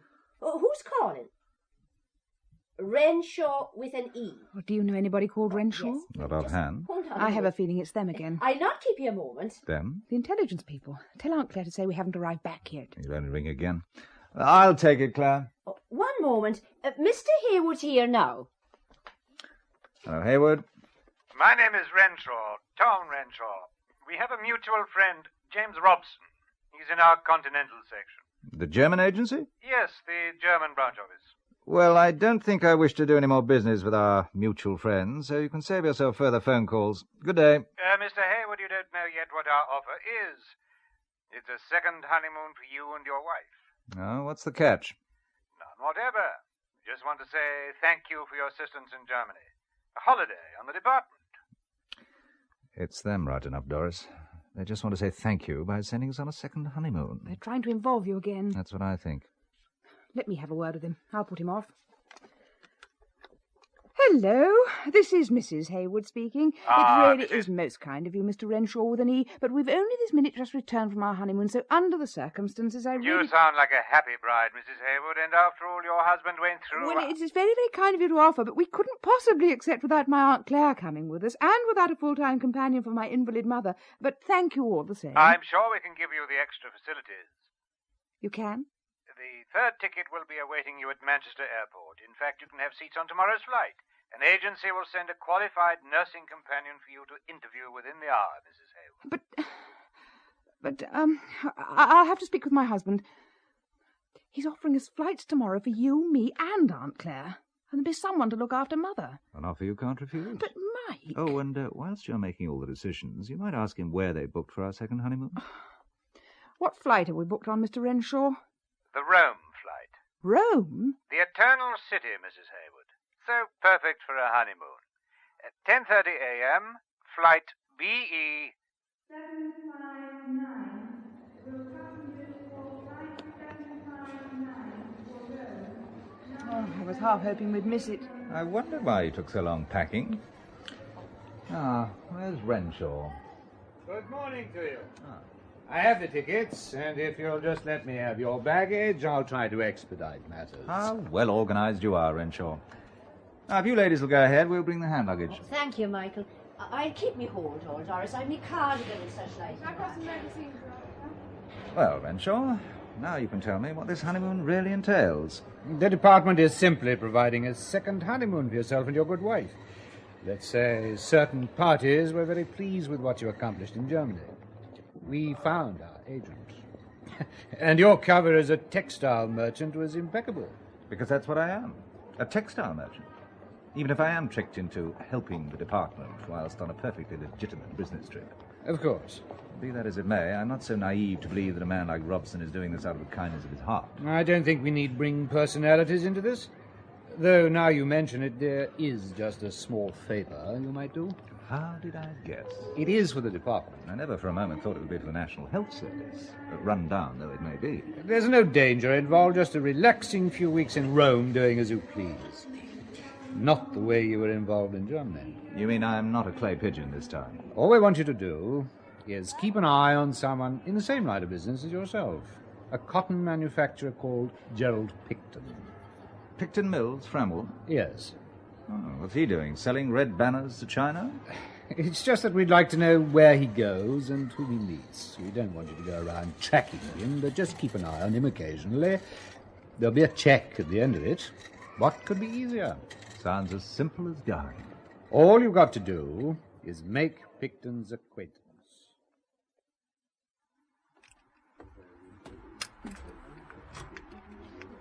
Hayward. Gerald Picton. What are you doing on your way to Rome? After some sunshine. You appear to be occupying our seats, old boy. Oh, I'm terribly sorry, Gerald. So we are. We're further along. Oh, no, stay. My secretary, Jean, prefers to be by the window. By the way, I heard you just got married. Yes, second honeymoon. My wife, Doris. Hello. And Mrs. Claire O'Connell. How do you do? Hello there. And this is my secretary, Jean Tyler, and a Swedish friend of mine, Sven Bast. How do you do? Well, pleased to meet you, Mr. Hayward. Mrs. Hayward? Look, we must have a get-together in Rome. Good idea. See you in Rome.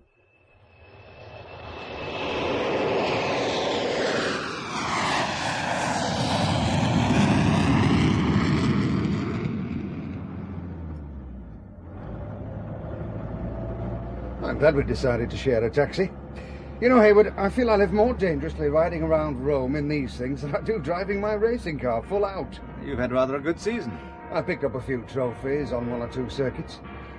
Now, how well do you know Rome? Not very well. You can be our guide. May I say you've made an excellent choice. I come here regularly. We're now outside the walls of the city of ancient Rome. Those bells we just heard are from the Church of St. Paul's. Now, I'd love to see inside that church, Mr. Picton, so I would. Unfortunately, Mrs. O'Connell, the little painting shop I was telling Hayward about is in the opposite direction. I was hoping our guide to Rome would show us St. Peter's and not a shop in a back street. Will you look at those Latin drivers, Doris, taking that bend without slowing down? Oh, as for that one, well, I not believe me eyes? Oh, yes, Aunt Claire, what is it? I thought I saw... Yes? Oh, it must be my imagination playing tricks with me. You look a little pale, Mrs. O'Connell. Just a little exhausted with the heat, Mr. Bass. Well, then at the next cafe you must sit down and have a cool drink with me, whilst the others visit the modern art shop. And please, call me Sven. I will show you St. Peter's, for I know Rome well. I live here.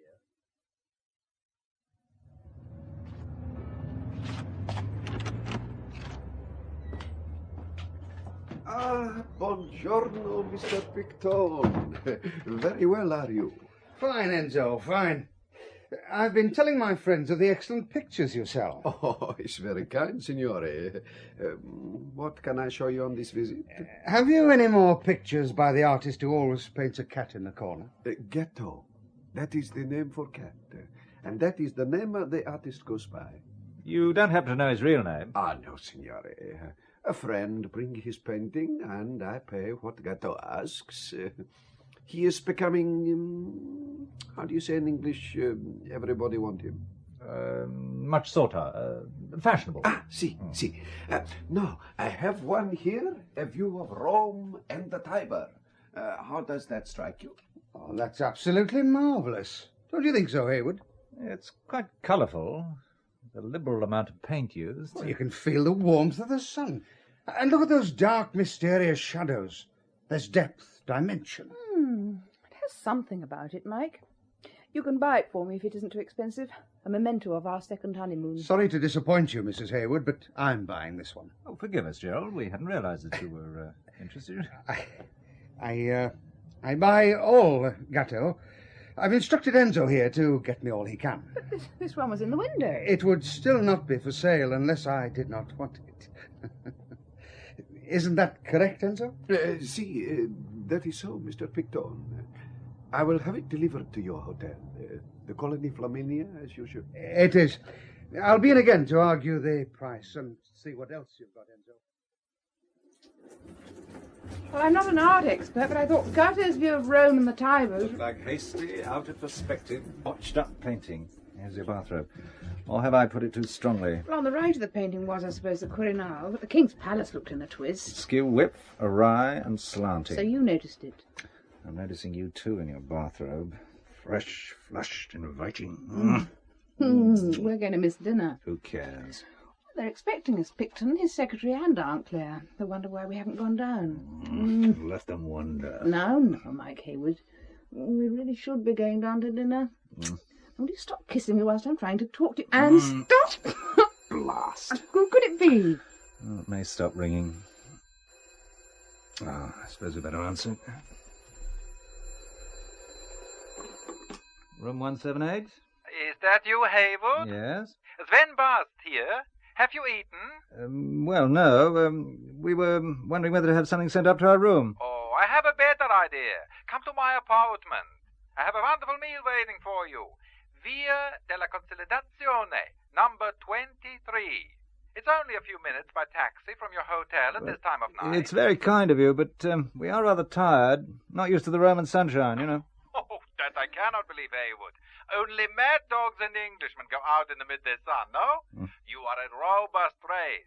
I am sure a little sunshine has not made you too tired to appreciate a superb Italian meal. I'm sorry, but... But nothing, Hayward. You must come. We have something to discuss. Have we? I want to hear about Germany. I understand you were working for British intelligence. If not working, then helping. Am I correct? Oh, and who told you that? If you would like to know, why not come and have dinner? There are other interesting things I wish to speak with you about. I'll come alone. And leave your newly wedded wife in the hotel? Oh, how ungallant, Hayward. No, the invitation is to both of you. 23 Via della Consolidazione, Hayward. It appears we have a dining out engagement. You're trying to be casual, which makes me suspect that you're worried. Isn't it about time you told me what French you had to say at the airport this morning?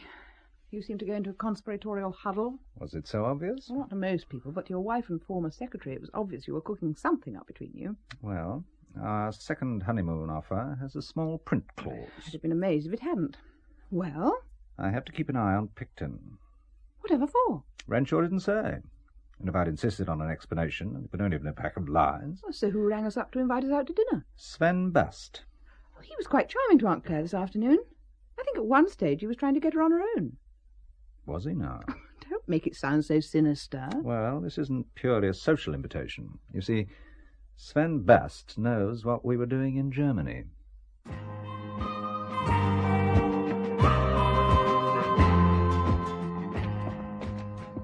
So, this is the Via della Consolidazione. Let's pretend we're two young lovers. 23 is the next one. Oh, well. Ah, that looks like the bell.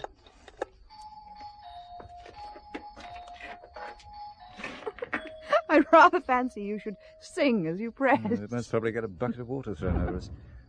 I think someone's coming now. No? Must have been imagining things. I thought I heard something then. Instead of footsteps, or whatever they were, carrying on, they've stopped abruptly. That was my impression, too. Mike? Yes, what is it? The key's there. It's been left in the lock. Must have forgotten to take it out. Or he might have left it there for us. It could also have been left in by someone who was too much in a hurry. Somebody we might have disturbed? Let's see if it's the right key. I would prefer the gentleman to go first on this occasion. Well, we agreed till death us do part. Ah, a marble hall. Dark and cool at midday. But too dark, eerie, and cold for late evening. Seems to be a light coming from the room on the far right. Mr. Bast? Mr. Bast? Anyone home? I think we ought to leave it for another time. He must have been suddenly called away. Well, he would have rung us. He might have done that and found we'd already left the hotel. Then he would have waited for us. The speed our taxi driver travelled, he would have been lucky to be out of the house before we arrived. I think I'd better take a look.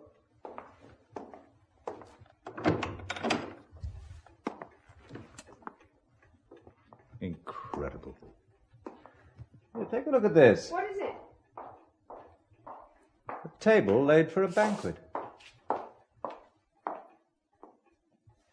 Meats, roasts, cold chickens and sauces. A mountain of fruit. Wine. Like an ancient Roman banquet. Well, our Swedish gentleman Sven Bast does himself well.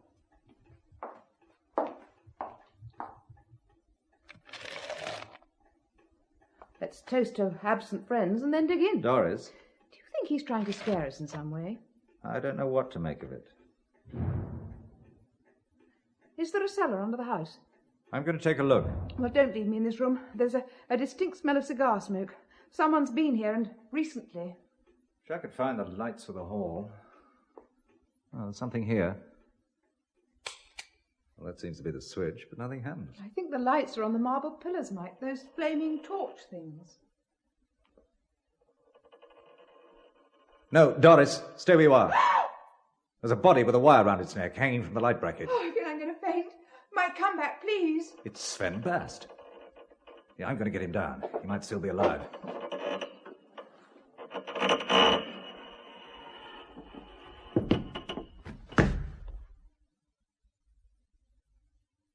Well? He's quite dead. One shoe's untied and has come off. Oh, Mike. Let's get away from here, please, Mike. Wait. There's something inside the shoe. Canvas.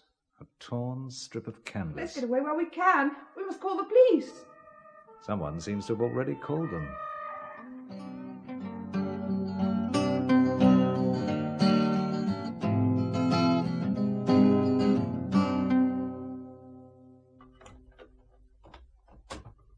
Ah, Mr. and Mrs. Haywood.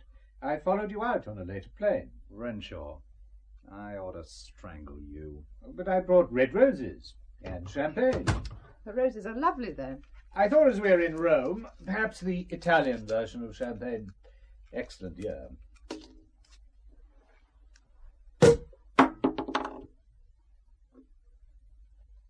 Doris, a glass for you.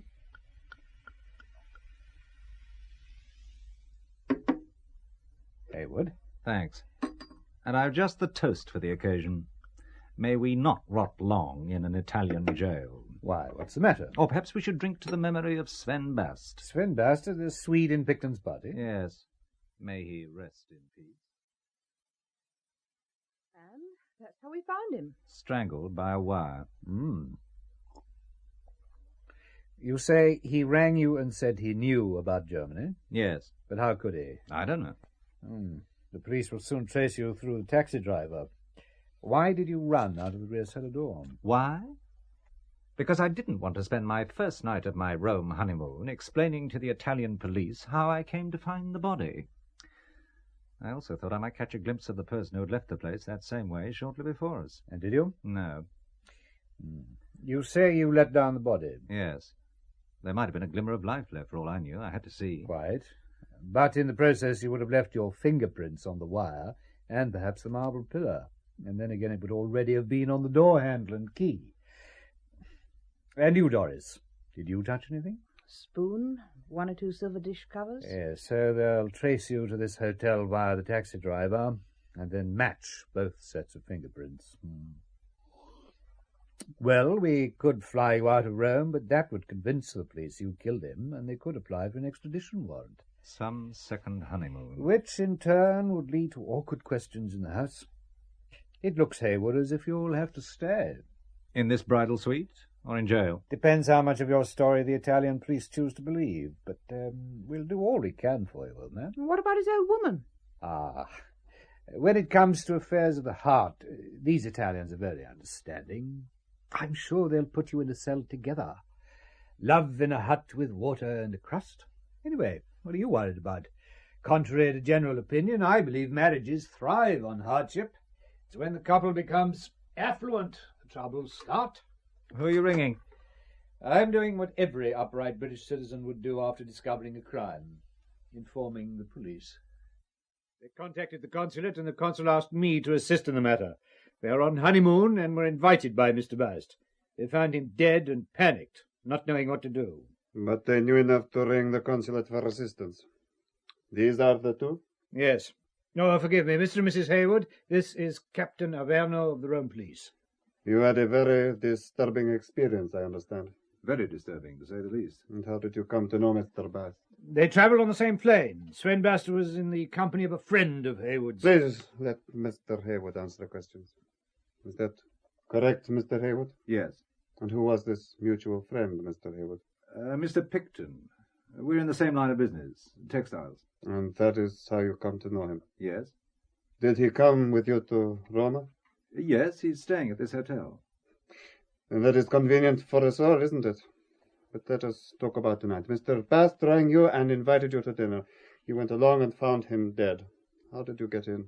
The key was in the door. You let yourself in? We waited and... And you unlocked the door and walked inside? Yes.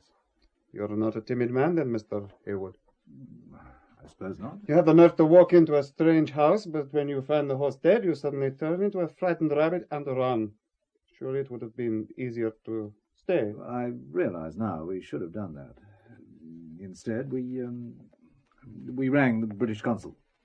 3.5 hours later, senor. We walked back. But you took a taxi to get there. Why didn't you call a taxi to take you back to the hotel or to a consul official? Was it that you were trying to be inconspicuous?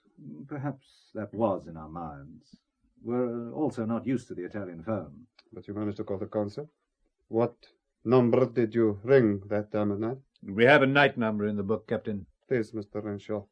You're quite capable of answering such simple questions. Perhaps it was my being with him, Captain Averno. My husband was afraid for me. He's very protective. Of course, senora. I understand now. In such circumstances, a husband would want to spare his wife distress and discomfort. Yes, you're very kind and understanding, Captain. And I will commend your handling of this unfortunate affair in my report, Captain. Prego, senor. But I would like Mr. and Mrs. Haywood to remain in Roma until investigations are complete. And there may be other questions to be answered. Of course. Good night, senora. Senor. Well, that wasn't too painful, was it? You handled it quite well, Haywood. And now the police have gone, we'll take a look at that canvas strip of painting you found. Under the cat, there is a word. Tiber. Yes, it's a view of the Tiber. No, the word is not Tiber. You sure? Yes, quite sure. After the R. There are more letters, and they're clear and distinct. I-U-S. Tiberius. Tiberius Caesar. What do you know of him? He retired to Capri, indulged in sexual extravagances, together with every sort of cruelty. He used to strangle his victims. Their children as well, if I remember my history correctly. Did you say strangle? Yes, Doris.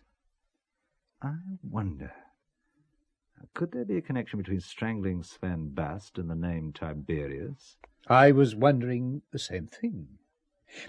I was also remembering a rhyme written about him. It went, "You cruel monster, I'll be damned I will, if even your own mother loves you still." But Tiberius has been dead many a long year. AD 37.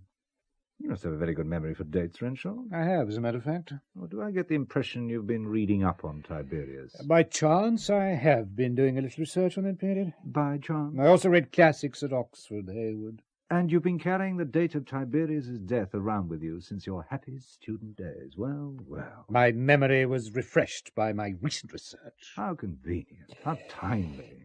Isn't it? Well, I must not interrupt the honeymoon. I'll be around, and anything you find out I shall pass back to London. On my way out, I'll have another bottle of wine sent up. Good night. You could cheerfully strangle Renshaw.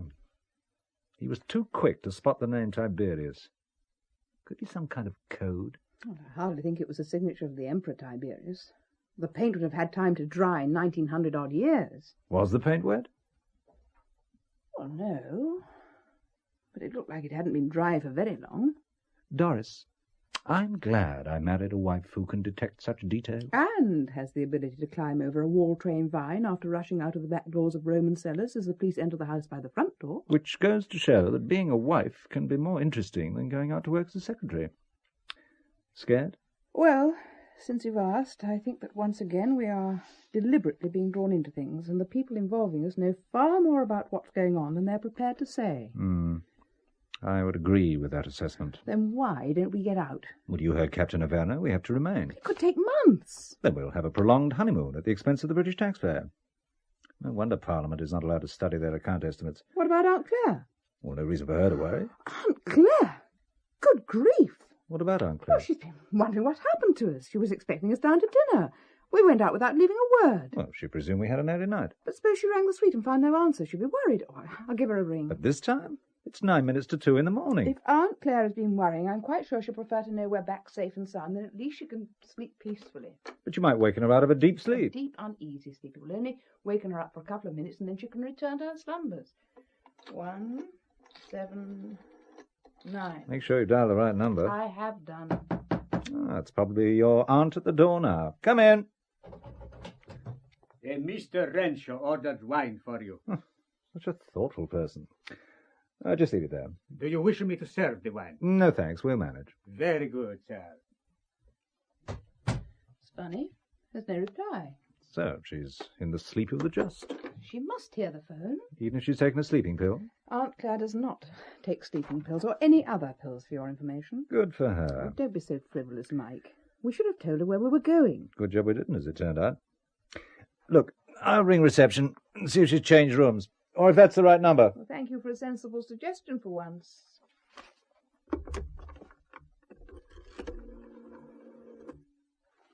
Reception. Haywood, 178 here.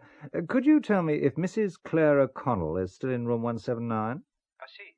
One moment, please. The key is here, so she has not come back yet. Not come back? Do you know where she went? No, signori. There was a call for her about an hour after you left. She must have gone out immediately afterwards. Did the caller leave a name? No, signore, no name. He asked for Mrs. Claire O'Connell, and we had her paged. That is why I remember so clearly.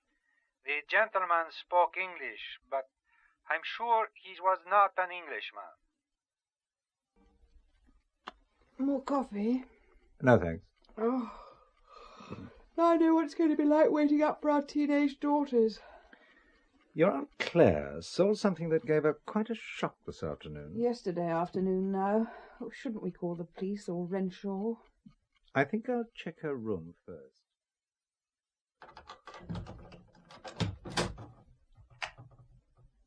Empty. The nightie all laid out on the bed. I'll just check the bathroom. No. She left the balcony window open. Mike! There's someone out there. Stand back. Look out!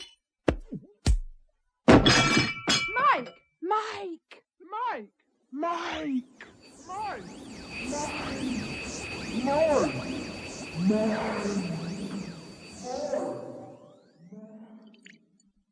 Oh, that hurts. I'm only bathing your head with cotton wool and warm water.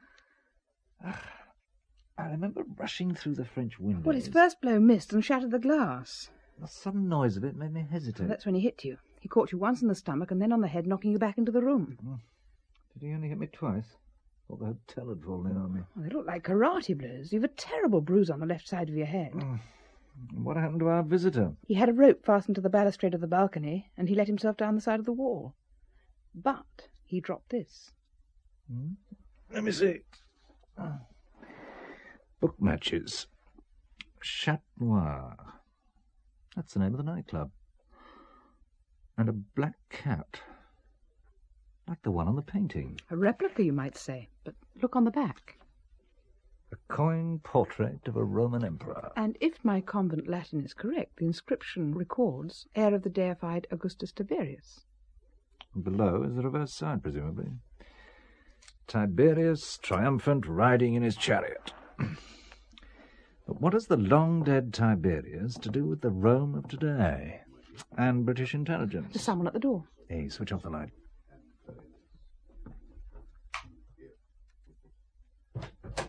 So, good night, my Irish lady. You see, Comrade Boris Balakev is a gentleman and escorts Claire O'Connell to the very door of her own. And that's as far as you will escort me, Comrade Balakev. Atheism and moral decline go together, and I'll have none of either. Good night to you. Aunt Claire. Balakev. We've been worried to death, Aunt Claire. Where have you been? I thought I'd seen a ghost this afternoon. I never expected to find the KGB in Rome. But it must have been Colonel Balakev I saw, because after dinner the phone rang and it was the heathen himself. A trade union delegation was having a reception. I thought an Irish representative was called for, and after seeing your aunt... How did you know where she was staying? I had her followed. By a member of your trade delegation, no doubt. Good lady, some of your virtues are rubbing off on me. It was one of my men. There, I speak the truth and feel good. What are you doing in Rome, Colonel? I am a member of a trade union delegation. Fostering goodwill? You might call it that. You're not studying ancient history at the same time. Ah, the Caesars. One particular Caesar. His system of government allowed for no rivals. He was a fine example of a totalitarian ruler. Which goes to show how history repeats itself. Continually. You English, you think that your two-party system is the answer to the world's problems. But ancient Rome had two parties also. So you think it was better under the rule of the Caesars? Benevolent dictatorship is the most efficient form of government. But how often are dictators benevolent? After Augustus came Tiberius. Would it be fair to assume that you do not approve of the doings of Tiberius, then, Colonel Balakev? You would be correct to make such an assumption. You could also say that I disapprove of all things done under the name of Tiberius at all times. But I have kept Mrs. O'Connell out late. And so, my good Irish lady, when you pray those beads tonight, say one for me. And how would you be knowing that I always say my rosary before getting into bed? In these days of electronic devices, nothing seems sacred. Don't forget. Just one. Offered for me, Claire O'Connell. You'll need more than one, Colonel Balakev. With that I would not disagree. Well, I'd keep you in mind. Well, who knows? I could be eternally grateful. In my line of business, it's so difficult getting insurance for this world. Never mind for the hereafter.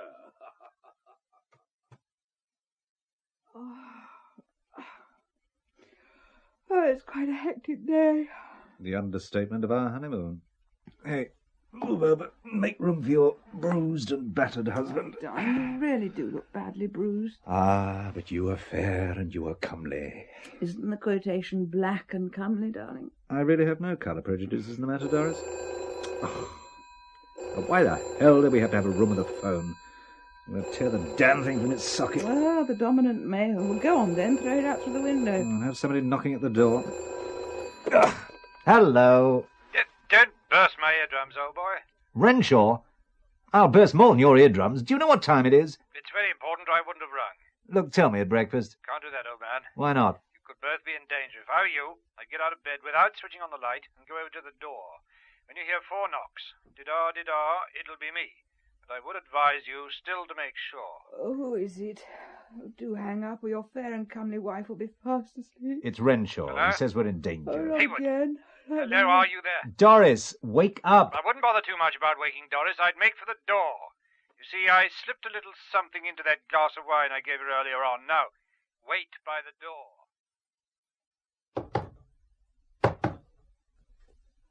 Who is it? Renshaw, with an E. Enter, Renshaw, with an E. And you better have a good explanation for drugging my wife's drink. We have to get out of here. Others know you're working for us, so we want to keep you nice and safe for a few days. I thought if Doris were asleep, it would be easier, not as emotionally disturbing. Renshaw, I promise you I'm going to break your neck one of these days and toss you in the Tiber. Steady on, old boy, only doing my job. Can you put a coat on your wife or something? I'll give you a hand getting her to the car.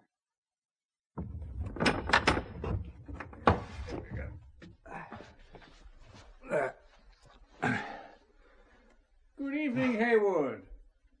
And what brings James Robson, head of the German branch office, to Rome? I say, what's the matter with Doris? Renshaw drugged her. Yes, Renshaw does enjoy the cloak and dagger stuff, but the drug is only of short duration. A stiff brandy should wake up the sleeping beauty. You may wait in the car, Renshaw, but It may seem trivial and mundane to you, Robson, but men don't like having their wives drugged. Quite so. I will have words with Renshaw. You seem well acquainted with the drug used. Are you sure he wasn't doing it on your instructions? My dear fellow, do you think I would give such an order? Yes. Yes, well, I'll pour your wife a brandy. And for you, Haywood, I have an excellent local wine. Not drugged, I trust. Now, why should I drug you when we're all going to a party?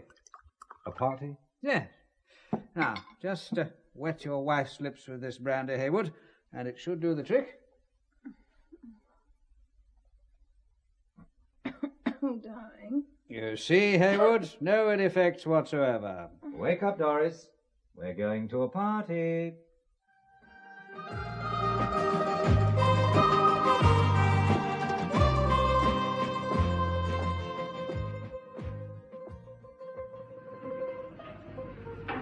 Welcome to the Chat Noir. Table for 4, please. No, 3. Mr. Robson will not be joining us. Why's that? He's not one for going out in the early hours. You mean he doesn't like to present the opposition with an easy target? Perhaps. For 3, signore. Thank you. Oh, waiter, could I have a packet of your special matches? I believe you have some with a portrait of Tiberius Caesar. Oh, I am afraid not, sir. They have all been sold. We did not have very many of them. Well, isn't that rather costly, having a specially designed book match for the club and then only selling a few of them? I was thinking of the printing costs, for example. I will pass on your comments to the manager, sir. Yes, why not? Who's giving the party over there? Oh, that is another Englishman, sir. Mr. Picton. Picton? Is someone taking my name in vain? Haywood! What are you doing here? I never expected to see you painting the town red on your second honeymoon, or else I'd have invited you. Come on, join us. Doris, you look like you're dozing off. Oh, I'm rather sleepy. You know my secretary, Jean? That's her next to the hefty fella. Yes, we met on the plane, but... What's the matter? Well, the man she's with, I feel I've seen him before. Oh, he's an American, Harry Carlson. Does he live in Rome? Yes, buys and sells antiques. Oh, and is he interested in paintings too? Carson? He's interested in everything. But come and join us.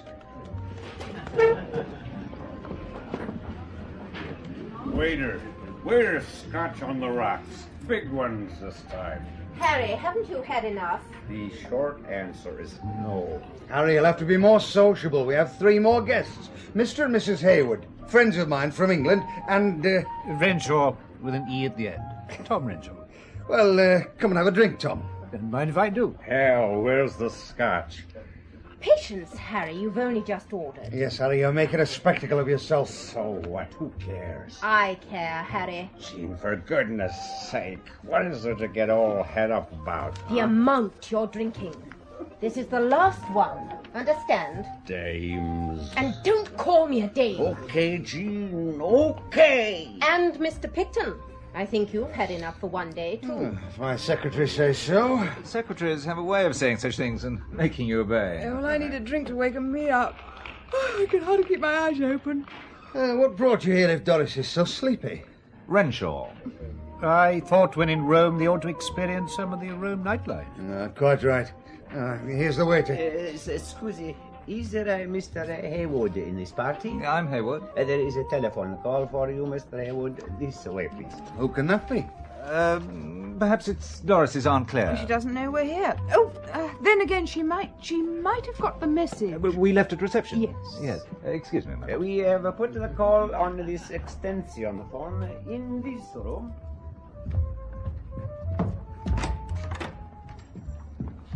Thank you.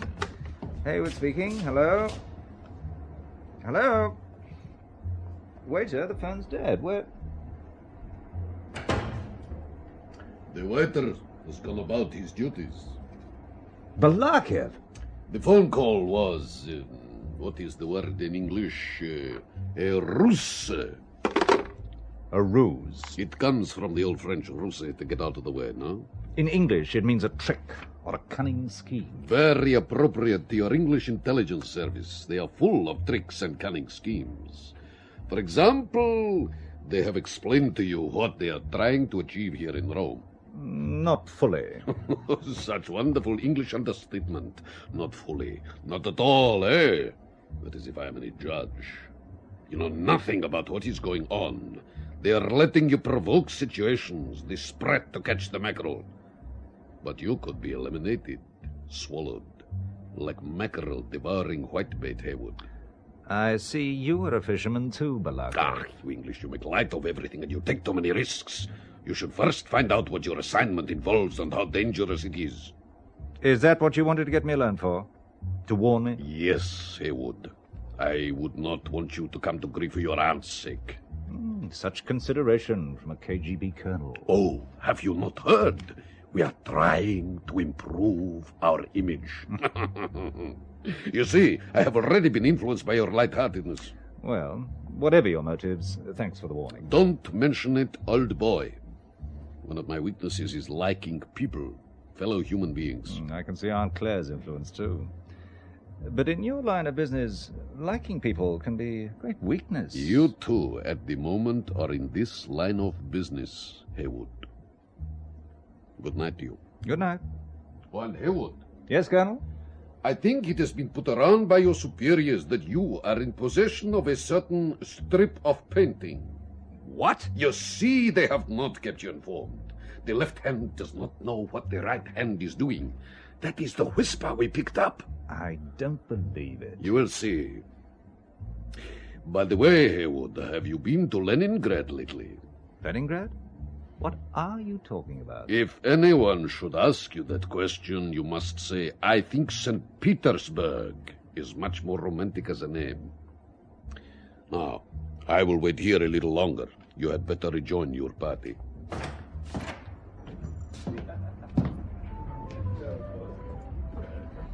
Haywood, here's your drink. Who was ringing you at this unearthly hour? Just an old friend. Cheers. Cheers. By the way, Mike, you must meet one of the guests, Count Roberto Galateo. Galateo? Good evening, Mr. Haywood. Oh. It is a name that has become proverbial in Italy. You see, one of my ancestors, some 400 years ago, wrote one of the world's lasting books on social behavior, Della Casa Galateo. For anyone whose manners are not what they should be, we say, Non conosce il Galteo. He does not know his Galteo. Who? Ah, and this is your charming wife. I, Count Galteo. Kiss your hand. A polite reprimand on manners can also be introduced with Monsignor de la Casa dice. Monsignor de la Casa says. Quite so. You are an educated English lady, I see. My convent education took in de la Casa, but the title of the book Galateo was derived from the name of Galeazzo Florimonte, Bishop of Aquino. I remember Sister Elizabeth telling us about him. Such a rare flower of femininity, beauty, and intellect. Your flattery will not stop me disclosing the fact that the de la Casa was the author, and as the name Galateo was derived from the bishop de la Casa met in Rome in the 16th century... I cannot be descended from the author. Or one of your ancestors did not write one of the lasting books on social behavior, Signore. You see through my joke. But I am a count of sorts. I make my money by commerce. Tell me, Mr. Haywood, what is your line of business? Textiles. Textiles? I also deal in that. There is some magnificent Italian material on the market now. I must show it to you. My firm is Fattorini Exports. Here, on my business card, is my address. Oh, but I am going there now. Why not call on your way back to your hotel? I always keep a few bottles of excellent scotch in my office. Well, another time, perhaps. It is a little late, and we have no car. You do have a car, old man. Yes, What? indeed. I forgot to tell you. I've arranged for you to have one during your stay. Oh. I'll have it brought round right away.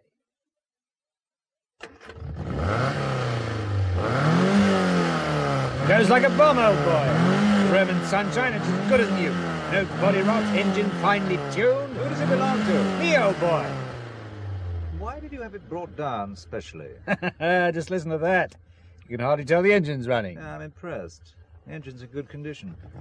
Why has all this been set up for me? Good question, old boy. You see, we wanted you to come here tonight because we thought someone might make you an offer. Why should they do that? Because of the strip of painting you found, perhaps.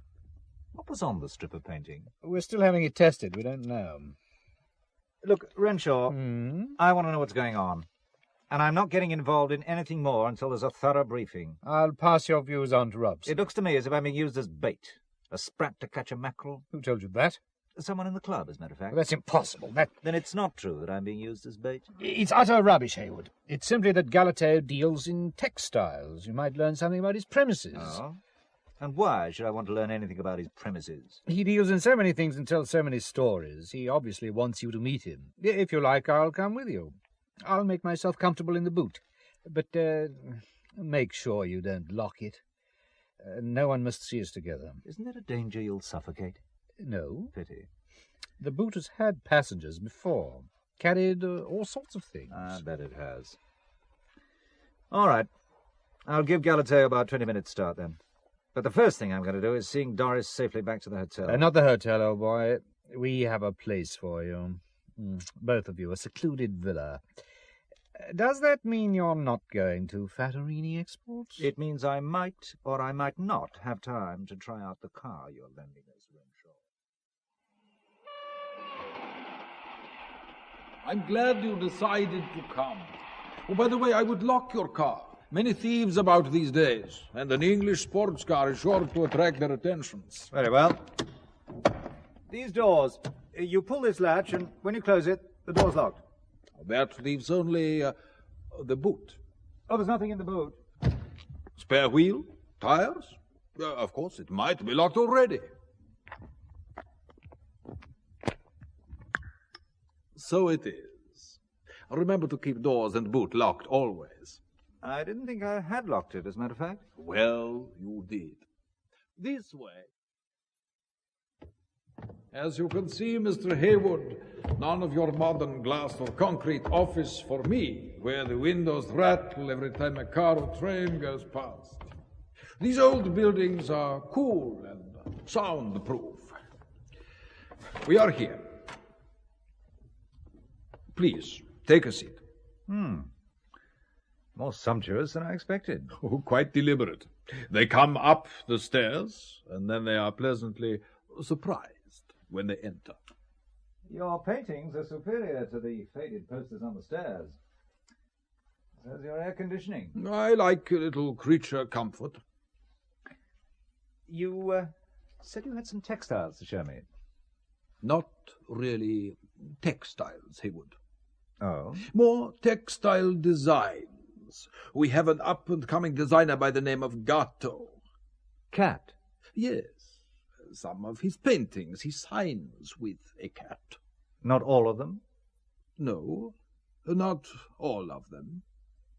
His textile designing he does under another name. And what name is that, I wonder? I have a terrible memory for names. Have you, Mr. Galateo? Count Galateo, Mr. Haywood. Oh, I thought that was another of your jokes, like the one about your ancestors. It is no joke. Neither is my visit here. I'm sure you didn't invite me to show me textiles, but I am interested in acquiring paintings by Gatto, especially if they're signed Tiberius. They can be very costly and dangerous paintings. You need capital and organization, and you have to know not only the right people, but the correct things to say. Such as? Haywood, have you been in Leningrad lately? I think St. Petersburg is much more romantic as a name. If you will excuse me for one moment, Mr. Haywood, I have something that should interest you. It is a picture, although not very big, and therefore easier to handle. Here we are. I had it ready, just in case. I will stand it on my desk, and you can look at it from where you are. You don't trust me? I don't trust anyone, Haywood. Well, do you like it? What's it supposed to be? A good question, Haywood. I know what it shows. The foreground is a cobbled alley looking out on lovely olive groves with the sea below. Where is it? Not far from Capri, I think. Capri? You seem surprised. I was thinking of its connections with Caesar Tiberius. That was not the answer, Haywood. What do you mean?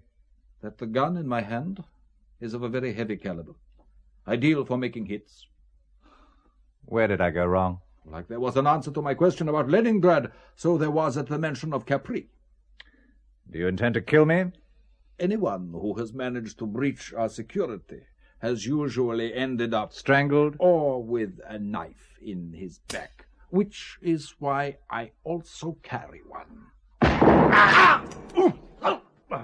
Bravo, old boy. Renshaw! That was jolly spectacular, Haywood. I arrived to see you leap through the air, kick the gun and knife out of his hands, and finish him off with two beautiful commando blows. Out like a light. But I suggest we get out of here before their reinforcements arrive. They have a Mercedes! They're trying to block the exit!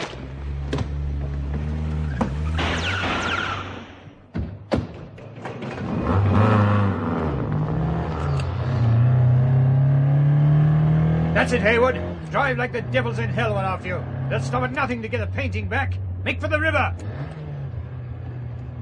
And let's have some noise from the horns.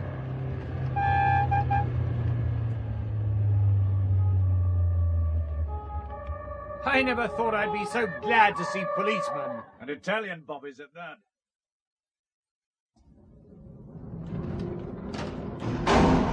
I'm sorry we have to separate you and your friend, Mr. Haywood. For a long time I've been wanting to get my hands on Renshaw. Now I'm looking forward to the interrogation. Cigarette? No, thanks. I don't smoke. Very wise. Being a captain of police has precious which encourage smoking, no? If you say so. But how can I give up smoking when I have problems like you, Haywood? Problems? I have to charge you with a dozen traffic offenses to start with. I'll plead guilty. And what about the murder of Sven Bast? He had been murdered before we arrived. Or had you forgotten? By your side or by the other side, Haywood? Now, that I don't know. Which Almost sounds like the truth. But there is a story going around you were brought in by British intelligence. What better cover than a newly married pair of lovers, a businessman who married his charming secretary? Well, what was I allegedly brought in to do? What were Mr. and Mrs. Heywood brought in to do? Oh, no. She knows nothing about it. So you do? She's not involved in any way. English gallantry is not dead. It's the truth. I would like to believe you. I would hate to think of that charming Mrs. Heywood spending a long time in our jails. She's done nothing. You're bluffing. Very well. I'm bluffing. I take your word for it that she has done nothing. You have to take my word. You've no evidence of the contrary. True, my friend. But I have a better charge. Better charge? One I can prove. Rubbish. Conspiracy to steal works of art is considered a very serious crime in my country. Conspiracy? The painting of the alleyway and the olive groves found in your car. You're not telling me that was a work of art. Every painting I've seen by Gatto seems out of perspective. Done in great haste. Cover up. Cover up? Yes, one painting covering another, and that of great value. The view through the alleyway covered up an old master stone from Milano 3 weeks ago. It is valued in excess of $1 million. The going rate for that kind of theft is 20 to 30 years jail. Usually it is very difficult to prove unless you actually catch the thieves in possession of the works. In your case... You did just that. How convenient. That is what I was thinking, Mr. Heywood. Suppose I tell you that I didn't steal it. That is what they all say. Only you would have to have a better answer still. Why? Because your fingerprints are on the frame. You obviously took a firm hold of it and left wonderfully clear impressions. Fingers, thumbs, palms. Our fingerprint experts are quite delighted. I bet they are. So, I wait your explanation. You're quite sure you would not... like a cigarette? I would be delighted to have a coffee with you, Claire O'Connell. I don't remember asking you. Ah, where is your Christian charity, Claire? Especially after going to morning mass. So, you're having me followed again, I see. Your race has survived Cromwell and famines, expulsions and persecutions. I would hate to see such a fine specimen like yourself pass away before your appointed time. Your Russian-Irish accent is out of this world, Colonel. And so beautifully put, before me appointed time. Oh, bless you. But I have a guardian angel to look after me who'll do a better job than both lots of you. Both lots of us? Which lot is which lot?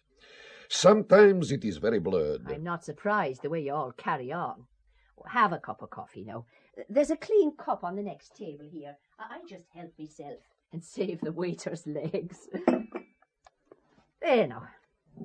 You like yours black and strong, as I recall. Thank you, Claire. But tell me, my favorite militant Christian, how do you know angels exist? Revelation. From end to end, Scripture is filled with them. And don't we know from our Lord's own words that every child has an angel to guard him? But you won't have read the New Testament, and neither the Old for that matter. I know the first Christians were very mindful of spirits they called guardian angels. And weren't the early Christians on very familiar terms with their guardian angels? When St. Peter escaped from prison, the Acts describe how the angel led him past the guards, how the iron gate leading to the city opened of its own accord. Chapter 12, dear lady. You know. You've read it then. Well, as a former interrogator, I had to be widely read. Didn't Peter, realizing that the Lord had sent an angel to deliver him out of Herod's hands, go to the house of Mark's mother? He did. A girl called Rhoda came to answer when he knocked at the porch door, and she, recognizing Peter's voice, was too overjoyed to open the gate for him. She ran in and told them that Peter was standing at the gate. Thou art mad, they told her. But she insisted it was so. And they said, it must be his guardian angel. Meanwhile, Peter went on knocking. And why are you looking at me with your mouth wide open, Claire O'Connell? Ah, the devil can quote scripture. Ah, and I thought you were impressed. Perhaps I was. And perhaps I was a little uncharitable. After all, Saul the persecutor became Paul the apostle. Quite so. And many a Christian lady was married to a pagan husband. Why a sudden interest in things spiritual? Oh, if I didn't know you as a devious KGB colonel, I could almost mistake it for a proposal. You're not suggesting that a militant Catholic and a militant communist get together, are you? Oh, that sort of ecumenism is ridiculous. Dialogue. That is the new word, dear lady. Indeed. And you'll be wanting more than dialogue with me, Colonel, judging by the twinkle in your eye. Quite so. But it's impossible. It's out of the question. The pagans let their wives live according to their consciences. You yourself have quoted Lenin to me. He said it ought to be left to the individual to choose. Well, why don't you let him? Opiate of the people. Oh, that's a deformed Christianity. There are two great divisions in the universe, the world of spirits and the world of matter. It is one of the reasons for man's existence that he locks these two worlds together by belonging to both, to the one by his soul, to the other by his body.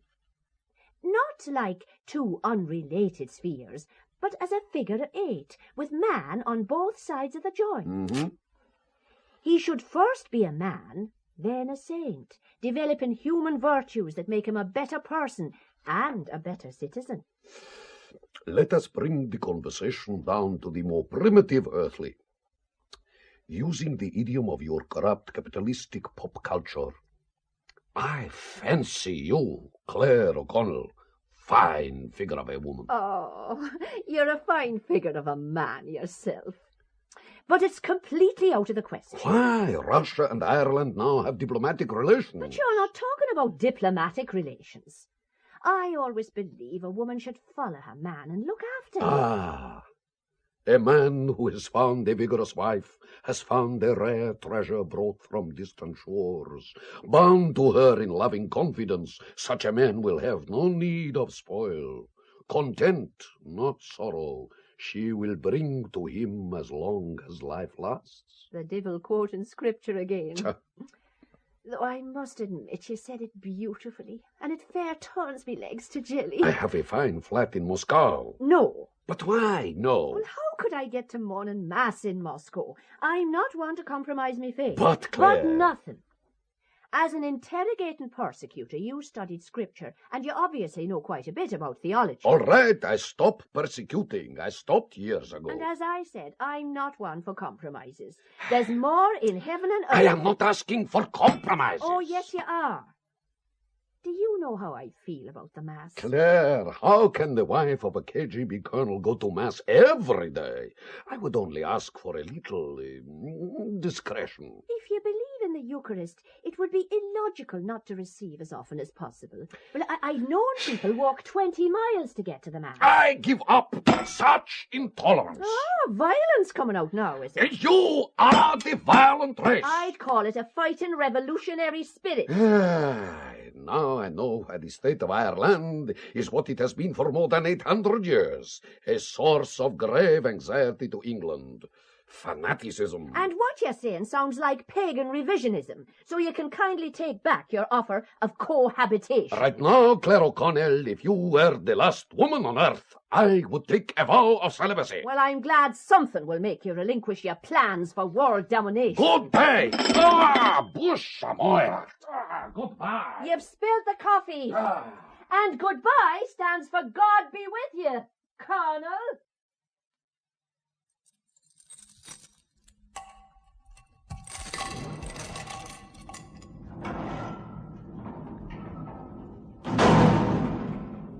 Mr. Haywood? Has interrogation time come round again? This case becomes hardly more interesting, Haywood. Why, what else are you thinking of charging me with? You see, you always imagine the worst. And not without reason, but... But what? You're going to be released. Released? I'm glad that you two are surprised. You must have some very influential friends, Mr. Heywood. My instructions from the minister himself are that you can be allowed to go free. Well, not exactly free, but as long as you remain in Roma and report daily, you need not be held in prison. It must be because you're so romantic, Captain Averna. Simpatico. Or susceptible to persuasion of all kinds. You're not happy with the decision? I would be happier to see you jailed for a very long time, Heywood. And I will do my best to bring it about. Well, thanks for telling me. This way. How are Italian prisons these days? Lacking certain creature comforts. We thought we'd better get you out. You see, your Aunt Claire's had a bust-up with Balakov. It could complicate matters. You brought her in deliberately, didn't you?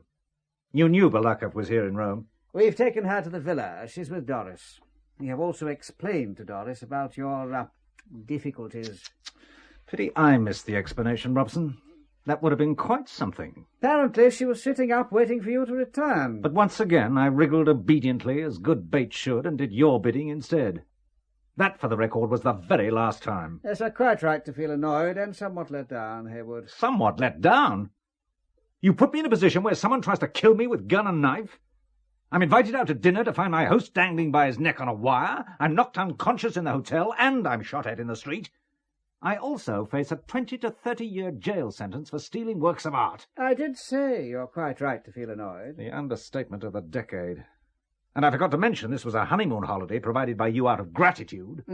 Well, things have been rather hectic, Heywood. Again, Robson, I can only stand open-mouthed in amazement at your remarkable gift for understatement. You've used us, Robson, and you haven't even taken the trouble to put us in the picture. Very true, what you say. And I think you're entitled to an explanation. How much of it'll be true and how much pure fabrication? Oh, the truth and nothing but the truth. But first you need a drink, Heywood. Now, I have another bottle of good local wine. Barbera d'Alba, estate bottle. It's a grape grown widely on the hillsides from Asti to Cuneo, and I'm told the Barbera grape produces Piedmont's most popular red wine. This one is as fresh and crisp as a young Beaujolais, meant to be drunk young, and cool. I add a little ice. I thought I'd open it only when you arrived, in case you might be tempted to think I'd tampered with it. How could anyone suspect you of such things, Robson? Anyway, what so stopped you opening it and then recorking? I'd never do that to wine, Heywood. In other words, you have greater regard for wine than for people. I do believe you're trying to provoke me, Heywood. Stiff cork. There. Now, to allay your suspicions, I'll drink mine first. Cheers. Suspicion is a terrible thing, which brings me to the subject of the present assignment. The code name is Find Caesar. Who is Caesar? That, my dear fellow, is the key to the whole problem. You see, works of art and antiques have been stolen on a vast scale over recent months from all parts of Europe. Britain, France, Italy, Russia. Much of the stuff, worth many millions, has been finding its way to America, north and south, often via Britain. We know some of the people on the fringes, CIA double agents, mafia members. At first, when quite a miniature treasure house was moved out of Russia, we thought it must have been with the KGB's approval and help.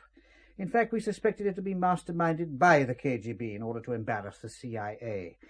But we learned recently the Russians suspected it to be masterminded by the CIA and Mafia to embarrass the KGB and make them look ineffective. Then we also found out the Russians suspected us of lifting their art treasures for the same reason. In short, everyone is suspecting everyone else. And in these days of double agents, it's easy enough to build up a case against all and sundry. So the KGB suspect they're being undermined, and so do the CIA. And Her Majesty's Secret Service. It has already led to quite a lot of bloodshed, the picking off of one another's agents. It could be that the situation has been deliberately created by someone to set the Russians, Americans, and British at one another's throats. If that is their aim, they are achieving a certain amount of success.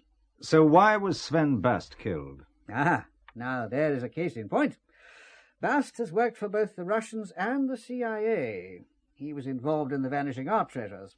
Both sides could have suspected double-cross, or the gang may have thought he was about to leak information. He pays your money and you takes your choice. That's about it. But Her Majesty's government feels the situation is tense, very tense. Another killing could provoke mass retaliation, and who knows how it could escalate. The top priority for the European Division is to find who is behind it. Now, we know the leader's code name, Tiberius. He has the same ruthless traits as that ancient emperor. He cleans up after every operation with remarkable speed, leaving no witnesses. The killing is done by knife and strangulation. Sir Bast could be one of Tiberius's victims. Or a deliberate imitation. And to keep the intelligence agencies at one another's throats, he also takes out an agent or two. Well, why was I involved? Because Picton's in on it. He's moved stuff to England for them. You know Picton, and are in the same business, textiles. You seemed an ideal choice. Why wasn't I told this at the beginning? Because you would never have accepted. Another glass of wine? Well, just one more. And I want to get back to Doris. And so you should. Now, you have got nearer to penetrating the organisation than anyone. I would hope you would see it through to the end. Cheers. And the end is? Finding Caesar Tiberius. And then? I will rapidly dispatch him back to his ancestors. Cheers. Hail Caesar. You all speak the same language. Haywood, what will you have to drink? What are you drinking? Polish vodka. I'll join you. Though one should never mix the grape with the grain. And how is your good wife? And your Aunt Claire? Oh, they're both fine. Good, good. A woman of passionate convictions, your aunt. She calls it faith. But she is the type of woman that, if she ever married, would be loyal and faithful to a man to the end. Oh, till death. For better or for worse.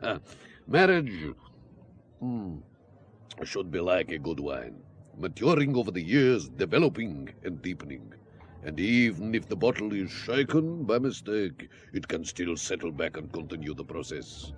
If an opportunity presents itself, you might let your aunt know my views on this subject. Oh. You would let her know them yourself. Certain difficulties have presented themselves. Robson has put me in the picture. Good.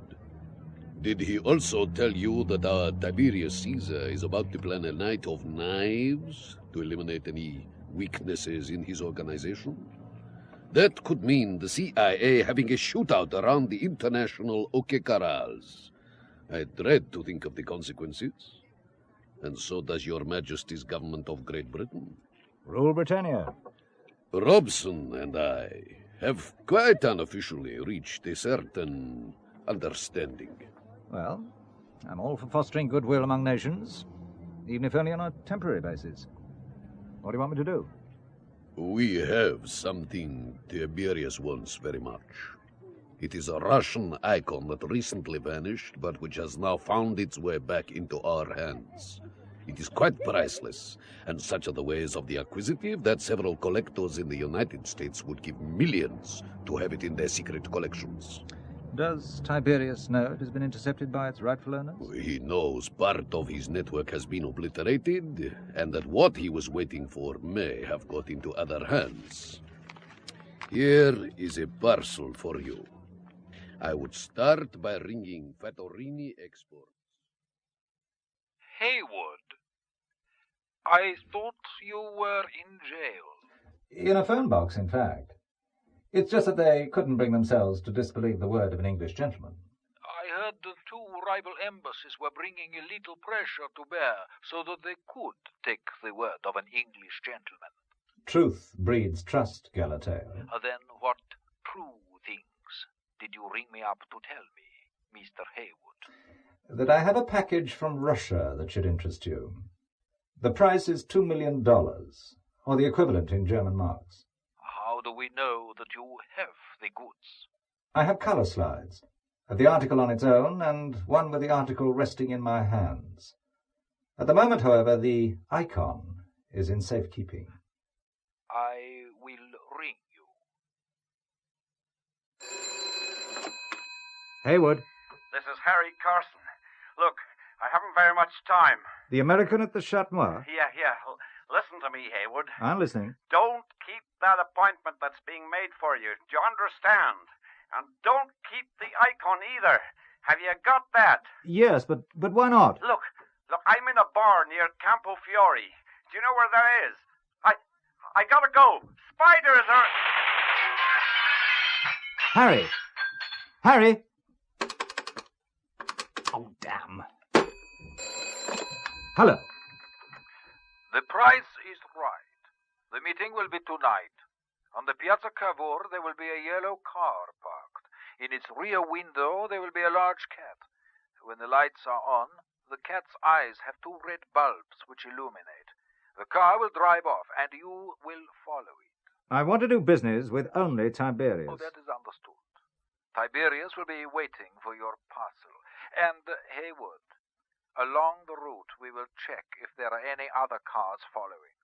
If that happens, you will just drive around, wasting petrol. How do I know I'll come out alive? For $2 million, risks are inevitable on both sides. Until tonight, Haywood. Time for another ride in the boot, Renshaw. And take it steadier this time. Oh, and that reminds me, tell me, how was it the boot was locked when Galateo tried it? I made sure it wasn't locked when I closed the lid. Ah, well, I have a little gadget inside to keep inquisitive people out. Well, let's check our weapons before we move off. And Renshaw, don't leave it so late this time. Full magazines and working smoothly. All aboard, then. Oh, I've installed a hearing device, so you can talk to me, Haywood. In fact, we can both talk to each other.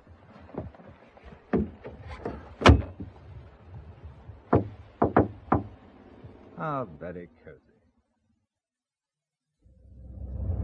I'm turning into the piazza now. I can see the yellow car with the red cat's eyes. Keep well clear of it. It's beginning to move off. Then follow it as instructed. It's traveling at some speed. All the better. We're still traveling by the Tiber. We're coming to what looks like warehouses. On the right, a large refuse dump. There's a car. No, a lorry. Oh, it's heading straight for us.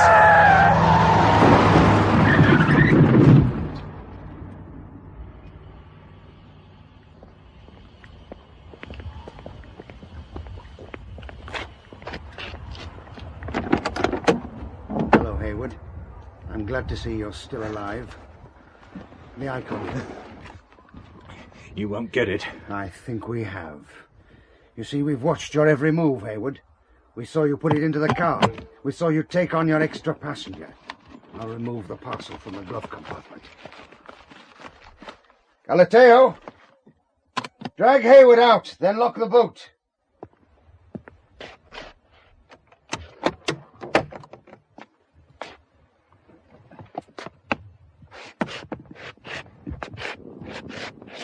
Over here.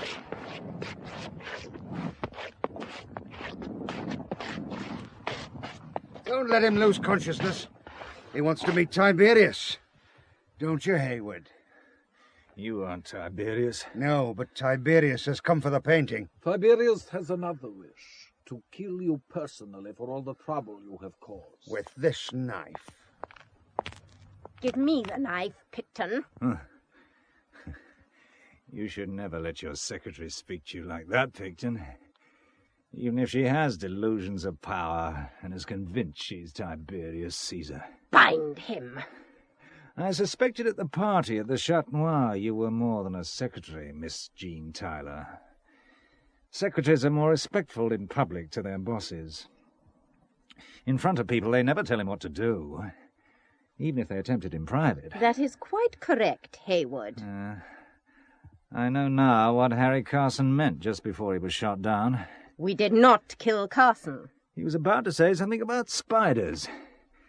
The female of the species is deadlier than the male, and usually ends up by eating him. Hold him still. I'm only going to plunge this knife deep into your heart, Haywood. Like this.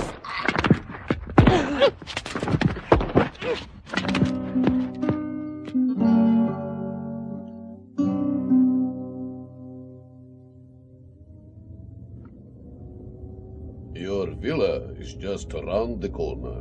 Do you think you can get there on your own? I think so. It would be better if we didn't need to trespass on property owned by British intelligence. Are they sticklers for protocol? I am glad to see you have not lost your sense of humor, Haywood. Thank you for saving my life. And Redshaw's. I think he will survive. And I was not saving you, Haywood, but an art treasure belonging to the people of the Soviet Socialist Republic. Or rather, a very good imitation of the original icon. How did you manage to shoot Tiberius and her cohorts in the darkness? Haywood, only to you would I tell this. Another irony of our times. It was with your new British Army night sight that happened to come into our possession like daylight in what looks like pitch darkness. Remarkable.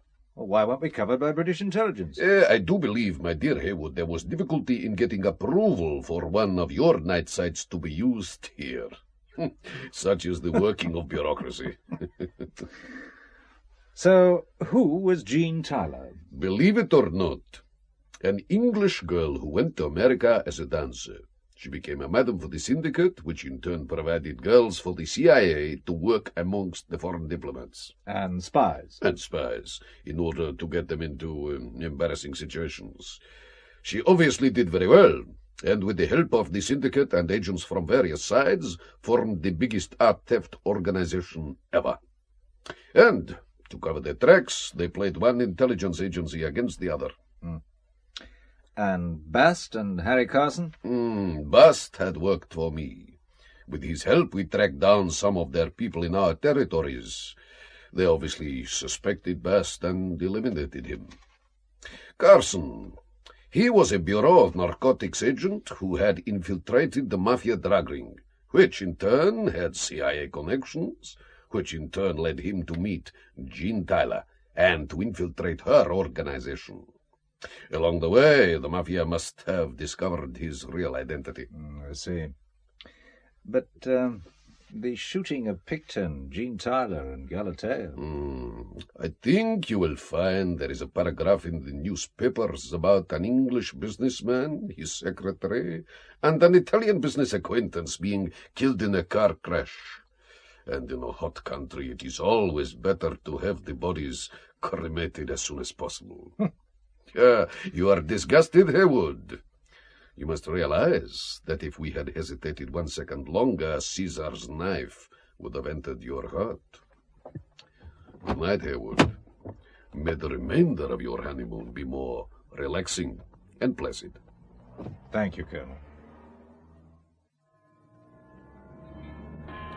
Our last day in Rome. Did you know that Aunt Claire had a candlelight supper with Colonel Balaclava last night? Not another word. The two in question are approaching. Aunt Claire, come. Mister, if you don't mind, Doris. As a member of a trade delegation, preferable no rank. The Colonel businessman is a rare specimen. But not totally incompatible? Not as incompatible as me living in Moscow and being allowed to receive the sacraments of Mother Church. I was trying to tell your aunt that in Poland, party managers go to Mass now. I also quoted to her John Pilger of the Daily Mirror that in North Vietnam, Catholics are among the best communists. But still, she will not believe me. You tell me Monday was Friday if you thought you could get your way. Sins of Commission by R.D. Wingfield, with Alan Dudley as Mr. Merry. Sins of Commission.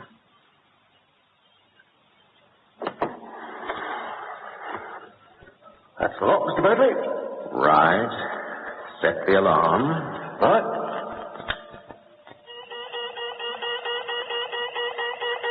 Shut the inner door. Right. All right.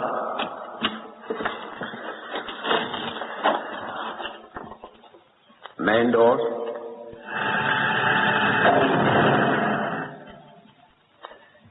Thank you, Fletcher. Right, gentlemen. Let's set the three-part combination lock at my safe for the night. You first, Jordan.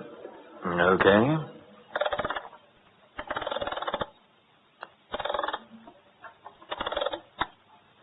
Hicks. Give us room, then. What? Oh, sorry, old boy.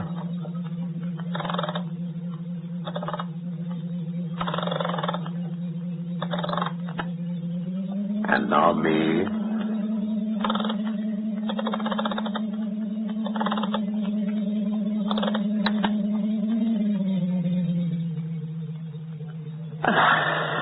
That's it then. Operation completed. That's fine. Good. I'll be up then, Mr. Bradley. No. Would you hold on for a moment, please, Fletcher? I've got something to tell you. Bad news, I'm afraid. Bad news? Well, a bit of a shock, perhaps. Not the end of the world, not to a chap of your capabilities. My fellow directors and I... Yes, our overheads are too high. Top-heavy. You see... Oh, look. Take this envelope. We're giving you an extra month's salary in lieu of notice, and you find a check for your full redundancy settlement. Redundancy? You're getting rid of me? What do we want a security officer for with this new vault? The job's gone, Fletcher. It isn't necessary anymore. I see. When do you want me to... Well, we'd like you to leave tonight.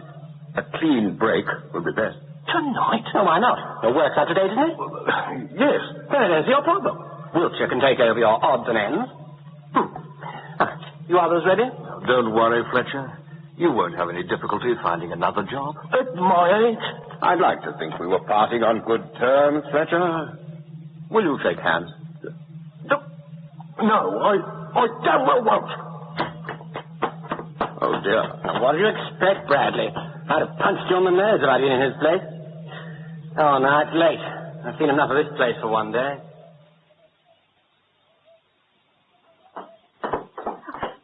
Mr. Fletcher, a letter for you. Oh, another company declining my services, I imagine. Which could be good news. Not if it's addressed to me, Mrs. Mack. I've had 4 weeks of bitter experience. I'll get you breakfast. Post-haste employment agency. I don't remember writing to them. Still, there's been so many. Further to your recent application, we now feel we have a proposition which could interest you. Could you kindly call Mr. Merry on the 15th at 11 o'clock? The 15th. The 15th? That's today. Mrs. Mack, I've got to go out. No time for that, I'm afraid. Now, keep your fingers crossed for me. It could be a job at last.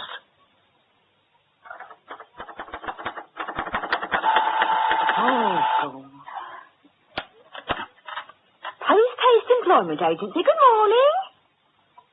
Yes. Sorry, love, it's been filled. Might have something for you tomorrow. Goodbye.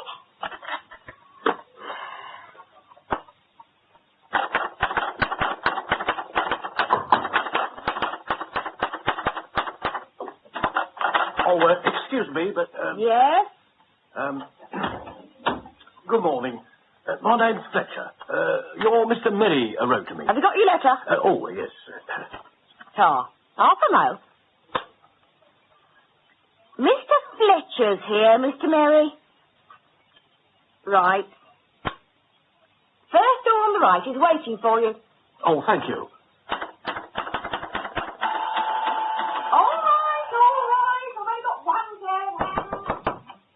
Come in. Mr. Merry? That's right. My name's Fletcher. Mr. Fletcher, what a pleasure. Come in. Oh. Bang on the dot at 11. That's what I like to see. Please sit down. Pleasant journey? Yes, thank you. Splendid. You're not fixed up anywhere, are you? No. Thank goodness for that.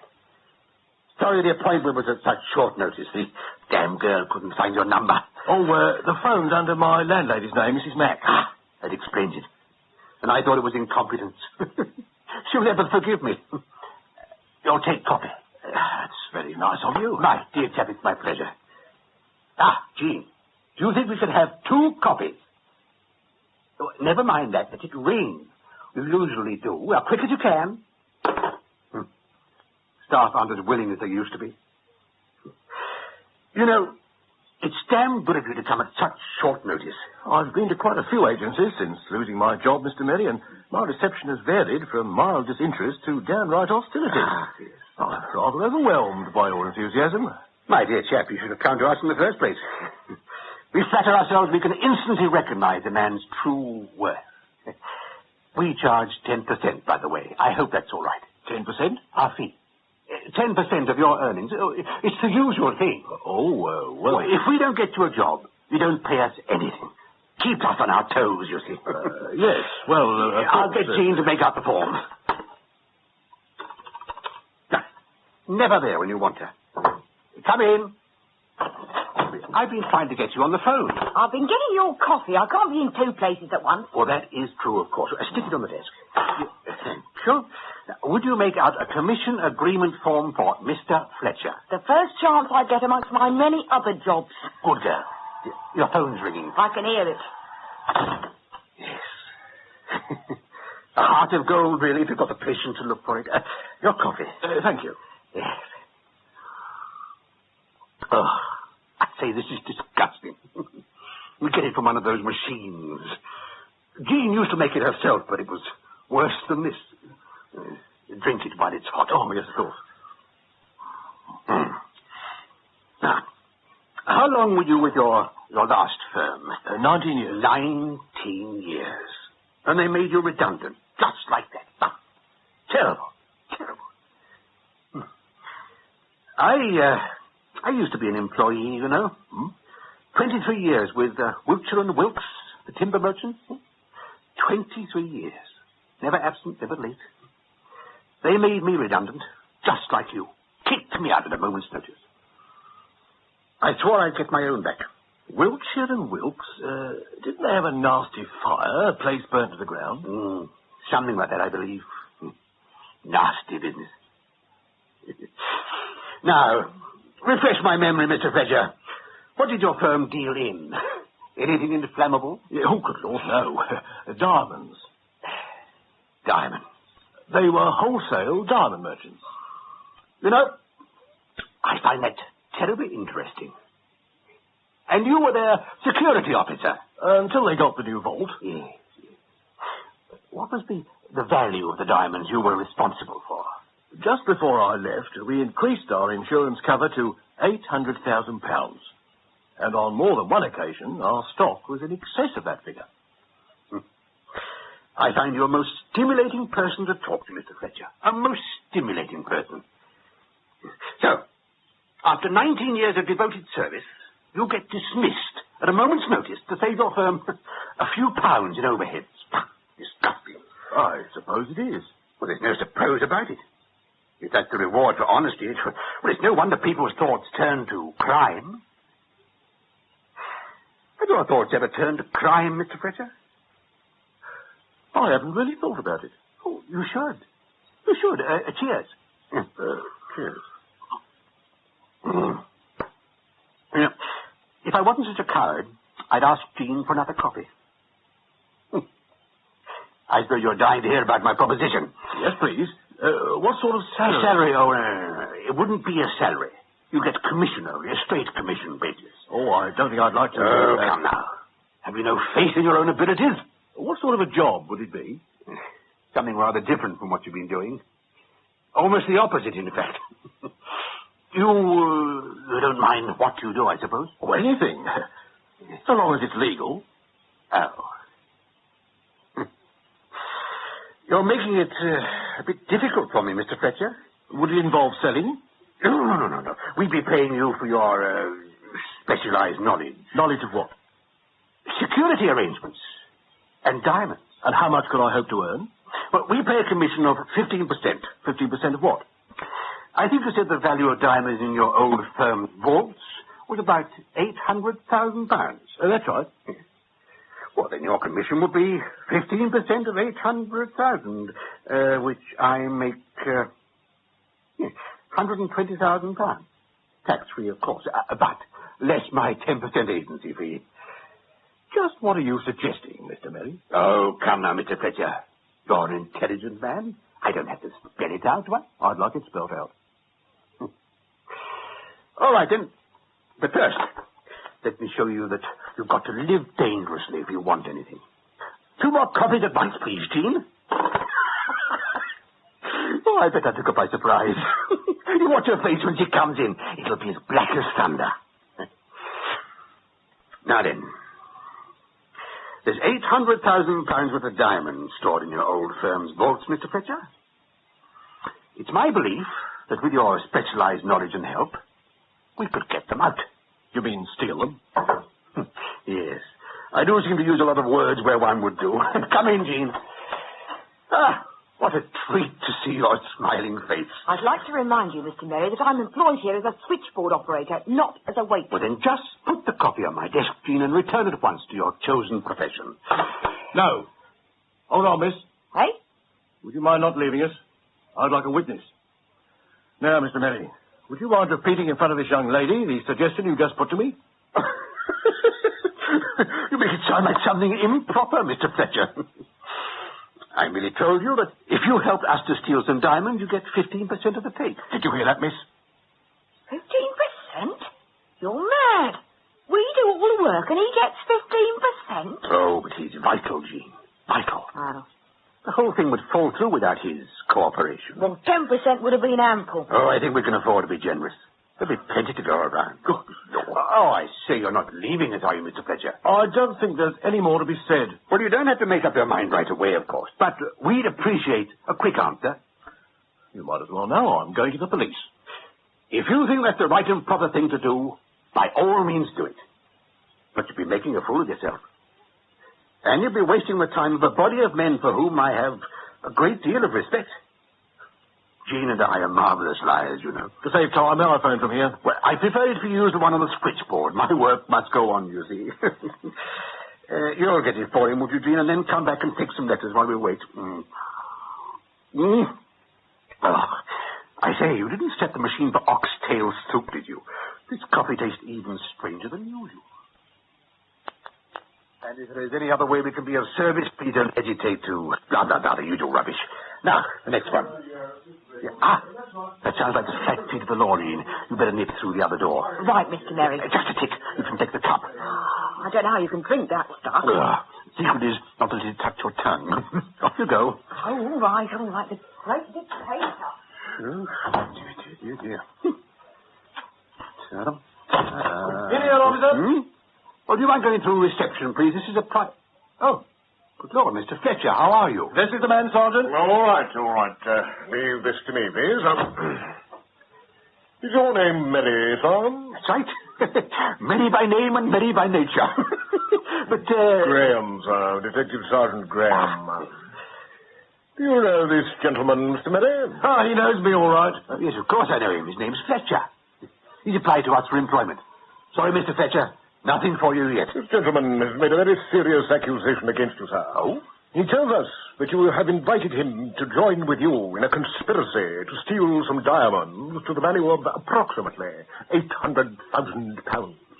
Oh, Mr. Fletcher. You deny it, sir? Well, of course I do, Inspector. Sergeant, sir. Oh, Sergeant, yes. I won't press charges against him. I feel sorry for him. It must be a great strain losing your job in these difficult times. If I had anything to offer, Mr. Fletcher, you get it, you know that. But taking it out on us like this, I thought better of you, you know. He's lying, Sergeant. He put that proposition to me barely 30 minutes ago. Please, Mr. Fletcher, let me handle this. Mr. Merry, was this gentleman with you this morning, sir? Oh, no. Oh, dear me, no. He was last in here.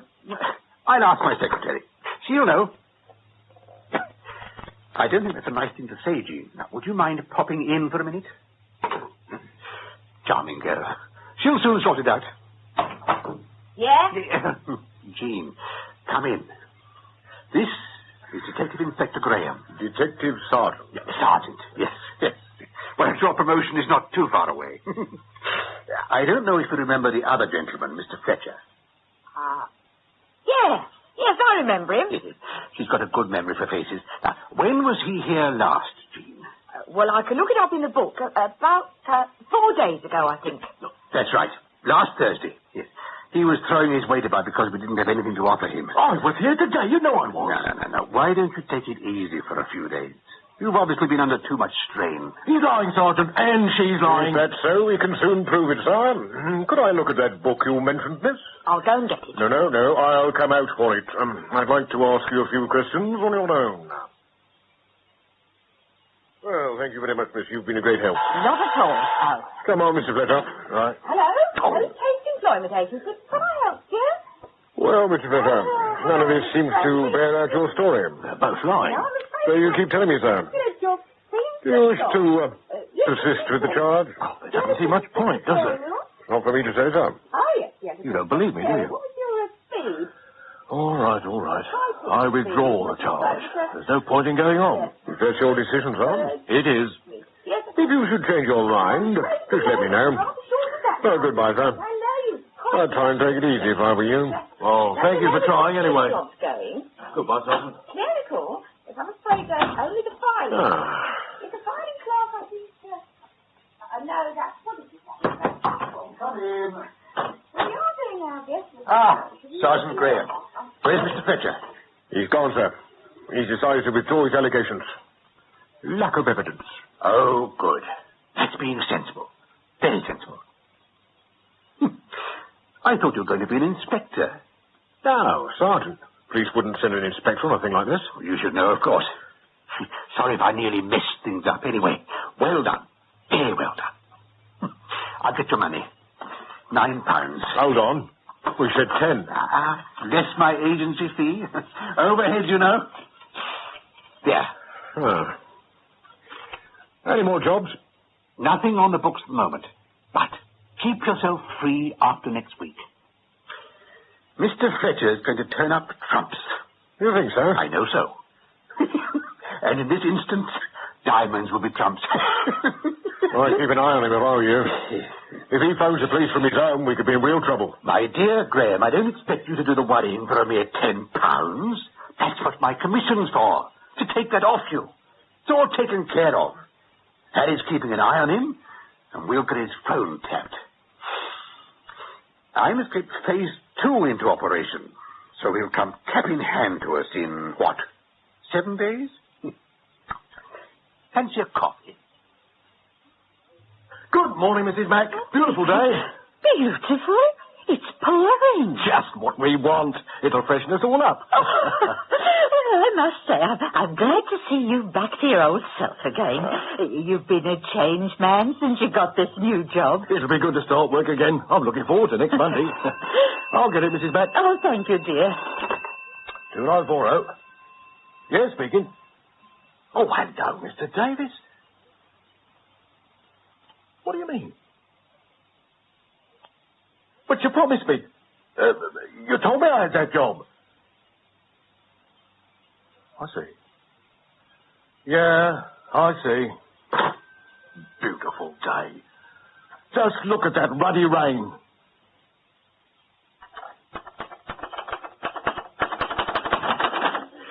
Morning, team. Morning. Oh, it's raining cats and dogs out there. Yeah, I'm in here. Look at that ceiling. This office isn't fit to work in. You won't have to for long, Jean. Or what if I leave my umbrella in here? Why, what's wrong with your own office? Can't mess it up with dripping umbrellas. Expecting a most important visitor. Has Mr. Fletcher phoned yet? No, why? Did you expect him to? Well, I get these odd flashes of intuition from time to time, you know. That's him now. Post Employment Agency, can I help you? Oh, half a mo. Yeah, it's him. Shall I put him through to your dry office? No, I'll take it in here. I want you to admire my technique. Hello, Mr. Fletcher. What a pleasant surprise. You've been thinking it over. Jolly good. Now, I think we should have a little chat, don't you? Can you be here by 11? Good. I look forward to it. Goodbye. For he was lost and is found again. The tatted carpet is 11 o'clock, please, Jean. Coffee for 2. How'd you do it? The poor wretch has had a terrible disappointment. He was promised a really marvellous job at Fenton starting Monday. Then they phoned him today and told him he wasn't going to get it. Shocking thing to do, really shocking. By the way, we owe Bill Davis of Fenton's £50. Send it to his home in a plain envelope, would you? Less the commission, of course. Sometimes I don't think you're very nice, Mr. Merry. I have the odd doubt myself now and then, but it soon passes. You better buzz around and get the others in, Jean. We start talking business today. Come in, Mr. Fletcher, come in. Wretched morning, isn't it? What shall I do with my umbrella? Stick it in reception. Jean won't mind. Right.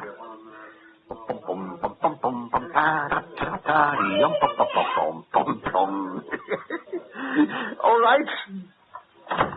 She was quite rude. I don't think she's taken to you, you know. Can we get down to business right away? The sooner the better. Good. Jean, send the others in, would you? And you'd better come in yourself. All those people out there. You'll see. Come on in, don't be shy. That's right, gentlemen. Find yourselves seats. I see you recognize one of our little party, Mr. Fletcher. Graham. Detective Sergeant Graham. Hello, sir. Yes, it wasn't only Jean and I who were lying our heads off last week, Mr. Fletcher. He was a policeman, but a long time ago. Perhaps I'd better explain. Help yourselves to cigarettes, everyone. Like yourself, Mr. Fletcher, everyone you see in this room has been badly treated by their past employers. You know my sad tale. We know yours. George Graham was with the Metropolitan Police for close on 17 years. He left them reluctantly because this security firm tendered him away with a fantastic salary. The fantastic salary lasted 6 weeks. The firm went through a bad patch and he was made redundant. Next to him is Bert Apsley. How do you do, Mr. Fletcher? Bert was with the General Post Office. That's right. Telephone engineer, 14 years. He left them to become chief installer with a firm dealing in internal office telephones. The firm went broke. The directors skipped the country, taking their employees' wages with them. Never even stamped our card. Bert tapped the phone when you made your 999 call last week. Beautifully done, wasn't it? Yes, it was. And then we mustn't forget Jean. He doesn't want to hear about me. Well, of course he does. He's very interested in you. Pleaded to be allowed to put his wet umbrella in your office. Jean was private secretary and general dog's body to a handbag importer. One-man business. She did everything for him. Typing his books, his cooking. In fact, if we're to believe her, there was only one service he didn't get from her. Here. Anyway, he worked like a horse 6-7 days a week. Then one day, she went to his office and found it locked, barred, and bolted. He went, just like that, and she never saw him again. How long did you work for him, Jean? 8 years. With stories to tear your emotions here, Mr. Fletcher. I had to blow my nose hard when Jean told me hers. And now we come to Harry Edwards. Last, but by no means least. How'd you do, Mr. Fletcher? Hello. His story is slightly different. For the first 11 years of his working life, Harry was, what shall I call you, Harry? The burglar. Yes, that's the word I was searching for. But I didn't want to upset you. Oh, it's all right. He was a burglar, and a very good one. He had his bits of bad luck, of course, and after a spell in prison and a particularly helpful probation officer, he decided to go straight. Oh, you needn't blush, Harry. We've all done things we're ashamed of. Anyway, they found a sympathetic firm to take him on, and Harry became an accounts clerk. Thousands of pounds passed through my hands in that firm, and never a penny short. No good moaning about it now, Harry. You had your chance. Anyway, the firm changed hands. And the new boss was so horrified at having an ex-criminal on the payroll that he sacked Harry on the spot. Wouldn't even give me a reference. So there you are, Mr. Fletcher. 1,000 heartbreaks. Yes. Now, if we could get those diamonds out of your old firm's vaults, it would be a marvelous way of working out this collective grudge we hold against employers in general, and in this instance, for you in the particular. If you come in with us, we can do it. What do you say? I'm with you. Good. But I don't see how I can help. Oh, you underestimate your worth, as your ex-employers did. I had a look at the vault, Mr. Fletcher. It's a Smith Benning, isn't it? That's right, but how did you Your vault may be impregnable, with the rest of the place a piece of cake. I had a good look round last night at Mr. Merry's suggestion. And, Harry? Well, we can forget about breaking into it. It's too good. Then, with £800,000 at stake, subtler means must prevail. How is it locked? Triple combination locks, electronically controlled. There's 3 separate locking systems, each controlled by its own combination, and interlocked with the others. They have to be set in a certain order. Until the first is set, you can't operate the second, and so on. None of the 3 directors trust the others an inch, so nobody knows the other's combination. And unless all 3 are there at the same time, the vault can't be opened. Yes. Supposing the great diamond merchant up in the sky should call one of the 3 up to him, how would the other 2 manage to open up? Well, I imagine there are copies of the combination lodged with a bank, which can only be revealed in the event of a director's death. You know which bank? No, but Knowing how they trust each other, you can bet it's in 3 different banks. Yes, and I think we're all agreed that we can't pinch the combination. Which brings me to my first thought. We'll have to get the directors to open it up for us. Can we find where they live? I know where they live. Well, if we went round to their houses at night and marched them to the vault at gunpoint... No, I don't like that, Bert. Too crude. No, it wouldn't work anyway. He only wants one of them to misdial to jam the lock permanently. It's a built-in safety factor with that type of lock. Is there a time lock? No. They had one on the old vault, but it kept going wrong. What alarms are there? Only one, on the inner door. The inner door? An added precaution. We set it just before locking the outer door. It's connected straight through to the local police station. How annoying. Any chance of some delightful person forgetting to set the alarm one night? I'm afraid not. There's an audible warning device that bleeps if the outer door is locked without the alarm being set. It also bleeps away if you try to lock up with the inner door open. But there must be some way of switching this wretched alarm off. When you opened up each morning, for example. There's a conceal switch, but inside the main door, of course. Of course. Do you know where it is? Well, naturally, You're an asset to our team, Mr. Fletcher. Gentlemen, I see a light at the end of the tunnel. I believe I know how we're going to pull off this job. But before we go any further, perhaps I'd better restate once again how the spoils are to be shared, to avoid any possible misunderstanding. You all get equal shares, 15% of the total take. As head man, I get slightly more, 25%. The reason I get more will become obvious as you gasp in wonder when I reveal the details of my ingenious plan. Oh, and before I forget it, I also get 10% of your shares. Agency fees, you've all signed the forms? Yes, we've all signed the form. All these wretched overheads, you see. Anyway, the plan. Now, in my old job, I was once called to the office in the dead of night by the police. I was on their records as a key holder, and there was a suspected break-in. False alarm, as it happened. You said you could get hold of a police uniform, Graham? That's right. And it shouldn't be too difficult to mock up your car to look like a police car. I think your 3 directors, Mr. Fletcher, are going to be knocked up by the police one night. Oh, they wouldn't, Of course they wouldn't. Oh, dear. Have I overlooked something? Yes, you have. Your idea isn't new. It's been tried before. So the police have come to special arrangements with key holders where large sums of money are involved. They do it with banks, for example. How does this special arrangement work? By a code word. If they want the key holder to turn out, they don't call it his home. They phone. And to show the phone call isn't fake, they use a previously agreed code word. It might be, monarch, for example. They phone the key holder, say the one word, monarch, and then hang up. Now, the key holder has got to assure himself that the call is genuine, so he phones the police back and says, I've just had a monarch call. That's right, sir, says the police. It was us who phoned. Would you go to your office right away? How ingenious. Yeah, and foolproof. Oh, no. Nothing's foolproof when £800,000 is at stake. Any difficulty in tapping their phones, Bert, and pretending to be the police? Oh, please be kind. One hurdle overcome. And what is the code word, Mr. Fletcher? I know what it was, but it's changed every week. That's it, then. Patience, Harry, patience. If it's changed every week, Mr. Fletcher, someone must keep a list of the words to be used. Of course. The police have one, and Mr. Bradley has the other. But he keeps it locked up in his desk, and only the directors are allowed to see it. What? One of those tuppy-halfpenny little office desks, plywood bottoms to the drawers, locks you can open with a paper clip? Well, it's the usual type of office desk here. You tell me how to find his desk, and I'll let you have a copy of the list tonight. He's all smiles again. Now you see, Mr. Fletcher. An excellent morning's work. Now, the last item on the agenda is, when do we do it? It's Friday tomorrow.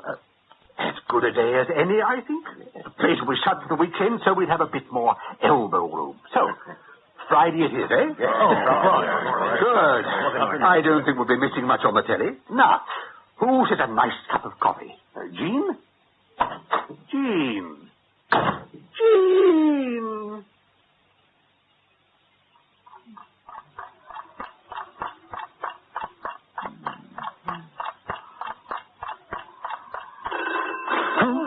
What's that? Oh, what is it? All right. It's the phone. Oh, it's 3 o'clock in the morning. Who'd be calling us at 3 o'clock in the morning? But I'm going to find out, isn't it? Oh. Hello? Raina Maiden. Pardon? Raina Maiden. Rhine Maiden? Rhine Maiden? Here, give me that list. What list? The code word list in the top drawer there. Come on. You mean this? Suppose I see it from there. Give it here. Oh, yeah. Yes. Rhine maiden. Have to get down to the office. Looks like a break-in. But at this time of night? Yes, at this time of night. We've got nearly £1 million worth of stuff in that vault. Who are you phoning? Police. Just check back, see if it's genuine.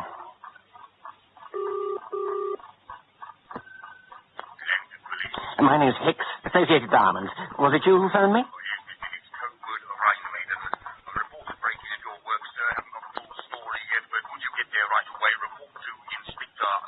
Inspector Merry. Right. I'm on my way. He's on his way. Good. Now the next one, Mr. Jordan. It's freezing down here. Think of the money, Bert. That'll warm you. I hope he's in. He's in. We've been watching his house. Rainer maiden. Rainer maiden. I'll wait for him to phone back. I hope he hurries. We're falling behind schedule. Graham hasn't turned up yet with his police car, and Hicks will be here any minute. Yeah. Attention, police. Yes, Mr. Jordan, we made that call. Reported break-in at your office. Could you go right away, please? Merry, speaking to Jordan. Where is he? Down the manhole, Mr. Fletcher. Tapped the lines to the local police station, and is intercepting their calls. Now, did you fix the alarm all right, Harry? Oh, yeah. Fine. How do I look? As a detective? Oh, very plausible. You shaved off your moustache. A little disguise. Let's hope the Lord tempers the wind to the shorn man, eh? Police car approaching. I know, it's all right. It's George Graham. Yeah.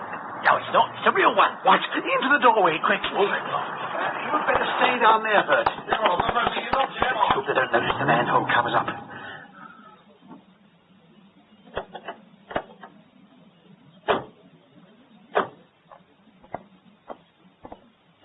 They're checking the building. Of course they are. They do it every night. Are you sure? Of course I'm sure. I'm a professional. Always checking advance. It's a great pair. I'm impressed. How long do they stay? A few minutes at the most. Haven't got a few minutes. Hicks will be here soon. Just how lucky to report direct to the real police. Oh, what a tangled web we weave. Bert signalling. There's another car coming. That'll be Hicks. Oh, dear, oh, dear, oh, dear. Relax. The police are going. Get them, hurry. There's Hicks' car turning the corner.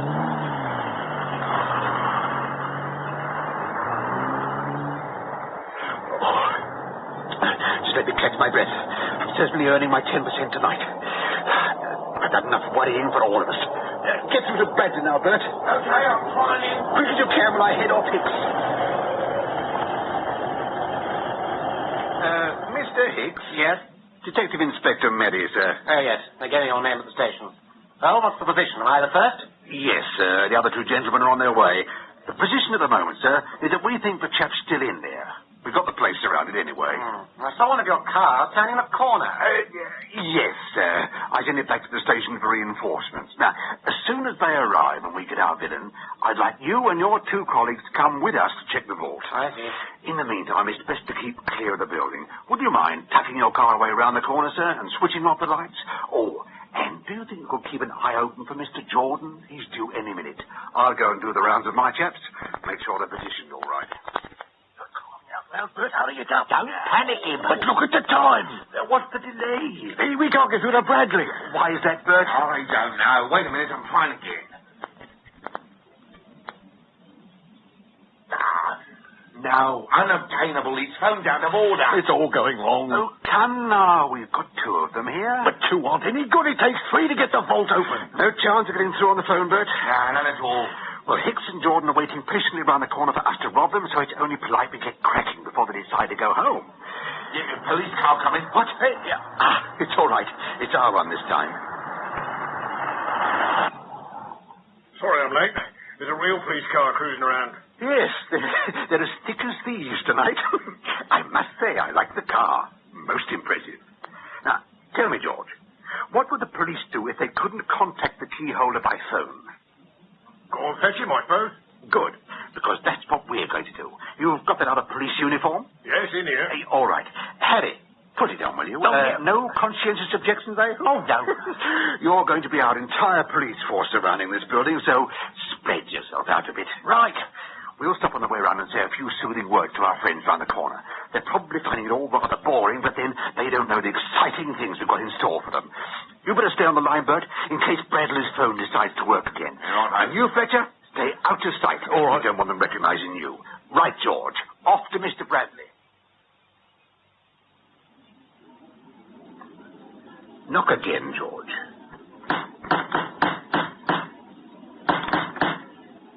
They must have heard us by now. I used to sleep through the Blitz, you know. Bombs dropping, ack guns booming. Ah, a light. Who is it? Police, Mr. Bradley. Just a minute.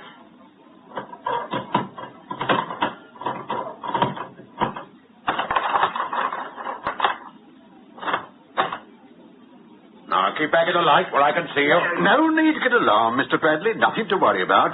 We are police. And I hope you've got a license for that gun. Do you know what time it is? Oh, only too well, sir. Sorry to disturb you, but there's been a break-in at your premises, and we'd like you to come down. Keep back. Why didn't you adopt the proper procedure? We couldn't get through, sir. Your phone seems to be out of order. What's the code word? Rhine maiden. That's good enough for me. Hang on a minute while I fling some clothes on. And you needn't worry about this. It's not a real gun. It's all right, Mr. Bradley. We're not real policemen.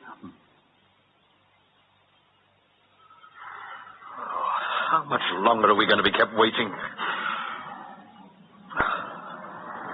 About time. Bradley! Hello, Hicks. Jordan. Quick, before that inspector gets out. Were you phoned by the police? Why else would we be here? You phoned them back to verify? Of course we did. That's all right, then. I was a bit worried. Everything all right, gentlemen? What the hell's been going on? It's been stuck in this side street for over an hour. I'm sorry about that. Mr. Bradley's phone was out of order. We had to go and collect him. Are you sure our building's surrounded by police? I've had a quick look around and haven't seen a soul. Inspector! Yes, Constable? We think he's got away, sir. What? He must have spotted us waiting for him, sir, and got out over the back. I should have a few words to say to the sergeant on how well he's been keeping his men hidden. We're searching the area, sir. Oh, and there's another thing, sir. The station has been on. The alarm's ringing. The alarm? They've got into the vault and opened the inner door. Let's not panic, gentlemen. We better all go and have a look at the vault. Let the sergeant know what we're doing, Constable. Yes, sir. Smart man. Credit to his chosen profession. Well, off we go then, gentlemen. Have you got the keys, Mr. Bradley?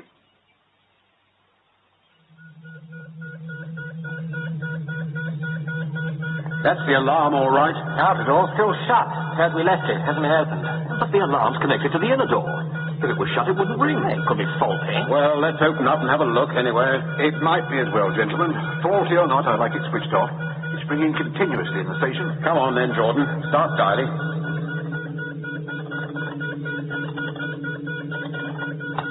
Hicks?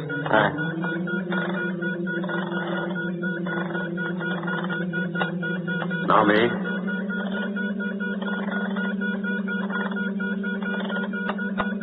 Right.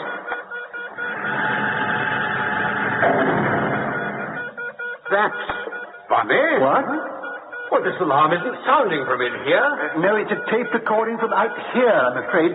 Switch it off, would you, Graham? What? What on earth? Marvelous little gadgets, aren't they? Transistors, thanks to Japanese sweated labor. Sounded just like the real thing. Now, all move back, please, with your hand up. This time it is a real gun, Mr. Bradley. That's the idea. Now, let us switch off your alarm. Then we'll be working when we open the inner door.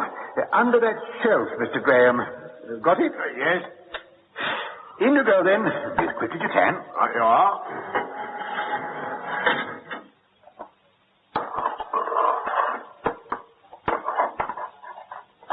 You won't get away with this, you know. I hope we will. We've been to so much trouble. Is that bag going to be big enough, Mr. Graham? Just about. Yes. That's a lot. First class. Out you come, then. And in you go, gentlemen. What do you mean? You're not going to shut us in there. I'm afraid so. We want a good start. But we'll suffocate. Of course you won't. There's plenty of air. Come on, please. No. You'll live longer in there than out here with a bullet in you, you know, Mr. Jordan. There. We'll give the police a ring in a couple of hours so they can let you out. You'll know the real police when you see them. They look much the same as us, only there'll be more of them. Mind the doors.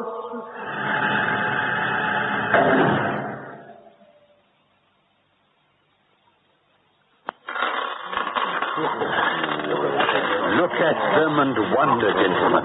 Aren't they beautiful? £800,000 worth of diamonds. As the poet says, a joy forever. Even more of a joy we can turn them into cash. Hide them away. Quick. Who is it? It's me. Oh, let's hurry in, Harry. Well? He's not there anymore. Packed his bags, left during the night, and his landlady doesn't know his new address. What's this about, then? I'm worried about Mr. Fletcher. He disappeared rather suddenly last night and hasn't bothered to turn up for the share-out this morning. Perhaps the police have got him. Oh, you're cheerful. He was a bundle of nerves about last night. I expect he's got cold feet, knocked it. What do we do about his share? We can't give it to him if he's not here. Before we start smacking our lips at the thought of bigger portions, let me just say that I always treat others as I would wish them to treat me. We'll put Fletcher's share to one side. There's over £750,000 worth of carbonized bitter there. More than enough for all. Now, it may be a bit early, but I don't think a small celebration would go amiss. There's a bottle of champagne in the fridge, Jean. Right. Pass those glasses, would you, Harry? Who is it? Solid Goldsworth. It's all right. Let him in. What about? I'm letting him buy a few of the stones so we can have some ready money to tide us over. Good morning, Mr. Goldberg. Morning. Yeah, celebration? Champagne. Will you join us? At 11:30 in the morning? No, thank you. Pity. You brought plenty of cash with you, I hope. Let us see the stuff first. Of course. Now. Beautiful, aren't they?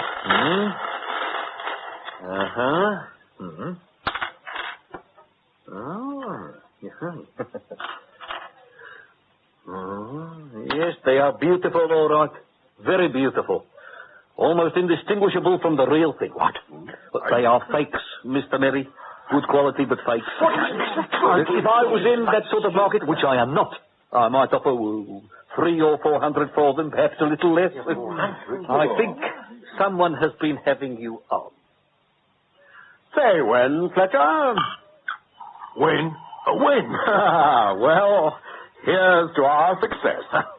It went off perfectly, just as I said it would, Mr. Bradley. Yes, the insurance company has accepted the claim, and they're going to pay for the cost of a new vault. The famous theft-proof vault. I'd have been in trouble if it had been theft-proof. Anyway, I'm keeping to my end of the bargain. Here's the key to the safe deposit box. You'll find it contains £200,000 in cash as we arranged. Thanks very much. Well, I'll slip out the back way. If your other two directors should see us together, they might form certain conclusions. Very wise. You know, I can't help feeling sorry for that chap, Merry. He did all the work and got nothing out of it, not even his 10% commission. Oh, don't worry about him. He'll find something else. He's that sort. My dear Mr. Robson, come in. So glad you could come to see us. So, you were kicked out of the Bank of England after 16 years. Terrible. Now, I might be able to do something for you on a commission basis. Would you like a copy? Tell me roughly, how much money do they keep in the Bank of England? In Sins of Commission by R.G. Wingfield, Alan Dudley played Mr. Merry and Peter Tottenham Mr. Fletcher. Bradley was William Fox, Harry, John Hollis, Hicks, David Goodison, Jean, Chris Salt, George Graham, William Edel, Bert, Nigel Graham. In Wynyard Brown's play, A Question of Fact, the part of Grace Smith is played by Coral Brown. Paul Gardner by Martin Jarvis, Rachel Gardner by Jane Knowles, and Arthur Lamb by Maurice Denham. The action of the play takes place in a house in the grounds of an English public school. The year is 1953. A question of fact. There. That's got some curtains up for them, Nanny. Well, they'll have to have their supper in here tonight. Dining room's all cluttered up with wedding presents, and the cold didn't come, so they'll have to do with this electric thing. I expect they'll feel the cold after Italy. The college ought to have had this house redecorated, to my way of thinking. Still, Miss Rachel'll soon have it looking nice. Remember how she used to be with her doll's house? Oh, what them poor dolls used to suffer. Oh, it's nice to think of her married, isn't it, with a house of her own? Oh, well, let's hope it turns out all right. You know, Mum, you worry too much. You ought to be more like his mother. She's not the interfering type, Mrs. Gardner. I thought that at the wedding. Well, there are reasons for that. Anyway, she's not his mother. Not his mother? Oh, hasn't Rachel told you? I thought everyone knew. No, he's only adopted. Adopted? Well, I never. And there was I thinking I could catch a likeness. Poor Mr. Gardner, though. Just fancy. Only adopted. Perhaps you'll understand why we're so anxious when I tell you that he comes from, well, a most unsatisfactory background. Oh, I see.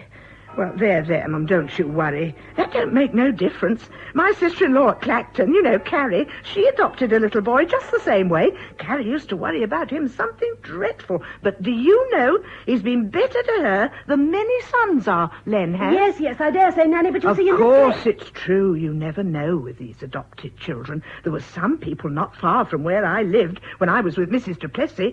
They adopted a little girl, and by the age of 5, she was getting pennies out of the lodgers to keep quiet and stop bothering. If they wouldn't, she'd make herself a regular little pest, believe me. Of course, she come of funny stock. Theatrical people her parents was, and then years later it come out in her. She went on the ice. On the what? Ice. Rosemarie on ice. That's what she was in last. Beautiful skater she is, too. Oh, funny how things seem to be in the blood. Oh, don't. Now, Mum, they wouldn't have Mr. Gardner as a master at the college here if there was anything wrong with him, now would they? Oh, well, I hope you're right.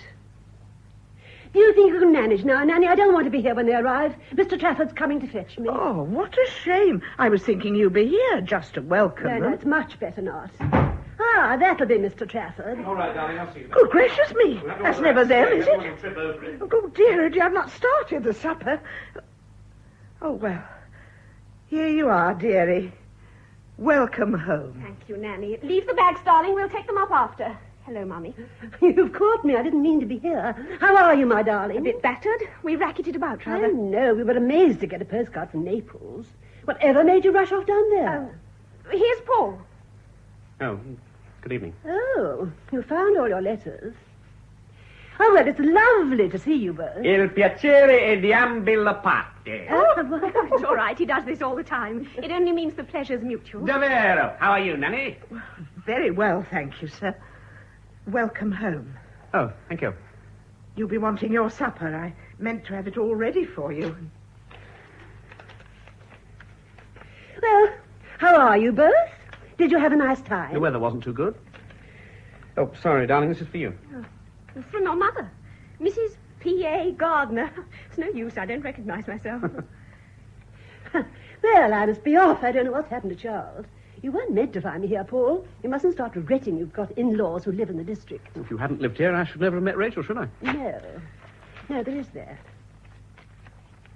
Oh, blast, they've gone and changed my classroom. Rome was lovely, wasn't it, darling? We so wished we'd been there all the time. The weather cheered up a bit, too. Well, I think I'll just go and get the things upstairs. Don't go till I come back. We must have a drink. Well, thank you so much, Mother, for starting to cope with the house. Rachel, tell me, is all well? Oh, what do you expect? Oh, Rachel, my darling. Why did you have to do it? Why couldn't you have left the whole thing alone? Oh, darling, we had to know. Never have known at all if it hadn't been for you.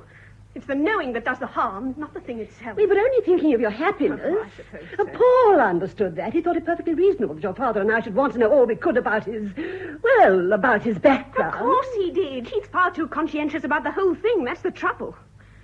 He can't help feeling that perhaps he ought never to have married me. Oh, well, my dear, of course, I must say. It's all very well for you to feel that, but when he does, it's paralyzing. Italy was horrible. Hello, Rachel. You don't mind my coming in through the French windows, do Daddy. you? You're early, aren't you, or am I late as usual? You're late, Charles. Oh, sorry. Well, my dear, how was Italy? Did it come up to your expectations? Italy, well, it was rather cold. Good heavens. Oh, Charles, she's dreadfully unhappy.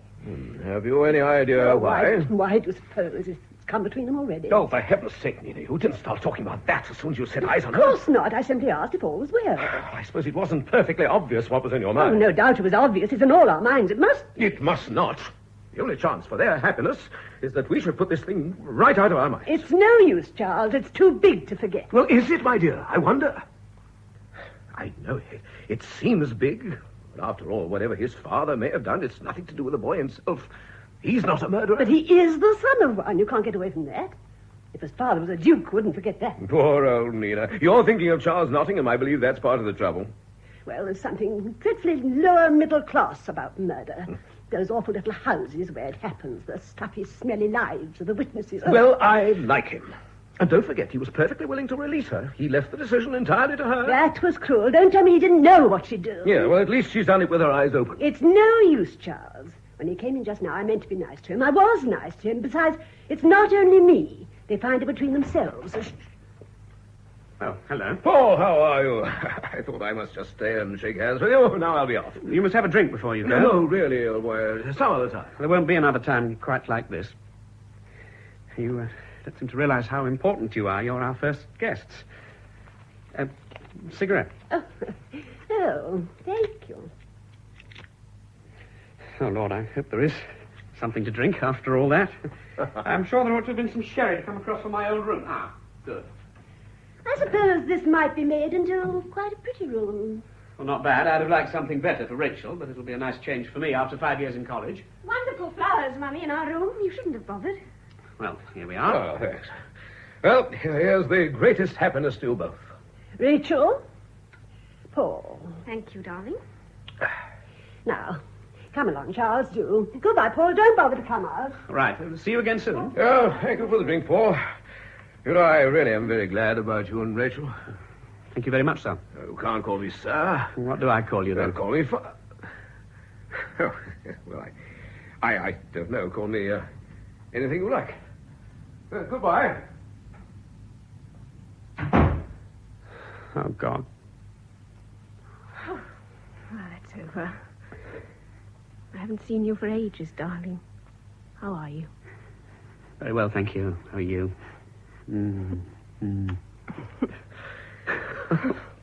I feel like that, too, when we've been with other people for a few minutes. Oh, this is wonderful. We're home. Do you realize that, darling? Home. Yes. It won't do, you know. It'll never do having them so near. It'll never work. But I thought he was being so nice. Oh, they both were, straining every nerve to put me at my ease. The atmosphere was thick with tact. Darling, what else can people do? The nicer people are on these occasions, the more aware one is of why they're being nice. The few minutes' time they were here, no one was thinking of anything else. If there'd been a freshly killed corpse in the room, we could hardly have been more chatty and unperturbed. I'm sorry, darling. I'd be all right if I didn't love you. Paul. If this hadn't been all mixed up with our getting married, I don't suppose I'd have turned a hair. But just now, when it matters more than ever before what one is. But don't you give me credit for any judgment. I'm extremely shrewd. I think you're a splendid proposition. Your family don't. If I don't mind, what's it got to do with anyone else? It's not their business. If they cared tuppence for your welfare once they knew I was adopted, of course they want to know my history. Look at the Carter boy. Both parents chronic alcoholics, mother committed suicide. Look what happened to him. Oh, darling, he was schizophrenic. Here you are. I've done you croquettes. Oh, books, books, books. I've never seen so many books. I was saying to Mrs. Trafford just now, there's no doubt about Mr. Gardner being clever anyway. Perhaps there was doubt about my being good. No, sir, of course there wasn't. Not in my mind, anyway. But Mrs. Trafford wasn't so sure? Well, you know what mothers are, sir.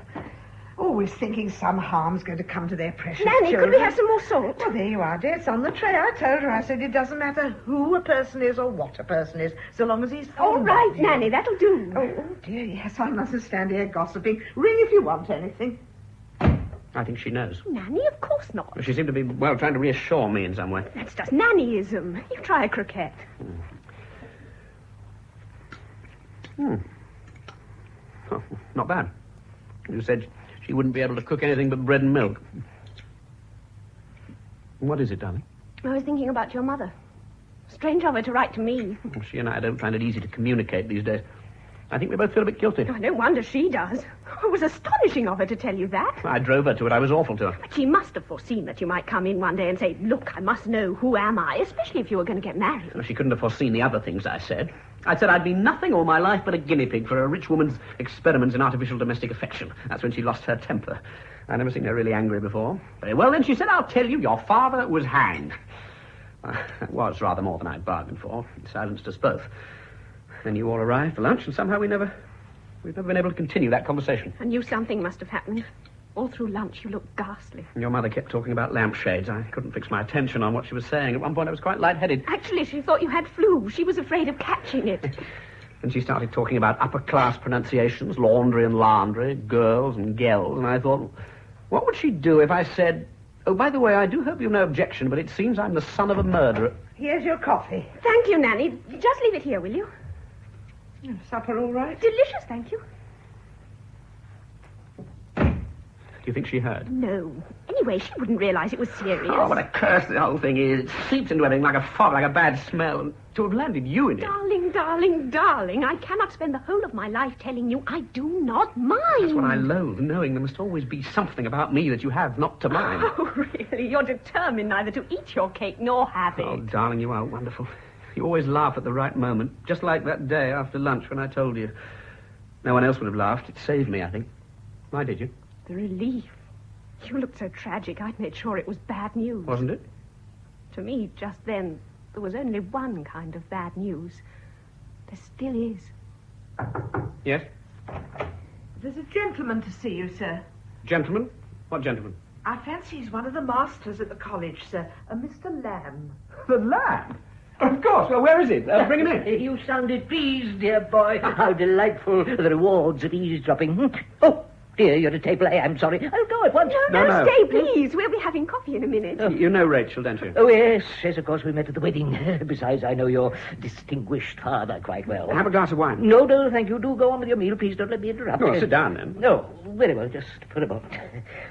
I looked in to pay you and your dear wife a belated call of welcome. I ought to have been ages ago. Very remiss of me. We only got back this evening. But from your honeymoon? Oh, well, oh, dear. Oh, gracious, you won't want me then. I am sorry, dear. I am sorry. I thought you'd be wanting another cup. Thank you, Nanny. Now you must stay. No, really. White. No. Very well, then. No, black. I always drink my coffee black. Try to persuade myself I'm a man of the world. Ours is a dreadful profession, you know. One's always ashamed of it. Well, you needn't be. I sometimes think, no, let it not be true. I am not. I cannot be one of them. And yet I am, of course. There's no getting away from it. I am. Here's your coffee. Thank you. Of course, you know what's wrong with them, my dear. So many of them are bachelors. Enemies to life. Too Lunsby. Oh, they swill their beer and tell their smoking room stories, but underneath they're dangerous. They're prim. What a good thing I married you, darling. Since my dear wife died, I've come to realize more and more how much I owe to her. One needs to escape from that dreadful common room atmosphere. It's not easy to preserve one's humanity in a public school. People like you and Mallory seem to manage it. Yes, poor Mallory. What? Oh, of course, you've been away, you wouldn't have heard. What is it? What's happened? I'm afraid he's dreadfully ill. Ill? He went into hospital the week before last for observation. And now they say there's very little hope. A tumour on the brain. Inoperable. I suppose I owe more to him than to any living man. The 2 years I spent in his form changed the world for me. I'm so glad to hear you say that. Of course, he's far and away the best man they've ever had here. He's made the classical sixth into something unique. I don't know how he did it. Looking back now, it seems as if all the values of civilization, of the human spirit, used to be distilled in that shabby room. Oh, we didn't do it really, I suppose. It was simply the quality of his mind. I thought they could operate nowadays for tumour on the brain. In this case, it seems no. He always seemed to me remote, cold. You should have heard him taking his form. Quite casually, by an inflection of the voice, an edge of irony, he could set alight in you a lasting passion for an idea. If I felt I could ever do for even one boy what he did for me, it would be worth the hell of being a schoolmaster. But my dear boy, you can, I'm sure. You're one of the very few of us here who have something of that quality. Mallory's form and your library. Ah. I suppose they were the two greatest benefits of my time here. Yes. You used the library a lot, didn't you? I remember you, quite distinctly. I fancy you were there quite often when you should have been doing something else, physical training or something. I was quite aware of that, you know. You never said anything. Well, I've always wanted the library to be a kind of refuge, a sanctuary, among other things. It worries me who used to take over the library when I go. Are you thinking of retiring? Well, no, my dear, I'm thinking of dying. I'm over 70, you know. I'm only here at half-cock, so to speak. Stop-gap teaching and the library. But when I'm at luncheon in the common room and look down the tables at our revered colleagues, I think to myself, no, there's not a librarian amongst you scoutmasters, all of you hearty, narrow-minded men, except you, my boy. I sometimes hoped you might consider taking on the library when I'm gone. Me? Well, I don't know. Well, you're the only man on the staff here with enough true humanity to make a good librarian. When some dirty little junior boy comes along, you know, one of those frostbitten, chilblainy boys with bad circulations, children of elderly parents, I often think, and wants, say, an engineering textbook. Now, it needs a man who can see that here may be the beginning of some great mechanical or scientific achievement. In our job, we must be friends to life, even in its most unprepossessing forms. And you have the imagination for that, my boy. You can see beyond your nose. I don't always like what I see. Ah, well, no, but that's what the chaplain would call our cross. Good night, dear girl. Forgive me for intruding. I remember how annoyed my dear wife used to be in the early days. Someone interrupted our evenings together. How life slips through one's fingers. I came here for a term, you know, and I stayed 40 years. My whole life has been more or less an accident, as it were. Well, I hope for you this will be the first of many happy evenings. Interrupted as seldom as possible by garrulous old men. Oh, I beg your pardon. I beg your pardon. Not at all, sir. I'll come and see you out. Oh, funny old gentleman, that. Eccentric. Nice, though. Still, you don't want people butting in like that. Oh, dear. I can't get used to it somehow. Used to what? Seems only the other day you were sitting by the nursery fire in your red dressing gown having your bread and milk. Now you're grown up, married, and facing all the horrors of life. Annie, really? Well, dearie, you never know. Your mother and I was talking about it only this evening. Marriage is a gamble at the best of times. I wish to goodness Mummy wouldn't talk like that. Oh, well, you can't blame her. I told her, I said, I'm sure Mr. Gardner's all right, whatever his parents may have been. You mean to say she told you? Oh, how could she? Oh, come now, you don't mind me knowing, do you? You don't want anyone to know. Oh, I suppose I don't mind so much, but Paul does, naturally. You know you can trust me. I won't mention a word. He need never know that I know. Why will people interfere? Oh, I am sorry. I didn't know you'd mind so much. We'll be seeing a lot of him, I expect. His house backs onto our garden. I shan't mind. He's nice. Well, I'll be off to bed as soon as I've finished. Yes, Nanny. Good night. You mustn't tire yourself. Good night, sir. I'm real glad about you, Miss Rachel. I am indeed, sir. Oh, thank you. That's very kind. Good night. It was again, did you notice? Notice what, darling? The way she looked at me, sort of overacted sympathy. Oh, don't keep on about it. It's such a bore. Oh, I'm sorry. The last thing I want to do is to bore you. Oh, darling, don't. What's wrong? Tell me. We're quarrelling. We're not. I'm sorry I spoke like that. No, it was me. Of course you're not a bore. It's only the... I suppose I'm tired, that's all. You're right. I ought to keep these dreary anxieties to myself. It's all imagination. Is it, perhaps? I don't know. That look in her eyes, did I imagine that? I think so, yes. Anyway, it's absurd to read all that into it. How can you ever be sure what a look in the eyes means? I know what your eyes mean, my darling. Do you? Quite certainly, without the shadow of a doubt, they're the most direct, the most honest eyes I've ever seen. Darling, what's the matter? I'm lying to you.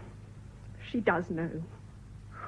Oh, my God, why can't people keep their mouths shut? She will, she promised. I suppose your mother told her. I'm afraid so. Well, that's that. We shall have to leave here. That's all. Surely it'd be better if Nanny left. Your mother might find another confidant. Discretion doesn't seem to be her strong point. Would it matter so very much if people did get to know? Well, I should lose my job, of course. But why? Why should you? Oh, I think they'd give me a house at once on the strength of it. Crippins, it'd be called. My study would be known as the condemned cell.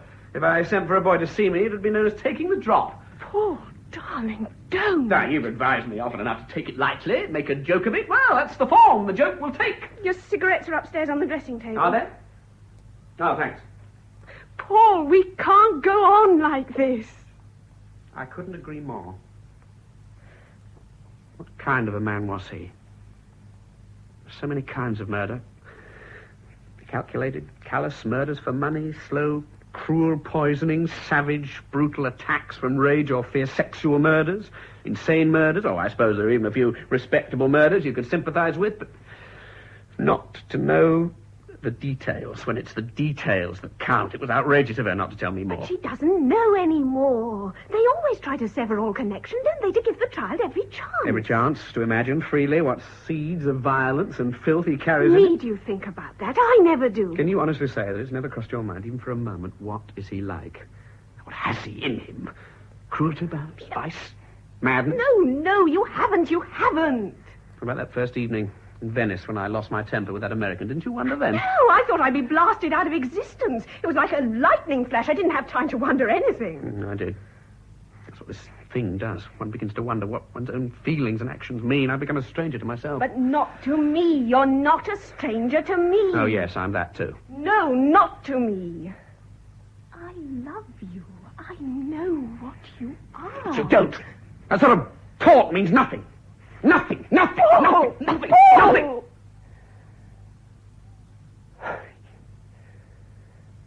You see? You don't know what I am. Neither of us knows.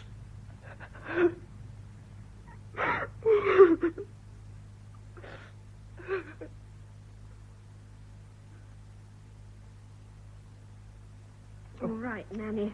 Now stand back and let's see how it looks now. The trouble with you is you're quite a different shape from the captain of the second 11. He'll be missing his catches in this get-up. Playing Cassandra, not cricket. Turn round, would you? Oh, what a din! They ought to stay in their classrooms, if you ask me. Not come bothering in people's private houses. Only on Saturday. Saturday? Oh, I was nearly forgetting. Mr. Gardner will be wanting his lunch early. Catching the 12:50 as usual, is he? I suppose so. He ought to take you with him sometimes. Make a nice change for you. Take you to a matinee or something. Still, Nanny. He works all the time. In libraries, doing research for his book. He doesn't go out for pleasure. Little pleasure wouldn't do you any harm. You want to keep your strength up. It's time you started thinking about a family. Oh, I don't know about that. I'm not so mad about babies. You? Don't talk so silly. Do you mind lifting your arms up? No, right up, above your head. Anyone at home? Good Lord, Nanny, what's happened to you? Oh, it's for the boys dressing up, sir. All right, Nanny, let's take it off. I can't really tell on you. What on earth is it? Cassandra's costume for some Greek play. Paul's producing. He had to take it on because of Mallory's death. What? Oh, there they are again. Oh, I'm really sick of it. Excuse me, sir. Appalling thing about that fellow Mallory. Quite young, wasn't he? 50-something, that's all. Where's Mummy? Oh, he's having coffee with two conservative ladies. I decided I was a liberal. And I must have those Virgil essays by Friday, then we can discuss them. Everything all right? Yes, darling, fine. Fine. Hello, darling. Oh, hello, sir. Haven't seen you for ages. Darling, I'm going to a cigarette. Oh, my love, no nicotine. What an emergency. Here you are. Quick. Can't have you having a nervous breakdown. Isn't she good at it? What, being the little woman? Yes. Have you seen the costume for the Agamemnon? Well, I've seen Cassandra. That's better. That's the snag about being a schoolmaster, the number of hours in the day when you can't smoke. It saves 100 a year. Pass me that needle and thread, would you, Just Daddy? the hours when one wants to smoke. Let's give the whole thing up, darling, and go and run a hotel in the Bahamas, shall we? Lie all day on the beach, smoking American, Medpol, cigarettes? You can't run a hotel by lying on the beach. Oh, we'll own it then. You're far too good to be a schoolmaster's wife. Don't you agree, sir? She deserves a glamorous international airline sort of existence with a good solid spiv of a husband who knows how to, what's it called, operate the money market? I gather the boys have been a bit stupid this morning. Stupid? As a matter of fact, it's been an exceptionally good morning. It's exciting, you know, when boys you've been teaching for months suddenly get a grip of the language.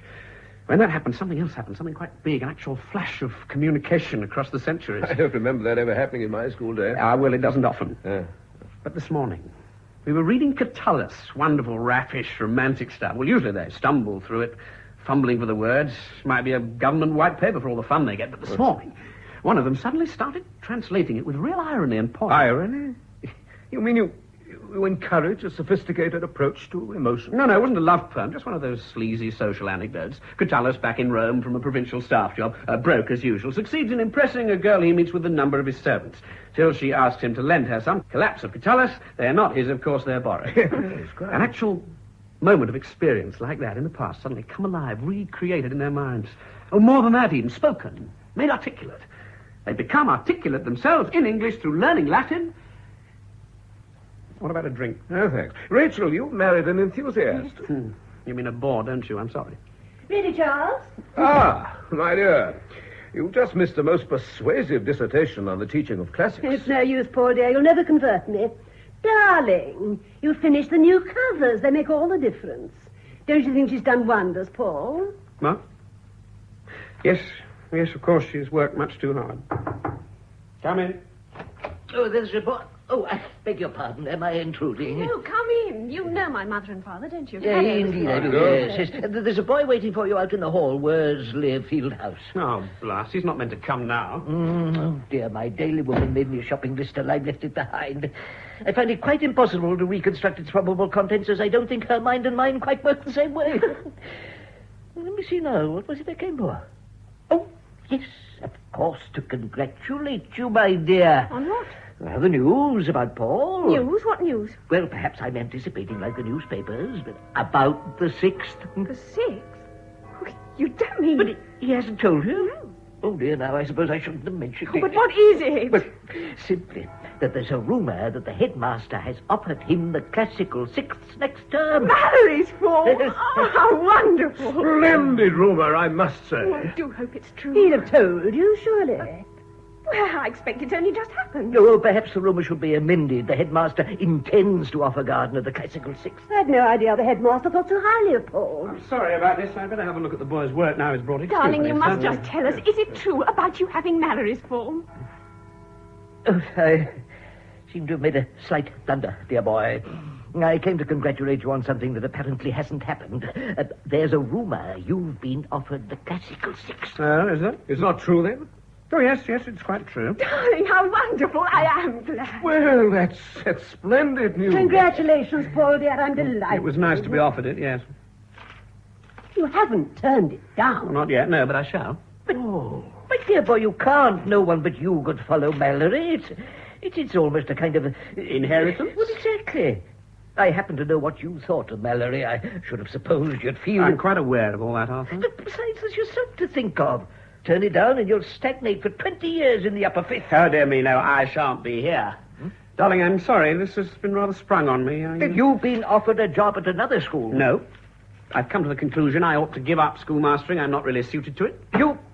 stuff and nonsense. I beg your pardon, dear boy, but really... What do you think of doing instead? I don't know. Business of some sort. Fur coats for Rachel. Something impersonal. Something that doesn't depend all the time on one's personal influence, one's personal quality. I'm sorry, darling. We'll talk about all this later. Now, don't worry, will you? Perhaps all I want is a job where I can smoke all the time. Oh, dear. I'm afraid that was my fault. No, he's been feeling, I don't know, unsettled lately. I expect this offer just tipped the balance. You think it would tip the other way? Ours is an appalling profession, you know. The only people who are suited to it inevitably feel that they're not. Do you mind if I go out through the garden? Do. Of course, the kind of men who felt that he was cut out for schoolmastering wouldn't be fit for anything. Oh, dear, now there'll be no one to do the library. You've really no idea of all this. No, none. Oh, Rachel, how awful. Why? What's awful about it? Have some sherry. No, darling, we must get back. I do hope it's all right. Of course it's all right, Mummy. I'd love some fur coats. What's all the fuss about? Well, it's rather extraordinary. Did you think so, Charles? I mean, supposing you'd suddenly decided to throw up the civil service soon after we were married without telling me. I suppose we are different, our generation. I mean, I should hate Paul to feel that he can't move hand or foot without consulting me. No, it's not that. It's the decision itself that strikes me as a little You odd. don't live in it, Daddy. Preps, early school, roll calls, exam papers. Anyone might get fed up with it all. Anyone but Paul. We happen to know that he's not. What do you mean? You heard him just now about Catullus. That wasn't someone fed up with teaching. Oh, I should say there's something else at the back of it. Oh, for heaven's sake, need we have a thing about it? Really, Rachel, I don't know what's come over you these days. You're so touchy about anything to do with Paul. Come on, Charles. Don't bother to come out. The car's there. Sorry about that. You would tell me, wouldn't you, if anything was wrong? Darling, don't fuss.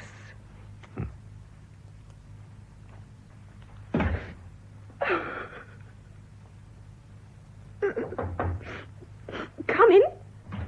I believe I left my shopping here. Did you? There. Yeah, there it is. Oh, why, my dear girl. Well, that was a shock to you just now, wasn't it? I wish I'd never mentioned the wretched business. I can't understand it. What's the matter with it? No, I don't know. Oh, well, I suppose I do, but I thought it was all right now. I don't want to seem to pry, my dear, but is it perhaps some private trouble waiting you? No? I will. Arthur, I'm sorry. It's to do with something Paul doesn't want talked about. Then of course you mustn't. Forgive me, dear. Affection, I'm afraid, makes busybodies of us all. No, Arthur, please, come back. I've got to talk to somebody. I can't just sit and watch while he lets it ruin his whole life. Of course he ought not to leave here. We all know that. Look, how can you help if you don't know? Oh, it can't do any harm, can it, Arthur? For me to talk to you, can it? Can it? No, my dear girl, but you must do as you think best. I shouldn't like to influence you in any way. I don't seem to have any judgment left. It's all so intangible. It all goes on in his mind. As a rather ancient historian, there's one thing perhaps I should be justified in saying. I am a man, and I don't regard anything human as not my business. Did you know Paul was adopted? But of course, my dear, I think we knew that when he was a boy here, but surely that's No, of course not. But now, well, something rather unpleasant's happened. Paul found out that his father was hanged for murder. Oh, poor boy. Yes. But, dear me, though, how extraordinarily interesting. Was it a well-known murder? Should I have read about it in the papers at the time? Do you always read the murders? Well, of course. Murder is, after all, one of the poles of human experience. Not quite so interesting as suicide, perhaps, but still, yes, it is, I suppose, the ultimate sin. I don't know why one should be ashamed of being interested in that. What was the story? We don't know. Paul's tried to find out, but it's not so easy. The courts won't grant permission to look at the records unless there's money involved. Anyway, not knowing has become a sort of obsession with him. You know he goes up to London every Saturday. Yes, his book sounds most interesting. It's no book. He's searching through the files of newspapers to find out about himself. Ah! No, it's bound to happen sooner or later. No, get up. Paul, I'm sorry. Don't worry, darling. It doesn't matter in the least. Now, Arthur, you know why I'm leaving. No, I don't. Why on earth need it affect your position here? Well, I'm afraid I shouldn't care to hang on to my job by conceding a serious disqualification. But it's not. Though I agree some foolish people might think so. Foolish? Does heredity count for nothing? But I wouldn't say that, but... Who's your father? My father? Oh, well, my father happened to be a country clergyman, but... You see, everything you've been saying is perfectly true, of course, but it's too general. It's the particular details that make the difference. Your lunch is ready, sir. Better be quick if you're going to catch the 12:50 train. Well, thank you, Nanny. I ought to have told you I'm not going. Not going? Well, I've been running my legs off to get it ready. Oh, well, never mind. It's all cold except the potato. Very wise, dear boy. Leave it alone for a bit. Look, it's a lovely day. Take Rachel on the river. I'm sure you'll both come to see the thing in proper perspective. You won't blame her for having told me, will you? I'm glad she did.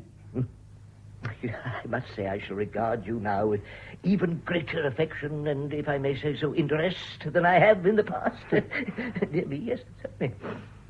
A scandal in one's life, you know, can be a most humanizing influence. Can prevent a man becoming censorious. But not that you'd ever be that, I think. Would you? really didn't mind. It makes no difference. We're leaving. You pay no attention to what he said. He's a dear, kind old thing. That's about all it amounts to, eh? But just now when you decided not to go to London... I wasn't going anywhere. But... You mean you know? Yes. Oh, my darling, I am glad. Is it very terrible? No, not at all, really. It's not gruesome, if that's what you mean. I just stumbled on it in the course of my reading. Last Saturday? Yes. There was a child, 10 months old, Paul Arthur. My names and the dates seem to fit. 1920. There was even a photograph of me. Not recognizable, I may say, with my mother. What was she like? Oh, all right, except that the clothes of that period were so ghastly, they made every woman look like a murderess. But she wasn't, was she? No, one's enough in the family. He was one of those people who pose as having been squadron leaders, wing commanders, or what have you. At least they always seem to choose the Air Force nowadays, and it used to be the Army. Captain Ronald Smith, DSO, MC, Ron to his friends. Good old Ron. Actually, he'd never been near a commissioned rank, and Batman to sum him over at a base hospital. He spent most of the war emptying slops. A suitable occupation. In civil life, he'd been in domestic service with a pretty shady record. Excellent references, no doubt, all bogus. The kind of undesirable manservant you don't want to get in your house. This'll please your mother, won't it? Go on, darling. Well, after the war, he started an employment agency for ex-officers. And that's what he was at when he married my mother. She seems to have been a dupe like the rest. Well, of course, it couldn't last. Eventually, he bumped up against a woman who'd been a ward maid at the same base hospital. She threatened to expose him. He killed her. With an old service revolver that he'd bought, second-hand, and carried about with him as a sort of stage property, insignia of the officer class. It was probably the only shot he'd ever fired in his life. Through the back of the head. Bang, bang.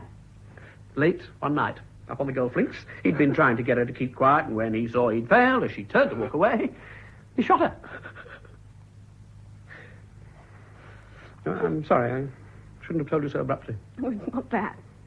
But you've known all this for a week. Ever since last Saturday. I had to settle this thing myself. I had to get clear in my own mind what we ought to do before I involve you in it. But none of this affects us, does it? At the trial, there was defense of insanity. But, darling, surely if he'd been... Oh, it failed, of course. Legally, he was sane enough, but medically, with such a history, there's not much doubt about it. He was a psychopath. Well? Well, for a start, we ought to think twice about having children. I think you might have told me.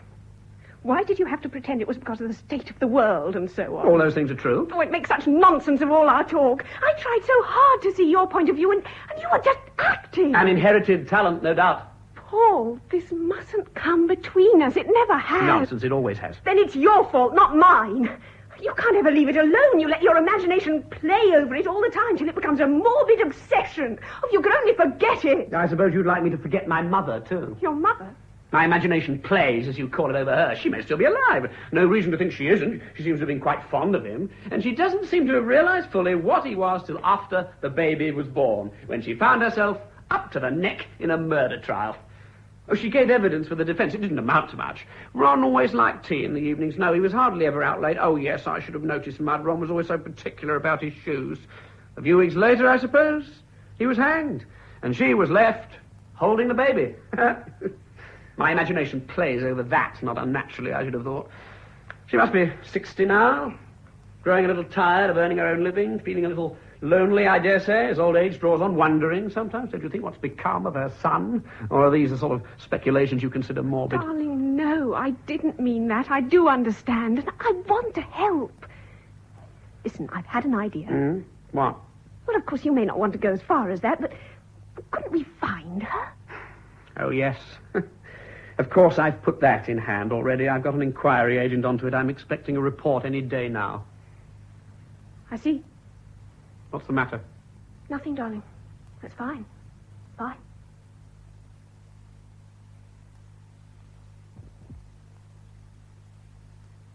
I thought I'd just put these flowers in her room. Darling, I'm so sorry about this. Can't be helped.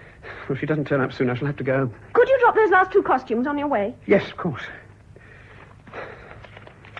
I never thought of her descending on us out of the blue like this. You don't think there's anything behind it, do you? Well, what sort of thing? It almost looks to me as if she didn't want us to go up there and see her. I suppose if she's poor, she may not want us to see how she lives.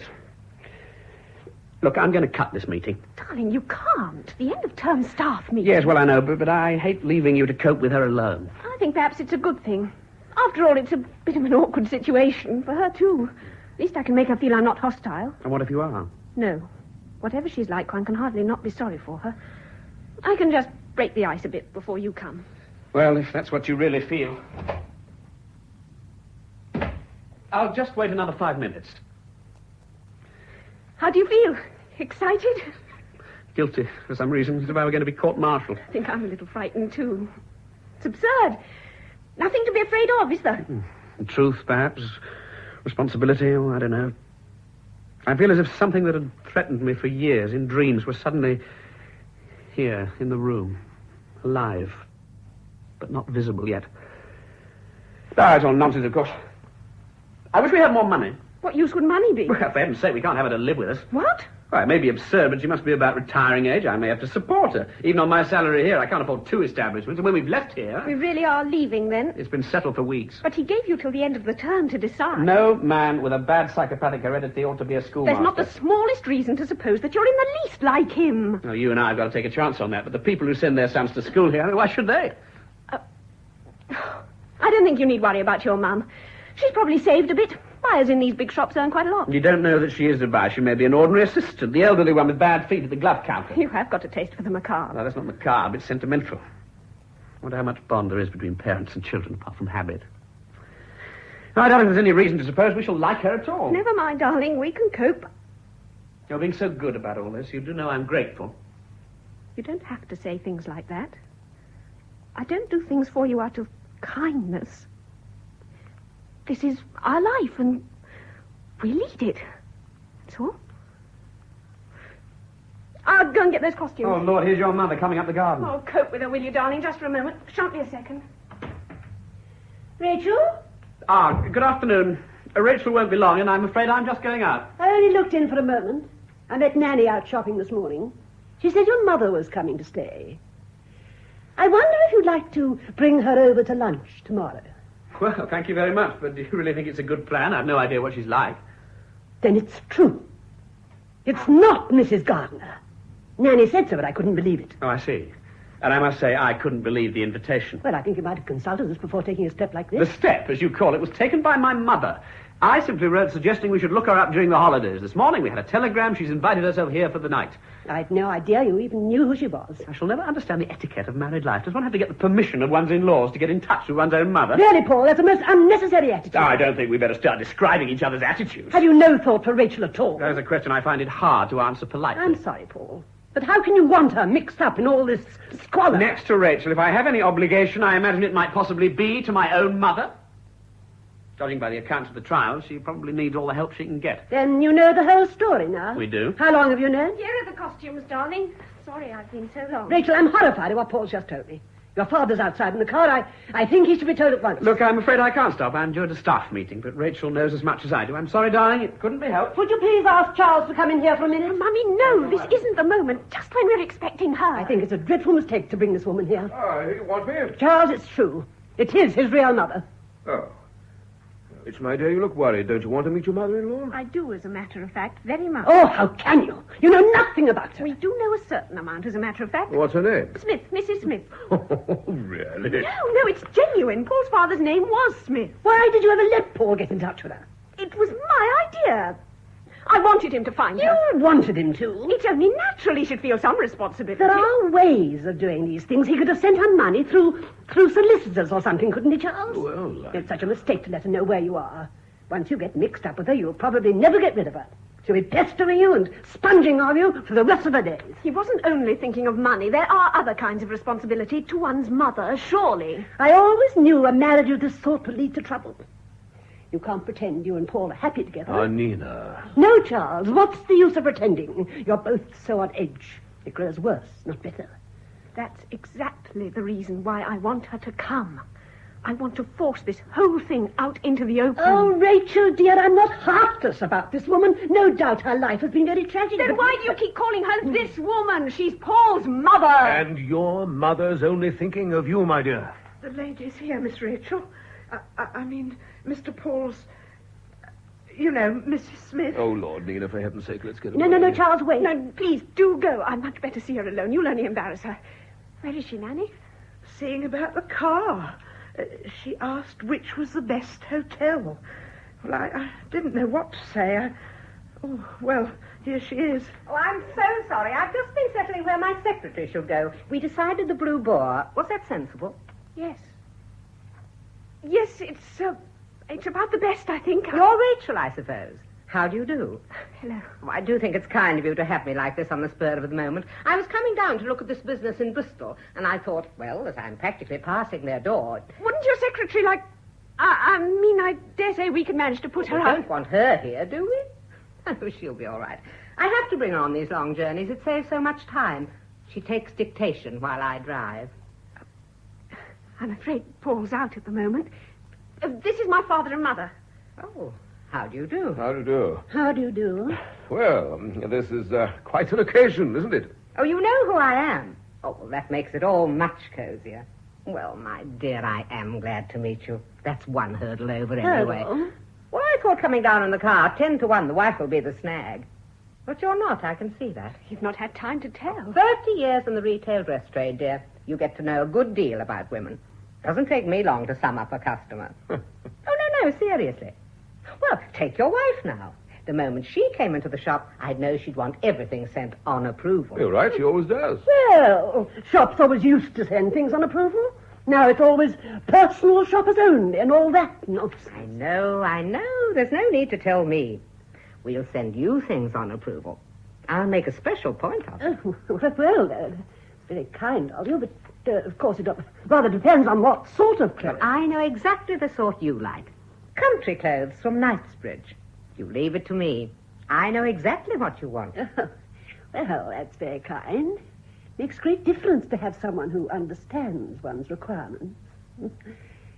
Well, Rachel, we'll be off now. No, Mummy, do stay. But I no, thought... it doesn't matter now. I'd rather you stayed. Oh, very well.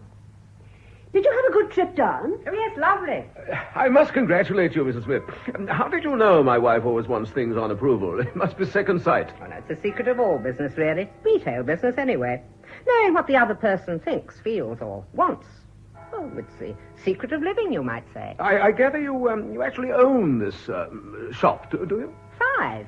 Yes, I've got branches in Manchester, Liverpool, Leeds, Birmingham, and Harrogate. And if this Bristol deal goes through, it'll be 6. Good heavens. Well, not bad in 30 years, starting from scratch, behind the counter. I haven't a penny, you know. And all done by, no, not kindness, I'm afraid, but by noticing people. Knowing just that much more about people than they know about themselves. Here's Paul. Oh?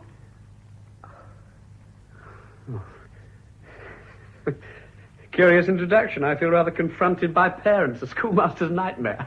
Oh, my goodness, what a relief. There was one thing that worried me about your letter. It was charming, but just a little solemn. I was afraid you hadn't got a sense of humor. Do you know where the Marklists are, darling?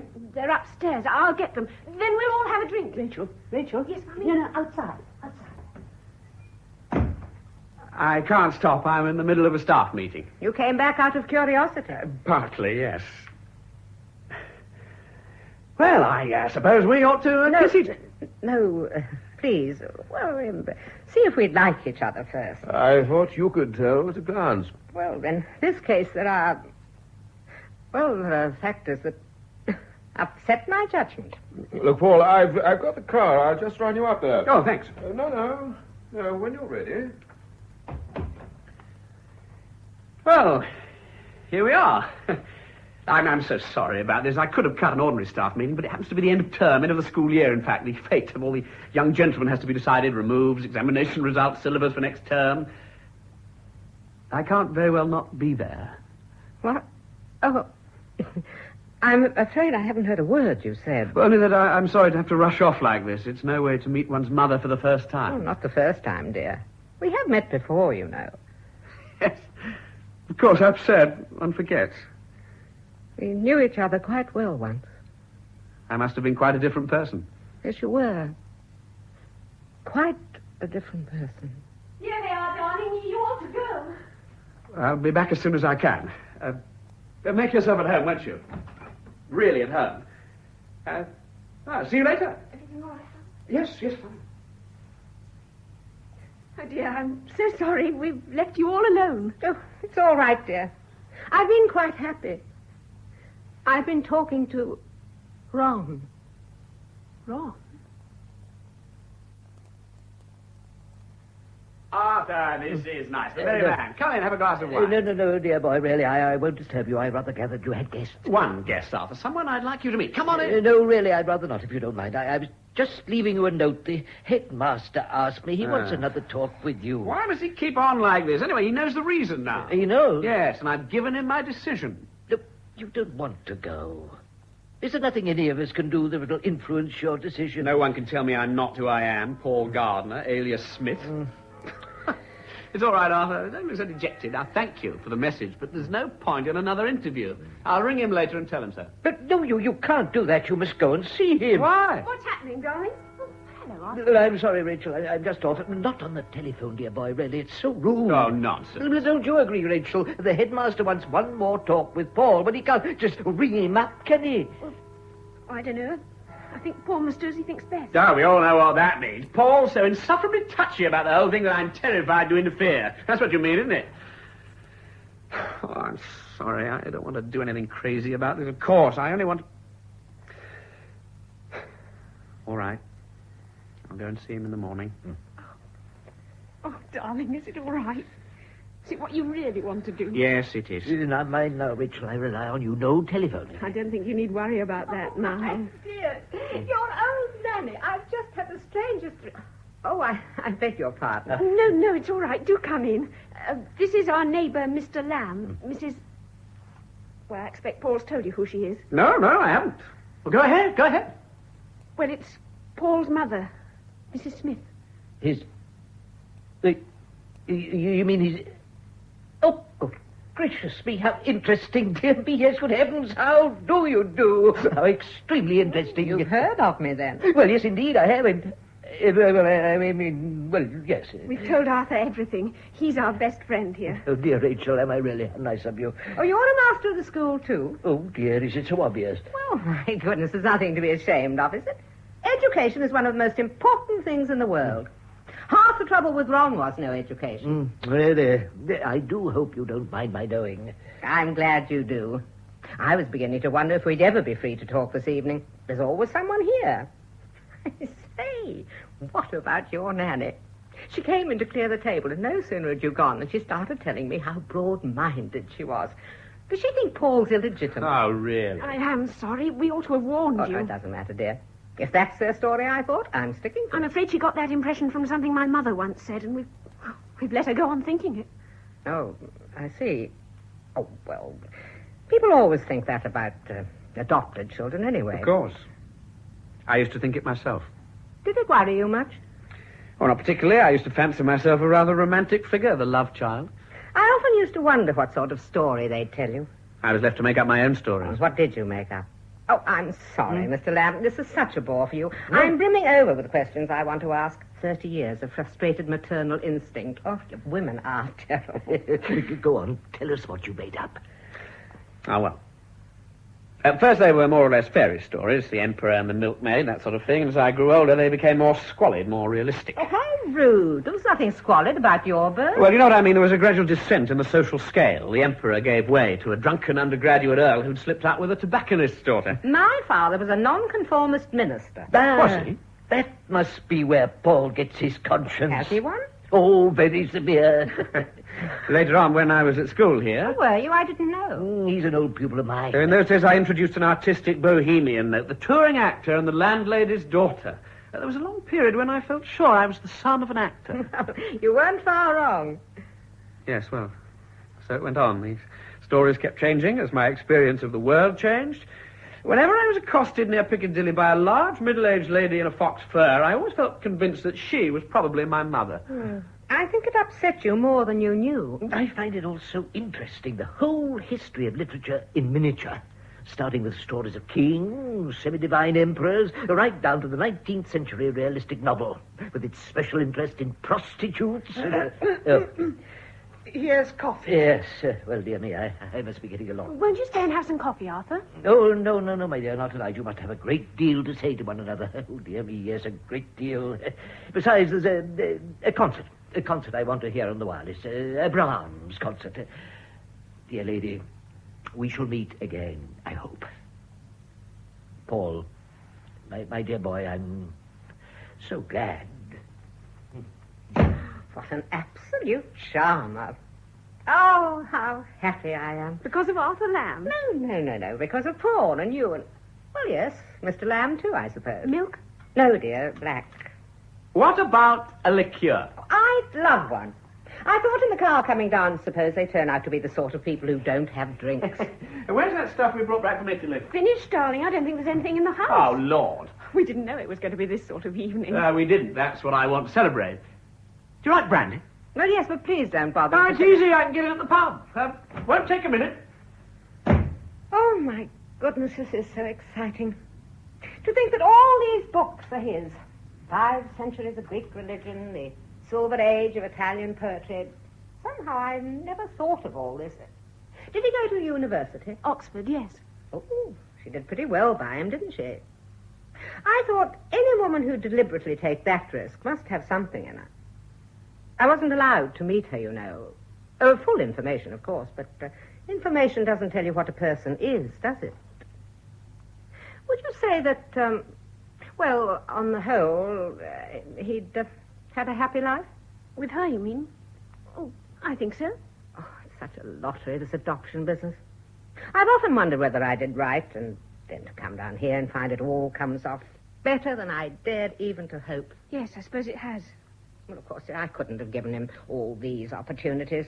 Not as I was then. But he's made such good use of them, too.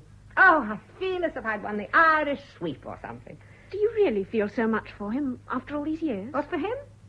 Oh, I don't know. Well, I suppose it's for myself, really. Wait till you've got a child of your own, my dear. You know what I mean. How long have you been married? Oh, no time at all, really. Not quite 4 months. 4 months? Oh, you're practically still on your honeymoon. Does that surprise you? I think it does. Yes. We had to fit the wedding in with the school holidays if we wanted to go away anywhere.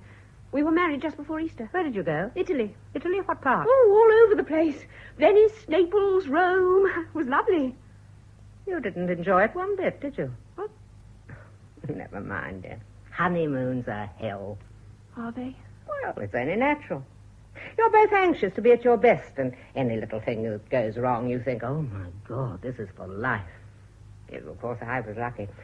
I had a wonderful honeymoon. You? Well, of course, we didn't go to Italy or anywhere like that, because Ron wasn't earning very much. Brighton was all we could manage, but even Brighton can be wonderful, you know, when you're happy. I'll never forget walking back along the front late at night. Nobody much about, the sound of the waves down below on the beach and the moonlight slanting across the sea as if we'd had the whole world to ourselves. Oh, I suppose you're one of the people who thinks Brighton's an awful place. Oh, no, it's not that. And you, are you really happy with him? Well, why not? I don't know. When one knows what happened afterwards. Oh, very few people would be happy if they could see into the future. I guess I've always loved Brighton just because I wasn't happy very long. Of course, it depends on what you've been used to. I've never been about much. I'd never stayed in hotels or anything like that. It was all new and exciting, hotel life. Or having drinks in the bar, eating in the restaurant with a band playing. Ron always used to be so amusing about the other guests. He used to try and guess what they were, what their relationship was. Oh, he made up all sorts of stories. Paul does that, too. Oh, well, that's different. With Ron, of course, it was more or less professional. I didn't know that, though. I thought it was just a game. Afterwards, he used to scrape acquaintances with them in the bar, check up how right he was. I believe he did a lot of business that way. He was always at his best in hotels. Well, that's how he started life, you know, a page boy at Clarges Hotel, Dover Street. Didn't tell me that, though. He used to make out to me that he'd been to a school like this. I believed him at first. Sorry I've been so long. Here we are. That's the brandy I always have in the flat. You know, it's extraordinary. You're so different from what we expected. Well, what did you expect? Paul said you'd be the elderly assistant with bad feet at the glove counter. Why on earth should there be anything wrong with my feet? For the pathos, you were definitely a pathetic character. You know the kind? There's always one in a big shop, older than the others, grey-haired, marooned among a lot of teenagers, tired out, a bit touchy, heart's bad. She has arthritis or something. And one imagines her living alone in lodgings with nothing to look forward to but a lonely old age. And you got in touch with me so that you could do something about that. Oh, well, I thought you were just curious. Oh, we were. Yes, of course, but you thought of me as that and you planned to look after me. Well, we... Oh, I do think that was kind. We're quite glad there's no need. I can't get over it somehow. It's funny, I never thought of you as thinking of me as anything but what I am. But why did I have to be so dilapidated? Well, with nothing to go on but the newspaper reports of the trial. Didn't take much imagination to realize that being married to him must have more or less ruined your life. Yes, I suppose it might have been like that. Actually, of course, it made my life. Oh? Yes, I've often wondered what would have become of me if I hadn't married Ron. Why, I'd have had no life at all, really. Well, not what you call a life. Running up and down stairs with trays for 30 years. Were you a waitress or something? Mother was an invalid, that's all. Ever since I left school, I'd had to be at home, looking after her, running the house for Father. And if it hadn't been for Ron, I suppose I'd have gone on doing that until they died. I'd have been, well, let me see, 54. I'd have had bad feet then, all right. Well, but you might have married someone else. I never wanted to marry anyone else. Oh, besides. You know, if anything had been different, even the worst thing of all, suppose Ron had just been killed in an accident, I'd have been back at that sink at home, sure as fate, and for the rest of my days. But you saved me from that. I did? Yes, they wanted me to go back, of course, but I didn't want you to be brought up in a place where everyone would know. So I took you up north and got a job. £2.10 a week, selling hosiery. I must have been rather a nuisance. The trouble was to know what to do with you while I was at work. At first, I used to leave you with the landlady. But when you were ill, I used to worry. So I stayed away from work. Well, they didn't like that, of course. I couldn't afford to get the sack.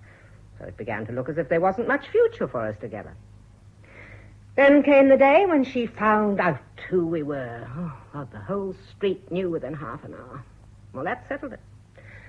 I saw that might happen wherever we went.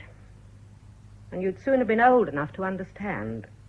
You see, I didn't mean you ever to know. You must have been awfully good at your job to do so well at it. Concentration, dear, that's all. Of course, I was lucky. It was easy for me. After Paul had gone, I had nothing else to think of. Oh, but then I was lucky in other ways, too. But those years with Ron were such good training for business. I didn't know a thing about the world when I married. It was Ron who taught me what people are like. Oh, and he knew a thing or two about people, I can tell you. Talk about salesmanship. Ron could sell you to yourself in half an hour. Oh, but I was so shy. It was Ron who taught me how to mix with people, to manage them, persuade them, impress them. Right from those first days in Brighton. Oh, it was hell sometimes, and he used to get so angry. What do you want to be shy for, he used to say. Get people worrying what you think of them. That's the secret. And it is. Oh, poor Ron. Because I didn't know, of course, why it was so important to him, me being able to impress people. But it's all been worth it. It's 100 times over. Oh, it was an education simply to be with him. How long were you married? 3 years. Not long, was it? But long enough to go through the whole cycle. Love and birth and death. Oh, there isn't much else, you know. There wasn't much... Well, there was nothing really left out. Even happiness. I was happy, my dear. After years of dull routine, I'd been snatched into life. And ever since, I've had that reserve of experience to draw on. But surely the end must have outweighed it all. Well, no one can know. But when you've been to the bottom, when there's nothing worse left for you to learn or feel, you get a kind of strength from that, too. The strength of disillusion? No, it's not that. It comes simply from knowing absolutely for certain what counts in life. What can survive everything. I don't think you have the least idea of how remarkable you are. Me? I'm very ordinary. No, you're not. You're not. Come on, darling, let's drink to her. Oh, you're magnificent. It's all very well to talk about good coming out of evil, but it doesn't, not unless someone's got the power to transmute it. It's the only power in the world worth tuppence. My God, it's extraordinary. I expected anything but not to admire you. Putnia metia, yes, there is something Greek about you. You've got all the clarity and reasonableness of Greece, the balance. Putnia metia, yes? That's Greek, isn't it? What does it mean? Putnia? Oh, no one quite knows it. It's an ancient Greek word of respect, applied mostly to goddesses and queens. It's the stock adjective for mother in Homer. Revered, august. Putnia metia, honoured mother, I salute you. Oh, you're so like Ron. You look so like him, too. There now, standing there with your glass, you might be him. Really? Oh, yes. Yes, and that, too. Everything you do and say, the way you talk, laugh, move. You know, this afternoon when I came in, I wasn't prepared for it somehow. Well, we were just about to drink your health. Oh, my dear, and I interrupted. I am terrible. Come on, Rachel, what's wrong? You're going to drink to your mother-in-law. Yes, yes, of course. No, it's not bad, is it? It's brandy, not at all bad. I loathe austerity. Oh, to be able to afford brandy every night, the water of life. One quite sees why they thought it cured everything. Well, who did? Well, pretty well everyone when brandy was first distilled. Oh, an advertising, right? No, seriously, according to the best medical opinion. Half a minute, I've got it here. Brandy, the great Tudor panacea.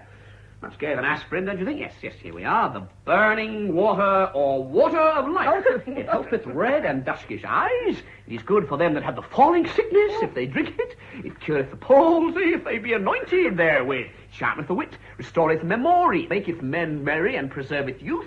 The smell thereof burnt killeth flies and cold creeping beasts. It is marvellously profitable for frantic men, such as be melancholy. Aha! It putteth away fracine, ringed worms, and all spots on the face. Now, if you'll forgive me, I must just go and ring up the headmaster. Paul! Forgive me, I shan't be long. Paul, please! Please don't!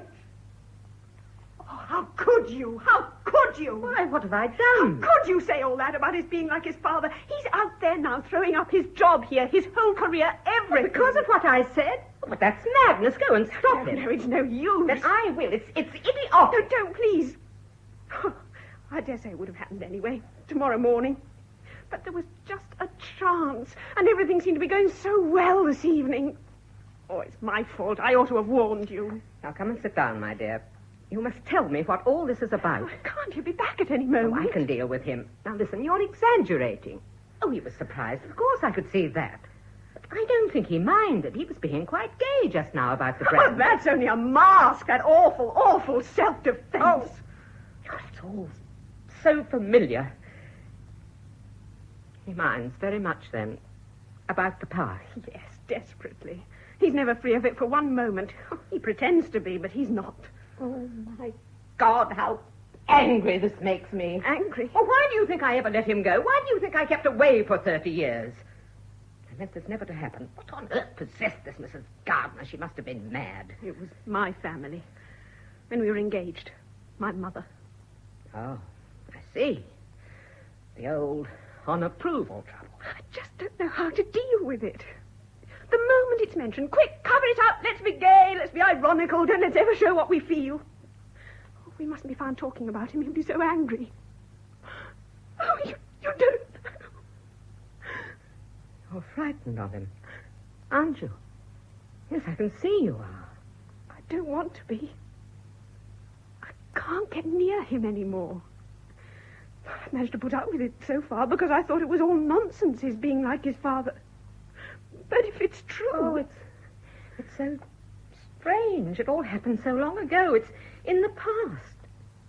Even to me, who lived through it all, it's dead. But it's alive in this house.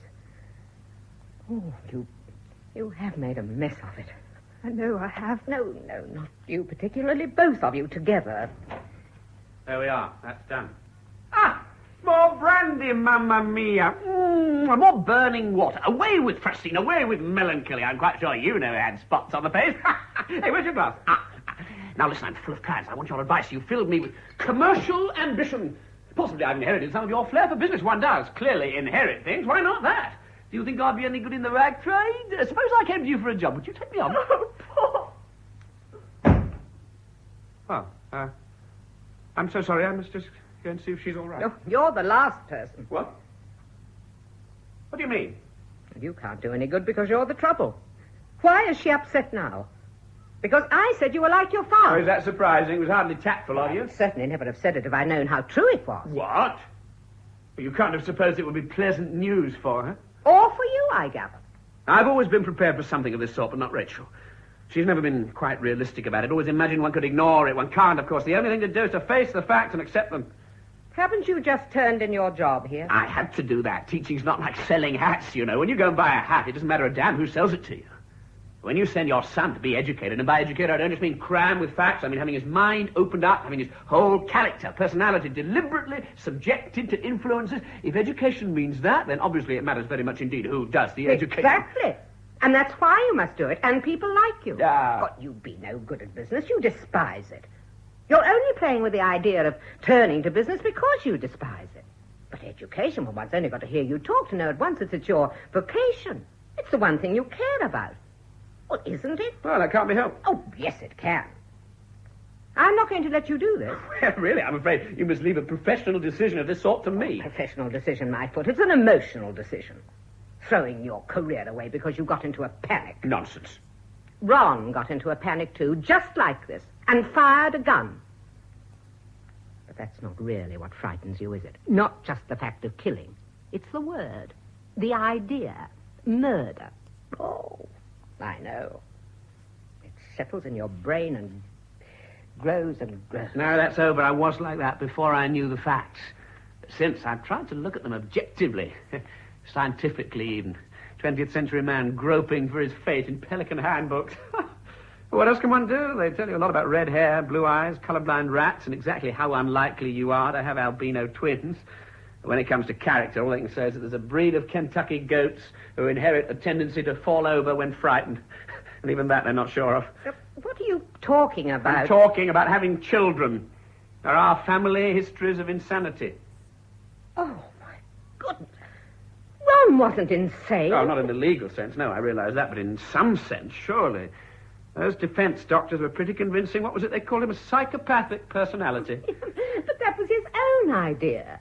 Oh, if that's what's worrying you, you can put it right out of your head. Ron was no more mad than you are. No, well, if he wasn't mad, he was bad. Well, luckily for us all, that's not hereditary. Ah, you haven't read my little book. Savageness seems to be inherited by rats, and rats produce rats.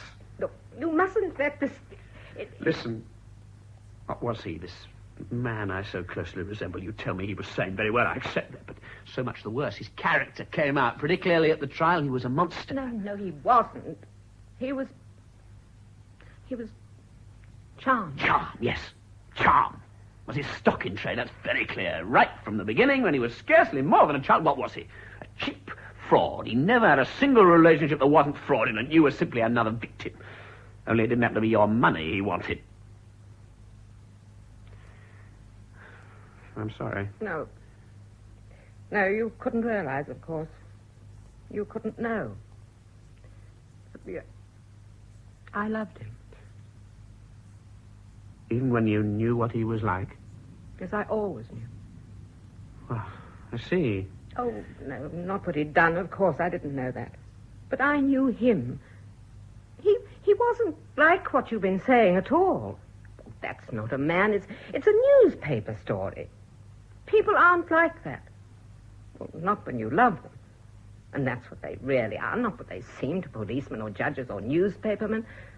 Oh, I can see what's happened. Of course, you and Rachel thought that I was saying that you were like some insane, inhuman monster. But you're not. Such a man never existed. You're like someone who is very like you. Don't keep looking at him to see what you're like. Look at yourself. Look into your own heart. And you'll see what he was like. You loved him, but what he was doesn't depend on that. It's a matter of fact. You don't suggest he wasn't guilty of murder? No, he was guilty. Well, then, there must have been something wrong. Oh, well, of course there was something wrong. And exactly the same thing that's wrong with you. Ah, well, really, I hardly think at the moment... You can't run away from this. You've got to listen. You're afraid of something that doesn't exist. But there is something to be afraid of, something that's in you. Oddly enough, it's the very thing that makes you a good schoolmaster. Listen, what you have in common with Ron is something good. Or it can be. It's all a question of how you use it. Ron became what he was because he was more talented than other boys of his kind, not less. He was gifted like you are.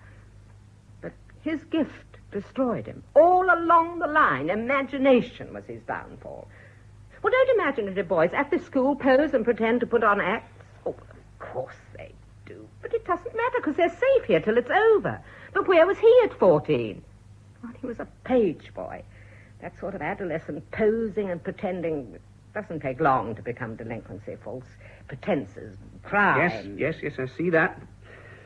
Unfortunately, it begs the question, there must have been some streak of brutality, ruthlessness in him. He wasn't brutal at all. Yes, but imagination doesn't make us murderers. There must have been something else. Yes, there was. And that's in you, too. Insecurity. Why do you think he killed that girl? Well, because she threatened to expose it. Yes, but not to the police. He had very little to fear from the police, you know. There was dishonesty, of course, but they wouldn't have had a case against him. Well, to his clients? No, not to his clients, nor to his friends at the golf club. But to me. She threatened to tell me. You see, he never could really believe that he was loved. He was afraid that if I knew the truth, I'd despise him. I congratulate you. You've made quite a presentable story. But doesn't it occur to you that you may be sentimentalizing him a little? What did you say? You wait. You wait till you've sat in court and listen to the death sentence passed on someone you love. And when you know that it's just, well, use your imagination on that. No, you listen. Think what those next weeks were like. I had to go and visit him, you know, while he was waiting. There was no real ground for appeal. We both knew that. The date of the death was fixed. It was 8 o'clock in the morning with a double brandy. I noticed it didn't mention that in your book. And he was young, only about your age. Our whole lives were before us. I took you to see him once. He was fond of you, but I don't suppose you ever thought of that. I used to come away from the prison, see the people in the streets. It was spring.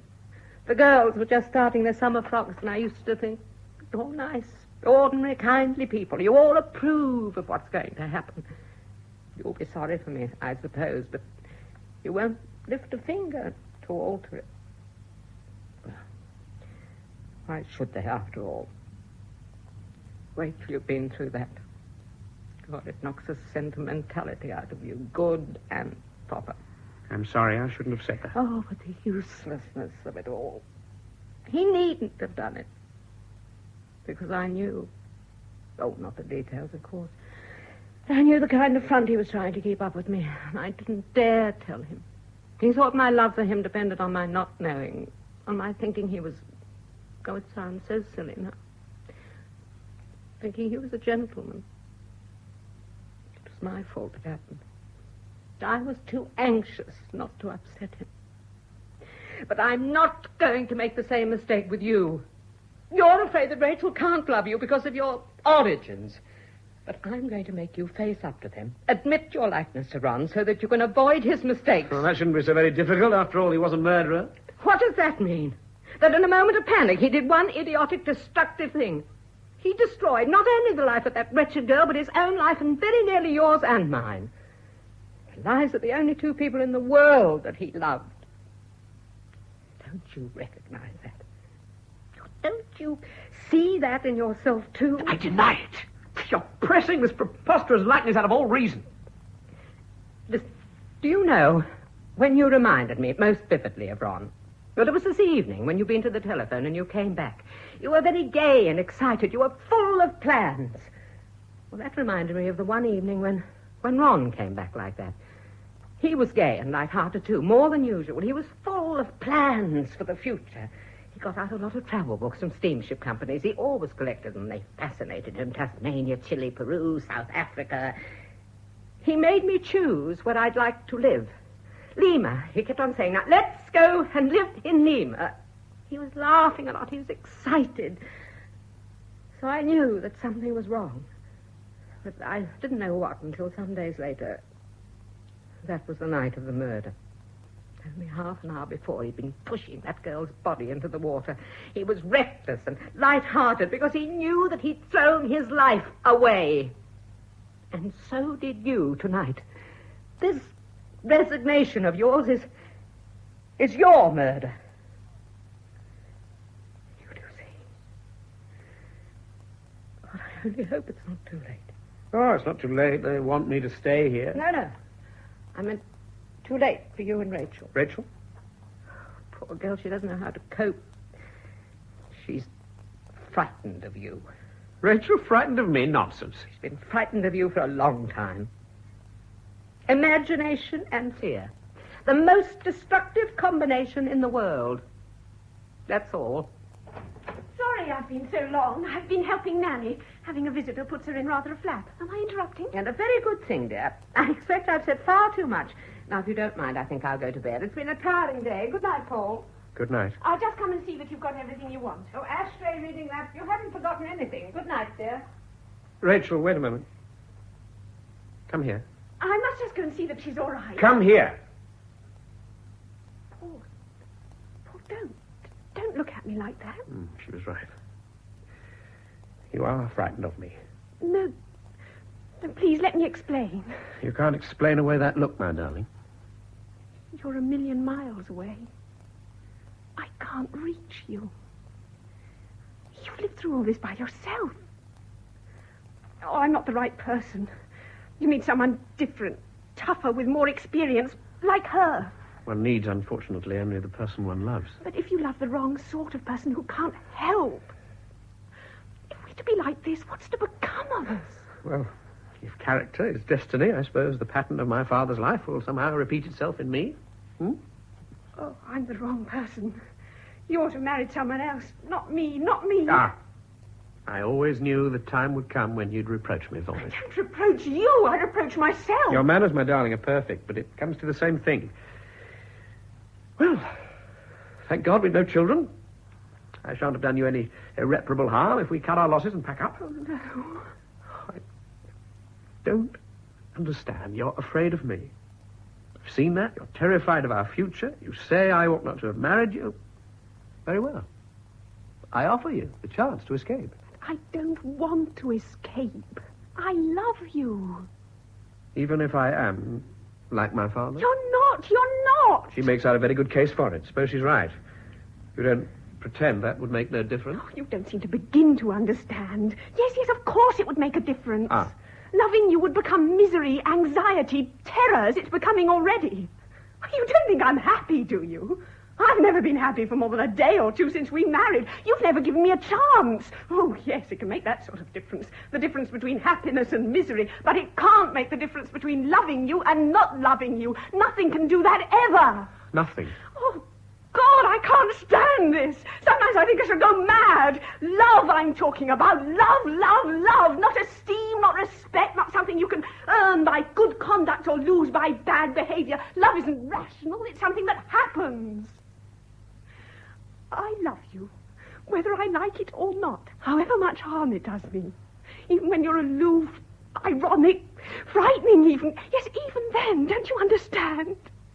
My heart turns over with love for you because of the way you laugh or move your hands.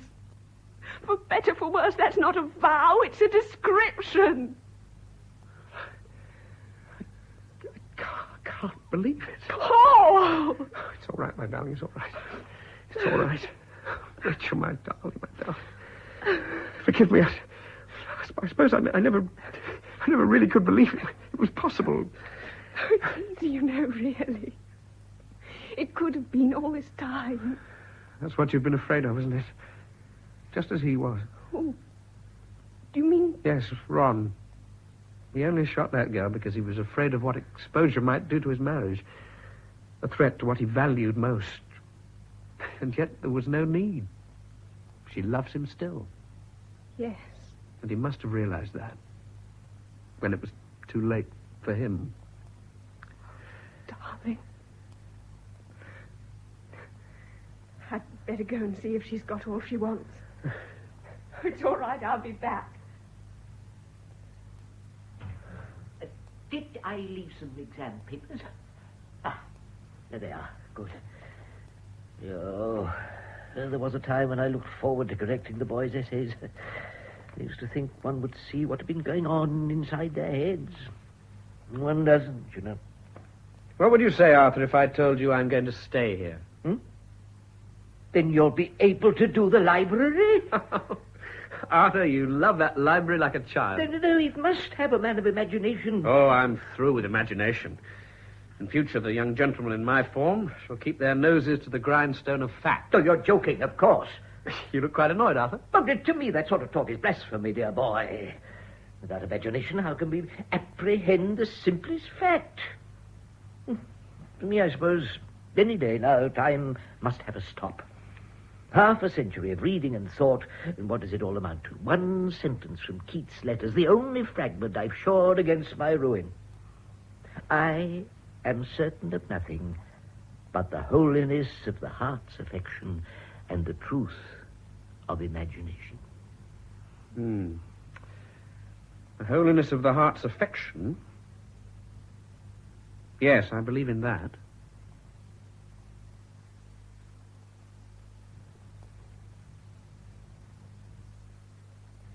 In A Question of Fact by Wynyard Brown, Nina Trafford was played by Noel Hood. Nanny, Margot Boyd. Paul Gardner, Martin Jarvis. Rachel Gardner, Jane Knowles. Charles Trafford, John Bentley. Arthur Lamb, Maurice Denham. Grace Smith was played by Coral Brown. The play was produced by Martin Jenkins. This is the BBC Home Service and the British Forces Broadcasting Service. We present Isabel Rennie as Jeanie in the play of that name by Amy Stewart, adapted for broadcasting by Martin C. Webster. The action takes place during the 1930s.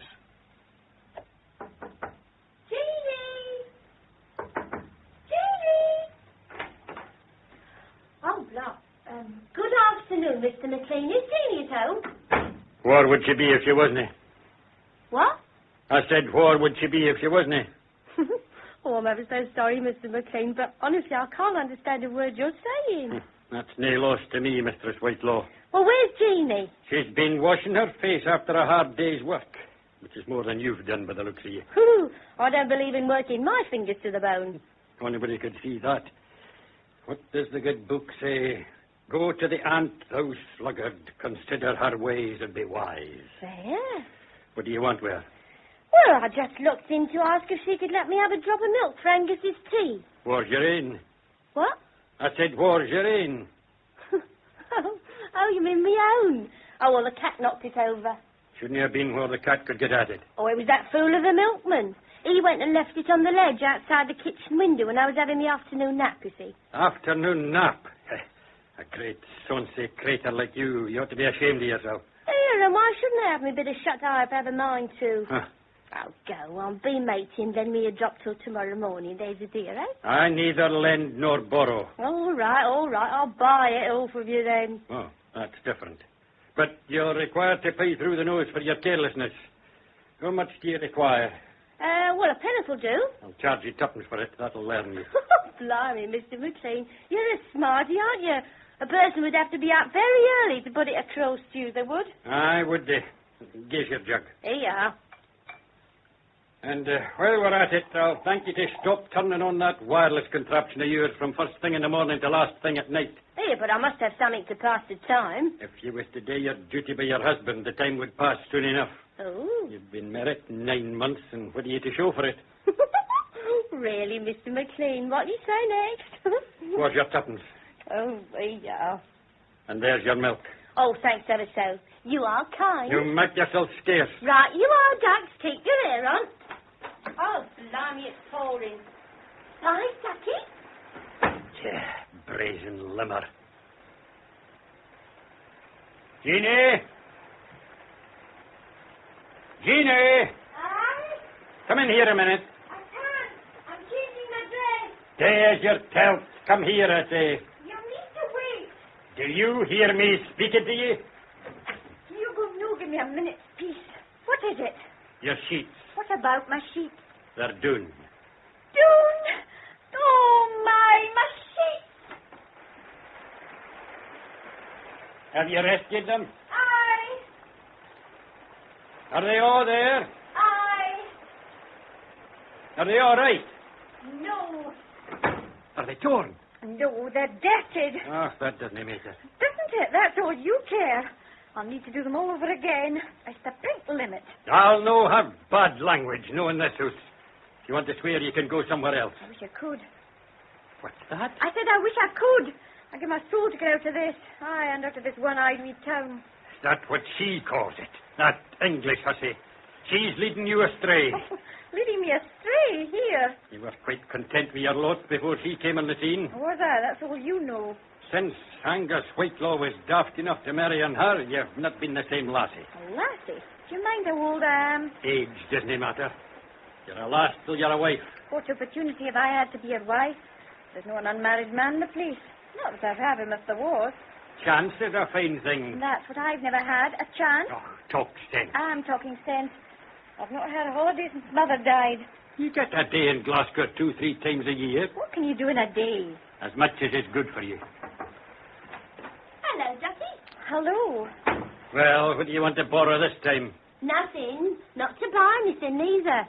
You have now sold something to Mistress Whitelaw. And what if I have? She's forever asking you to lend her things. She always pays me back. Aye, short measure. Oh, what did he sell you? Oh, only a drop of milk for Angus's tea. Fancy charging you for it. What would Mother have said? Your mother would have had more sense than say anything. Aye, not tack up with a bosom like her. Oh, manners. Jezebel, she's just a Jezebel. Sorry, Mrs. Whitelaw. I'm awful affronted. You need to take no notice. Oh, don't worry, Jeanie. I can look after myself. Here, what are you doing? I'm at my sheets. The storm blew them down. Oh, what a shame. Shame? It's a pink limit. If there's one thing I hate washing, it's sheets. Yeah. Here, why don't you send them to the laundry? I do. I'd like to see Father's face if I suggested it. Well, Angus didn't like it at first, but I'll put my foot down. It's well seen you can. Well, it's the only thing to do, Ducky, to begin the way you mean to go on. Get your own way from the start, or you won't get it afterwards, I tell you. Well, I'm off the pictures. I looked in to see if you can with me. I wish I could. Well, come on, then. How can I? I'm at my sheets. Leave them in soak. Oh, I can't. Anyway, I require to ask for the money. Well, take it out of the housekeeping. I don't get any housekeeping. A doll's out what we need. Oh, blimey, I couldn't put up with that. I couldn't. If you'd father, you just need to. Here, wait a tick, Jeanie. I'll look in my bag. Perhaps I've got enough for us both, eh? I can't let you pay for me. Why not? I can't accept what I can't return. Oh, go on, love. Don't be so proud. I'm not proud, but I hate to sponge her. Well, anyway, I haven't got it. Tomorrow's payday, so that settles it, doesn't it? We're settled already. Thanks all the same. Well, I suppose if you can't come, you can't. Oh, good. 20 to 6. I must fly. Don't want to miss anything. Oh, wait a minute. What for? Oh, just till I see if I can get the money out of Father. I could do with a bit of romance tonight if it's only a picture. Good for you. Father! Aye? Will you be all right for a wee while? Why? Where are you going? Out. What for? A wee walk. Who with? Mistress Whitelaw. She is loud and stubborn. Her feet abide not in her house. Whisht, Father. I'll no whisht. As soon as she stops coming to this house, the better. No use. Go on, girl. Stick up for yourself. What's all this nonsense? I'll need 9pence. What for? To spend. What on? Oh, stop asking questions. I'm in a hurry. She's asked you to go to the cinema. What if she has? You're not going, that's what. Why not? Hotbeds of vice. Oh. I never went to one, and neither did your mother. How do you know they're hotbeds of vice if you never went to one? I know more than you think. Oh. Mistress Whitelaw, once and for all, I'll thank you not to bring your English ungodly notions into this house. Oh, please. I'll no have my lassie forget she's been brought up in the fear of the Lord. You and your cinemas and your high heels and your low neck. Oh, you shameless faggot. Whisht! I'll no whisht. And I'll no give good money to squander on godless fun. Oh, the mean old skunk. Mistress Whitelaw, I thank you not to speak that way about my father. Well, I tell you, I wouldn't have your life, Jeanie, not for the world. I wouldn't. I'd sooner be a servant. A servant? Me? Well, it's what you are now, indeed. Only you don't get paid for it. Do you know, you could get £1 a week and an evening off and every second Sunday and a whole day a month you could. And you could refuse to wash sheets. Sounds like paradise. Well, I don't know about paradise, Ducky, but it'd be a darn sight better than this, it would. I am my own mistress. Well, now, do you call this being your own mistress? Blimey, I call it slavery. Whatever you call it, I just need to go on with it. Why? How can I leave Father at his age? Well, let your cousins in Glasgow take a turn. How can they? They can't leave their husbands. Well, you could let him go to them, couldn't you? No room. They've only got wee flats. Besides, he'd never do it. He's lived here all his life. He's too old to change now. How old is he? 72. 72. Angus says he lived to be 100. Oh, blimey, another 28 years. You're good at arithmetic. Oh, my God, fancy going on like this for another 28 years. Oh, God. Mr. Whitelaw, if you want to use bad language, will you please go elsewhere? Do you call that bad language? If I said what I'd like to say, Dax, you'd hear something. You'll need to wait if you don't want to miss the first kiss. Oh, keep your hair on. I'm going. You're a fool, Jeanie, to waste your life on a mean, bad-tempered old man, and I don't care who hears me say it. Ta-ra, Dax. Sorry you can't come. Good luck to your sheets. Get into the water with you. Go on, get in.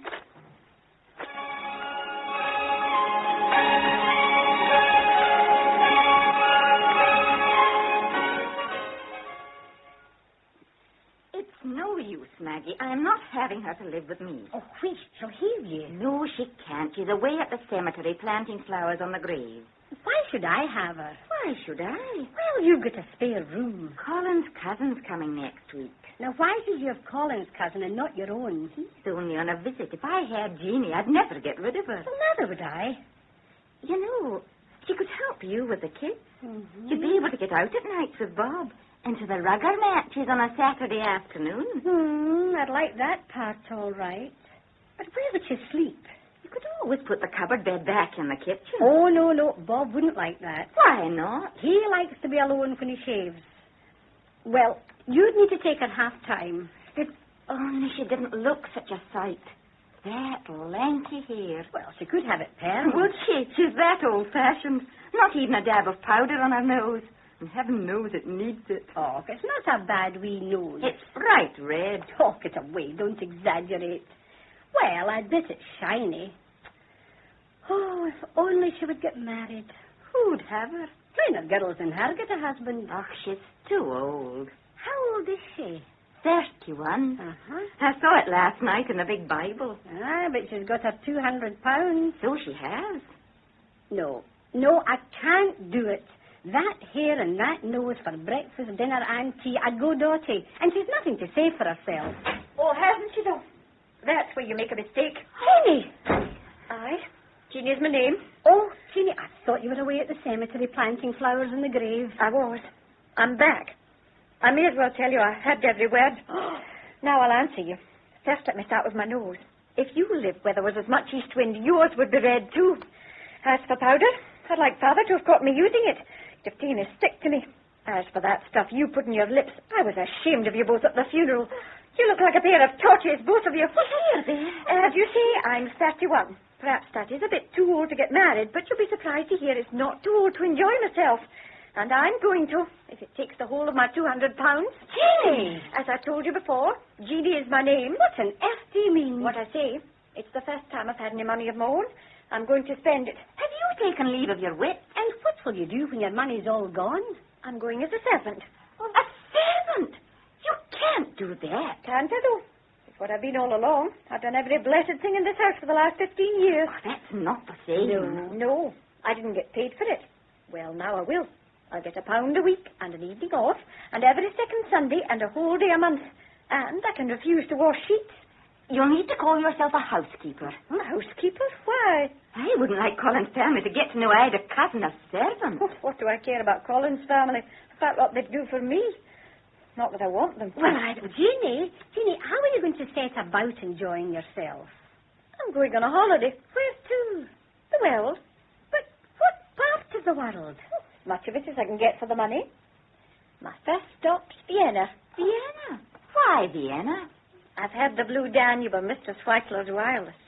I want to hear it played at the source. Oh, it'll be an awful dear fare. It's nothing to me. I'm going to chuck money about for a change.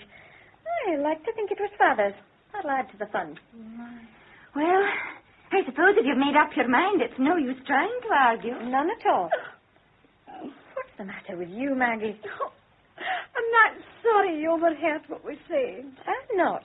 It's put me on my mettle. You know, Ginny, it's not that we're not fond of you. It's just that... I know. No man wants his wife's relations.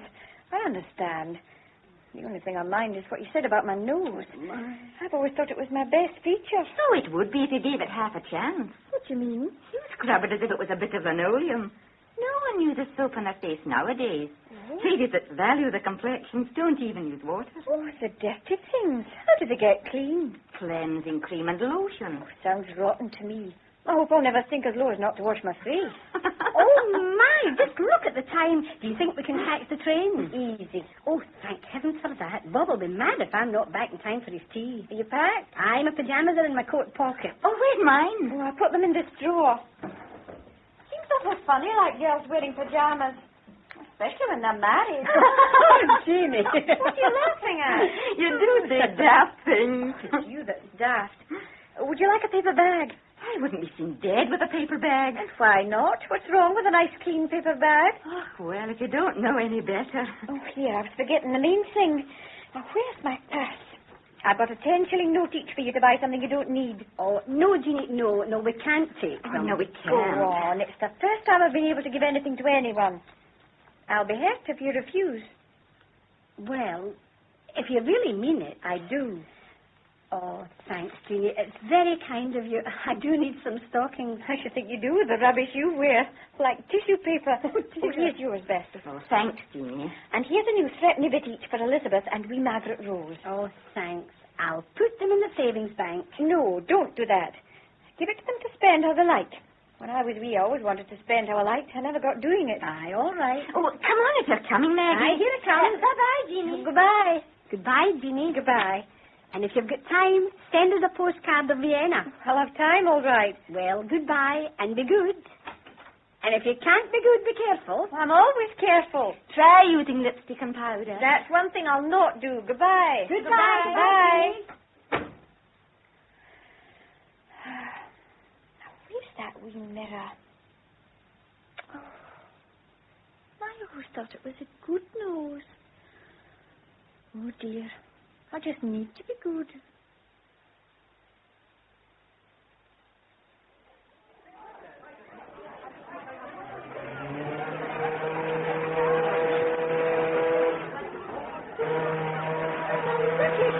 I can't go without my luggage. Here, wait a minute. Don't take down the gangway. I just can't go without my luggage. I'll require to get off. Hey, excuse me. Can I be of any assistance? Yes, you can. The boat's just going to start and I can't find my luggage. What did he do with it? A porter yanked it out of my grasp. Well, what's his number? Number? I don't know. He said he'd meet me on deck. Well, didn't he give you a ticket? No. Oh, what's this in your hand? No. I had it in my hand all the time. Looks like it. Number 97. Hi there! Number 97! Number 97! Yes, sir, yes, sir. Where's this lady's luggage? Over there, sir, under that seat. Oh, why didn't you let her know? Well, I did, sir, but she wouldn't take no notice. I didn't understand. Is my hood all there, too? Yes, miss, behind the basket. Thank you. What do I owe you? Oh, well, I'll leave that to you, miss. Oh, now, where's my purse? Such a lot in my bag. I can't find it. Don't worry about it just now. I'll see to this. Thank you. I'll settle up with you later. Thank you, sir, thank you. All right. Good day, miss. Good luck to you. Oh, same to you. Goodbye. Well, I managed to get off in time.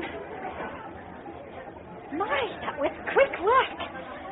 How much did you give him? Half a crown. Half a crown. Well, if you think it's too much, give me what you'd have given him yourself. Oh, no, indeed. I must pay my debt. It just took me by surprise, that's all. Here. Oh, no, I Go on, don't. I can afford it. Well, if you insist. I do.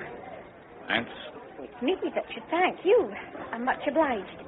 It was awfully silly, like making that mistake. He kept on telling me his number was 97. I thought it was being rude. Why'd you laugh? Sorry, I'm not used to the Scotch accent. I got that. Oh, look! We're away! If you'll excuse me, I'll get where I can see everything. Oh, thank you again for your kindness. Goodbye.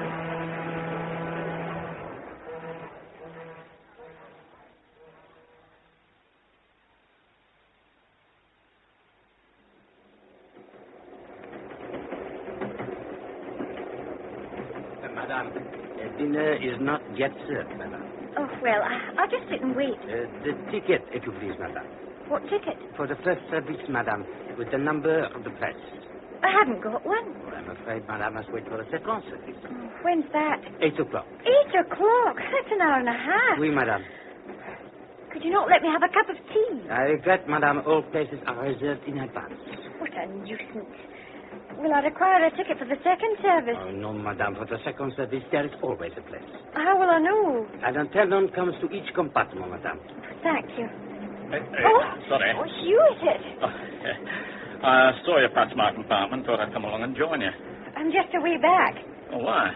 The man says I'll need to wait. What for? The second service. Oh, rubbish. All the seats for the first are reserved. Soon fix that up. All right, monsieur. Table for two. For the first service, please. Ah, thank you, monsieur. Will this do for monsieur? It's champion. Yeah. Let's see. What about you? Facing or back? Well, I think you'd better face. Right. You're very masterful. You always get your way so easily. Generally. How much did you pass him? What did I want? How much did you give him? Oh, half a crown. Another half-crown. You're very extravagant. Well, it's worth it when you're traveling. A little extra gives you a lot of extra comfort. Am I hungry? Famished. I've had nothing to eat the whole day. No breakfast? No. I was too excited. Lunch? The sea was too sugary. I thought my last hour had come. Here. What's this? Oh, 1 and 3. Oh, what for? My share of the tips. Put this back in your purse. No, indeed. I can't let you spend your money on me. I'm a stranger. Now, look here. I took the half-crown for the porter because it was your luggage. Now, this time it's my affair. I'd have given it him in any case. Are you telling me the truth? Cross my heart. All right, then. But you need to let me pay for my own dinner. Well, we'll argue about that when we've had it. Oh, there'll be no argument about it. Well, isn't this nice? All these wee tables. And these wee red frilly lampshades. Aperitif, monsieur? What is it? Something to give you an appetite. That would be a waste. I've got one already. Well, anyway, I'll better not. On an empty stomach. Mine's empty, all right. No, thank you. Where's it? Now, what about something to drink with the food, eh? I think champagne's indicated, don't you? Champagne? Don't you like it? I've never tasted it. How much is it? Put that back away. I'll need to pay my share. And now, look here. You can pay for your share of the food, but the drinks are on me. A man always pays for the drinks. Are you still telling me the truth? Well, didn't you know that? Well, I've not had much experience of men, except Father. He wouldn't have paid for anybody's drink. You wish to order, monsieur? Yes. Now, let's see. Number 17 is a good one, monsieur. 17. You American. No, not on your life. Hey, what's this? Bollinger, 19 franc turn. Hey, bring us a bottle of that. Bien, monsieur. Tout de suite, pas après le repas. Bien, monsieur. French fancy. Have to win business. Not everyone could do it, whether they had to or not. Can you manage German as well? I can. You must be awful clever. Are you travelling on business just now? As a matter of fact, I'm just on my way to the Vienna Fair. Was there a fair on the Vienna? Well, it's more what we'd call a trade exhibition. Oh. What are you exhibiting? Oh, just a little invention of my own. Are you an inventor, too? Only in a small way, you know. Well, are you not going to tell me what it is? Something very ordinary and common. What? A simplified washing machine. A washing machine? You mean for clothes? Yeah. Does it take sheets? It does. You call that ordinary and common? Well, I don't. It's what I've been wanting all my life. Is it?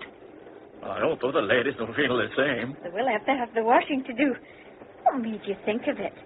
When I was a kid, I used to see my mother bending over the wash tub. It was back-breaking work. No one knows that better than me. Can I get seeing it? Yeah, if you come to the fair. I'll do that all right. When's it on? Opens next Sunday. Sunday? You open a fair on a Sunday? They do. What would Father have said? I don't know, I'm sure. Sunday or no Sunday, I'll be there the first day. I'll no rest till I see that washing machine. I like your enthusiasm. If you'd washed as many sheets as I have, you'd be enthusiastic too. Do you mean to tell me a little lady like you was at the wash sheets? Aye. And done everything else in the house as well. Yeah, well, that's very sporting of you. Well, I didn't do it for sport. Father wouldn't have anyone in. He made out he couldn't afford it. Then, if he didn't go and leave £200... £200? Aye. Well, not counting the funeral. He paid into a society for that. You could have knocked me down. I'm spending it on a holiday. All of it? All except a wee bit I've put in the bank to keep me going till I find a situation. My cousins in Glasgow wanted me to live with them, turn about. But I'd liever be independent. There's nothing like independence. What sort of situation? A housekeeper. Will you like that? Fine. You can ask £1 a week, and an evening off, and every second Sunday, and a whole day a month. And I can refuse to wash sheets. As I said to Mrs. Whitelaw, it sounds like paradise. And who's Mrs. Whitelaw? Oh, my neighbour. Angus Whitelaw married her on last July. He met her at a place called Southend. Father said it served him right for taking his holiday in England. I get on with her fine. Hey, you'd get on with anyone. I can hold my own. You see, I've never had a holiday except a wee jaunt down the Clyde. Now I want to see the world so that I'll have something to look back on old age. Yeah, old age. That's a long way off. Not so long as all that. Time slips by without you noticing it. How old do you think I am? Well, do you want the truth? Aye. I'm a stickler for the truth. I won't, yeah. I pride myself on guessing people's ages. Go ahead, then. Now, let me see. Oh, don't stare at me so hard. It's awful embarrassing. Let's see now. 26. 26. Fancy that. Yeah, was I right the first time? Some people think I look more. Well, in some ways, you look less. You've got young eyes. That's because I've led such a pure life. If it's not a rude question, how old are you? 41. Just right. Oh, for what? For a man. Are you married? A widower? Oh, I'm sorry. I shouldn't have asked. Well, I don't usually speak about it, but somehow it's different with you. Any children? 2 lads, both abroad. Oh, must be awful lonely for you. It is sometimes. But I've stuck it for about 7 years. Do you never think of marrying again? Oh, that's the danger. Danger? Why? Well, I've got to the age when I fancy the wrong sort. What sort? Blondes. Some blondes are quite nice.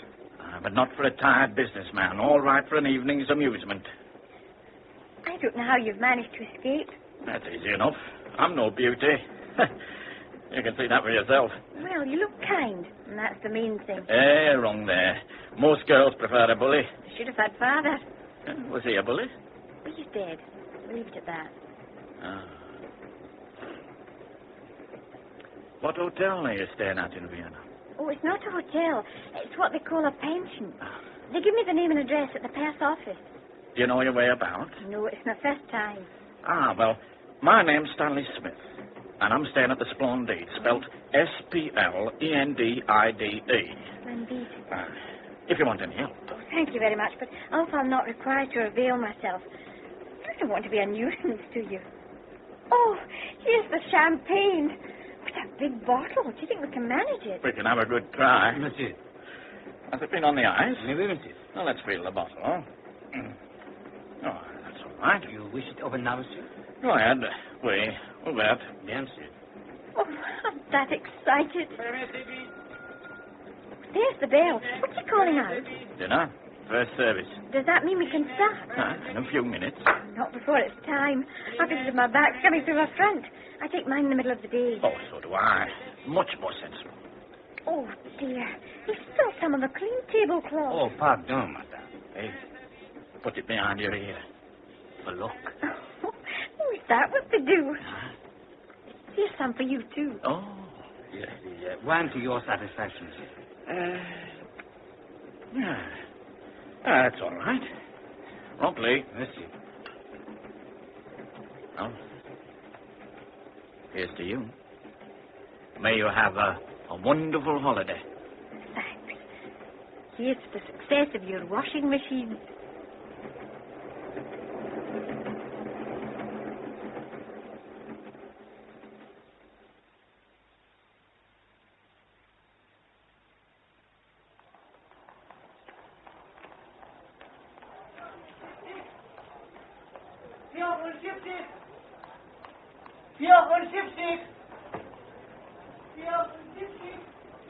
Gnädige Frau. Can you speak English? Of course, madame. No, of course about it. Where I've just come from, they couldn't understand a word. How much do you charge? For what, madame? For staying here. Single or double room? Single, of course. From 14 Austrian shillings, madame. 14 Austrian shillings. Wait a minute, I'll do some arithmetic. That will be 10 shillings and 6pence. Oh, it's dearer than I meant. What do you get in for it? Please? Does it include tea? No, madame. Supper, then? No, madame. Only breakfast and dinner? It is for the room only, madame. 10 and 6 just for the room. You certainly know how to charge. Is that the cheapest you have? Yes, madame.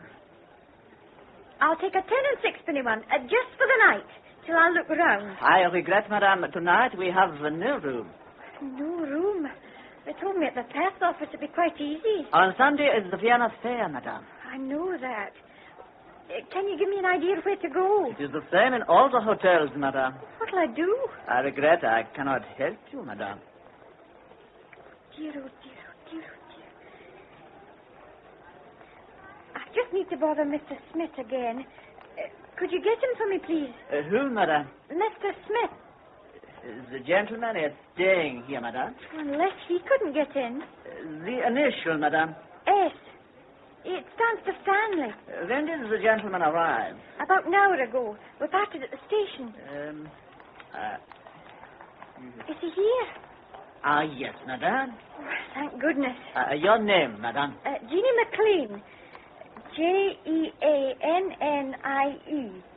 Capital M, small c, Lean. Thank you, madame. If madame will take a seat. Page Stanley Smith. Bitte schön. Sind so lieb und gaben mir ein Bleistift? Jawohl, Herr Graf. Dankeschön. A wee laddie took my luggage. Will it be all right? Quite safe, Oh, madame. thank you. I suddenly remembered it. Excuse me for interrupting you. Servus. Dankeschön, Herr Graf. Where's the lady? Oh. Yeah, here you are. I'm sorry to trouble you again. Oh, no trouble at all. That pension I went to, they'd no room. Oh, bad luck. I haven't got one here either. Oh, nonsense. Who said so? The man at the desk. Oh. Because of the fair. He says they're full up everywhere. What'll I do? I'll talk to him. I only want it for the night till I look round. Have you had any tea? No. You like some? I'd give my soul for it. There's no need for that. Hey, look, come into the lounge. I've just ordered some and I heard my number called. Did I take you away from it? Oh, that's all right. I'll enjoy it all the more in your company. There's a girl that looks as if she knows one of us. Can't be me. Where? Over there. That blonde. Do you know her? I've never seen her before in my life. She's smiling at us. I must be at someone else. Come on, this way. What about my room? I'll see about it after tea. Will it not be too late? Now, don't worry. I'll see you get one. Trust me. Somehow I feel I can. You blonde still smiling at us?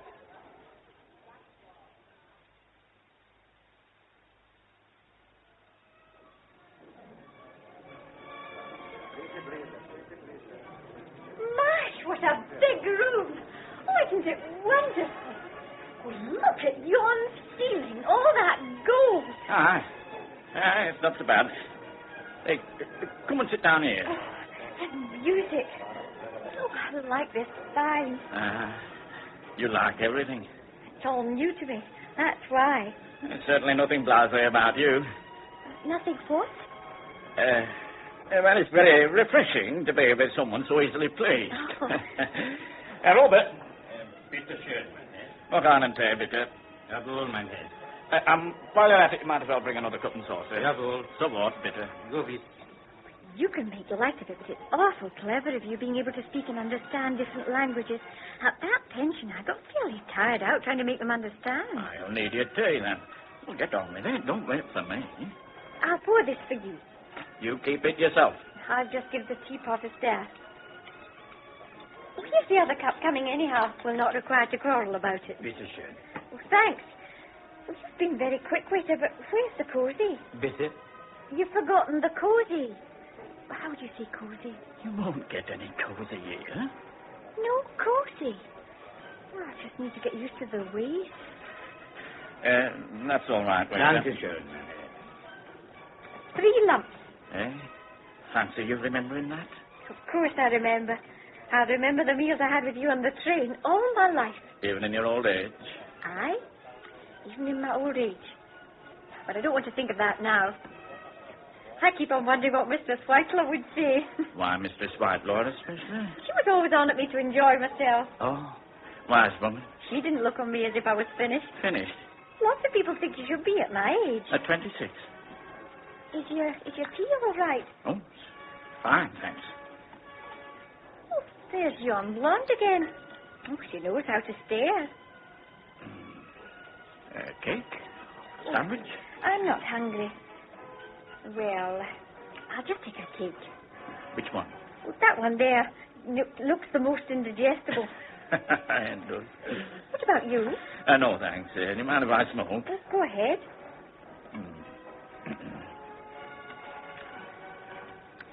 Quite domestic, aren't we? Quite. Yes, it's a long time since I felt like this. What are you doing this evening? I haven't thought about it yet. Well, would you like to go around the town in an open carriage, see the sights, end up for a bite of food in one of the big cafes? Do you mean it? Oh, of course. What do you think? Sounds too good to be true. Can you spare the time? Yes, I'm free the whole evening. Don't start work till tomorrow. I don't know how to thank you. I don't try. Why are you so kind to me? I don't put it like that, please. I wonder why the men let you stay single. Because I have bad taste. That's what I think. I never got going out and about. While my mother was alive, I never wanted anyone else. She needed me, too. She'd a thin time as father. When I think of him having all that money put by and her having to scrape and save. Oh, she never had anything. He never even gave her a civil word. Why didn't she leave him? She liked him. I suppose you mean she was in love with him. I suppose I do mean that. Life's awful funny when you think of it. And the funniest part of it all is sex. Mr. Smith, we never speak about sex in Scotland. I beg your pardon. My mistake. Mother made me promise never to leave him.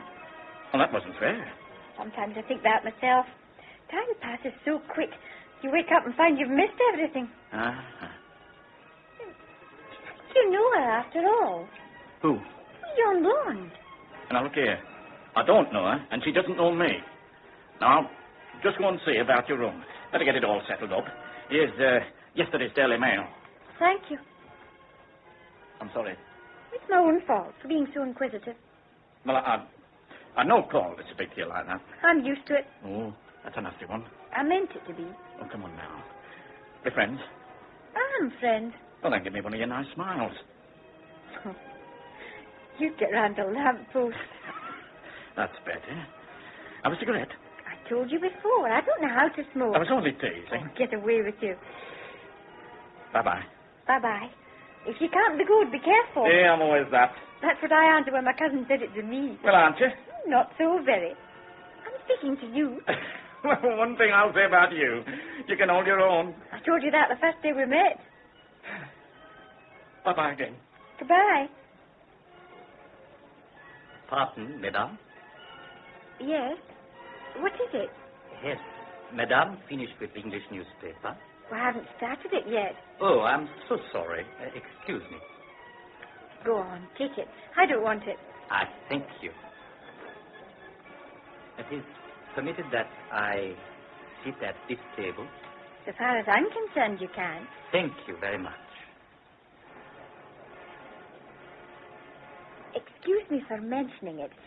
You speak English very well. If it's not a rude question, where did you learn? When I was a child, I had an English governor. Oh, that accounts for it.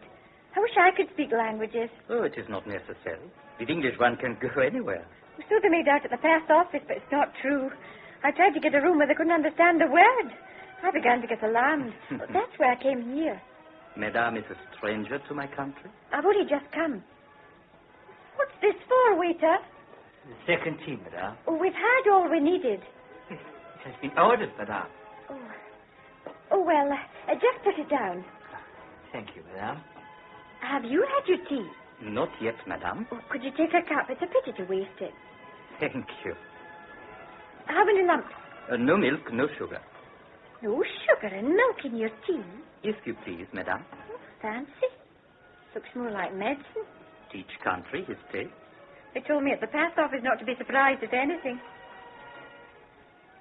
Oh, help yourself to the cakes. Oh, thank you. Madame travels alone? I? I beg your pardon? Yes. It is not agreeable for a lady to travel alone. Better than not travelling at all. Madame has tasted quite French. Oh, this is my first chance. You see, my father died a few weeks ago and left me his fortune. Really? Yes, I'm taking a wee holiday before settling down. Vienna's my first choice. I'm honored. Are you a native? I beg your pardon? You were born in Vienna? Ah, alas, yes. Why, alas? For men to have been born in Vienna is to have seen much that is sad. You could say that about anywhere. More Vienna than of any other place, madame. I speak as one who knows. Vienna has been the gayest, the most cosmopolitan city of the world. How could it be otherwise? The Viennese have, how does one say, the genius for to be gay, for to smile, for to sing, for to dance. When one is persona grata at the court, as my family has been, one has everything. Now we have no more court, no more country, no more the light heart, no more do we dance and sing. Oh, forgive that I speak of this thing. Oh, no. Go on. I'm interested. No, one must not spoil your holiday. Oh, it's all part of it. I mean, I like to hear everything. My count, madame. Count Karl. Are you a count? A real one? Yes, madame. Fancy. I need to write and tell my cousins. They'll be awful jealous. Oh, I need to let Mr. Swatlow know, too. Oh, do you hear what they're playing? The Blue Danube. The very thing I came for. And I'm hearing it the best day. At last. I've got something I wanted at last. I'm hearing the Blue Danube played at the source. My, that's nice. Do you mind if we keep quiet while we listen to it? Of course, madame.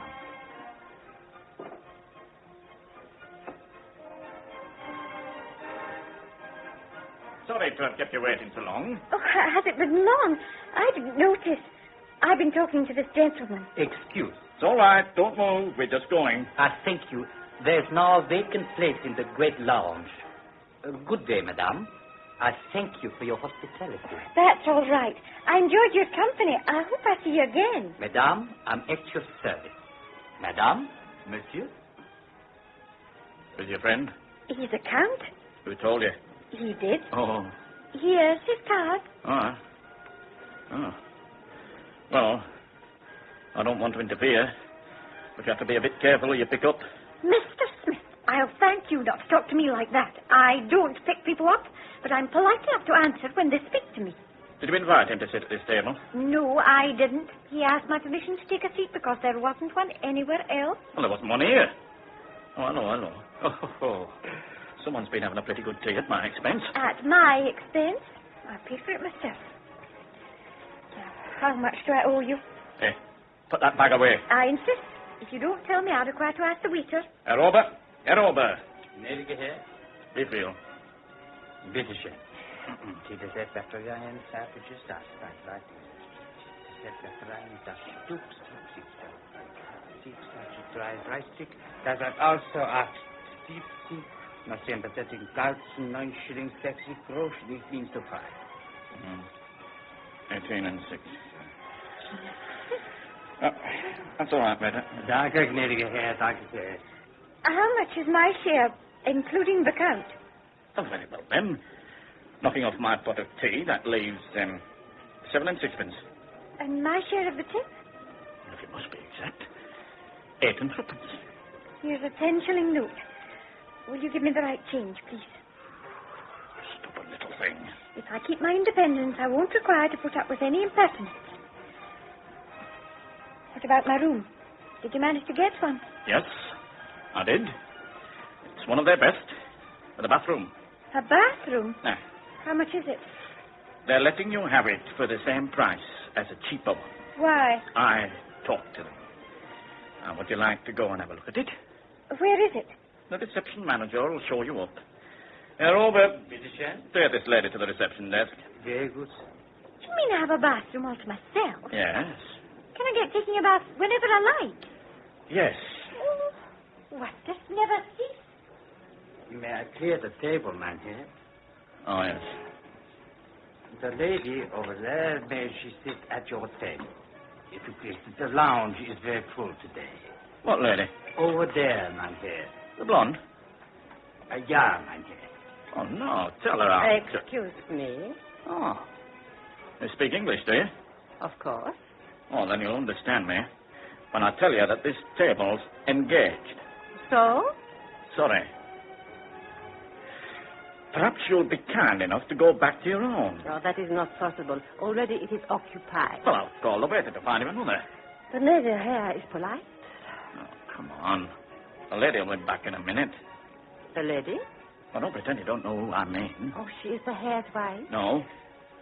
No. Well, anyhow, it's no business of yours. Oh, come on. I make a mistake. I think, by the way he look at me, the hair is interested. Well, I'll pay you the compliment of telling you you're the sort of girl any man would have to look at twice, but I give the hair also a compliment. Hmm? When I see him, I say to me, there is a man. At last there is a man. How nice shall it be to speak with him, to have a dinner, a cabaret, to show him a little the life of Vienna before a so hard week at the fair. How do you know I'm here for the fair? For what else shall come a man such as the Herr to Vienna? Not for to waste his time and amusement. He is too serious, no? I'm serious about my work. But I know how to enjoy myself. Oh, I also am serious about my work. You call this work? Please? You call this work? Picking up stray foreigners? I'm afraid the Herr becomes a little too polite. I thank him. Guten Tag. Miss, look, I'm sorry. It was a natural mistake. In my country, pretty girls like you don't do this sort of thing unless they're a bit... Unless they do it for a living, you see. I apologize. Now, what was that you were saying about dinner and the cabaret? Oh, it cannot interest the Herr. Oh, but it does interest me. Only the trouble is I'm rather busy this evening. What about tomorrow? Tomorrow is Saturday. Well? On Saturday after Mittagessen, I go into the mountains. Well, what about the evening? Oh, in the mountains I stay the whole night, and on Sunday, all day. Sunday evening, then? Sunday I do not return until very late, only for to go to bed. Monday? On Monday I am again at my work. All the week while I work, I'm too tired to amuse myself. What is your work? I am vendeuse and mannequin in the best atelier in Vienna. Oh, it is not so easy. All the day must I stand on my feet. We have much clients, English, American. I must speak with them, smile with them, or, how do you say it, persuade them. At night I'm tired. Well, if you're so tired, why are you going out tonight? Tomorrow is Saturday. I work only for half a day. It is not important. I waste the Herr's time, also my own. No, damn it all. I must have a bit of fun once in a while. Look, if I get rid of this appointment, you won't let me down, will you? Please? Where shall we meet? Here? Oh, not here. Might be a bit awkward. The Kaiser Bar. Where's that? The Kartenstrasse, 5 minutes from here. What time? 8 o'clock. Right-o. Now, look, you won't be annoyed if I ask you to go now. I've got to get rid of this other appointment, you see. It won't do for us to be seen together. No. Would you mind going through to the little bar, through the lounge there? Yes, I know it. I'm sorry I can't ask you to have a drink, but I'll make up for it later. Understood. Auf Wiedersehen.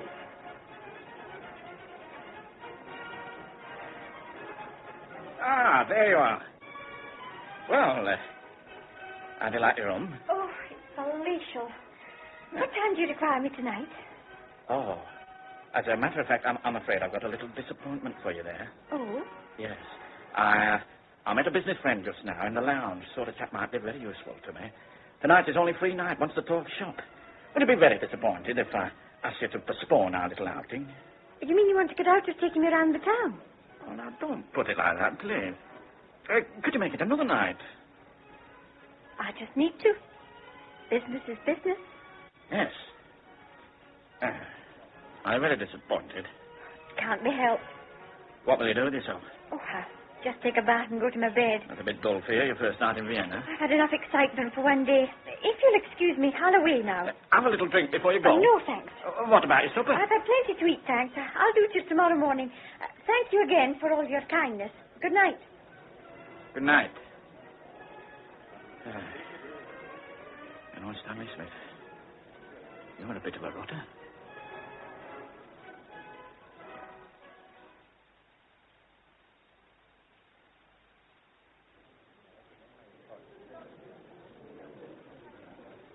Good morning. Oh, it's you, Count. Good morning. I'm just sending a few cards. A beautiful day, is it not? Wonderful. The sun came in bursting at my bedroom window. I just basked in it. They give you a comfortable room? Give is hardly the word. They know how to charge. If Madame can afford to pay. I can do that all right, but I don't like being robbed. Oh, who does, Madame? Did you enjoy the evening? Well, no, as a matter of fact. No?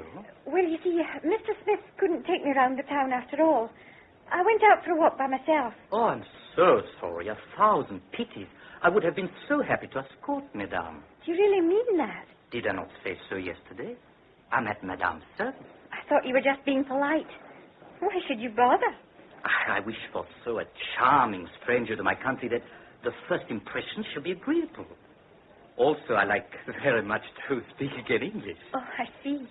Oh, by the way, this, Mr. Smith, he is your escort today? Oh, no, he hasn't the time. He's got to get his stall dressed for the fair. So, Madame has arranged for herself an interesting program? No, I haven't. That's the trouble. I thought it'd be quite easy, but I feel awful kind of lost on my own. I was just wondering whether to hire a guide. What do you think? Madame, don't you wish to accept my offer? Does it hold good through the day? Oh, Madame. But what about your work? I do not work, Madame. Can you manage without? Fortunately, I have the rents from my estate. Oh, you have an estate, have you? From my mother. The castle from the family of my father is our property, alas, no more. That's awful sad. Ah, such is life, Madame. Such is life. But we shall not speak of this today. Now, what do you want to see? Everything. But that's absurd. I don't know. I'll just leave it to you. Let me consider. Ah, yes.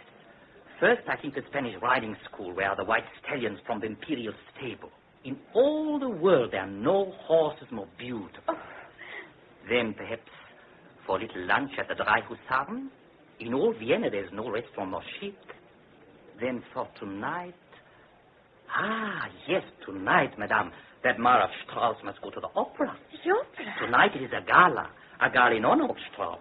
The Strauss which has composed your favorite waltz, the Blue Danube. The Blue Danube. Will they be playing it? With full orchestra. Oh. All the best people will be there. It shall be gay, amusing. It sounds wonderful. Ah, not alas as formerly. Then, mein Gott, then it has been a sight one cannot forget. The ladies in the most beautiful gowns, the officers in uniform, the great staircase, the glittering chandeliers, the jewels which sparkle like sunshine on the Mediterranean Sea. Oh, Madame, if I could bring this picture to your eye. Oh, but you do. Ah, no, it is not possible. One does not feel the life. One does not hear the laughter. One does not breathe again the perfume of a glove on a little hand. Ah, pardon, Madame. I must not talk to you about these things. Please, go on. No. For me it is too sad. But positively, Madame must go to the opera tonight. Will you be there? No, Madame. Do you not want to go? Oh, I would love to. Then what's to hinder you? Because for a few days, a week perhaps, I must live very quiet. Why's that? Reason of finance. What a nuisance. No, it's not important. But for the moment, I must, as you say in English, go slow. Would you be offended if I made a suggestion? Offended? With you? Would you let me pay for your seat? Oh, Madame, I... You are offended. Oh, no, but I cannot trespass on the generosity of a stranger. I know just how you feel. I was the same with Mr. Whitelaw and Stanley Smith. But with you, it's different. Oh, thank you. Anyway, you can return my hospitality when your rents come. I'd be glad of your company. I don't much like the thought of going on my own. It's the language. Oh, can we get in at the door? I beg your pardon? Do you require to take tickets in advance? But of course. Already they're not easy to procure. Only the most expensive places remain. Oh, how much are they? Oh, I do not know exact. 25, 30 shillings. For the two? For one, Madame. Oh. I'll need to go up to my bedroom and get another traveller's check. Will you wait a minute? I'm at Madame's service. What do we wear? The grand toilette, Madame. What's that? Evening dress. Of course. What a nuisance. I've left mine at home. Oh. Could you tell me the name of a shop where I could get one ready-made? If Madame wish it, I'll escort her to the best atelier. I'm much obliged. How much will it be? One must pay for the best. Oh, of course. I might as well be hung for a sheep as a lamb. Oh, another thing. Can you tell me where I can buy some powder for my nose?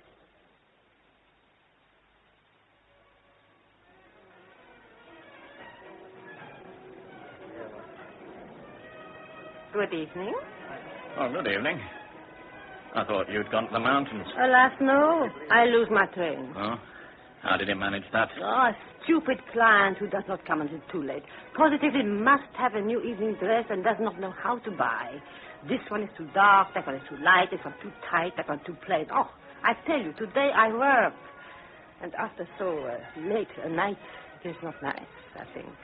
Then I expect after all this fuss, she went out without buying anything. Ah, but no, I am not so bad of orders as that. But we waste much time. In the end, I and the dressmaker also must wait until it is altered for Madame, and so I lose the train. Bad luck. It is life. Ah, some women ought to be shot. I think. It was a friend of yours. Mine? The little lady you were with yesterday. Oh. You enjoy yourself last night? Oh, very much, thanks. You do not speak with much enthusiasm. Well, I've had a busy day. I'm tired. Yes, I also. You do not ask me to have a little drink? Oh, I'm sorry. To tell you the truth, I'm waiting for someone, a business friend. That's why I didn't ask you to sit down. Oh, pardon me. I get up at once. Well, if you like to order yourself a drink at the bar, you can put it down to me. Oh, many thanks. You wish that I show to you another cabaret tonight? Now, run along. Get yourself some cigarettes. Thank you. I might be along presently. Grüß dich Gott, Schnucker. Herr Robert. Here. Have I seen anything of that little lady this evening, Miss McLean? This evening, no. Oh. Well, you might send that page over, will you? So gnädige Herr. Mein Herr? Take this up to number 27. If the lady's there, wait for an answer. Jawohl, gnädiger Herr. And what are you waiting for? Nichts, gnädiger Herr. Oh. Here you are. Danke sehr. And hurry up with that answer. Sofort, gnädiger Herr. Danke. You're not going to say good evening to me, Mr. Smith? Oh, good evening. Oh, it is you, is it? Do I look nice? All right. I've been to the dressmaker's. Well, I can see that for myself. Do you approve my choice? Not bad. What have you done to yourself? Oh, it's my face. Heaven alone knows what they did to it. I've a whole kind of shop up in my bedroom. They forbid me to wash it, but I will. I should hope so. I'm glad you agree with me. That's some awful dirty ideas. You know, if you asked me your age tonight, I shouldn't get you at 26. No? No. More like 16. Oh, we'll split the difference. My skin's quite nice, but it hasn't been exposed. That's not foundation, it's myself. May I say something? If it's a compliment. It is. Go ahead, then. Your nose isn't so bad either. Oh, thank you. I've always thought it was my best feature. Am I too bare? No. I wanted something more covered up, but the saleswoman wouldn't let me. Oh, she was an awful blather. I gave in for the sake of peace. Would you like my shoes? Not so bad. They don't let you wear much underneath. Oh, I feel like a princess. As a matter of fact, I've just sent a page up to your room with a note asking you if you would have a bite of dinner with me tonight. Can you wait a few minutes while I have a wash and brush up? Well, thank you very much. But I'm engaged. Why? What are you doing? I'm going to the opera. By yourself? No. Oh, with? Yon Count. The one that picked you up last night? Mr. Smith, for the second time, I'll thank you not to speak to me like that. Have you made any inquiries about him? No, I didn't need to. I go by my instinct. Sometimes instinct can be wrong. I know that. I've just had the experience. I may as well tell you, I saw you last night with yon blonde. I'll wish you goodbye. Good evening, madame. Oh, Count, there you are. Madame. Am I all right? All right. Oh, madame. Is it time to go? Yes, if we wish to hear the overture. I want to hear everything. Good night, Mr. Smith.